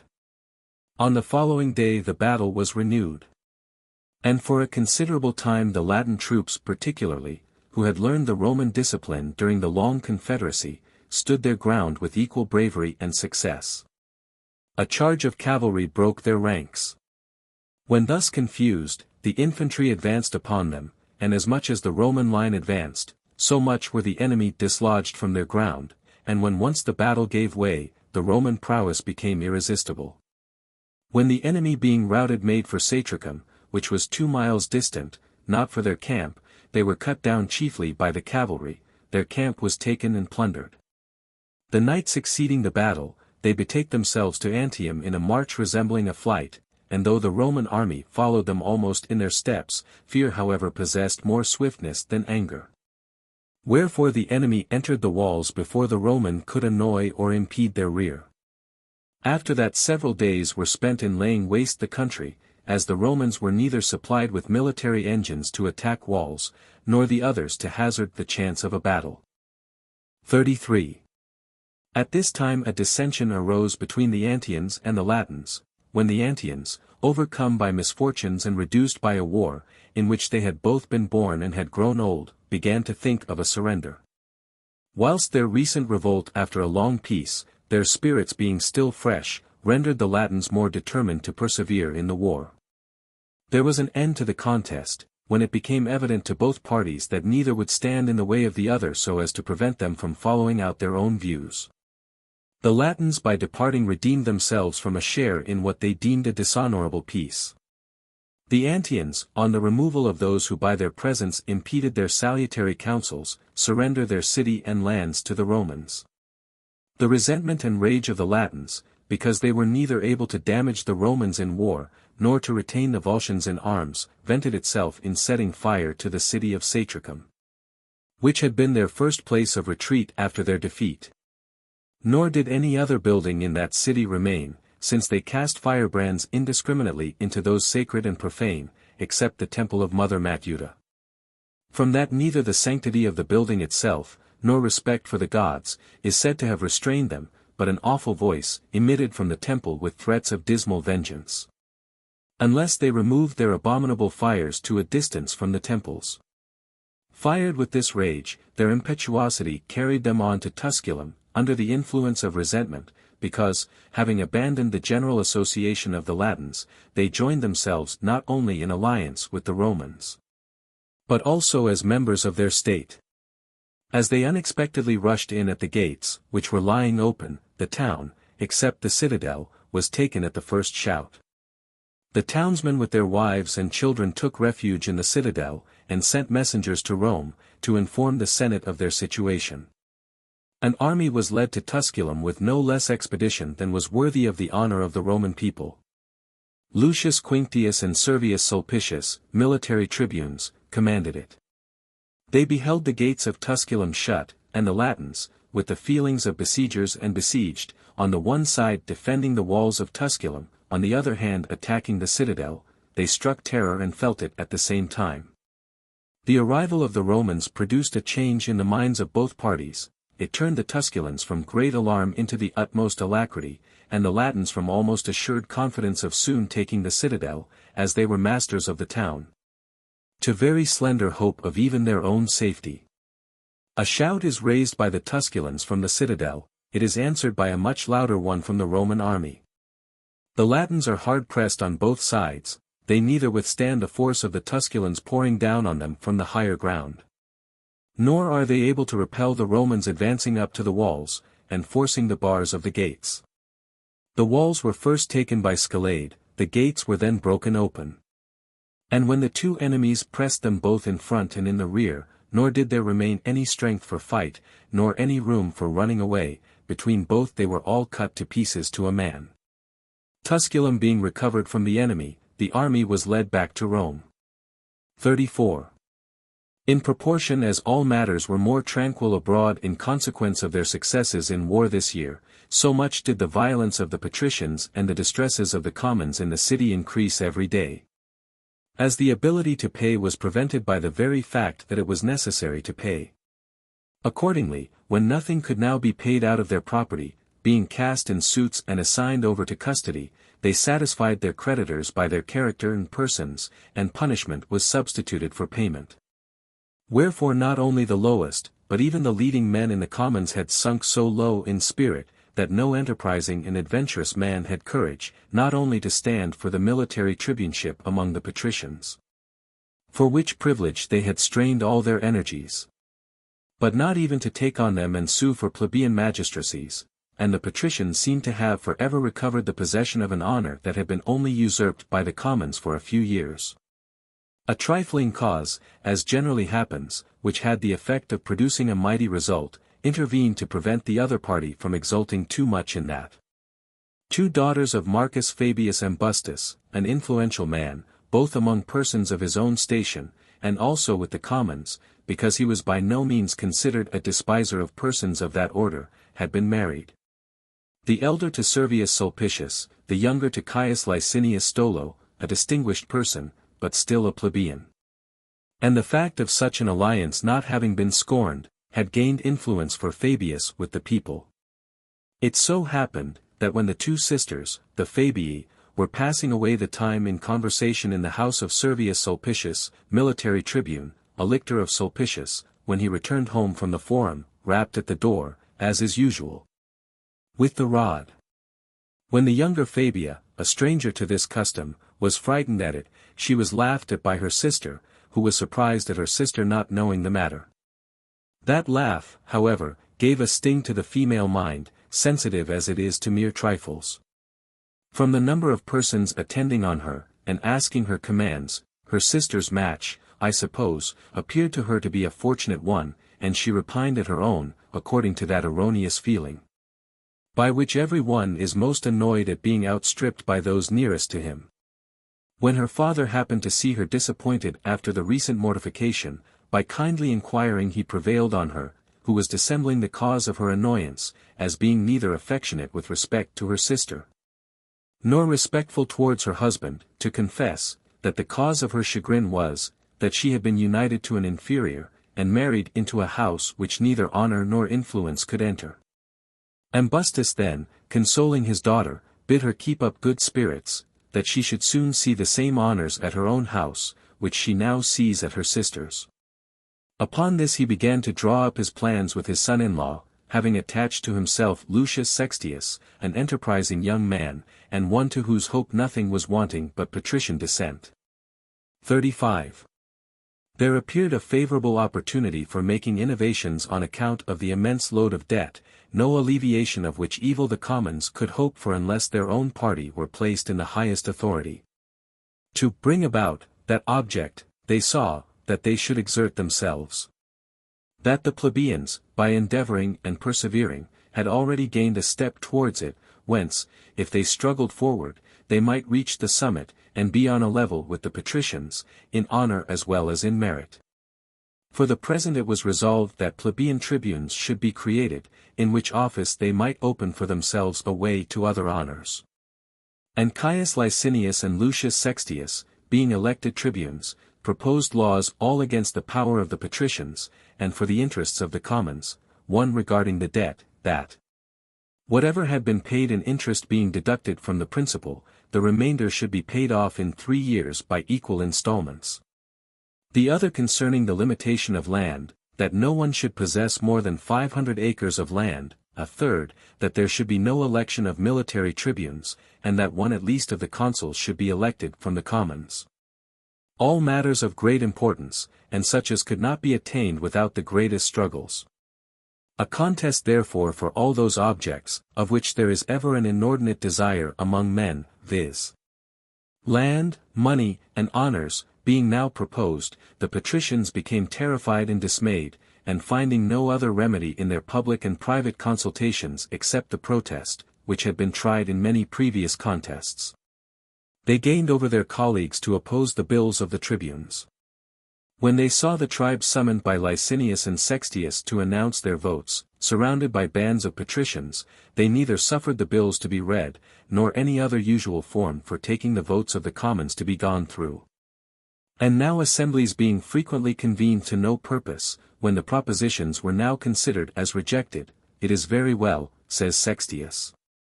Since it is determined that a protest should possess so much power, by that same weapon will we protect the people. Come, patricians, proclaim an assembly for the election of military tribunes.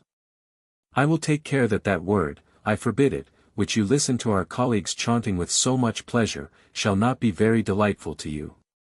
Nor did the threats fall ineffectual, no elections were held, except those of aediles and plebeian tribunes. Licinius and Sextius, being re-elected plebeian tribunes, suffered not any curule magistrates to be appointed, and this total absence of magistrates continued in the city for the space of 5 years, the people re-electing the 2 tribunes. And these preventing the election of military tribunes. 36. There was an opportune cessation of other wars, the colonists of Velletri, becoming wanton through ease, because there was no Roman army, made repeated incursions on the Roman territory, and set about laying siege to Tusculum. This circumstance, the Tusculans, old allies, new fellow citizens, imploring aid, moved not only the patricians, but the commons also, chiefly with a sense of honor. The tribunes of the commons relaxing their opposition, the elections were held by the interrex. And Lucius Furius, Aulus Manlius, Servius Sulpicius, Servius Cornelius, Publius and Caius Valerius, found the commons by no means so complying in the levy as in the elections. And an army having been raised amid great contention, they set out, and not only dislodged the enemy from Tusculum, but shut them up even within their own walls. Velletri began to be besieged by a much greater force than that with which Tusculum had been besieged, nor still could it be taken by those by whom the siege had been commenced. The new military tribunes were elected first, Quintius Servilius, Caius Veturius, Aulus and Marcus Cornelius, Quintus Quinctius, Marcus Fabius. Nothing worthy of mention was performed even by these at Velletri. Matters were involved in greater peril at home, for besides Sextius and Licinius, the proposers of the laws, re-elected tribunes of the commons now for the 8th time, Fabius also, military tribune, father-in-law of Stolo, avowed himself the unhesitating supporter of those laws of which he had been the adviser. And whereas, there had been at first 8 of the college of the plebeian tribunes protesters against the laws, there were now only 5, and, as is usual with men who leave their own party, dismayed and astounded. They in words borrowed from others, urged as a reason for their protest, that which had been taught them at home. That a great number of the commons were absent with the army at Velletri, that the assembly ought to be deferred till the coming of the soldiers, that the entire body of the commons might give their vote concerning their own interests. Sextius and Licinius with some of their colleagues, and Fabius one of the military tribunes, well versed now by an experience of many years in managing the minds of the commons, having brought forward the leading men of the patricians, teased them by interrogating them on each of the subjects which were about to be brought before the people, would they dare to demand, that when 2 acres of land ahead were distributed among the plebeians, they themselves should be allowed to have more than 500 acres. That a single man should possess the share of nearly 300 citizens, whilst his portion of land scarcely extended for the plebeian to a stinted habitation and a place of burial. Was it their wish that the commons, surrounded with usury, should surrender their persons to the stocks and to punishment, rather than pay off their debt by discharging the principal?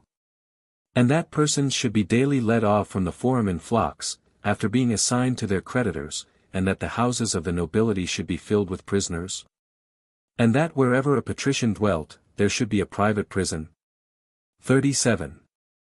When they had uttered these statements, exasperating and pitiable in the recital, before persons alarmed for themselves, exciting greater indignation in the hearers than was felt by themselves, they affirmed that there never would be any other limit to their occupying the lands, or to their butchering the commons by usury, unless the commons were to elect one consul from among the plebeians, as a guardian of their liberty.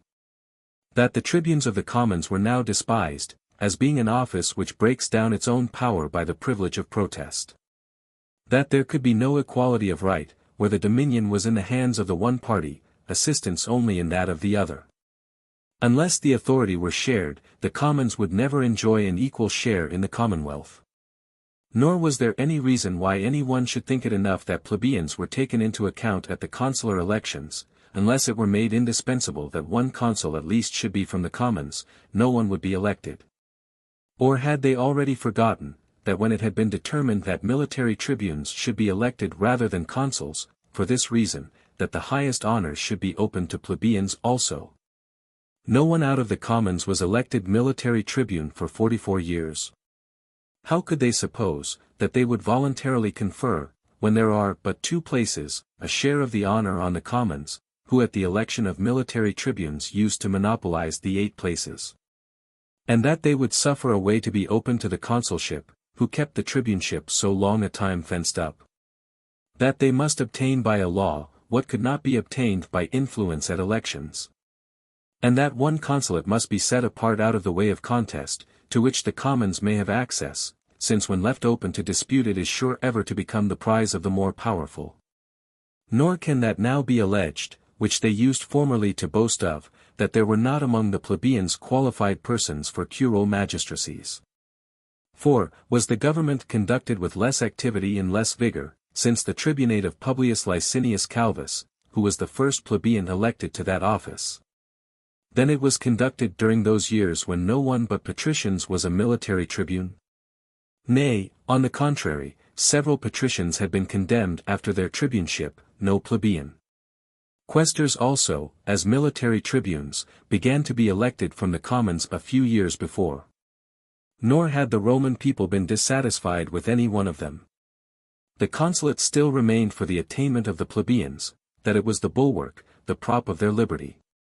If they should attain that, then that the Roman people would consider that kings were really expelled from the city, and their liberty firmly established. For from that day that everything in which the patricians surpassed them, would flow in on the commons, power and honor, military glory, birth, nobility, valuable at present for their own enjoyment, sure to be left still more valuable to their children. When they saw such discourses favorably listened to, they publish a new proposition, that instead of 2 commissioners for performing religious rites, 10 should be appointed.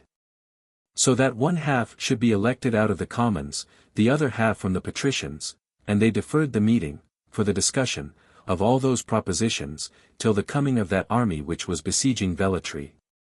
38. The year was completed before the legions were brought back from Velletri.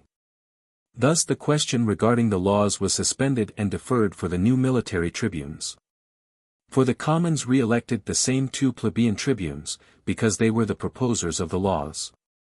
Titus Quinctius, Servius Cornelius, Servius Sulpicius, Spurius Servilius, Lucius Papirius, Lucius Valerius, were elected military tribunes. Immediately at the commencement of the year the question about the laws was pushed to the extreme of contention.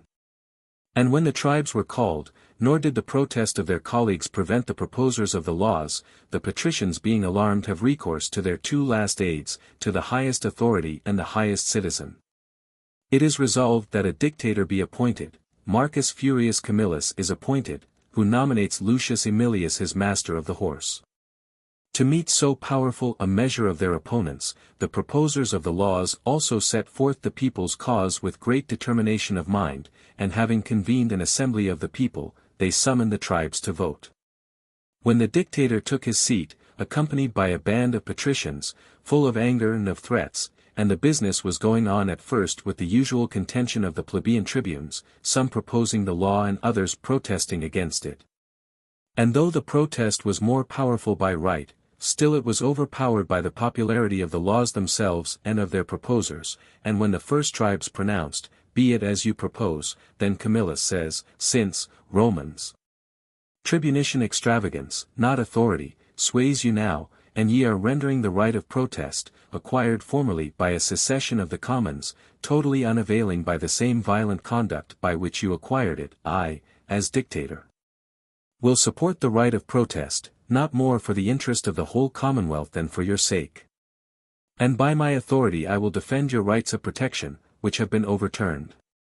Wherefore if Caius Licinius and Lucius Sextius give way to the protest of their colleagues, I shall not introduce a patrician magistrate into an assembly of the commons.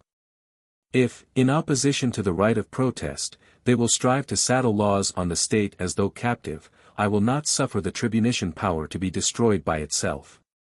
When the plebeian tribunes still persisted in the matter with unabated energy and contemptuously, Camillus, being highly provoked, sent his lictors to disperse the commons, and added threats, that if they persisted he would bind down the younger men by the military oath, and would forthwith lead an army out of the city. He struck great terror into the people. By the opposition he rather inflamed than lessened the spirits of their leaders.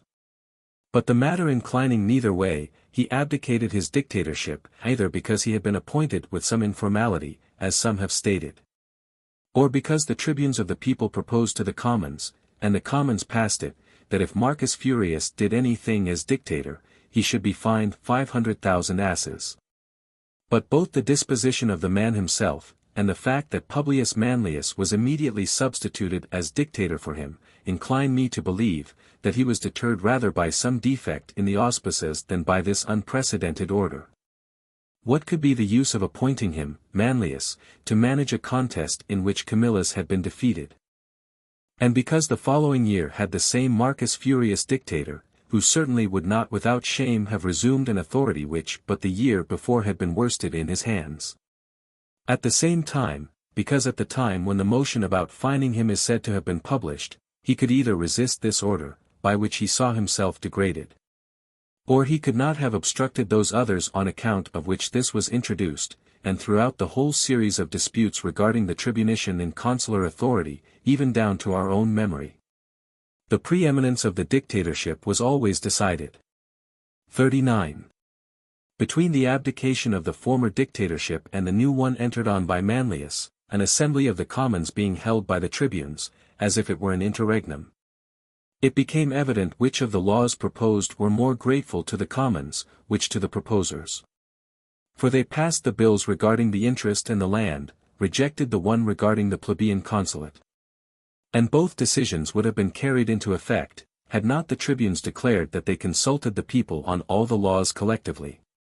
Publius Manlius, dictator, then inclined the advantage to the side of the people, by naming Caius Licinius from the commons, who had been military tribune, as master of the horse. The patricians, I understand, were much displeased at this nomination, but the dictator used to excuse himself to the Senate, alleging the near relationship between him and Licinius, at the same time denying that the authority of master of the horse was higher than that of consular tribune. When the elections for the appointment of plebeian tribunes were declared, Licinius and Sextius so conducted themselves, that by denying that they any longer desired a continuation of the honor, they most powerfully stimulated the commons to effectuate that which they were anxious for, notwithstanding their dissimulation. That they were now standing the 9th year as it were in battle array against the patricians, with the greatest danger to their private interests, without any benefit to the public. That the measures published, and the entire strength of the tribunician authority, had grown old with them, the attack was made on their propositions, first by the protest of their colleagues, then by banishing their youth to the war at Velletri. At length the dictatorial thunder was levelled against them. That now neither colleagues, nor war, nor dictator stood in their way, as being a man, who by nominating a plebeian as master of the horse, has even given an omen for a plebeian consul. That the commons retarded themselves and their interests. They could, if they liked, have the city in forum free from creditors, their lands immediately free from unjust possessors. Which kindnesses, when would they ever estimate them with sufficiently grateful feelings, if, whilst receiving the measures respecting their own interests, they cut away from the authors of them all hopes of distinction? That it was not becoming the modesty of the Roman people to require that they themselves be eased from usury, and be put in possession of the land unjustly occupied by the great. Whilst they leave those persons through whom they attain these advantages, become old tribunicians, not only without honor, but even without the hope of honor. Wherefore they should first determine in their minds what choice they would make, then declare that choice at the tribunician elections. If they wished that the measures published by them should be passed collectively, there was some reason for re-electing the same tribunes, for they would carry into effect what they published. But if they wished that only to be entertained which may be necessary for each in private, there was no occasion for the invidious continuation of honor. That they would neither have the tribuneship, nor the people those matters which were proposed. 40. In reply to such peremptory language of the tribunes, when amazement at the insolence of their conduct and silence struck all the rest of the patricians motionless, Appius Claudius Crassus, the grandson of the Decemvir, is said to have stepped forward to refute their arguments, urged on, more by hatred and anger than by hope, of succeeding, and to have spoken nearly to this effect: Romans, to me it would be neither new nor surprising, if I too on the present occasion were to hear that one charge, which has ever been advanced against our family by turbulent tribunes, that even from the beginning nothing in the state has been of more importance to the Claudian family than the dignity of the patricians. That they have ever resisted the interests of the commons. Of which charges I neither deny nor object to the one, that we, since we have been admitted into the state and the patricians, have strenuously done our utmost, that the dignity of those families, among which ye were pleased that we should be, might be truly said rather to have been increased than diminished. With respect to the other, in my own defense and that of my ancestors, I would venture to maintain, Romans, unless any one may consider those things, which may be done for the general good of the state, were injurious to the commons as if inhabitants of another city, that we, neither in our private nor in our official capacity, ever knowingly did any thing which was intended to be detrimental to the commons. And that no act nor word of ours can be mentioned with truth contrary to your interest, though some may have been contrary to your inclinations. Even though I were not of the Claudian family, nor descended from patrician blood, but an ordinary individual of the Roman citizens, who merely felt that I was descended from free-born parents, and that I lived in a free state. Could I be silent on this matter, that Lucius Sextius and Caius Licinius, perpetual tribunes, forsooth, have assumed such a stock of arrogance during the 9 years in which they have reigned, as to refuse to allow you the free exercise of your suffrage either at the elections or in enacting laws? On a certain condition, one of them says, ye shall re-elect us tribunes for the 10th time.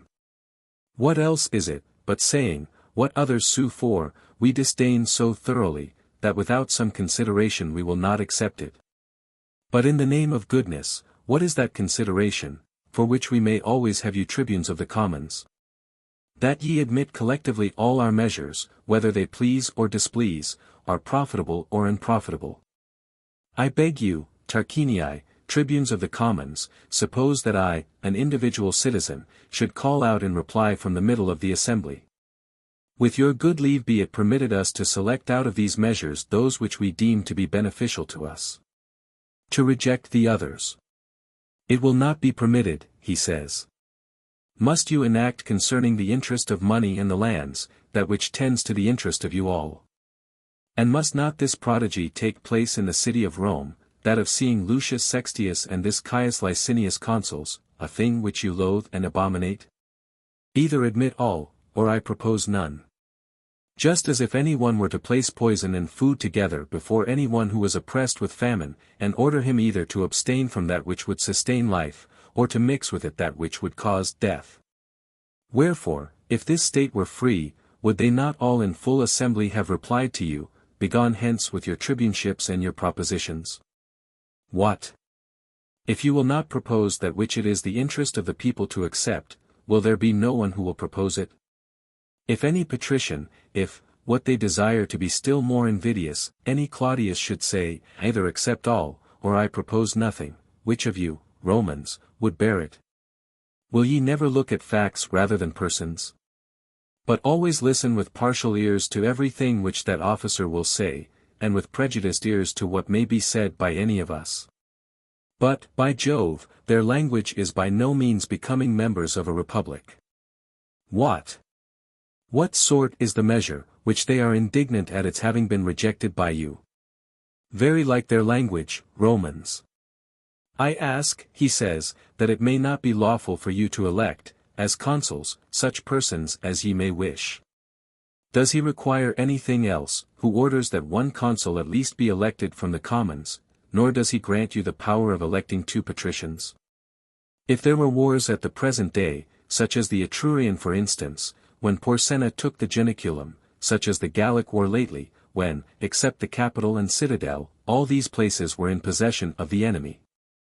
And should Lucius Sextius stand candidate for the consulate with Marcus Furius or any other of the patricians, could ye endure that Sextius should be consul without any risk, that Camillus should run the risk of a repulse? Is this allowing a community of honors, that it should be lawful that 2 plebeians, and not lawful that 2 patricians, be made consuls, and that it should be necessary that one be elected from among the commons? And lawful to pass by both of the patricians? What fellowship, what confederacy is that? Is it not sufficient, if you come in for a share of that in which you had no share hitherto, unless whilst suing for a part you seize on the whole? I fear, he says, lest, if it be lawful that 2 patricians are to be elected, ye will elect no plebeian. What else is this but saying, because ye will not of your own choice elect unworthy persons, I will impose on you the necessity of electing persons whom you do not wish? What follows, but that if one plebeian stand candidate with 2 patricians, he owes no obligation to the people, and may say that he was appointed by the law, not by suffrages. 41. How they may extort, not how they may sue for honors, is what they seek, and they are anxious to attain the highest honor, so that they may not owe the obligations incurred even for the lowest. And they prefer to sue for honors rather through favorable conjunctures than by merit. Is there any one who can feel it an affront to have himself inspected and estimated? Who thinks it reasonable that to himself alone, amidst struggling competitors, honors should be certain? Who would withdraw himself from your judgment? Who would make your suffrages necessary instead of voluntary, servile instead of free? I omit mention of Licinius and Sextius, whose years of perpetuated power ye number, as that of the kings in the capital. Who is there this day in the state so mean, to whom the road to the consulate is not rendered easier through the advantages of that law, than to us and to our children? Inasmuch as you will sometimes not be able to elect us even though you may wish it, those persons you must elect, even though you were unwilling. Of the insult offered to merit enough has been said, for merit appertains to human beings. What shall I say respecting religion and the auspices, which is contempt and injustice relating exclusively to the immortal gods?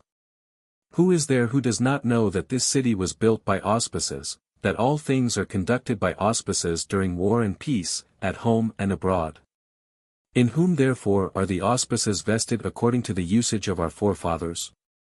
In the patricians, no doubt, for no plebeian magistrate is ever elected by auspices.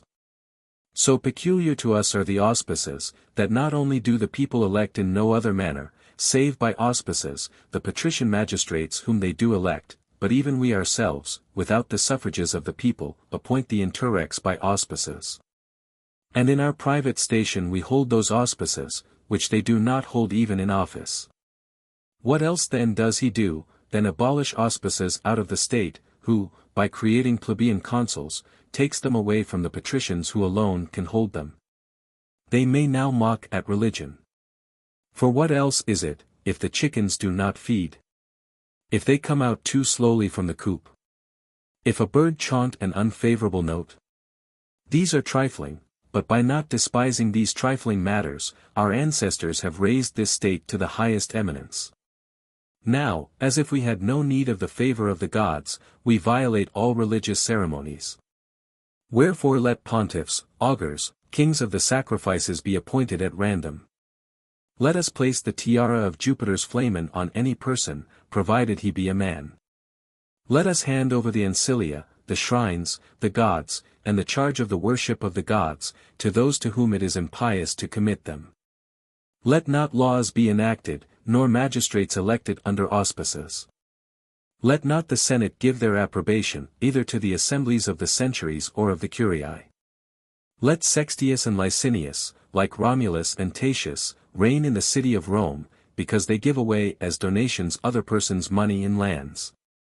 So great is the charm of plundering the possessions of other persons, nor does it occur to you that by the one law vast wilds are produced throughout the lands by expelling the proprietors from their territories. By the other credit is destroyed, along with which all human society ceases to exist. For every reason, I consider that those propositions ought to be rejected by you.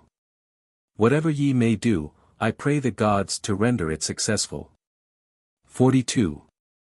The speech of Appius merely had this effect, that the time for passing the propositions was deferred. The same tribunes, Sextius and Licinius, being re-elected for the 10th time, succeeded in passing a law, that of the Decemvirs for religious matters, 1/2 should be elected from the commons. 5 patricians were elected, and 5 out of the plebeians, and by that step the way appeared open to the consulship. The commons, content with this victory, yielded to the patricians, that, all mention of consuls being omitted for the present, military tribunes should be elected. Those elected were, Aulus and Marcus Cornelius a second time, Marcus Jaganius, Publius Manlius, Lucius Veturius, and Publius Valerius a 6th time. When, except the siege of Velletri, a matter rather of a slow than dubious result, there was no disquiet from foreign concerns among the Romans. The sudden rumor of a Gallic war being brought, influenced the state to appoint Marcus Furius dictator for the 5th time. He named Titus Quinctius Pennis master of the horse. Claudius asserts that a battle was fought that year with the Gauls, on the banks of the Anio. And that then the famous battle was fought on the bridge, in which Titus Manlius, engaging with a Gaul by whom he had been challenged, slew him in the sight of the 2 armies and despoiled him of his chain. But I am induced by the authority of several writers to believe that those things happened not less than 10 years later, but that in this year a pitched battle was fought with the Gauls by the dictator, Marcus Furius, in the territory of Alba. The victory was neither doubtful or difficult to the Romans, though from the recollection of the former defeat the Gauls had diffused great terror. Many thousands of the barbarians were slain in the field, and great numbers in the storming of the camp. The rest dispersing, making chiefly for Apulia, saved themselves from the enemy, both by continuing their flight to a great distance, as also because panic and terror had scattered them very widely. A triumph was decreed to the dictator with the concurrence of the Senate and Commons. Scarcely had he as yet finished the war, when a more violent disturbance awaited him at home. And by great struggles the dictator and the Senate were overpowered, so that the measures of the tribunes were admitted. And the elections of the consuls were held in spite of the resistance of the nobility, at which Lucius Sextius was made consul, the first of plebeian rank. And not even was that an end of the contests. Because the patricians refused to give their approbation, the affair came very near a secession of the people, and other terrible threats of civil contests, when, however, the dissensions were accommodated on certain terms through the interference of the dictator. And concessions to the commons were made by the nobility regarding the plebeian consul, by the commons to the nobility, with respect to one praetor to be elected out of the patricians, to administer justice in the city.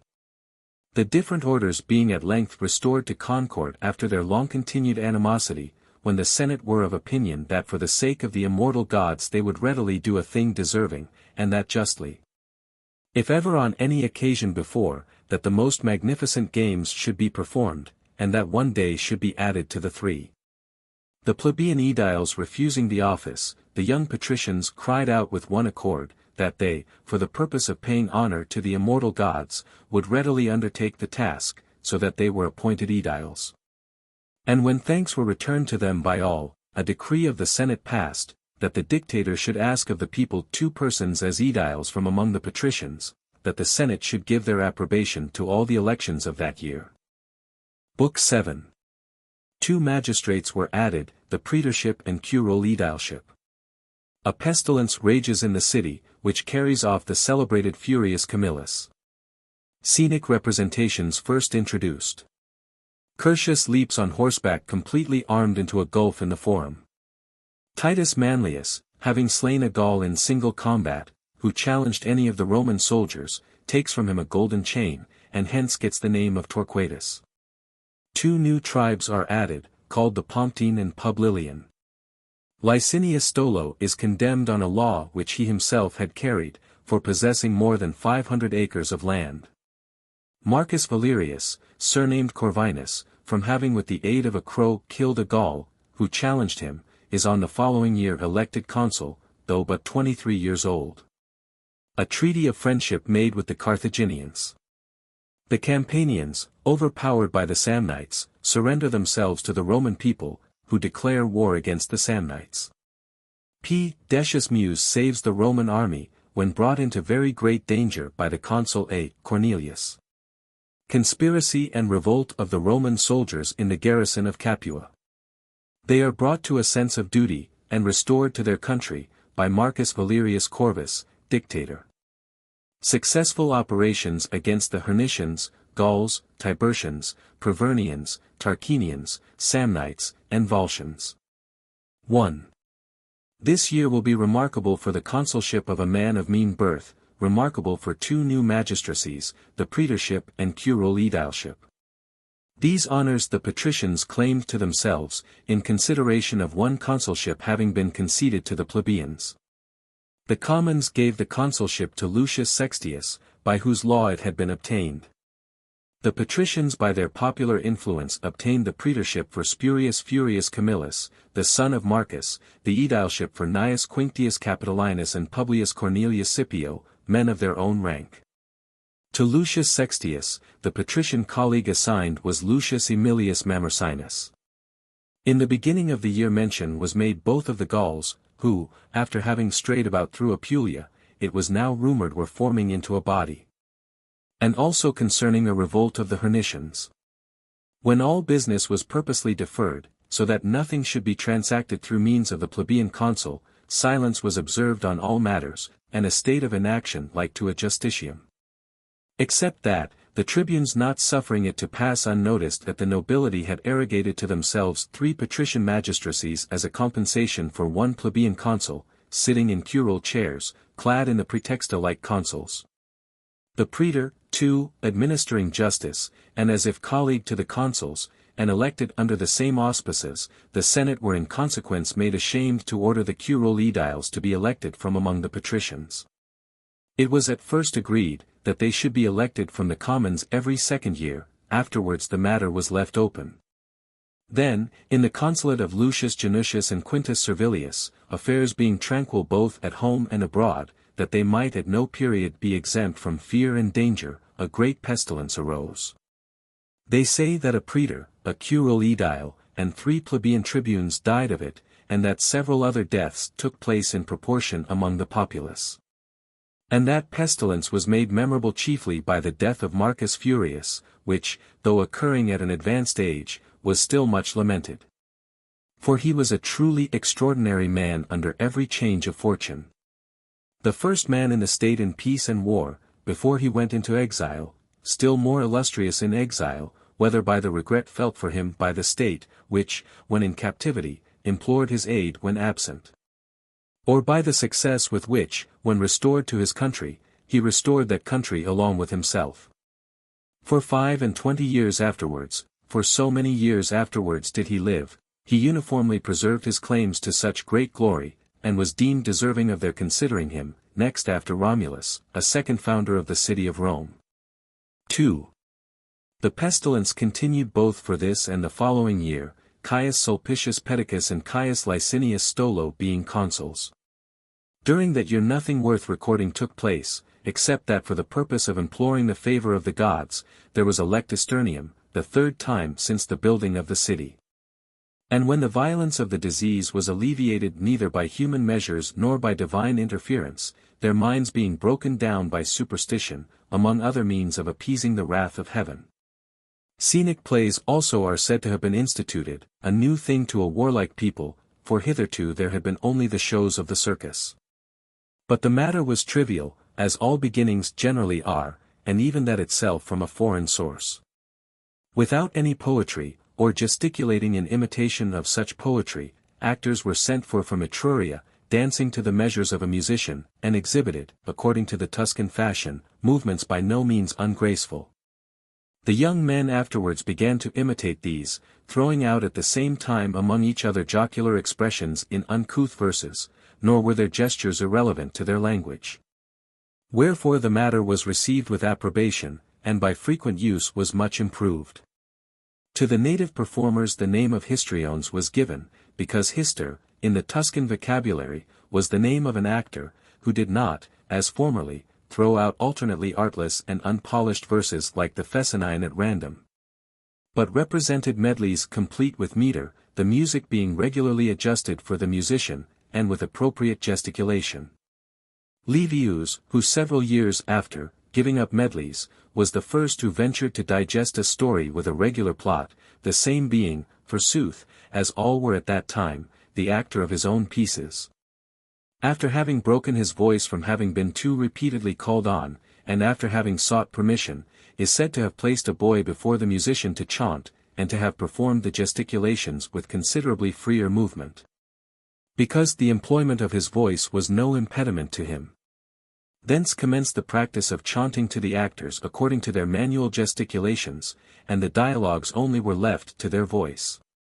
When by this arrangement the business of the scenic performances was called away from laughter and intemperate mirth, and the amusement became gradually converted into an art, the young men, leaving to regular actors the performance of plays, began themselves, according to the ancient usage, to throw out ludicrous jests comprised in verses, which from that time were called exodia, and were collected chiefly from the Atellan farces.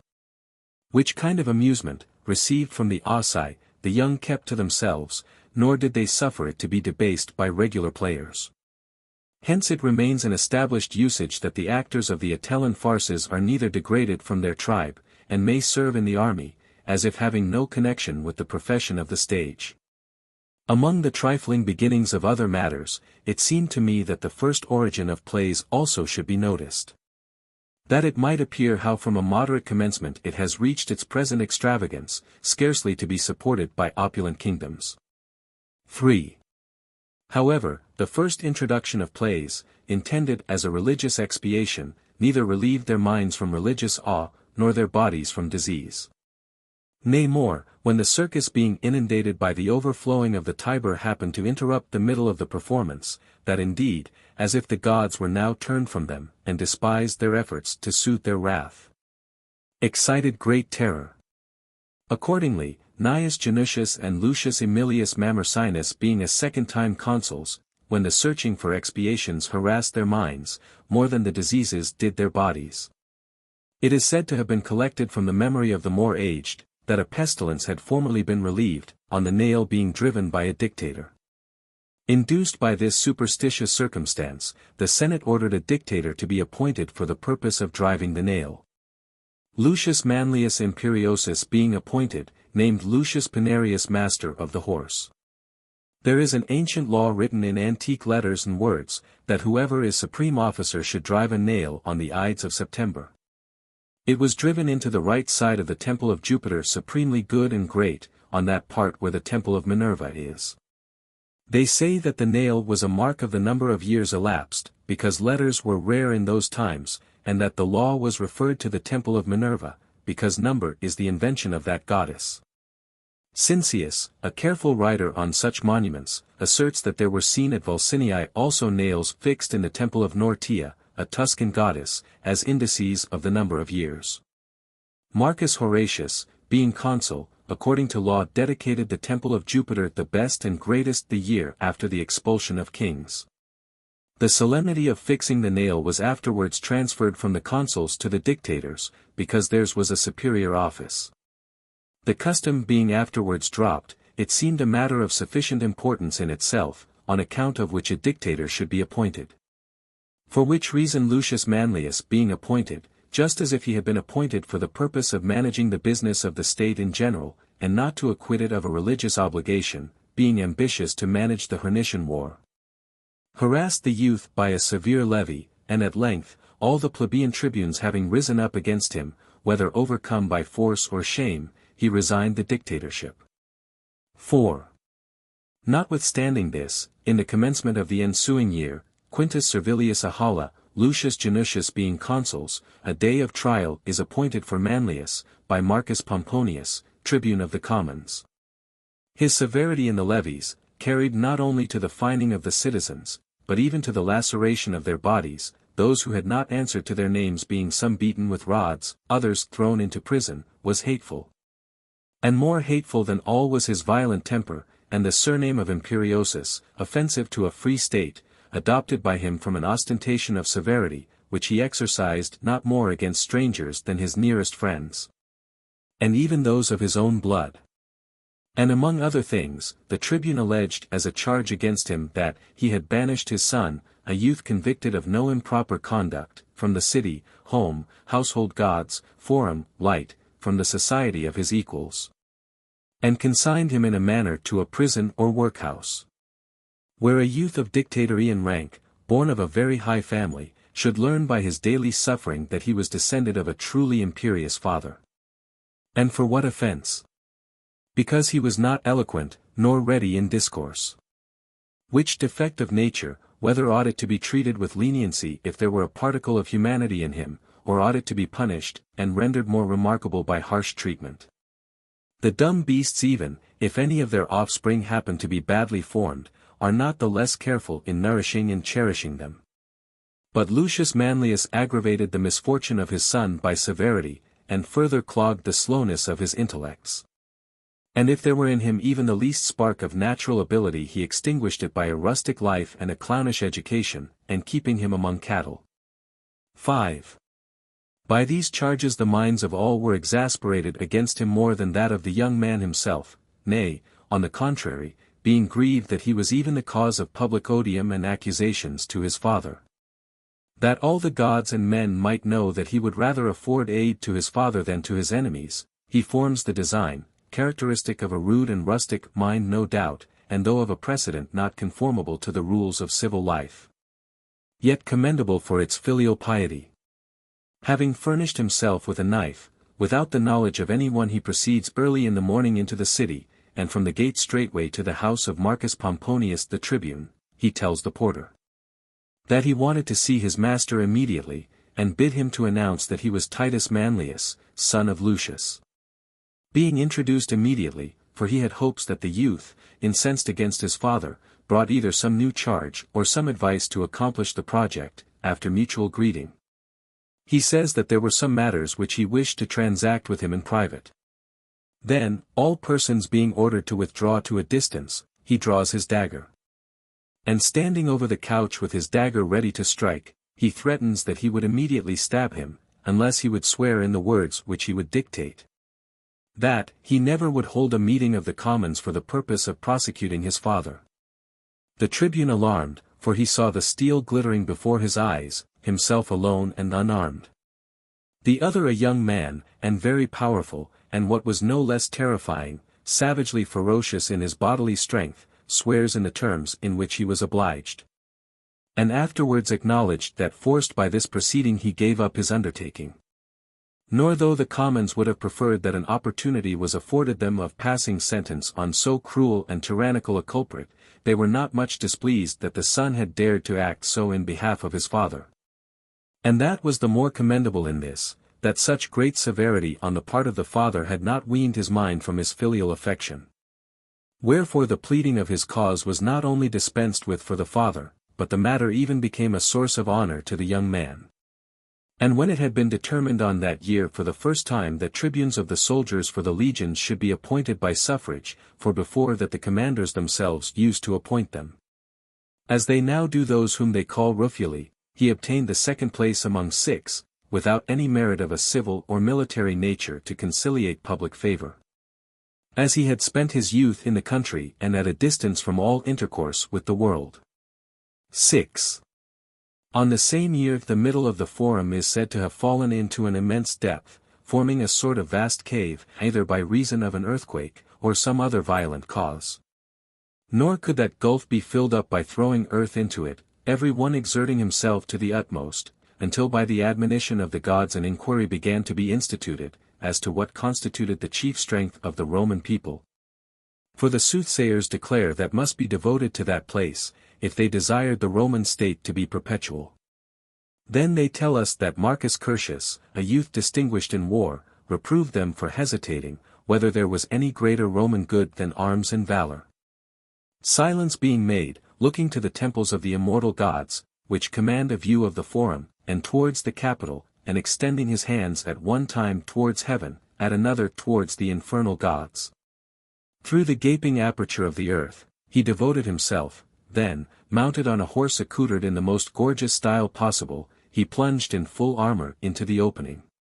And offerings and the fruits of the earth were thrown in over him by the multitude of men and women, and the lake was called Curtian not from Curtius Metus, the ancient soldier of Titus Tatius, but from this circumstance.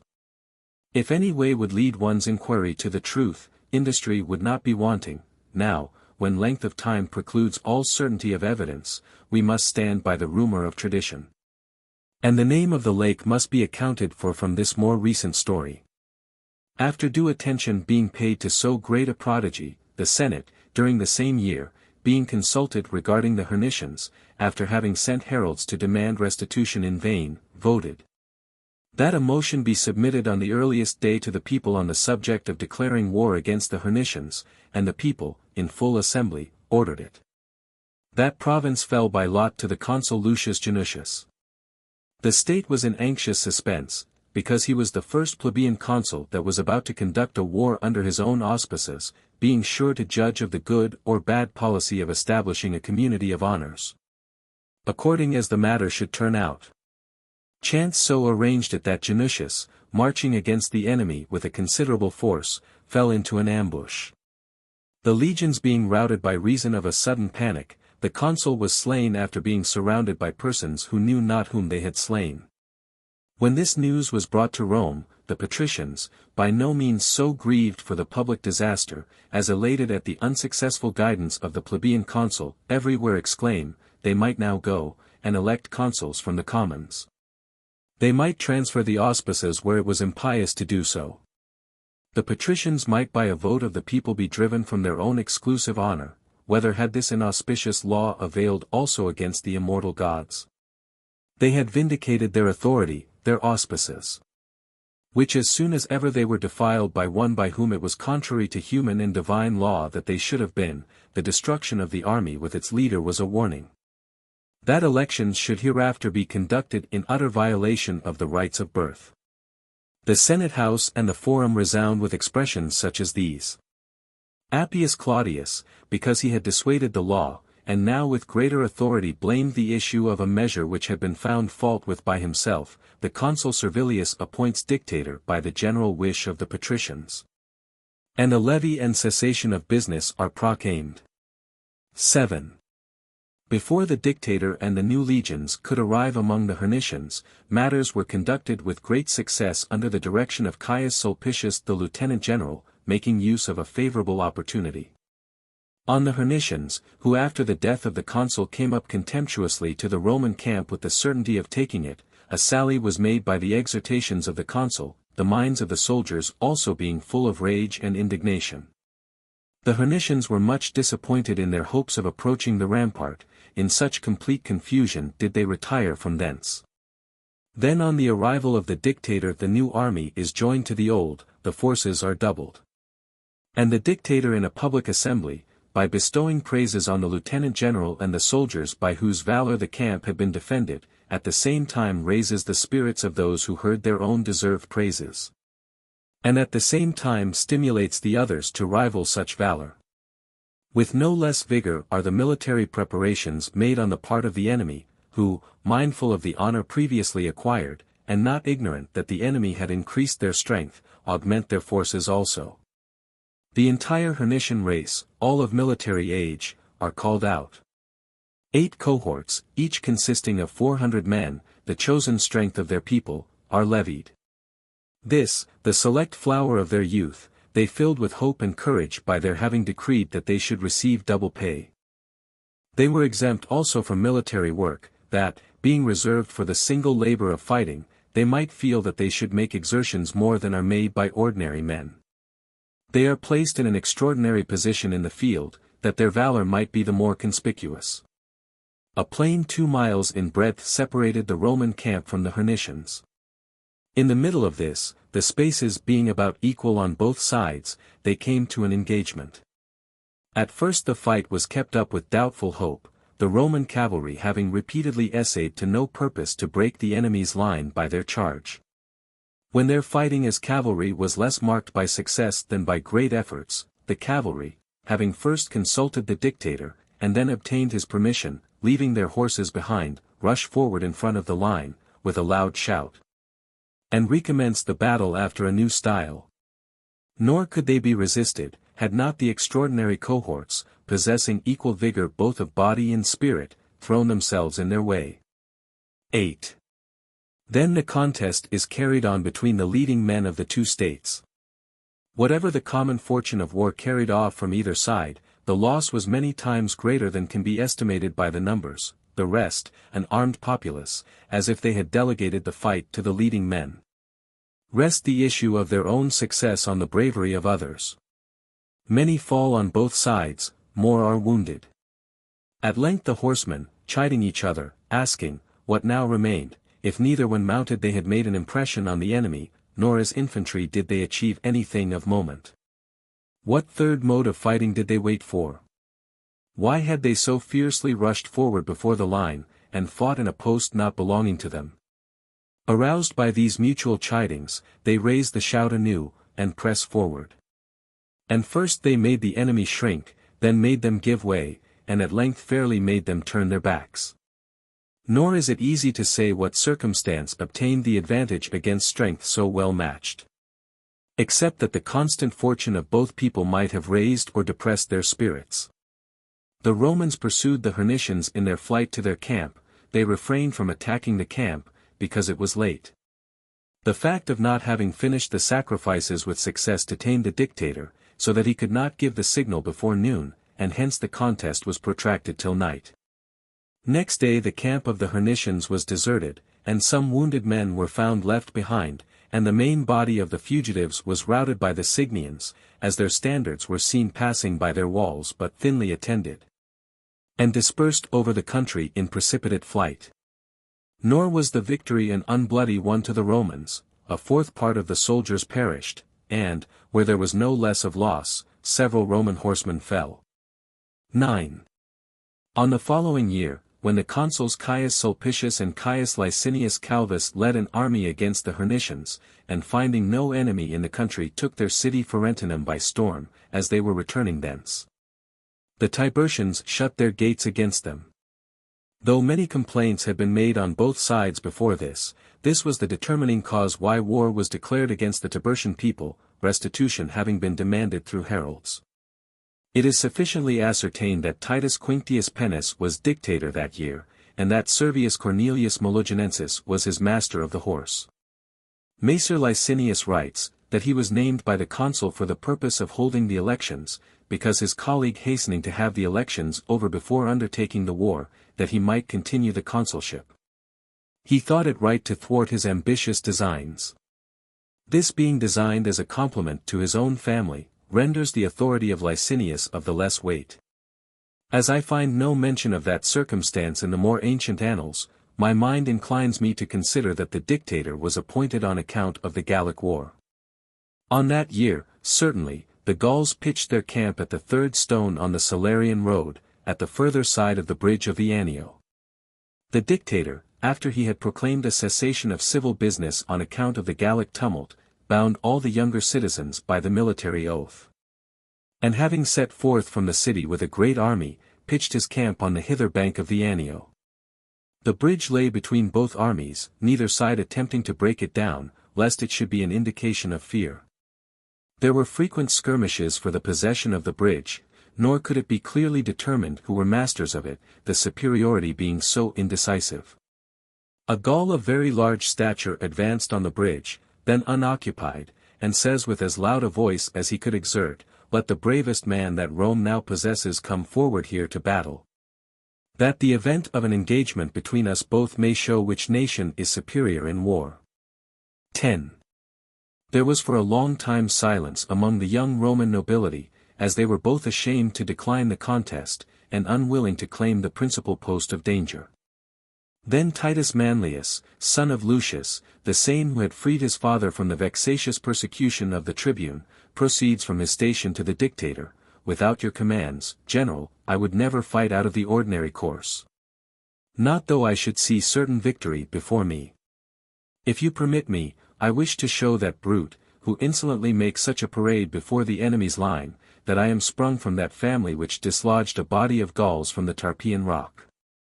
Then the dictator says, "Titus Manlius, may you prosper for your valor and dutiful affection to your father and your country. Go on, and make good the invincibility of the Roman name with the aid of the gods." His companions then arm the youth. He takes a footman's shield, girds himself with a Spanish sword, fit for a close fight. When armed and equipped, they lead him out against the Gaul, who exhibited stolid exultation, and, for the ancients thought that also worthy of mention, thrust out his tongue in derision. They then retire to their station.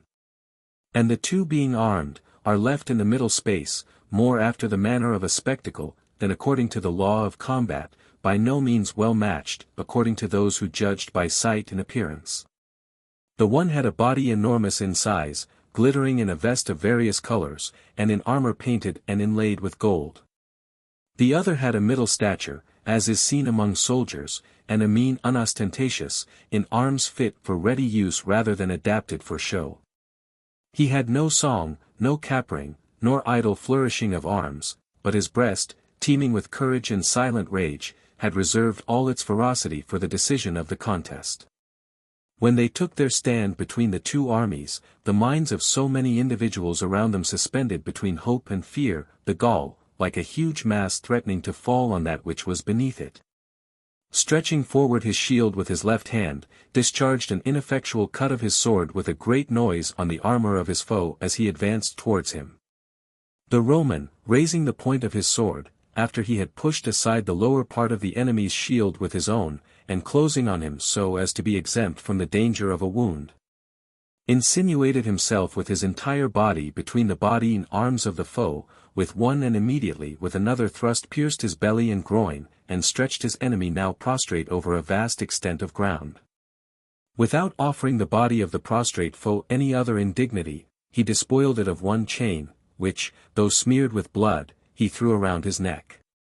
Dismay with astonishment now held the Gauls motionless. The Romans, elated with joy, advancing from their post to meet their champion, with congratulations and praises conduct him to the dictator. Among them uttering some uncouth jests in military fashion somewhat resembling verses, the name of Torquatus was heard. This name, being kept up, became afterwards an honor to the descendants even of the family. The dictator added a present of a golden crown, and before a public assembly extolled that action with the highest praises. 11. And, indeed, of so great moment was the contest with respect to the issue of the war in general, that on the night following the army of the Gauls, having abandoned their camp in confusion, passed over into the territory of Tibur. And from thence soon after into Campania, having concluded an alliance for the purpose of war, and being abundantly supplied with provision by the Tiburtians. That was the reason why, on the next year, Caius Paetilius Balbus, consul, though the province of the Hernicians had fallen to the lot of his colleague, Marcus Fabius Ambustus, led an army, by order of the people, against the Tiburtians. To whose assistance when the Gauls came back from Campania, dreadful devastations were committed in the Lavican, Tusculan, and Alban territories. And though the state was satisfied with a consul as leader against the Tiburtian enemy, the alarm created by the Gauls rendered it necessary that a dictator should be appointed. Quintus Servilius Ahala having been appointed, named Titus Quinctius master of the horse, and with the sanction of the Senate, vowed the great games, should that war turn out successfully. The dictator then, having ordered the consular army to remain to confine the Tiburtians to their own war, bound all the younger citizens by the military oath, none declining the service. A battle was fought not far from the Colline gate with the strength of the entire city, in the sight of their parents, wives, and children, which being great incitements to courage, even when these relatives are absent. Being now placed before their eyes, fired the soldiers at once with feelings of shame and compassion. Great havoc being made on both sides, the Gallic army is at length worsted. In their flight they make for Tibur, as being the mainstay of the war. And being intercepted whilst straggling by the consul Paetilius not far from Tibur, and the Tiburtians having come out to bring them aid, they are with the latter driven within the gates. Matters were managed with distinguished success both by the dictator and the consul. And the other consul, Fabius, at first in slight skirmishes, and at length in one single battle, defeated the Hernicians, when they attacked him with all their forces. The dictator, after passing the highest encomiums on the consuls in the Senate and before the people, and yielding up the honor of his own exploits to them, resigned his dictatorship. Paetilius enjoyed a double triumph, over the Gauls and the Tiburtians. Fabius was satisfied with entering the city in ovation. The Tiburtians derided the triumph of Paetilius, for where, they said, had he encountered them in the field? That a few of their people having gone outside the gates to witness the flight and confusion of the Gauls, on seeing an attack made on themselves, and that those who came in the way were slaughtered without distinction, had retired within the city. Did that seem to the Romans worthy of a triumph? They should not consider it an extraordinary and wondrous feat to raise a tumult at the enemy's gates, as they should soon see greater confusion before their own walls. 12. Accordingly in the year following, Marcus Popilius Laenas and Gnaeus Manlius being consuls, during the first silence of the night having set out from Tibur with an army prepared for action, they came to the city of Rome. The suddenness of the thing, and the panic occurring at night, occasioned some terror among them on being suddenly aroused from sleep, further, the ignorance of many as to who the enemy were or whence they had come. However they quickly ran to arms, and guards were posted at the gates, and the walls were secured with troops. And when daylight showed but an inconsiderable force before the walls, and that the enemy were none other than the Tiburtines, the consuls, having gone forth from the two gates, attack on either side the army of these now advancing up to the walls. And it became obvious that they had come relying rather on the opportunity than on their valor, for they hardly sustained the first charge of the Romans. Nay more, it was evident that their coming proved an advantage to the Romans, and that a disturbance just arising between the patricians and commons was checked by the dread of a war so near them.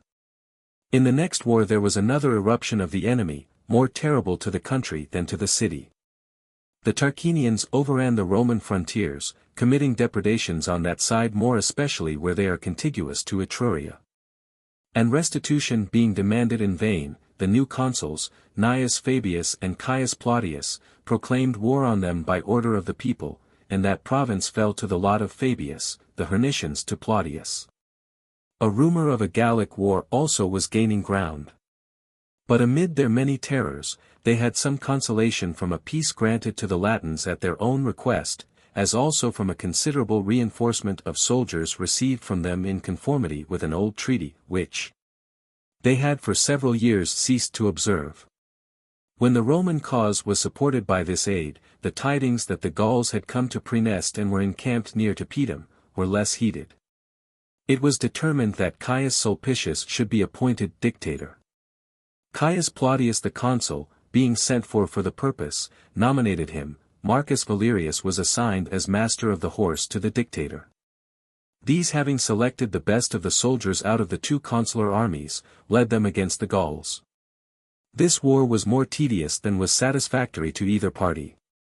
When at first the Gauls only were desirous of fighting, afterwards the Roman soldiers considerably surpassed the ferocity of the Gauls in their ardor for arms and battle. It by no means met the approbation of the dictator when no urgent necessity existed to run any hazard against an enemy, whose strength time and inconvenient situation would daily impair, in total inactivity. Without provisions previously laid up or any fortified situation. Besides, being persons of such minds and bodies, that all their force lay in brisk exertion, whilst the same flagged by short delay. On these considerations the dictator protracted the war, and denounced a severe penalty against any one who should fight against the enemy without orders. The soldiers, being much dissatisfied with this, first censured the dictator, in their conversation, when on guard and on the watches. Sometimes they found fault with the patricians in general, for not having commanded the war to be conducted by the consuls. That an excellent general, an extraordinary commander, had been selected, who thinks that whilst he does nothing victory will fly down from heaven into his lap. Afterwards they gave expression to these same sentiments openly during the day, and to others still more outrageous, that they would either fight without the general's orders, or would proceed in a body to Rome. The centurions, too, began to mix with the soldiers. And they murmured not only in their own quarters, but now their observations began to be confounded together at headquarters and at the general's tent, and the crowd increased to the magnitude of an assembly. And they now shouted from all quarters that they should go forthwith to the dictator. That Sextus Tullius should speak in behalf of the army, so as became his courage. 13. Tullius was now for the 7th time first centurion of a legion, nor was there in the army, at least among those who served in the infantry, a man more distinguished by his conduct.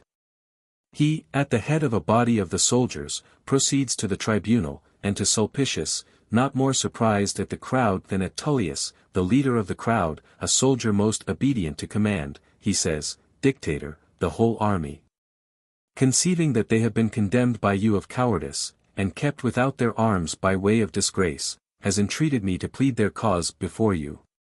In truth, if having deserted our post anywhere, if turning our backs to the enemy, if the disgraceful loss of our standards could be laid to our charge, I would still think it but just that we should obtain this from you. That you would suffer us to redeem our fault by our bravery, and to blot out the memory of our disgrace by newly acquired glory. Even the legions defeated at the Allia, when they afterwards set out from Veii, recovered by their valor the same country which they had lost through a panic. We, by the bounty of the gods, your good fortune, and that of the Roman people, have both our cause and our glory uninjured. Though of glory I would scarcely venture to say anything. Since both the enemy scoff at us with every kind of insult, as women hiding ourselves behind a rampart, and you, our general, what we grieve at still more, judge your army to be without spirit, without arms, without hands. And before you had made trial of us, you have so despaired of us, as to consider yourself to be the leader of a set of maimed and disabled men. For what else shall we believe to be the reason why you, a veteran general, most valiant in war, sit down with hands folded, as they say? But however it may be, it is fitter that you should seem to doubt of our courage than we of yours. If however this plan of proceeding be not your own, but a public one, if some concerted scheme of the patricians, and not the Gallic war, keeps us exiled from the city, from our homes, I beg that you consider what I may say here. As addressed not by soldiers to their general, but to the patricians by the commons, who tell you that as ye have your separate plans, so will they have theirs. Who in the name of goodness can be angry that we, consider ourselves, your soldiers, not your slaves? As men who have been sent to war, not into exile. As men who, if any one give the signal, and lead them out into the field, will fight as becomes men and Romans? As men who, if there be no need of arms, would spend their idle time in Rome rather than in a camp? Consider these observations as addressed to the patricians. As your soldiers, we entreat you, General, to afford us an opportunity of fighting. We both desire to conquer, and also to conquer with you for our leader.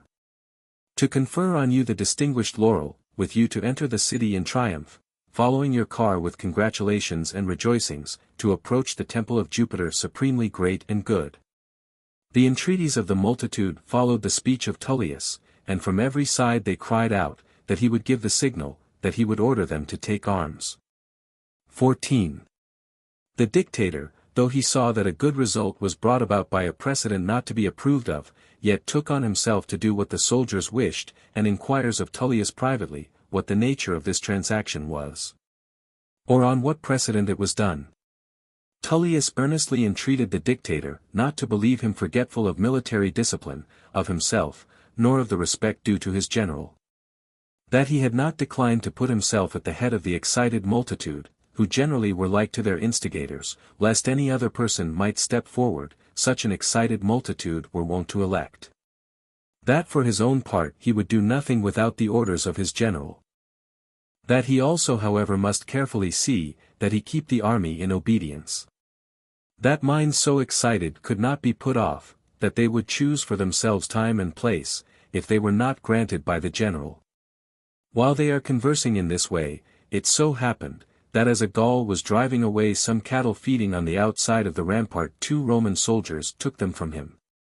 Stones were thrown at them by the Gauls, then a shout was raised at the next Roman post, and several ran forward on both sides.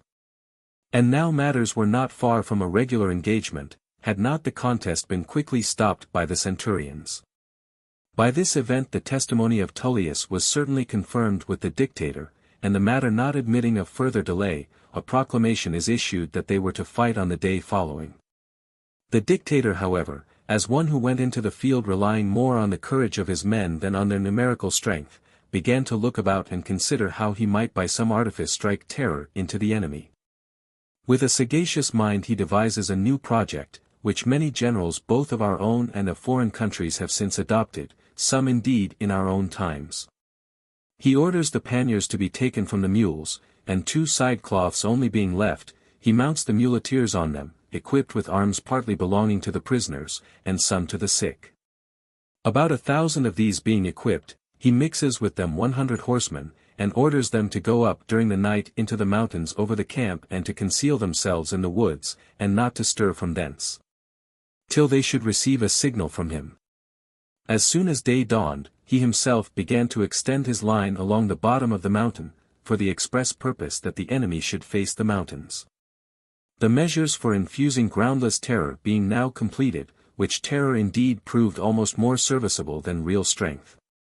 The leaders of the Gauls first believed that the Romans would not come down to the plain, then when they saw them begin on a sudden to descend, they also, on their part eager for the fight, rushed forward to the encounter. And the battle commenced before the signal could be given by the leaders. 15. The Gauls attacked the right wing with greater fierceness, nor could they have been withstood, had not the dictator happened to be on the spot, rebuking Sextus Tullius by name, and asking him, was it in this way he had engaged that the soldiers would fight? Where now were the shouts of those demanding their arms? Where the threats that they would commence the fight without the orders of their general? Behold the general himself calling them with a loud voice to battle, and advancing in arms before the front of the line. Would any of those now follow him, who were just now to have led the way, fierce in the camp, but cowards in the field? What they heard was all true, wherefore shame applied such strong incentives, that they rushed upon the weapons of the enemy, their attention being turned away from the thought of danger. This onset, which was almost frantic at first, threw the enemy into disorder, then the cavalry charging them whilst thus disordered, made them turn their backs. The dictator himself, when he saw their line wavering in one direction, carries round some troops to the left wing, where he saw a crowd of the enemy collected, and gave to those who were on the mountain the signal which had been agreed on. When a new shout arose from that quarter also, and they seemed to make their way in an oblique direction, down the mountain to the camp of the Gauls. Then through fear lest they should be cut off from it, the fight was given up, and they were carried towards the camp with precipitate speed. Where when Marcus Valerius, master of the horse, who, after having routed their left wing, was riding towards the enemy's entrenchment, met them. They turned their flight to the mountains and woods, and the greater part of them were there intercepted by the fallacious show of horsemen, and the muleteers, and of those whom panic had carried into the woods. A dreadful slaughter took place after the battle was ended. Nor did any one since Camillus obtain a more complete triumph over the Gauls than Caius Sulpicius. A considerable weight of gold taken from the Gallic spoils, which he enclosed in hewn stone, he consecrated in the Capitol. The same year the consuls also were engaged in fighting with various success. For the Hernicians were vanquished and subdued by Gnaeus Plautius. His colleague Fabius fought against the Tarquinians without caution or prudence. Nor was the loss sustained in the field so much, a subject of regret, as that the Tarquinians put to death 307 Roman soldiers, their prisoners. By which barbarous mode of punishment the disgrace of the Roman people was rendered considerably more remarkable. To this disaster moreover was added, the laying waste of the Roman territory, which the Privernatians, and afterwards the people of Velatri, committed by a sudden incursion.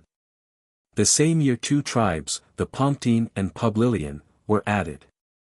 The votive games, which Marcus Furius in his dictatorship had vowed, were performed. And a proposition was then for the first time made to the people regarding bribery at elections by Caius Paetilius, tribune of the commons, with the approbation of the Senate. And by that bill they thought that the ambition of new men in particular, who had been accustomed to go around the markets and places of meeting, was checked. 16. Not equally pleasing to the patricians on the following year was a law passed in the consulship of Caius Marcius and Gnaeus Manlius, by Marcus Duilius and Lucius Manius, tribunes of the commons, regarding the interest of money at 12%. And the people received and passed it with much more eagerness. In addition to the new wars determined on the preceding year, a new enemy arose in the Philicians, in consequence of a double charge. Both that their youth had taken up arms in conjunction with the Tarquinians, and because they had refused to restore to the demand of the Roman heralds those who had fled to Phalerii, after the unsuccessful battle. That province fell to the lot of Gnaeus Manlius. Marcius led the army into the Privernatian territory, which, from the long continuance of peace, was in a flourishing condition, and he enriched the soldiers with abundance of spoil. To the great quantity of effects he added an act of munificence, for, by setting aside nothing for public use, he favored the soldier in his endeavors to accumulate private property. When the Privernatians had taken their post in a well-fortified camp under their own walls, having summoned the soldiers to an assembly, he says to them, I now give to you the camp and city of the enemy for plunder. If you promise me that you will exert yourselves bravely in the field, and that you are not better prepared for plunder than for fighting. With loud shouts they call for the signal, and elated and buoyed up with certain confidence, they proceed to the battle. Then, in front of the line, Sextus Tullius, whom we have already mentioned, exclaims, Behold, General, says he, how your army are performing their promises to you, and laying aside his javelin, he attacks the enemy sword in hand. The whole van follow Tullius, and at the first onset put the enemy to flight, then pursuing them, when routed, to the town, when they were just applying the scaling ladders to the walls, they received the city on a surrender. A triumph was had over the Privernatians. Nothing worth mentioning was achieved by the other consul, except that he, by an unusual precedent, holding an assembly of the tribes in the camp at Sutrium, he passed a law regarding the 20th part of the value of those set free by manumission. As by this law no small revenue was added to the treasury, now lo, the Senate gave it their sanction. But the tribunes of the commons, influenced not so much by the law as by the precedent, passed a law, making it a capital offense for any one in future to summon an assembly of the people at a distance from the city. For if that were allowed, there was nothing, no matter how destructive to the people, that might not be done by soldiers, who had sworn allegiance to their consul. The same year Caius Licinius Stolo was condemned in a fine of 10,000 asses, on his own law, by Marcus Popilius Laenas, because he possessed in conjunction with his son 1,000 acres of land.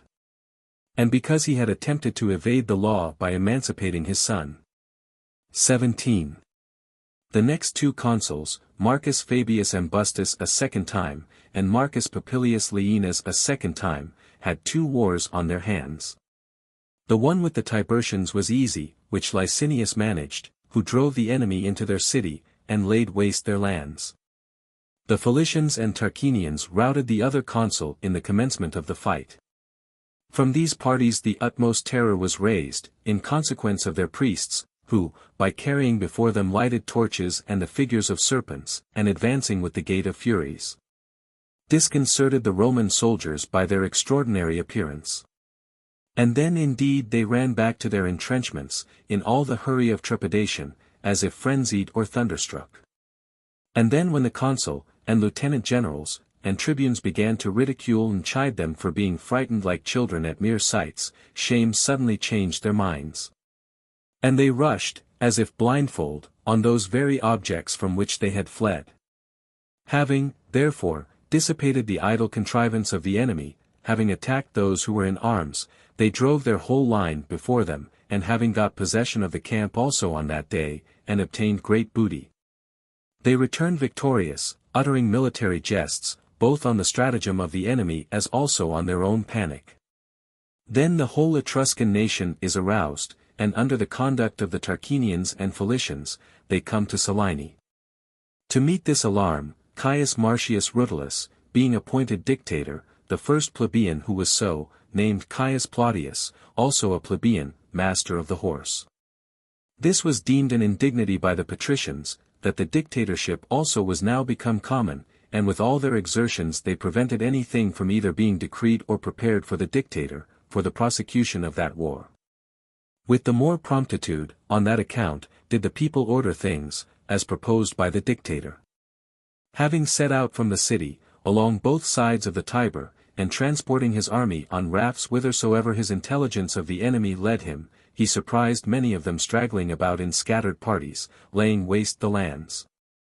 Moreover, he suddenly attacked their camp and took it. And 8,000 of the enemy being made prisoners, all the rest being either slain or driven out of the Roman territory, he triumphed by order of the people, without the sanction of the Senate. Because they neither wished that the consular elections should be held by a plebeian dictator or consul, and the other consul, Fabius, was detained by the war, matters came to an interregnum. There were then interreges in succession, Quintus Servilius Ahala, Marcus Fabius, Gnaeus Manlius, Caius Fabius, Caius Sulpicius, Lucius Aemilius, Quintus Servilius, Marcus Fabius Ambustus. In the second interregnum a dispute arose, because 2 patrician consuls were elected, and the tribunes protesting, Fabius the Interrex said, that it was a law in the 12 tables, that whatever the people ordered last should be law and in force. That the suffrages of the people were their orders. When the tribunes by their protest had been able to effect nothing else than to put off the elections, 2 patricians were chosen consuls, Caius Sulpicius Pedicus a third time, Marcus Valerius Publicola, and on the same day they entered into office. 18. On the 400th year after the building of the city of Rome, and the 35th after its recovery from the Gauls, the consulship being taken away from the commons after 11 years, consuls, both patricians, entered into office after the interregnum, Caius Sulpicius Pedicus a third time, and Marcus Valerius Publicola. During this year Empulum was taken from the Tiburtians with a struggle not worth mentioning, whether the war was waged there under the auspices of the 2 consuls, as some have stated, or whether the lands of the Tarquinians were laid waste by the consul Sulpicius about the same time that Valerius led the troops against the Tiburtians. The consuls had a more arduous contest at home with the commons and tribunes. As 2 patricians had received the consulship, they considered that not only their resolution, but their honor also, was involved in their consigning it to 2 patricians. For if the consulship were made a plebeian magistracy, they must either yield it up entirely, or possess it entire, which possession they had received from their fathers unimpaired. The commons on the other hand loudly remonstrate. Why did they live, why were they reckoned in the number of citizens, if they collectively cannot maintain that which was acquired by the firmness of 2 men, Lucius Sextius and Caius Licinius? That either kings, or decemvirs, or, if there be any denomination of power more offensive, would be submitted to rather than see both the consuls patricians, or rather than not obey and rule in turn. But the one half, located in perpetual power, thinks the commons born for no other purpose than to be subservient. The tribunes are not remiss in encouraging the disturbances. But amid the excited state of all scarcely any are distinguished as leaders. When they had several times gone down to the Campus Martius to no purpose, and when many days of meeting had been spent in seditious movements. At length the resentment of the commons, overcome by the perseverance of the consuls, broke out to such a degree, that the commons followed in sorrow the tribunes, exclaiming, that there was an end of liberty. That not only the campus should be relinquished, but the city also as being held captive and oppressed by the tyranny of the patricians. The consuls, deserted by a part of the people, finished the election nevertheless with the small number, who attended. Both the consuls elected were patricians, Marcus Fabius Ambustus a third time, Titus Quinctius. In some annals I find Marcus Popilius mentioned as consul instead of Titus Quinctius. 19. 2 wars were conducted with success on that year, and they forced the Tiburtians by force of arms to a surrender. The city of Sassula was taken from them. And the other towns would have shared the same fate, had not the entire nation laid down their arms, and put themselves under the protection of the consul. A triumph was obtained by him over the Tiburtians. In other respects the victory was a mild one. Rigorous severity was practiced against the Tarquinians. A great many being slaughtered in the field, out of a great number of prisoners 358 were selected, all of the highest rank, to be sent to Rome, the rest of the multitude were put to the sword. Nor were the people more merciful towards those who had been sent to Rome. They were all beaten with rods and beheaded in the middle of the forum. That was the punishment retaliated on the enemy for their butchering the Romans in the forum of Tarquinii. The successes in war induced the Samnites to seek their friendship. A courteous answer was returned to their ambassadors by the Senate, they were received into an alliance by a treaty. The Roman commons had not the same success at home as in war. For though the burden of interest money had been relieved by fixing the rate at 1 to the 100, the poor were overwhelmed by the principal alone, and submitted to confinement. On this account, the commons took little heed either of the two consuls being patricians, or the management of the elections, by reason of their private distresses. Both consulships therefore remained with the patricians. The consuls appointed were Caius Sulpicius Piedicus a fourth time, Marcus Valerius Publicola a second time. Whilst the state was occupied with the Etrurian War, entered into, because a report prevailed that the people of Caira had joined the Tarquinians through compassion for them from their relationship.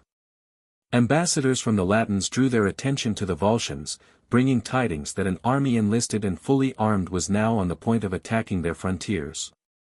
From thence that they were to enter the Roman territory in order to commit depredations. The Senate therefore determined that neither affair should be neglected.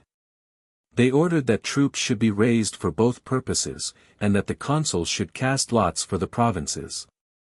The greater share of their anxiety afterwards inclined to the Etrurian War.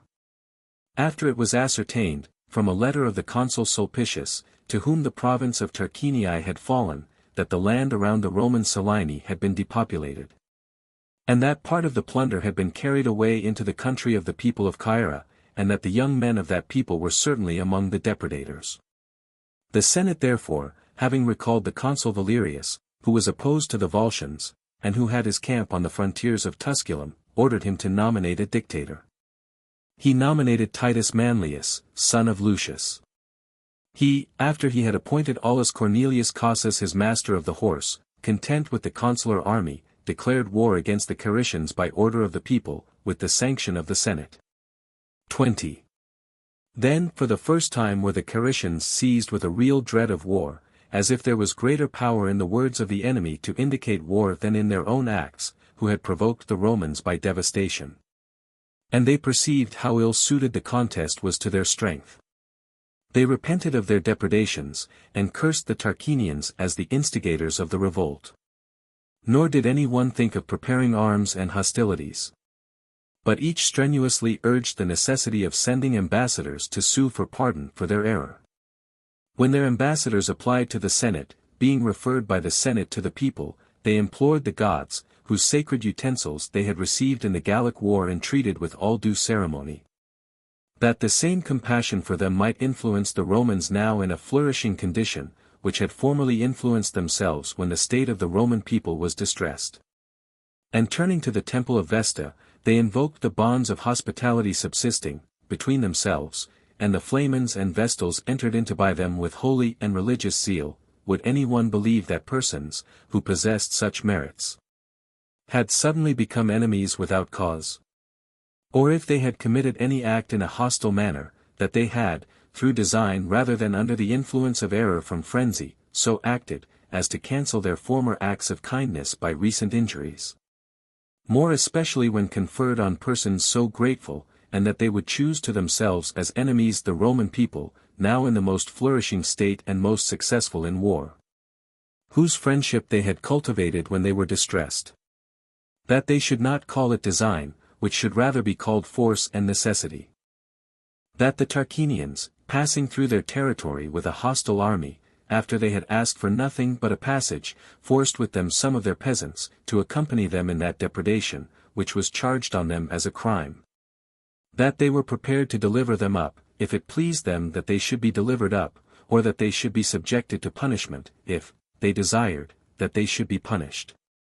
That Caira, the sanctuary of the Roman people, the harbor of its priests, the receptacle of the sacred utensils of Rome, they should suffer to escape, in regard to the ties of hospitality contracted with the Vestals. And in regard to the religious devotion paid to their gods, intact and unstained with the charge of hostilities committed. The people were influenced not so much by the merits of the present case, as by their former deserts, so as to be unmindful rather of the injury than of the kindness. Peace was therefore granted to the people of Caira, and it was resolved that the making of a truce for 100 years should be referred to a decree of the Senate. Against the Philicians, implicated in the same charge, the force of the war was turned, but the enemy was nowhere found. Though their territories were visited in all directions with devastation, they refrained from besieging the towns. And the legions being brought back to Rome, the remainder of the year was spent in repairing the walls and the towers, and the temple of Apollo was dedicated. 21. At the close of the year a dispute between the patricians and commons suspended the consular elections, the tribunes refusing to allow the elections to be held, unless they were held conformably to the Licinian law. The dictator being determined to do away with the consulate altogether from the state, rather than to make it common to the patricians and the commons. Accordingly, when, the elections being repeatedly adjourned, the dictator resigned his office, matters came to an interregnum. Upon this, when the interreges found the commons incensed against the fathers, the contest was carried on by various disturbances to the 11th interrex. The tribunes held out as their plea, the protection of the Licinian law. The people had the painful sense of the increasing weight of interest nearer to their hearts, and their private troubles became predominant amid the public contests. Through the wearisome effects of which the patricians ordered Lucius Cornelius Scipio, the interrex, for peace sake to observe the Licinian law in the election of consuls. To Publius Valerius Publicola, Caius Marcius Rutilius, a plebeian, was assigned as a colleague. Once their minds were disposed to concord, the new consuls, setting about to relieve the affair of the interest money also, which seemed to prevent perfect unanimity, made the payment of the debts a matter of public concern. 5 commissioners having been appointed, whom from their management of the money they called bankers. By their justice and diligence they deserved to have their names signalized by the records of every history. They were Caius Duilius, Publius Decius Mus, Marcus Papirius, Quintus Publilius, and Titus Aemilius. Who underwent a task most difficult to be managed, and dissatisfactory in general to both parties, certainly always so to one, both with moderation in other respects, as well as at the public expense, rather than with any loss, to the creditors. For the tardy debts and those which were more troublesome, rather by the inertness of the debtors than by want of means, either the treasury paid off, tables with money being placed in the forum, in such a manner that the public was first secured.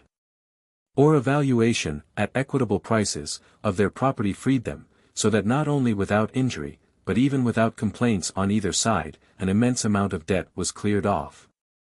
After this a groundless alarm of an Etrurian war, as there was a report that the 12 states had conspired, rendered it necessary that a dictator should be appointed.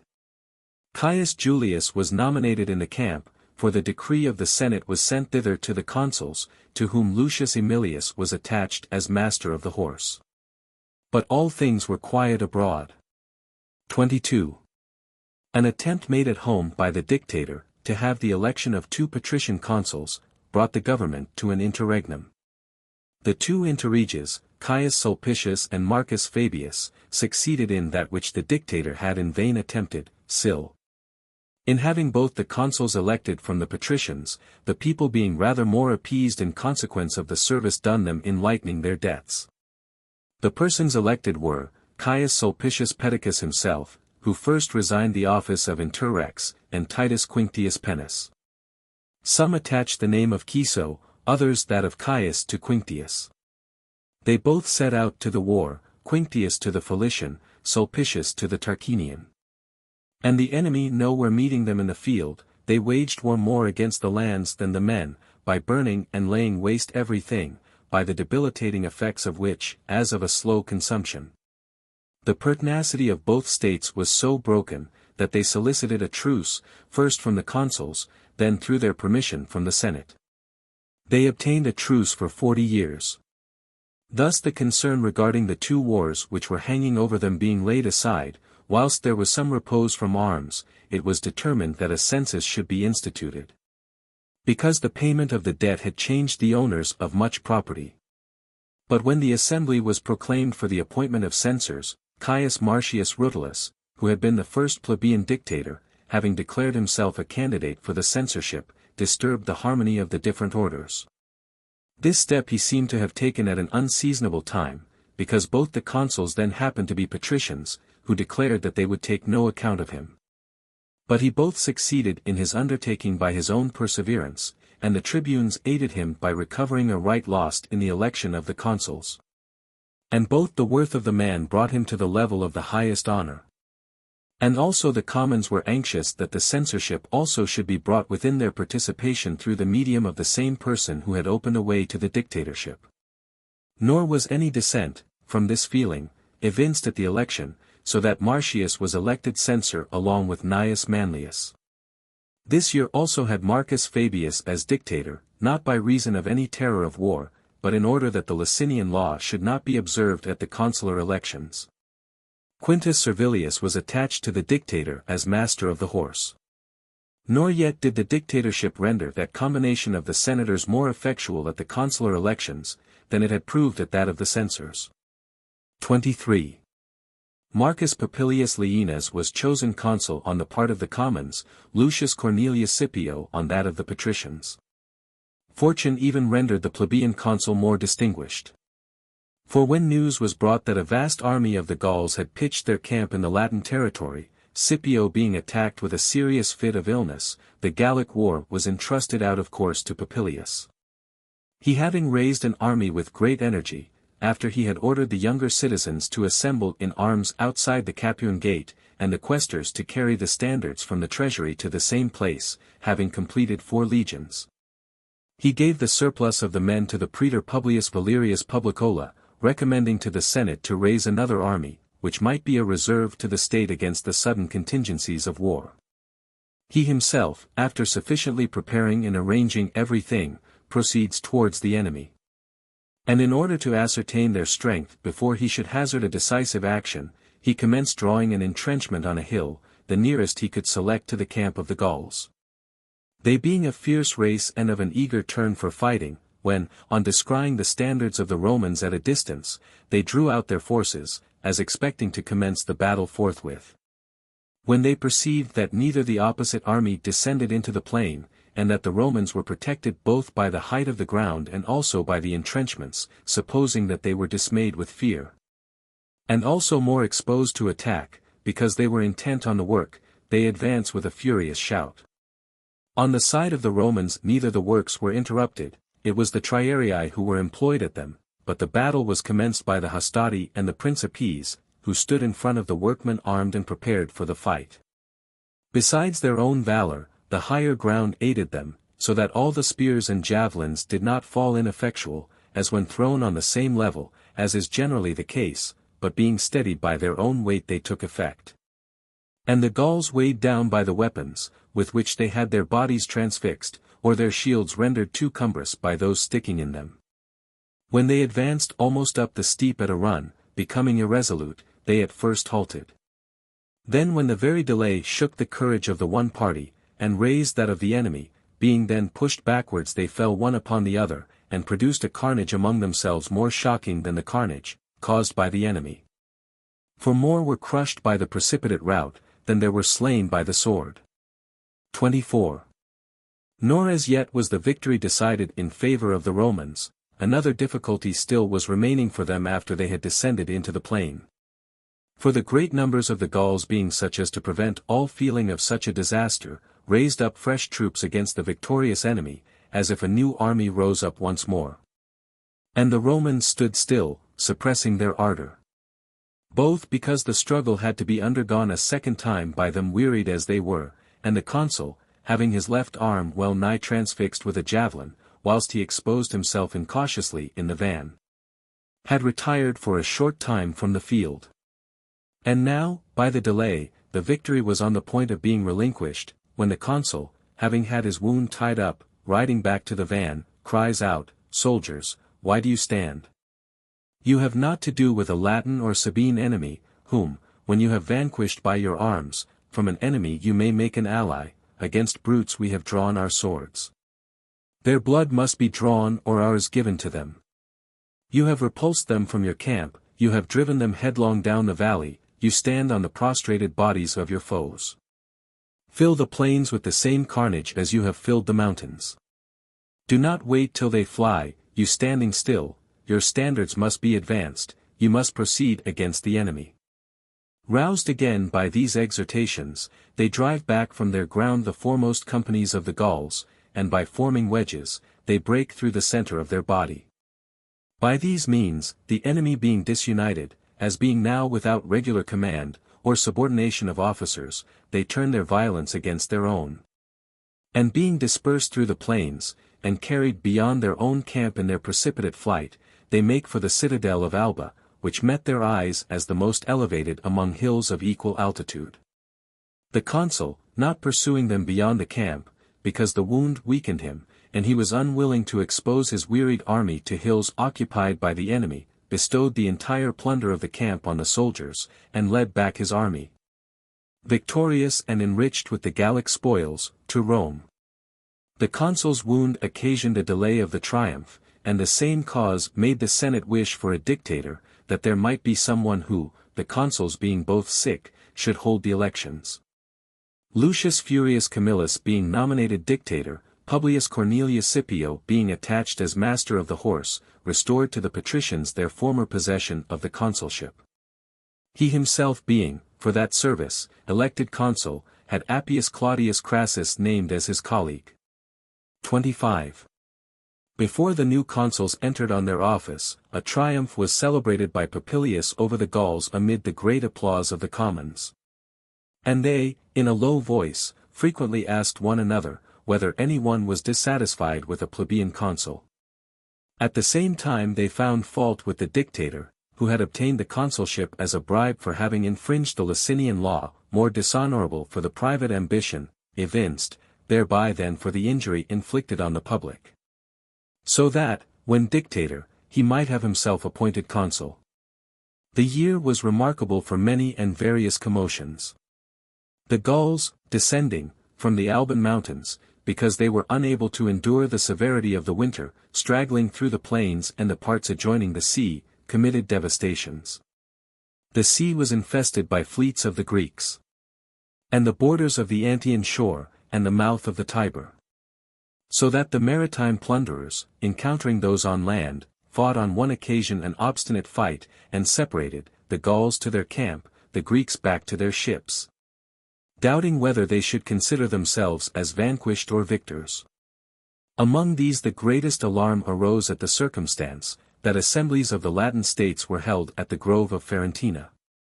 And an unequivocal answer was given to the Romans on their ordering soldiers from them, that they should cease to issue their orders to those of whose assistance they stood in need, that the Latins would take up arms in defense of their own liberty, rather than for the dominion of others. The Senate becoming uneasy at the defection of their allies, whilst two foreign wars existed at the same time, when they perceived that those whom fidelity had not restrained, should be restrained by fear, ordered the consuls to exert to the utmost the energies of their authority in holding a levy. For that they should depend on an army of their countrymen, since their allies were deserting them.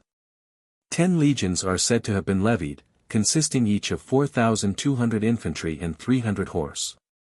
Such a newly raised army, if any foreign force should assail, the present power of the Roman people, which is scarcely confined within the whole world, could not easily raise now, if concentrated upon one point, so true it is. We have improved in those particulars only about which we are solicitous, riches and luxury. Among the other distressing events of this year, Appius Claudius, one of the consuls, dies in the midst of the preparations for the war, and the whole direction of affairs devolved on Camillus, over whom, the only consul, it did not appear seemly that a dictator should be appointed, either in consideration of his high character, which should not be made subordinate to the dictatorship, or on account of the auspicious omen of his surname with respect to a Gallic war.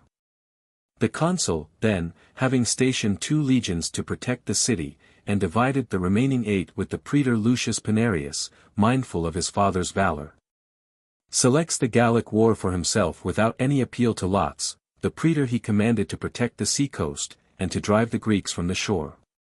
And after he had marched down into the Pontine territory, because he neither wished to engage on the level ground, no circumstance rendering it necessary, and he considered that the enemy were sufficiently subdued, by preventing from plunder persons whom necessity obliged to live on what was so obtained, he selected a suitable place for a fixed encampment. 26. Where when they were spending the time in quiet in their quarters, a Gaul, remarkable for his size and the appearance of his arms, came forward. And striking his shield with his spear, after he had procured silence, through an interpreter he challenged any one of the Romans to contend with him with the sword. There was a tribune of the soldiers, a young man, Marcus Valerius, who considering himself not less worthy of that distinction than Titus Manlius, having first ascertained the consul's pleasure, advanced fully armed into the middle space. The human contest was rendered less remarkable by reason of the interposition of the divine power. For just as the Roman was commencing the encounter, a crow settled suddenly on his helmet, facing the enemy, which, as an augury sent from heaven, the tribune at first received with pleasure. Then he prayed that whatever god or goddess had sent him the auspicious bird, would willingly and kindly aid him.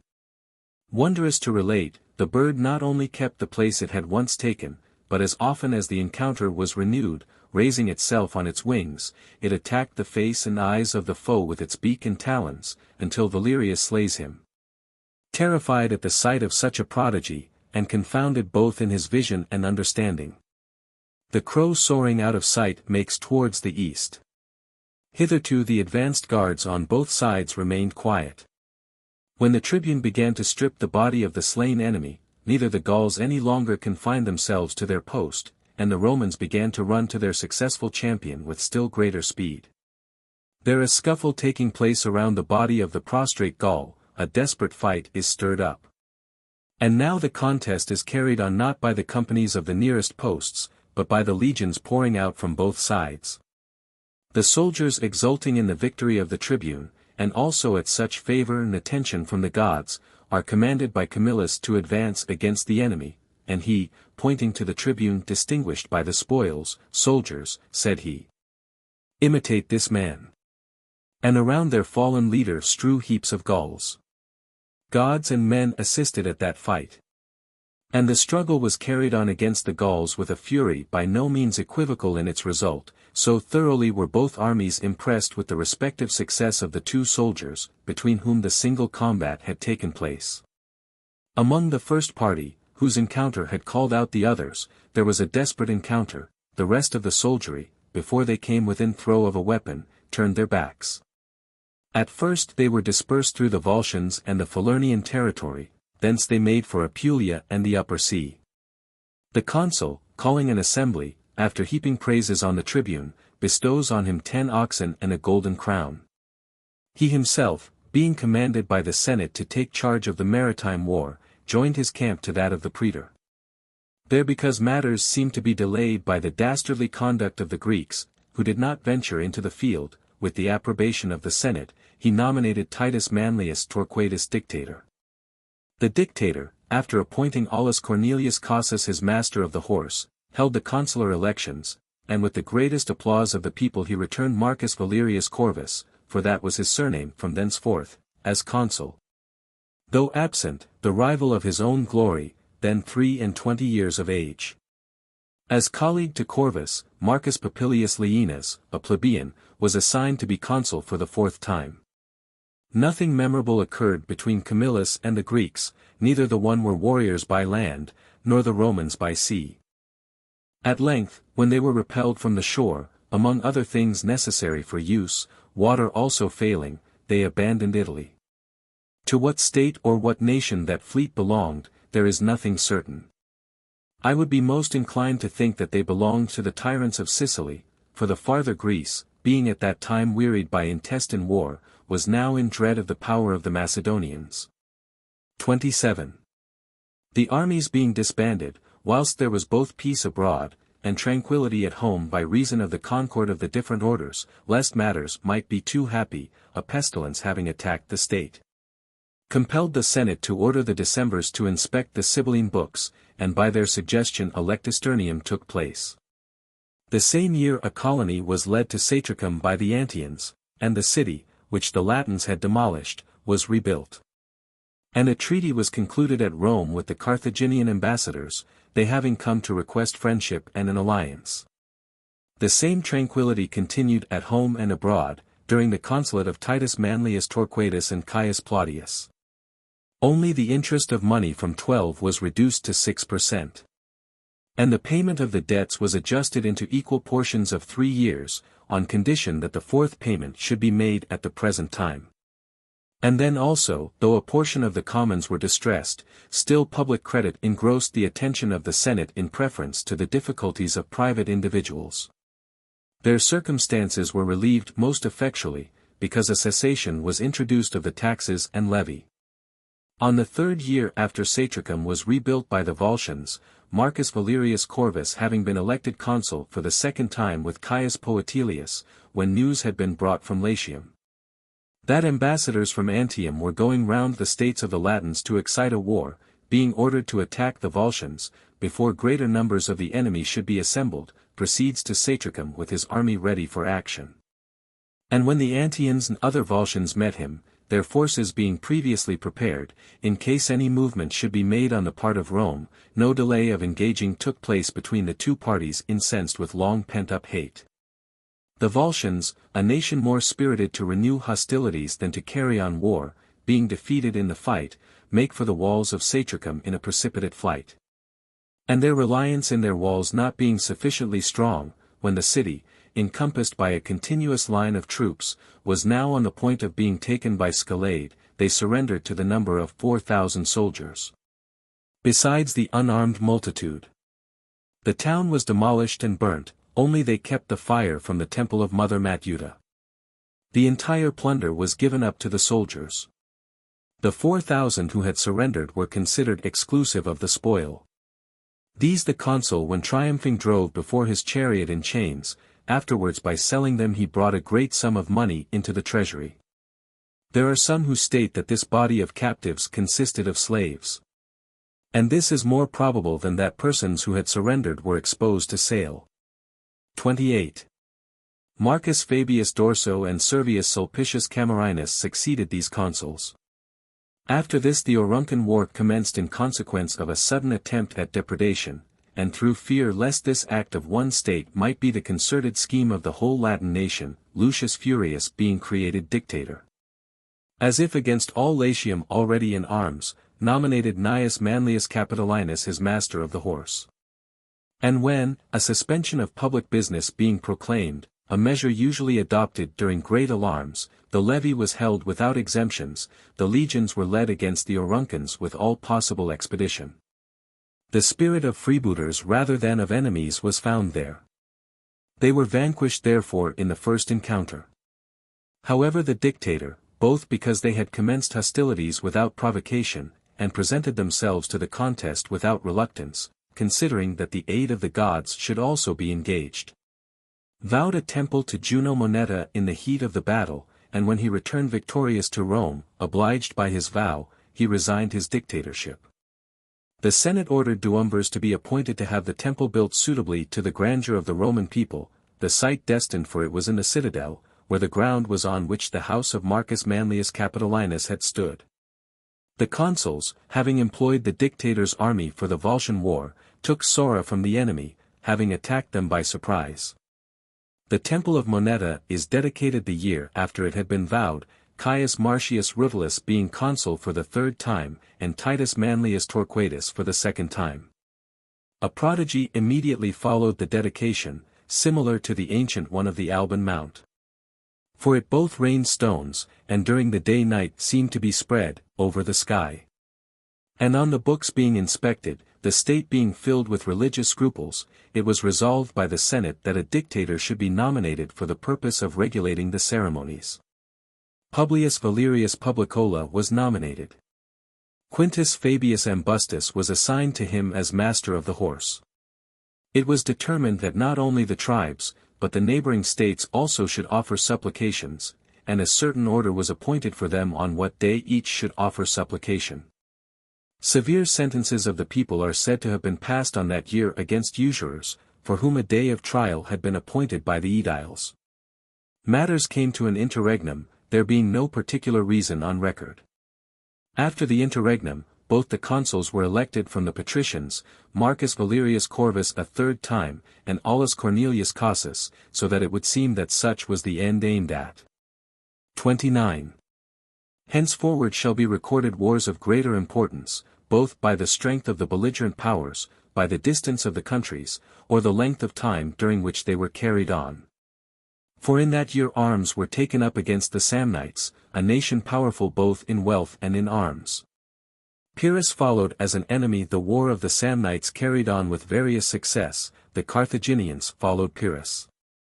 How great a mass of events! How often have extreme dangers been encountered, that the empire might be raised to its present magnitude, which is now scarcely sustained. But the cause of the war between the Samnites and Romans, as they had been joined in alliance and friendship, came from without, it originated not among themselves. After the Samnites had unjustly taken up arms, because they had the advantage in strength, against the Sidicinians, the weaker party being obliged to have recourse to the aid of the more powerful, unite themselves to the Campanians. As the Campanians brought to the relief of their allies rather a name than strength, enervated as they were by luxury, they were beaten in the Sidicinian territory by men who were inured to the use of arms. And then brought on themselves the entire burthen of the war. For the Samnites, taking no further notice of the Sidicinians, having attacked the Campanians as being the chief of the neighboring states, from whom the victory might be equally easy, and a greater share of spoil and glory. After they had secured Tifata, a ridge of hills hanging over Capua, with a strong garrison, they marched down from thence with their army formed in a square into the plain which lies between Capua and Tifata. There a second battle was fought, and the Campanians, after an unsuccessful fight, being driven within their walls, when the flower of their youth being cut down, no hope was nigh at hand, they were obliged to sue for aid from the Romans. 30. Their ambassadors, being introduced into the Senate, spoke as near as possible to this purport: Conscript fathers, the Campanian state has sent us to you, to solicit from you friendship for ever, and present aid. Which if we had solicited whilst our affairs were prosperous, as it would have commenced more readily, so would it have been bound by a weaker tie. For then, as we should have recollected that we entered into friendship on equal terms, we might be equally friendly as now, but less submissive and compliant with your wishes. Now, won over by your compassion for us, and defended by your aid in our critical circumstances, it is incumbent on us that we show our sense also of the kindness received. Lest we should seem ungrateful, and undeserving of aid from either God or man. Nor, indeed, do I think that because the Samnites first became your allies and friends, such a circumstance is sufficient to prevent our being admitted into friendship. But merely shows that they excel us in priority and in the degree of honor, for no provision has been made in your treaty with the Samnites that you should not form any new treaties. It has ever been with you a sufficient title to your friendship, that he who sought it desired to be a friend of yours. We, Campanians, though our present state forbids us to speak in high terms, not yielding to any state save you in the extent of our city, or in the fertility of our land, come into friendship with you. No inconsiderable accession in my opinion to your flourishing condition. We shall be in the rear of the Equins and Volscians, the eternal enemies of this city, whenever they may stir, and whatever ye shall be the first to perform in defense of our safety, the same shall we ever do in defense of your empire and glory. Those nations which lie between us and you being reduced, which both your bravery and good fortune makes it certain will soon be the case, you will then have an uninterrupted empire extending even to us. It is distressing and painful, what our condition obliges us to confess. Conscript fathers, matters are come to this, that we Campanians must be the property either of friends or enemies. If you defend us, yours. If you desert us, we shall be the property of the Samnites. Consider, then, whether you would rather that Capua and all Campania should be added to your power or to that of the Samnites. Romans, it is surely but just, that your compassion and your aid should lie open to all men, to those, however, chiefly, who, whilst they afford it beyond their means to others imploring aid, have themselves been involved in this distress. Although we fought nominally for the Sidicinians, in reality for ourselves, when we saw a neighboring state assailed by the nefarious plunder of the Samnites. And after the Sidicinians had been consumed, we saw that the conflagration would pass over to ourselves. For the Samnites do not come to attack us, because they resent an injury received, but because they are glad that a pretext has been presented to them. If this were the gratification of their resentment, and not an occasion for satiating their ambition, was it not sufficient that they cut down our legions once in the Sidicinian territory, a second time in Campania itself? What sort of resentment must that be, which the blood shed in two pitched battles cannot satiate? To this add the laying waste of our lands, the spoil of men and cattle driven away, the burning and ruin of our country houses, everything destroyed by fire and sword. Could not resentment be satisfied with this? But ambition must be satiated. That hurries them on to besiege Capua. They either wish to destroy that most beautiful city, or to possess it themselves. But, Romans, do you take possession of it in your kindness, rather than suffer them to hold it by injustice? I am not addressing a people who decline just wars. But still, if you make but a show of your aid, I do not think that you will have occasion for war.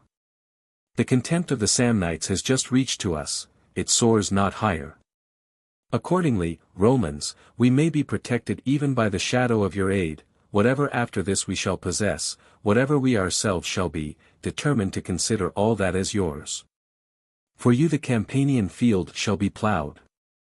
For you the city of Capua shall be made populous, you shall be to us in the light of founders, parents, aye, even immortal gods. There shall be no colony of your own which shall surpass us in attachment and loyalty to you. Grant to the Campanians, conscript fathers, your nod, and your irresistible favor, and bid us hope that Capua will be safe. With what crowds of persons of all classes attending us do you suppose that we set out from thence? How, think you, did we leave every place full of vows and tears? In what a state of expectation do you suppose that the Senate are, the Campanian nation, our wives and our children? I am certain that the entire multitude are standing at the gates, looking forward to the road that leads from hence, anxious as to what answer you may order us, conscript fathers, to bring back to them, in their solicitude and suspense of mind.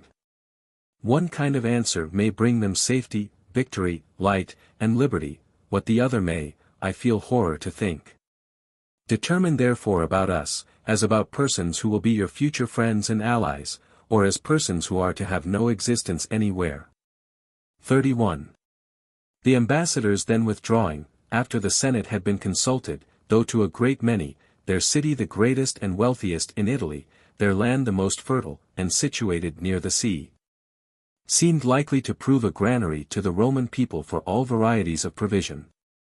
Still the faith of their engagements was more regarded than such great advantages, and the consul, by the direction of the Senate, answered as follows: Campanians, the Senate considers you deserving of aid. But it is meet that friendship be so established with you, that no prior friendship and alliance be violated. The Samnites are united in a treaty with us. Therefore we refuse you arms against the Samnites, which would be a violation of duty to the gods first, and then to men. We will, as divine and human law requires, send ambassadors to our allies and friends to entreat that no violence be committed against you. To this the chief of the embassy replied, for such were the instructions they had brought from home, since you are not willing to defend by just force our possessions against violence and injustice, at least you will defend your own. Wherefore, conscript fathers, we surrender the Campanian people, and the city of Capua, their lands, the temples of the gods, all things divine and human, into your jurisdiction and that of the Roman people. Whatever we shall suffer henceforth, being determined to suffer as men who have surrendered to you. On these words, all extending their hands towards the consuls, bathed in tears they fell prostrate in the porch of the Senate house.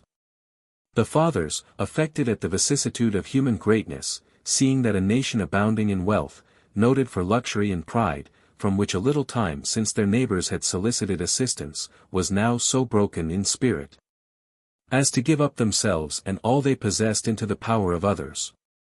Moreover, their honor also seemed to be involved in not betraying those who had surrendered, nor did they consider that the people of the Samnites would act fairly. If they should attack a territory and a city which had become the property of the Roman people by a surrender. It was resolved therefore, that ambassadors should be sent forthwith to the Samnites. Instructions were given, that they should lay before the Samnites the entreaties of the Campanians, the answer of the Senate duly mindful of the friendship of the Samnites, and finally the surrender that had been concluded. That they requested, in consideration of the friendship and alliance subsisting between them, that they would spare their subjects, and that they would not carry hostilities into that territory which had become the property of the Roman people. If by gentle measures they did not succeed, that they should denounce to the Samnites in the name of the Senate and Roman people, to withhold their arms from the city of Capua and the Campanian territory. When the ambassadors urged these matters in the assembly of the Samnites, so fierce an answer was returned, that they not only said that they would prosecute that war, but their magistrates, having gone out of the Senate house, in the very presence of the ambassadors, summoned the prefects of the cohorts, and with a distinct voice commanded them, to proceed forthwith into the Campanian territory, in order to plunder it. 32. The result of this embassy being reported at Rome, the care of all other concerns being laid aside, the Senate, having dispatched heralds to demand satisfaction, and, because this was not complied with, war being proclaimed in the usual way, they decreed that the matter should be submitted to the people at the very earliest opportunity. And both the consuls having set out from the city by order of the people with 2 armies, Valerius into Campania, Cornelius into Samnium, the former pitches his camp at Mount Gaurus, the latter at Siticula. The legions of the Samnites met with Valerius first, for they thought that the whole weight of the war would incline to that side. At the same time resentment stimulated them against the Campanians, that they should be so ready at one time to lend aid, at another to call in aid against them. But as soon as they beheld the Roman camp, they fiercely demanded the signal each from his leader. They maintained that the Roman would bring aid to the Campanian with the same fate with which the Campanian had done to the Sidicinian. Valerius, having delayed for a few days in slight skirmishes for the purpose of making trial of the enemy, displayed the signal for battle, exhorting his men in few words, not to let the new war or the new enemy terrify them. In proportion as they should carry their arms to a greater distance from the city, the more and more unwarlike should the nation prove to be against whom they should proceed. That they should not estimate the valor of the Samnites by the defeats of the Sidicinians and Campanians. Let the combatants be of what kind they may be, that it was necessary that one side should be vanquished. That as for the Campanians indeed, they were undoubtedly vanquished more by circumstances flowing from excessive luxury and by their own want of energy than by the bravery of the enemy. What were the 2 successful wars of the Samnites, during so many ages, against so many glorious exploits of the Roman people, who counted almost more triumphs than years since the building of their city? Who held subdued by their arms all the states around them, the Sabines, Etruria, the Latins, Hernicians, Equins, Volscians, Auruncans. Who eventually drove by flight into the sea, and into their ships, the Gauls, after slaughtering them in so many engagements. That soldiers ought both to enter the field relying on their national military renown, and on their own valor, and also to consider under whose command and auspices the battle is to be fought.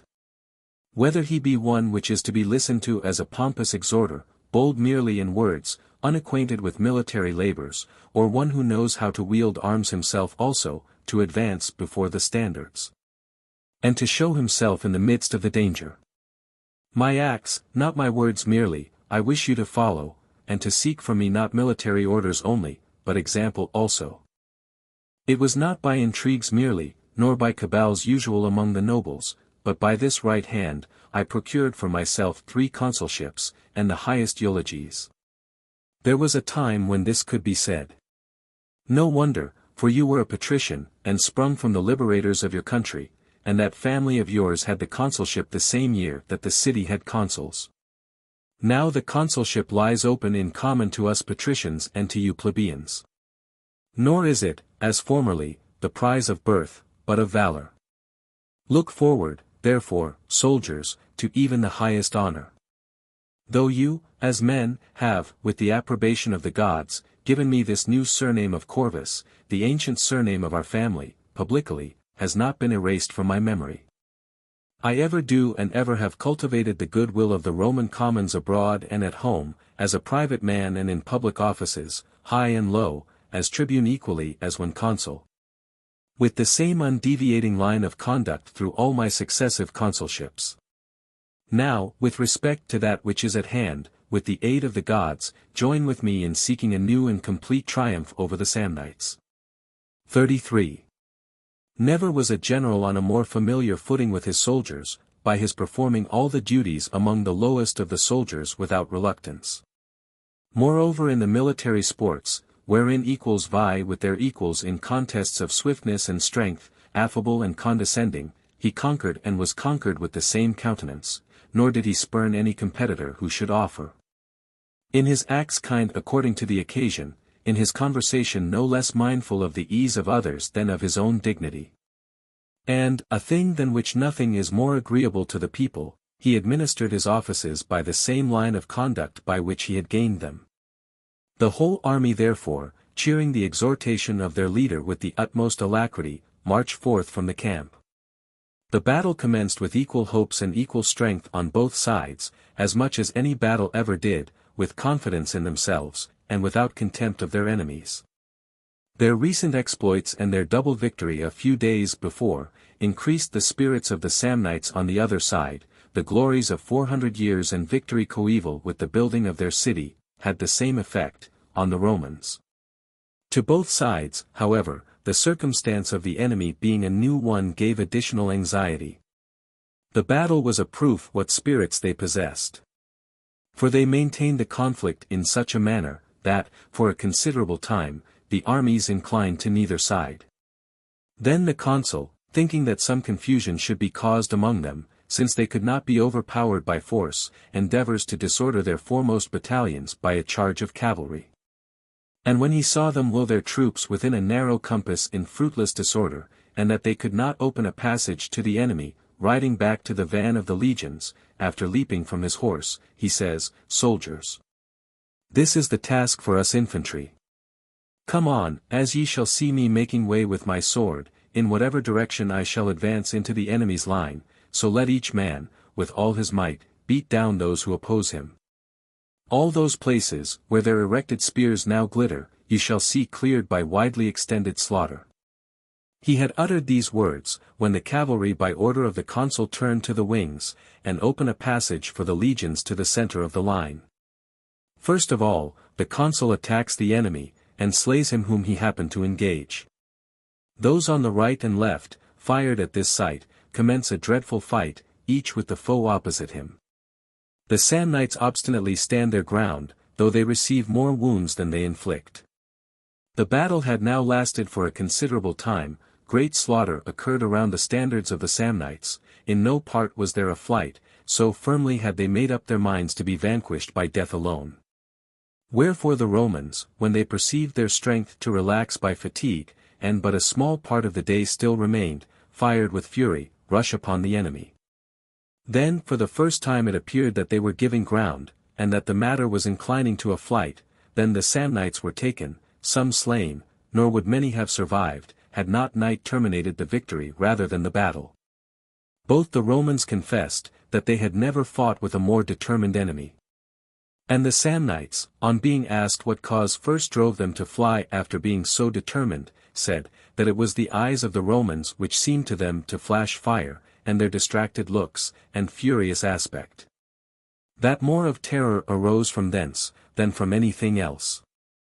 Which terror they confessed not only in the issue of the battle, but in their departure by night. Next day the Romans take possession of the deserted camp of the enemy, whither all the Campanians flocked to congratulate them. 34.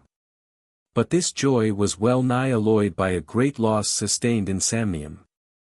For the consul Cornelius, having set out from Saticula, incautiously led his army into a mountainous tract, passable through a deep defile, and beset on all sides by the enemy. Nor did he perceive the enemy stationed over his head, until a retreat could no longer be made with safety.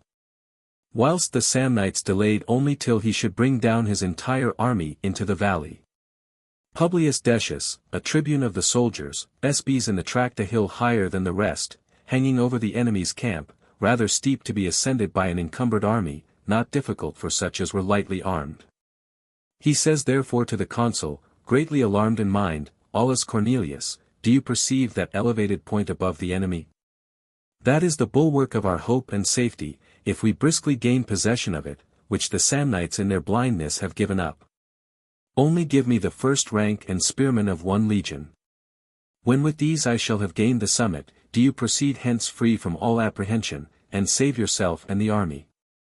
For the enemy, lying beneath us and, exposed thereby, to all our weapons, will not be able to stir without destruction to themselves. After that either the good fortune of the Roman people or our own bravery will extricate us. Being commanded by the consul, he received the body of men, required, and proceeds by secret paths through the mountain, nor was he observed by the enemy until he approached the place which he was making for. Then, whilst all were struck with astonishment, after he had attracted the eyes of all to himself, he both afforded the consul time to draw off his army to more advantageous ground, and he himself was posted on the top of the hill. The Samnites, whilst they marched their forces now in this direction, now in that, having lost the opportunity of effecting either object, can neither pursue the consul. Unless through the same defile in which they had him a little before exposed to their weapons, nor march up the rising ground over themselves, which had been seized on by Decius. But both their resentment stimulated them more against the latter, who had taken from them the favourable opportunity of achieving their object, and also the proximity of the place, and the paucity of the enemy. And one time they would fain surround the hill on all sides with armed men, so as to cut off Decius from the consul, at another time they wished to open a passage, so that they may fall on them when they had descended into the defile. Before they had determined on what they should do, night came on them. Decius at first entertained a hope, that he would have to engage them from the higher ground, as they ascended against the steep. Then surprise took possession of him, that they neither commenced the fight, nor if they were deterred from that by the unevenness of the ground, that they did not surround him with works and a circumvallation. Then summoning the centurions to him, he said, what ignorance of war and indolence is that? Or how did such men obtain a victory over the Sidicinians and Campanians? You see that their battalions move to and fro, that sometimes they are collected to one spot, at other times they are drawn out. As for work, no one attempts it, when we might by this time have been surrounded with a rampart. Then indeed should we be like to them, if we delay longer here than is expedient. Come on, accompany me, that whilst some daylight remains, we may ascertain in what places they put their guards, in what direction an escape may lie open from hence. All these points he carefully observed, clad in a soldier's vest, the centurions whom he took with him being also in the attire of common soldiers, lest the enemy might notice the general going the round. 35. Then having placed watch guards, he commands the ticket to be issued to all the rest, that when the signal had been given by the trumpet of the second watch, they should assemble to him in silence fully armed. Whither when they had assembled in silence according to the orders issued, soldiers, says he, this silence is to be observed in listening to me, waiving the military mode of expressing assent. When I shall have thoroughly explained my sentiments to you, then such of you as shall approve the same, will pass over, we will follow that line of conduct which shall meet the judgment of the majority. Now hear what I meditate in mind. The enemy have surrounded you, not brought hither in flight, nor left behind through cowardice. By valor you seize this ground, by valor you must make your way from it. By coming hither you have saved a valuable army of the Roman people. By forcing your way hence, save yourselves. You have proved yourselves worthy, though few in number, of affording aid to multitudes, whilst you yourselves stand in need of aid from no one. You have to do with that enemy, who on yesterday, through their supineness, availed themselves not of the fortunate opportunity of destroying our whole army, who did not see this hill so advantageously situate hanging over their heads, until it was seized on by us, who with so many thousand men did not prevent us so few from the ascent, and did not surround us with a rampart when in possession of the ground, though so much of the day still remained. That enemy which with their eyes open and awake you so baffled, it is incumbent on you now to beguile, buried, as they are, in sleep, nay, it is absolutely necessary. For our affairs are in that situation, that I am rather to point out to you your necessity than to propose advice. For whether you are to remain or to depart hence, can no longer be matter of deliberation, since, with the exception of your arms, and courage mindful of those arms, fortune has left you nothing, and we must die of famine and thirst. If we are more afraid of the sword than becomes men and Romans. Therefore our only safety is to sally forth from this and to depart. That we must do either by day or by night. But lo! Another point which admits of less doubt. For if daylight be waited for, what hope is there, that the enemy, who have now encompassed the hill on every side, as you perceive, with their bodies exposed at disadvantage, will not hem us in with a continued rampart and ditch? If night then be favourable for a sally, as it is, this is undoubtedly the most suitable hour of night. You assembled here on the signal of the second watch, a time which buries mortals in the profoundest sleep. You will pass through their bodies lulled to sleep either in silence unnoticed by them, or ready to strike terror into them, should they perceive you, by a sudden shout. Only follow me, whom you have followed. The same fortune which conducted us hither, will I follow. Those of you to whom these measures seem salutary, come on, pass over to the right. 36. They all passed over, and followed Decius as he proceeded through the intervals which lay between the guards. They had now passed the middle of the camp, when a soldier, striding over the bodies of the watchmen as they lay asleep, occasioned a noise by striking one of their shields. When the watchman, being aroused by this, stirred the next one to him, and those who were awake stirred up others, not knowing whether they were friends or foes, whether it was the garrison that sallied forth or the consul had taken their camp. Decius, having ordered the soldiers to raise a shout, as they were no longer unobserved, disheartens them by panic whilst still heavy from sleep, by which being perplexed, they were neither able to take arms briskly, nor make resistance, nor to pursue them. During the trepidation and confusion of the Samnites, the Roman guard, slaying such of the guards as came in their way, reached the consul's camp. A considerable portion of night still remained, and things now appeared to be in safety. When Decius says, Roman soldiers, be honored for your bravery. Your journey and return ages shall extol. But to behold such bravery light and day are necessary. Nor do you deserve that silence and night should cover you, whilst you return to the camp with such distinguished glory. Here let us wait in quiet for the daylight. His words they obeyed. And as soon as it was day, a messenger being dispatched to the camp to the consul, they were aroused from sleep with great joy. And the signal being given by ticket, that those persons returned safe who had exposed their persons to evident danger for the preservation of all, rushing out each most anxiously to meet them, they applaud them, congratulate them. They call them singly and collectively their preservers, they give praises and thanks to the gods, they raise Decius to heaven. This was a sort of camp triumph for Decius, who proceeded through the middle of the camp, with his guard fully armed, the eyes of all being fixed on him, and all giving him equal honor with the consul. When they came to the general's tent, the consul summons them by sound of trumpet to an assembly. And commencing with the well-earned praises of Decius, he adjourned the assembly on the interposition of Decius himself, who advising the postponement of everything else, whilst the occasion was still present, persuaded the consul to attack the enemy, whilst still in consternation from the panic of the night, and dispersing in separate detachments around the hill. Adding, that he believed that some who had been sent out in pursuit of him were straggling through the forest. The legions were ordered to take arms, and having departed from the camp, as the forest was now better known by means of scouts, they are led onwards to the enemy through a more open tract. Having unexpectedly attacked the enemy when off their guard, since the soldiers of the Samnites straggling in every direction, most of them unarmed, were not able either to rally, nor to take arms, nor to betake themselves within the rampart. They first drive them in a panic into the camp, then they take the camp itself, having dislodged the guards. The shout spread around the hill, and puts each to flight from their respective posts. Thus a great part yielded to an enemy they had not seen. Those whom the panic had driven within the rampart, they amounted to 30,000, were all slain. The camp was plundered.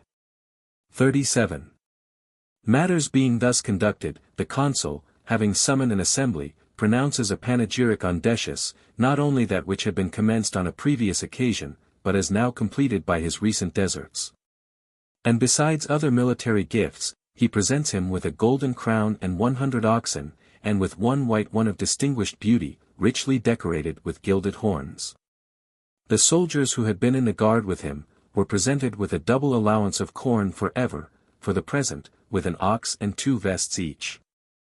Immediately after the consul's donation, the legions place on the head of Decius a crown of grass, indicative of their deliverance from a blockade, expressing their approbation of the present with a shout. Decorated with these emblems, he sacrificed the beautiful ox to Mars, the 100 oxen he bestowed on the soldiers, who had been with him in the expedition.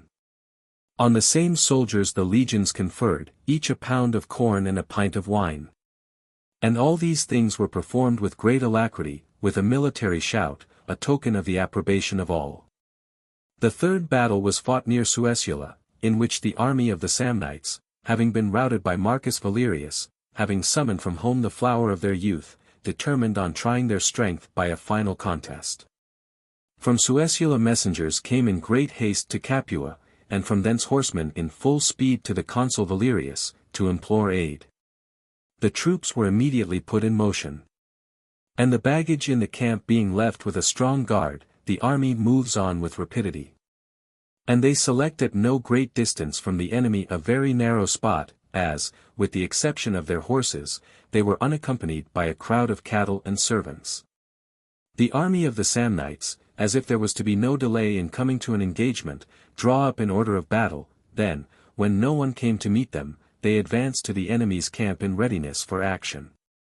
There when they saw the soldiers on the rampart, and persons sent out to reconnoiter in every direction, brought back word into how narrow a compass the camp had been contracted, inferring thence the scanty number of the enemy.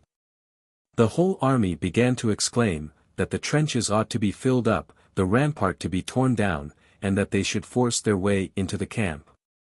And by that temerity the war would have been soon over, had not the generals restrained the impetuosity of the soldiers. However, as their own numbers bore heavily on their supplies, and in consequence, first of their sitting down so long at Suessula, and then by the delay of the contest, they were not far from a want of provisions, it was determined, whilst the enemy remained shut up as if through fear, that the soldiers should be led through the country to forage. Supposing, in the meantime, that all supplies would fail the Romans also, who having marched in haste, had brought with him only as much corn as could be carried on his shoulders amid his arms. The consul, after he had observed the enemy scattered through the country, that the posts were left but insufficiently attended, having in a few words encouraged his men, leads them on to besiege the camp.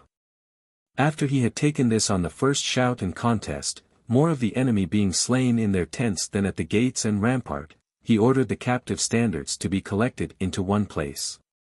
And having left behind 2 legions as a guard and protection, after giving them strict order that they should abstain from the booty, until he himself should return. Having set out with his troops in regular order, the cavalry who had been sent on driving the dispersed Samnites as it were by hunting toils, he committed great slaughter among them. For in their terror they could neither determine by what signal they should collect themselves into a body, whether they should make for the camp, or continue their flight to a greater distance.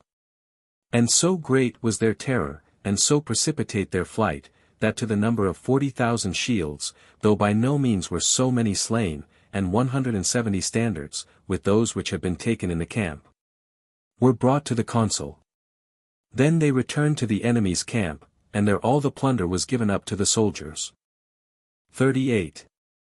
The result of this contest obliged the Philicians, who were on terms of a truce, to petition for a treaty of alliance from the Senate. And diverted the Latins, who had their armies already prepared, from the Roman to a Polignian war. Nor did the fame of such success confine itself within the limits of Italy. But the Carthaginians also sent ambassadors to Rome to congratulate them, with an offering of a golden crown, to be placed in Jupiter's shrine in the capital. Its weight was 25 pounds. Both consuls triumphed over the Samnites, whilst Decius followed distinguished with praises and presents, when amid the rough jesting of the soldiers the name of the tribune was no less celebrated than that of the consuls. The embassies of the Campanians and Suessulans were then heard, and to their entreaties it was granted that a garrison should be sent thither, in order that the incursions of the Samnites might be repelled. Capua, even then by no means favorable to military discipline, alienated from the memory of their country the affections of the soldiers, which were debauched by the supply of pleasures of all kinds. And schemes were being formed in winter quarters for taking away Capua from the Campanians by the same kind of wickedness as that by which they had taken it from its original possessors, and not undeservedly would they turn their own example against themselves. For why should the Campanians, who were neither able to defend themselves nor their possessions, occupy the most fertile land of Italy, and a city worthy of that land, rather than the victorious army, who had driven the Samnites from thence by their sweat and blood? Was it reasonable that men who had surrendered to them should have the full enjoyment of that fertile and delightful country? That they, wearied by military toil, had to struggle in an insalubrious and arid soil around their city, or within the city to suffer the oppressive and exhausting weight of interest money daily increasing? These schemes agitated in secret cabals, and as yet communicated only to a few, were encountered by the new consul Caius Marcius Rutilius, to whom the province of Campania had fallen by lot, Quintus Servilius, his colleague, being left behind in the city. Accordingly, when he was in possession of all these circumstances just as they had occurred, having ascertained them through the tribunes, matured by years and experience, for he was consul now for the 4th time, and had been dictator and censor, thinking it the wisest proceeding to frustrate the violence of the soldiers, by prolonging their hope of executing their project whenever they might wish, he spreads the rumor that the troops were to winter in the same towns on the year after also. For they had been cantonied throughout the cities of Campania, and their plots had spread from Capua to the entire army. This abatement being given to the eagerness of their projects, the mutiny was set at rest for the present. 39. The consul, having led out his army to the summer campaign, determined, whilst he had the Samnites quiet, to purge the army by sending away the turbulent men, by telling some that their regular time had been served, that others were weighed down by years and debilitated in bodily vigor. Some were sent away on furloughs, at first individuals, then some cohorts also, on the plea that they had wintered far from their home and domestic affairs. When different individuals were sent to different places under pretense of the business of the service, a considerable number were put out of the way, which multitude the other consul detained in Rome under different pretenses. And first indeed, not suspecting the artifice, they returned to their homes by no means with reluctance. After they saw that neither those first sent returned to their standards, and that scarcely any others, except those who had wintered in Campania, and chiefly the fomenters of the mutiny, were sent away. At first wonder, and then certain fear entered their minds, that their schemes had been divulged. That now they would have to suffer trials, discoveries, the secret punishments of individuals, and the tyrannical and cruel despotism of the consuls and the Senate. Those who were in the camp, discussed these things in secret conferences, seeing that the sinews of the conspiracy had been got rid of by the artifice of the consul. One cohort, when they were at no great distance from Anxur, posted itself at Lochley, in a narrow woody pass between the sea and the mountains, to intercept those whom the consul was dismissing under various pretenses, as has been already mentioned. Their body was now becoming strong in numbers, nor was anything wanting to complete the form of a regular army, except a leader. Without order, therefore, they come into the Alban territory committing depredations, and under the hill of Alba Longa, they encompassed their camp with a rampart. The work here being completed, during the remainder of the day they discussed their different opinions regarding the choice of a commander, not having sufficient confidence in any of those present. Whom could they invite out from Rome? What individuals of the patricians or of the commons was there, who would either knowingly expose himself to such imminent danger, or to whom could the cause of the army, set mad by ill treatment, be safely committed? On the following day, when the same subject of deliberation detained them, some of the straggling marauders ascertained and brought an account, that Titus Quinctius cultivated a farm in the Tusculan territory, forgetful of the city and its honors.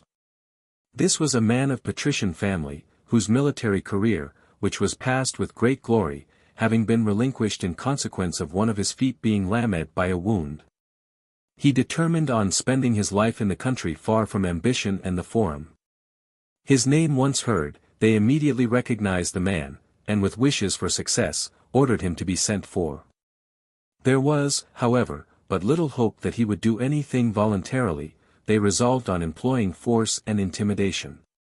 Accordingly those who had been sent for the purpose, having entered the house in the silence of the night, and surprising Quinctius overcome in sleep, threatening that there was no alternative, either authority and honor, or death. In case he resisted, unless he followed, they force him to the camp. Immediately on his arrival he was styled general, and whilst he was startled at the strange nature of the sudden occurrence, they convey to him the ensigns of honor, and bid him lead them to the city. Then having torn up their standard, more under the influence of their own impetuosity than by the command of their general, they arrive in hostile array at the 8th stone on the road, which is now the Appian. And would have proceeded immediately to the city, had they not heard that an army was coming to meet them, and that Marcus Valerius Corvus was nominated dictator against them, and Lucius Aemilius Mamercinus master of the horse. 40.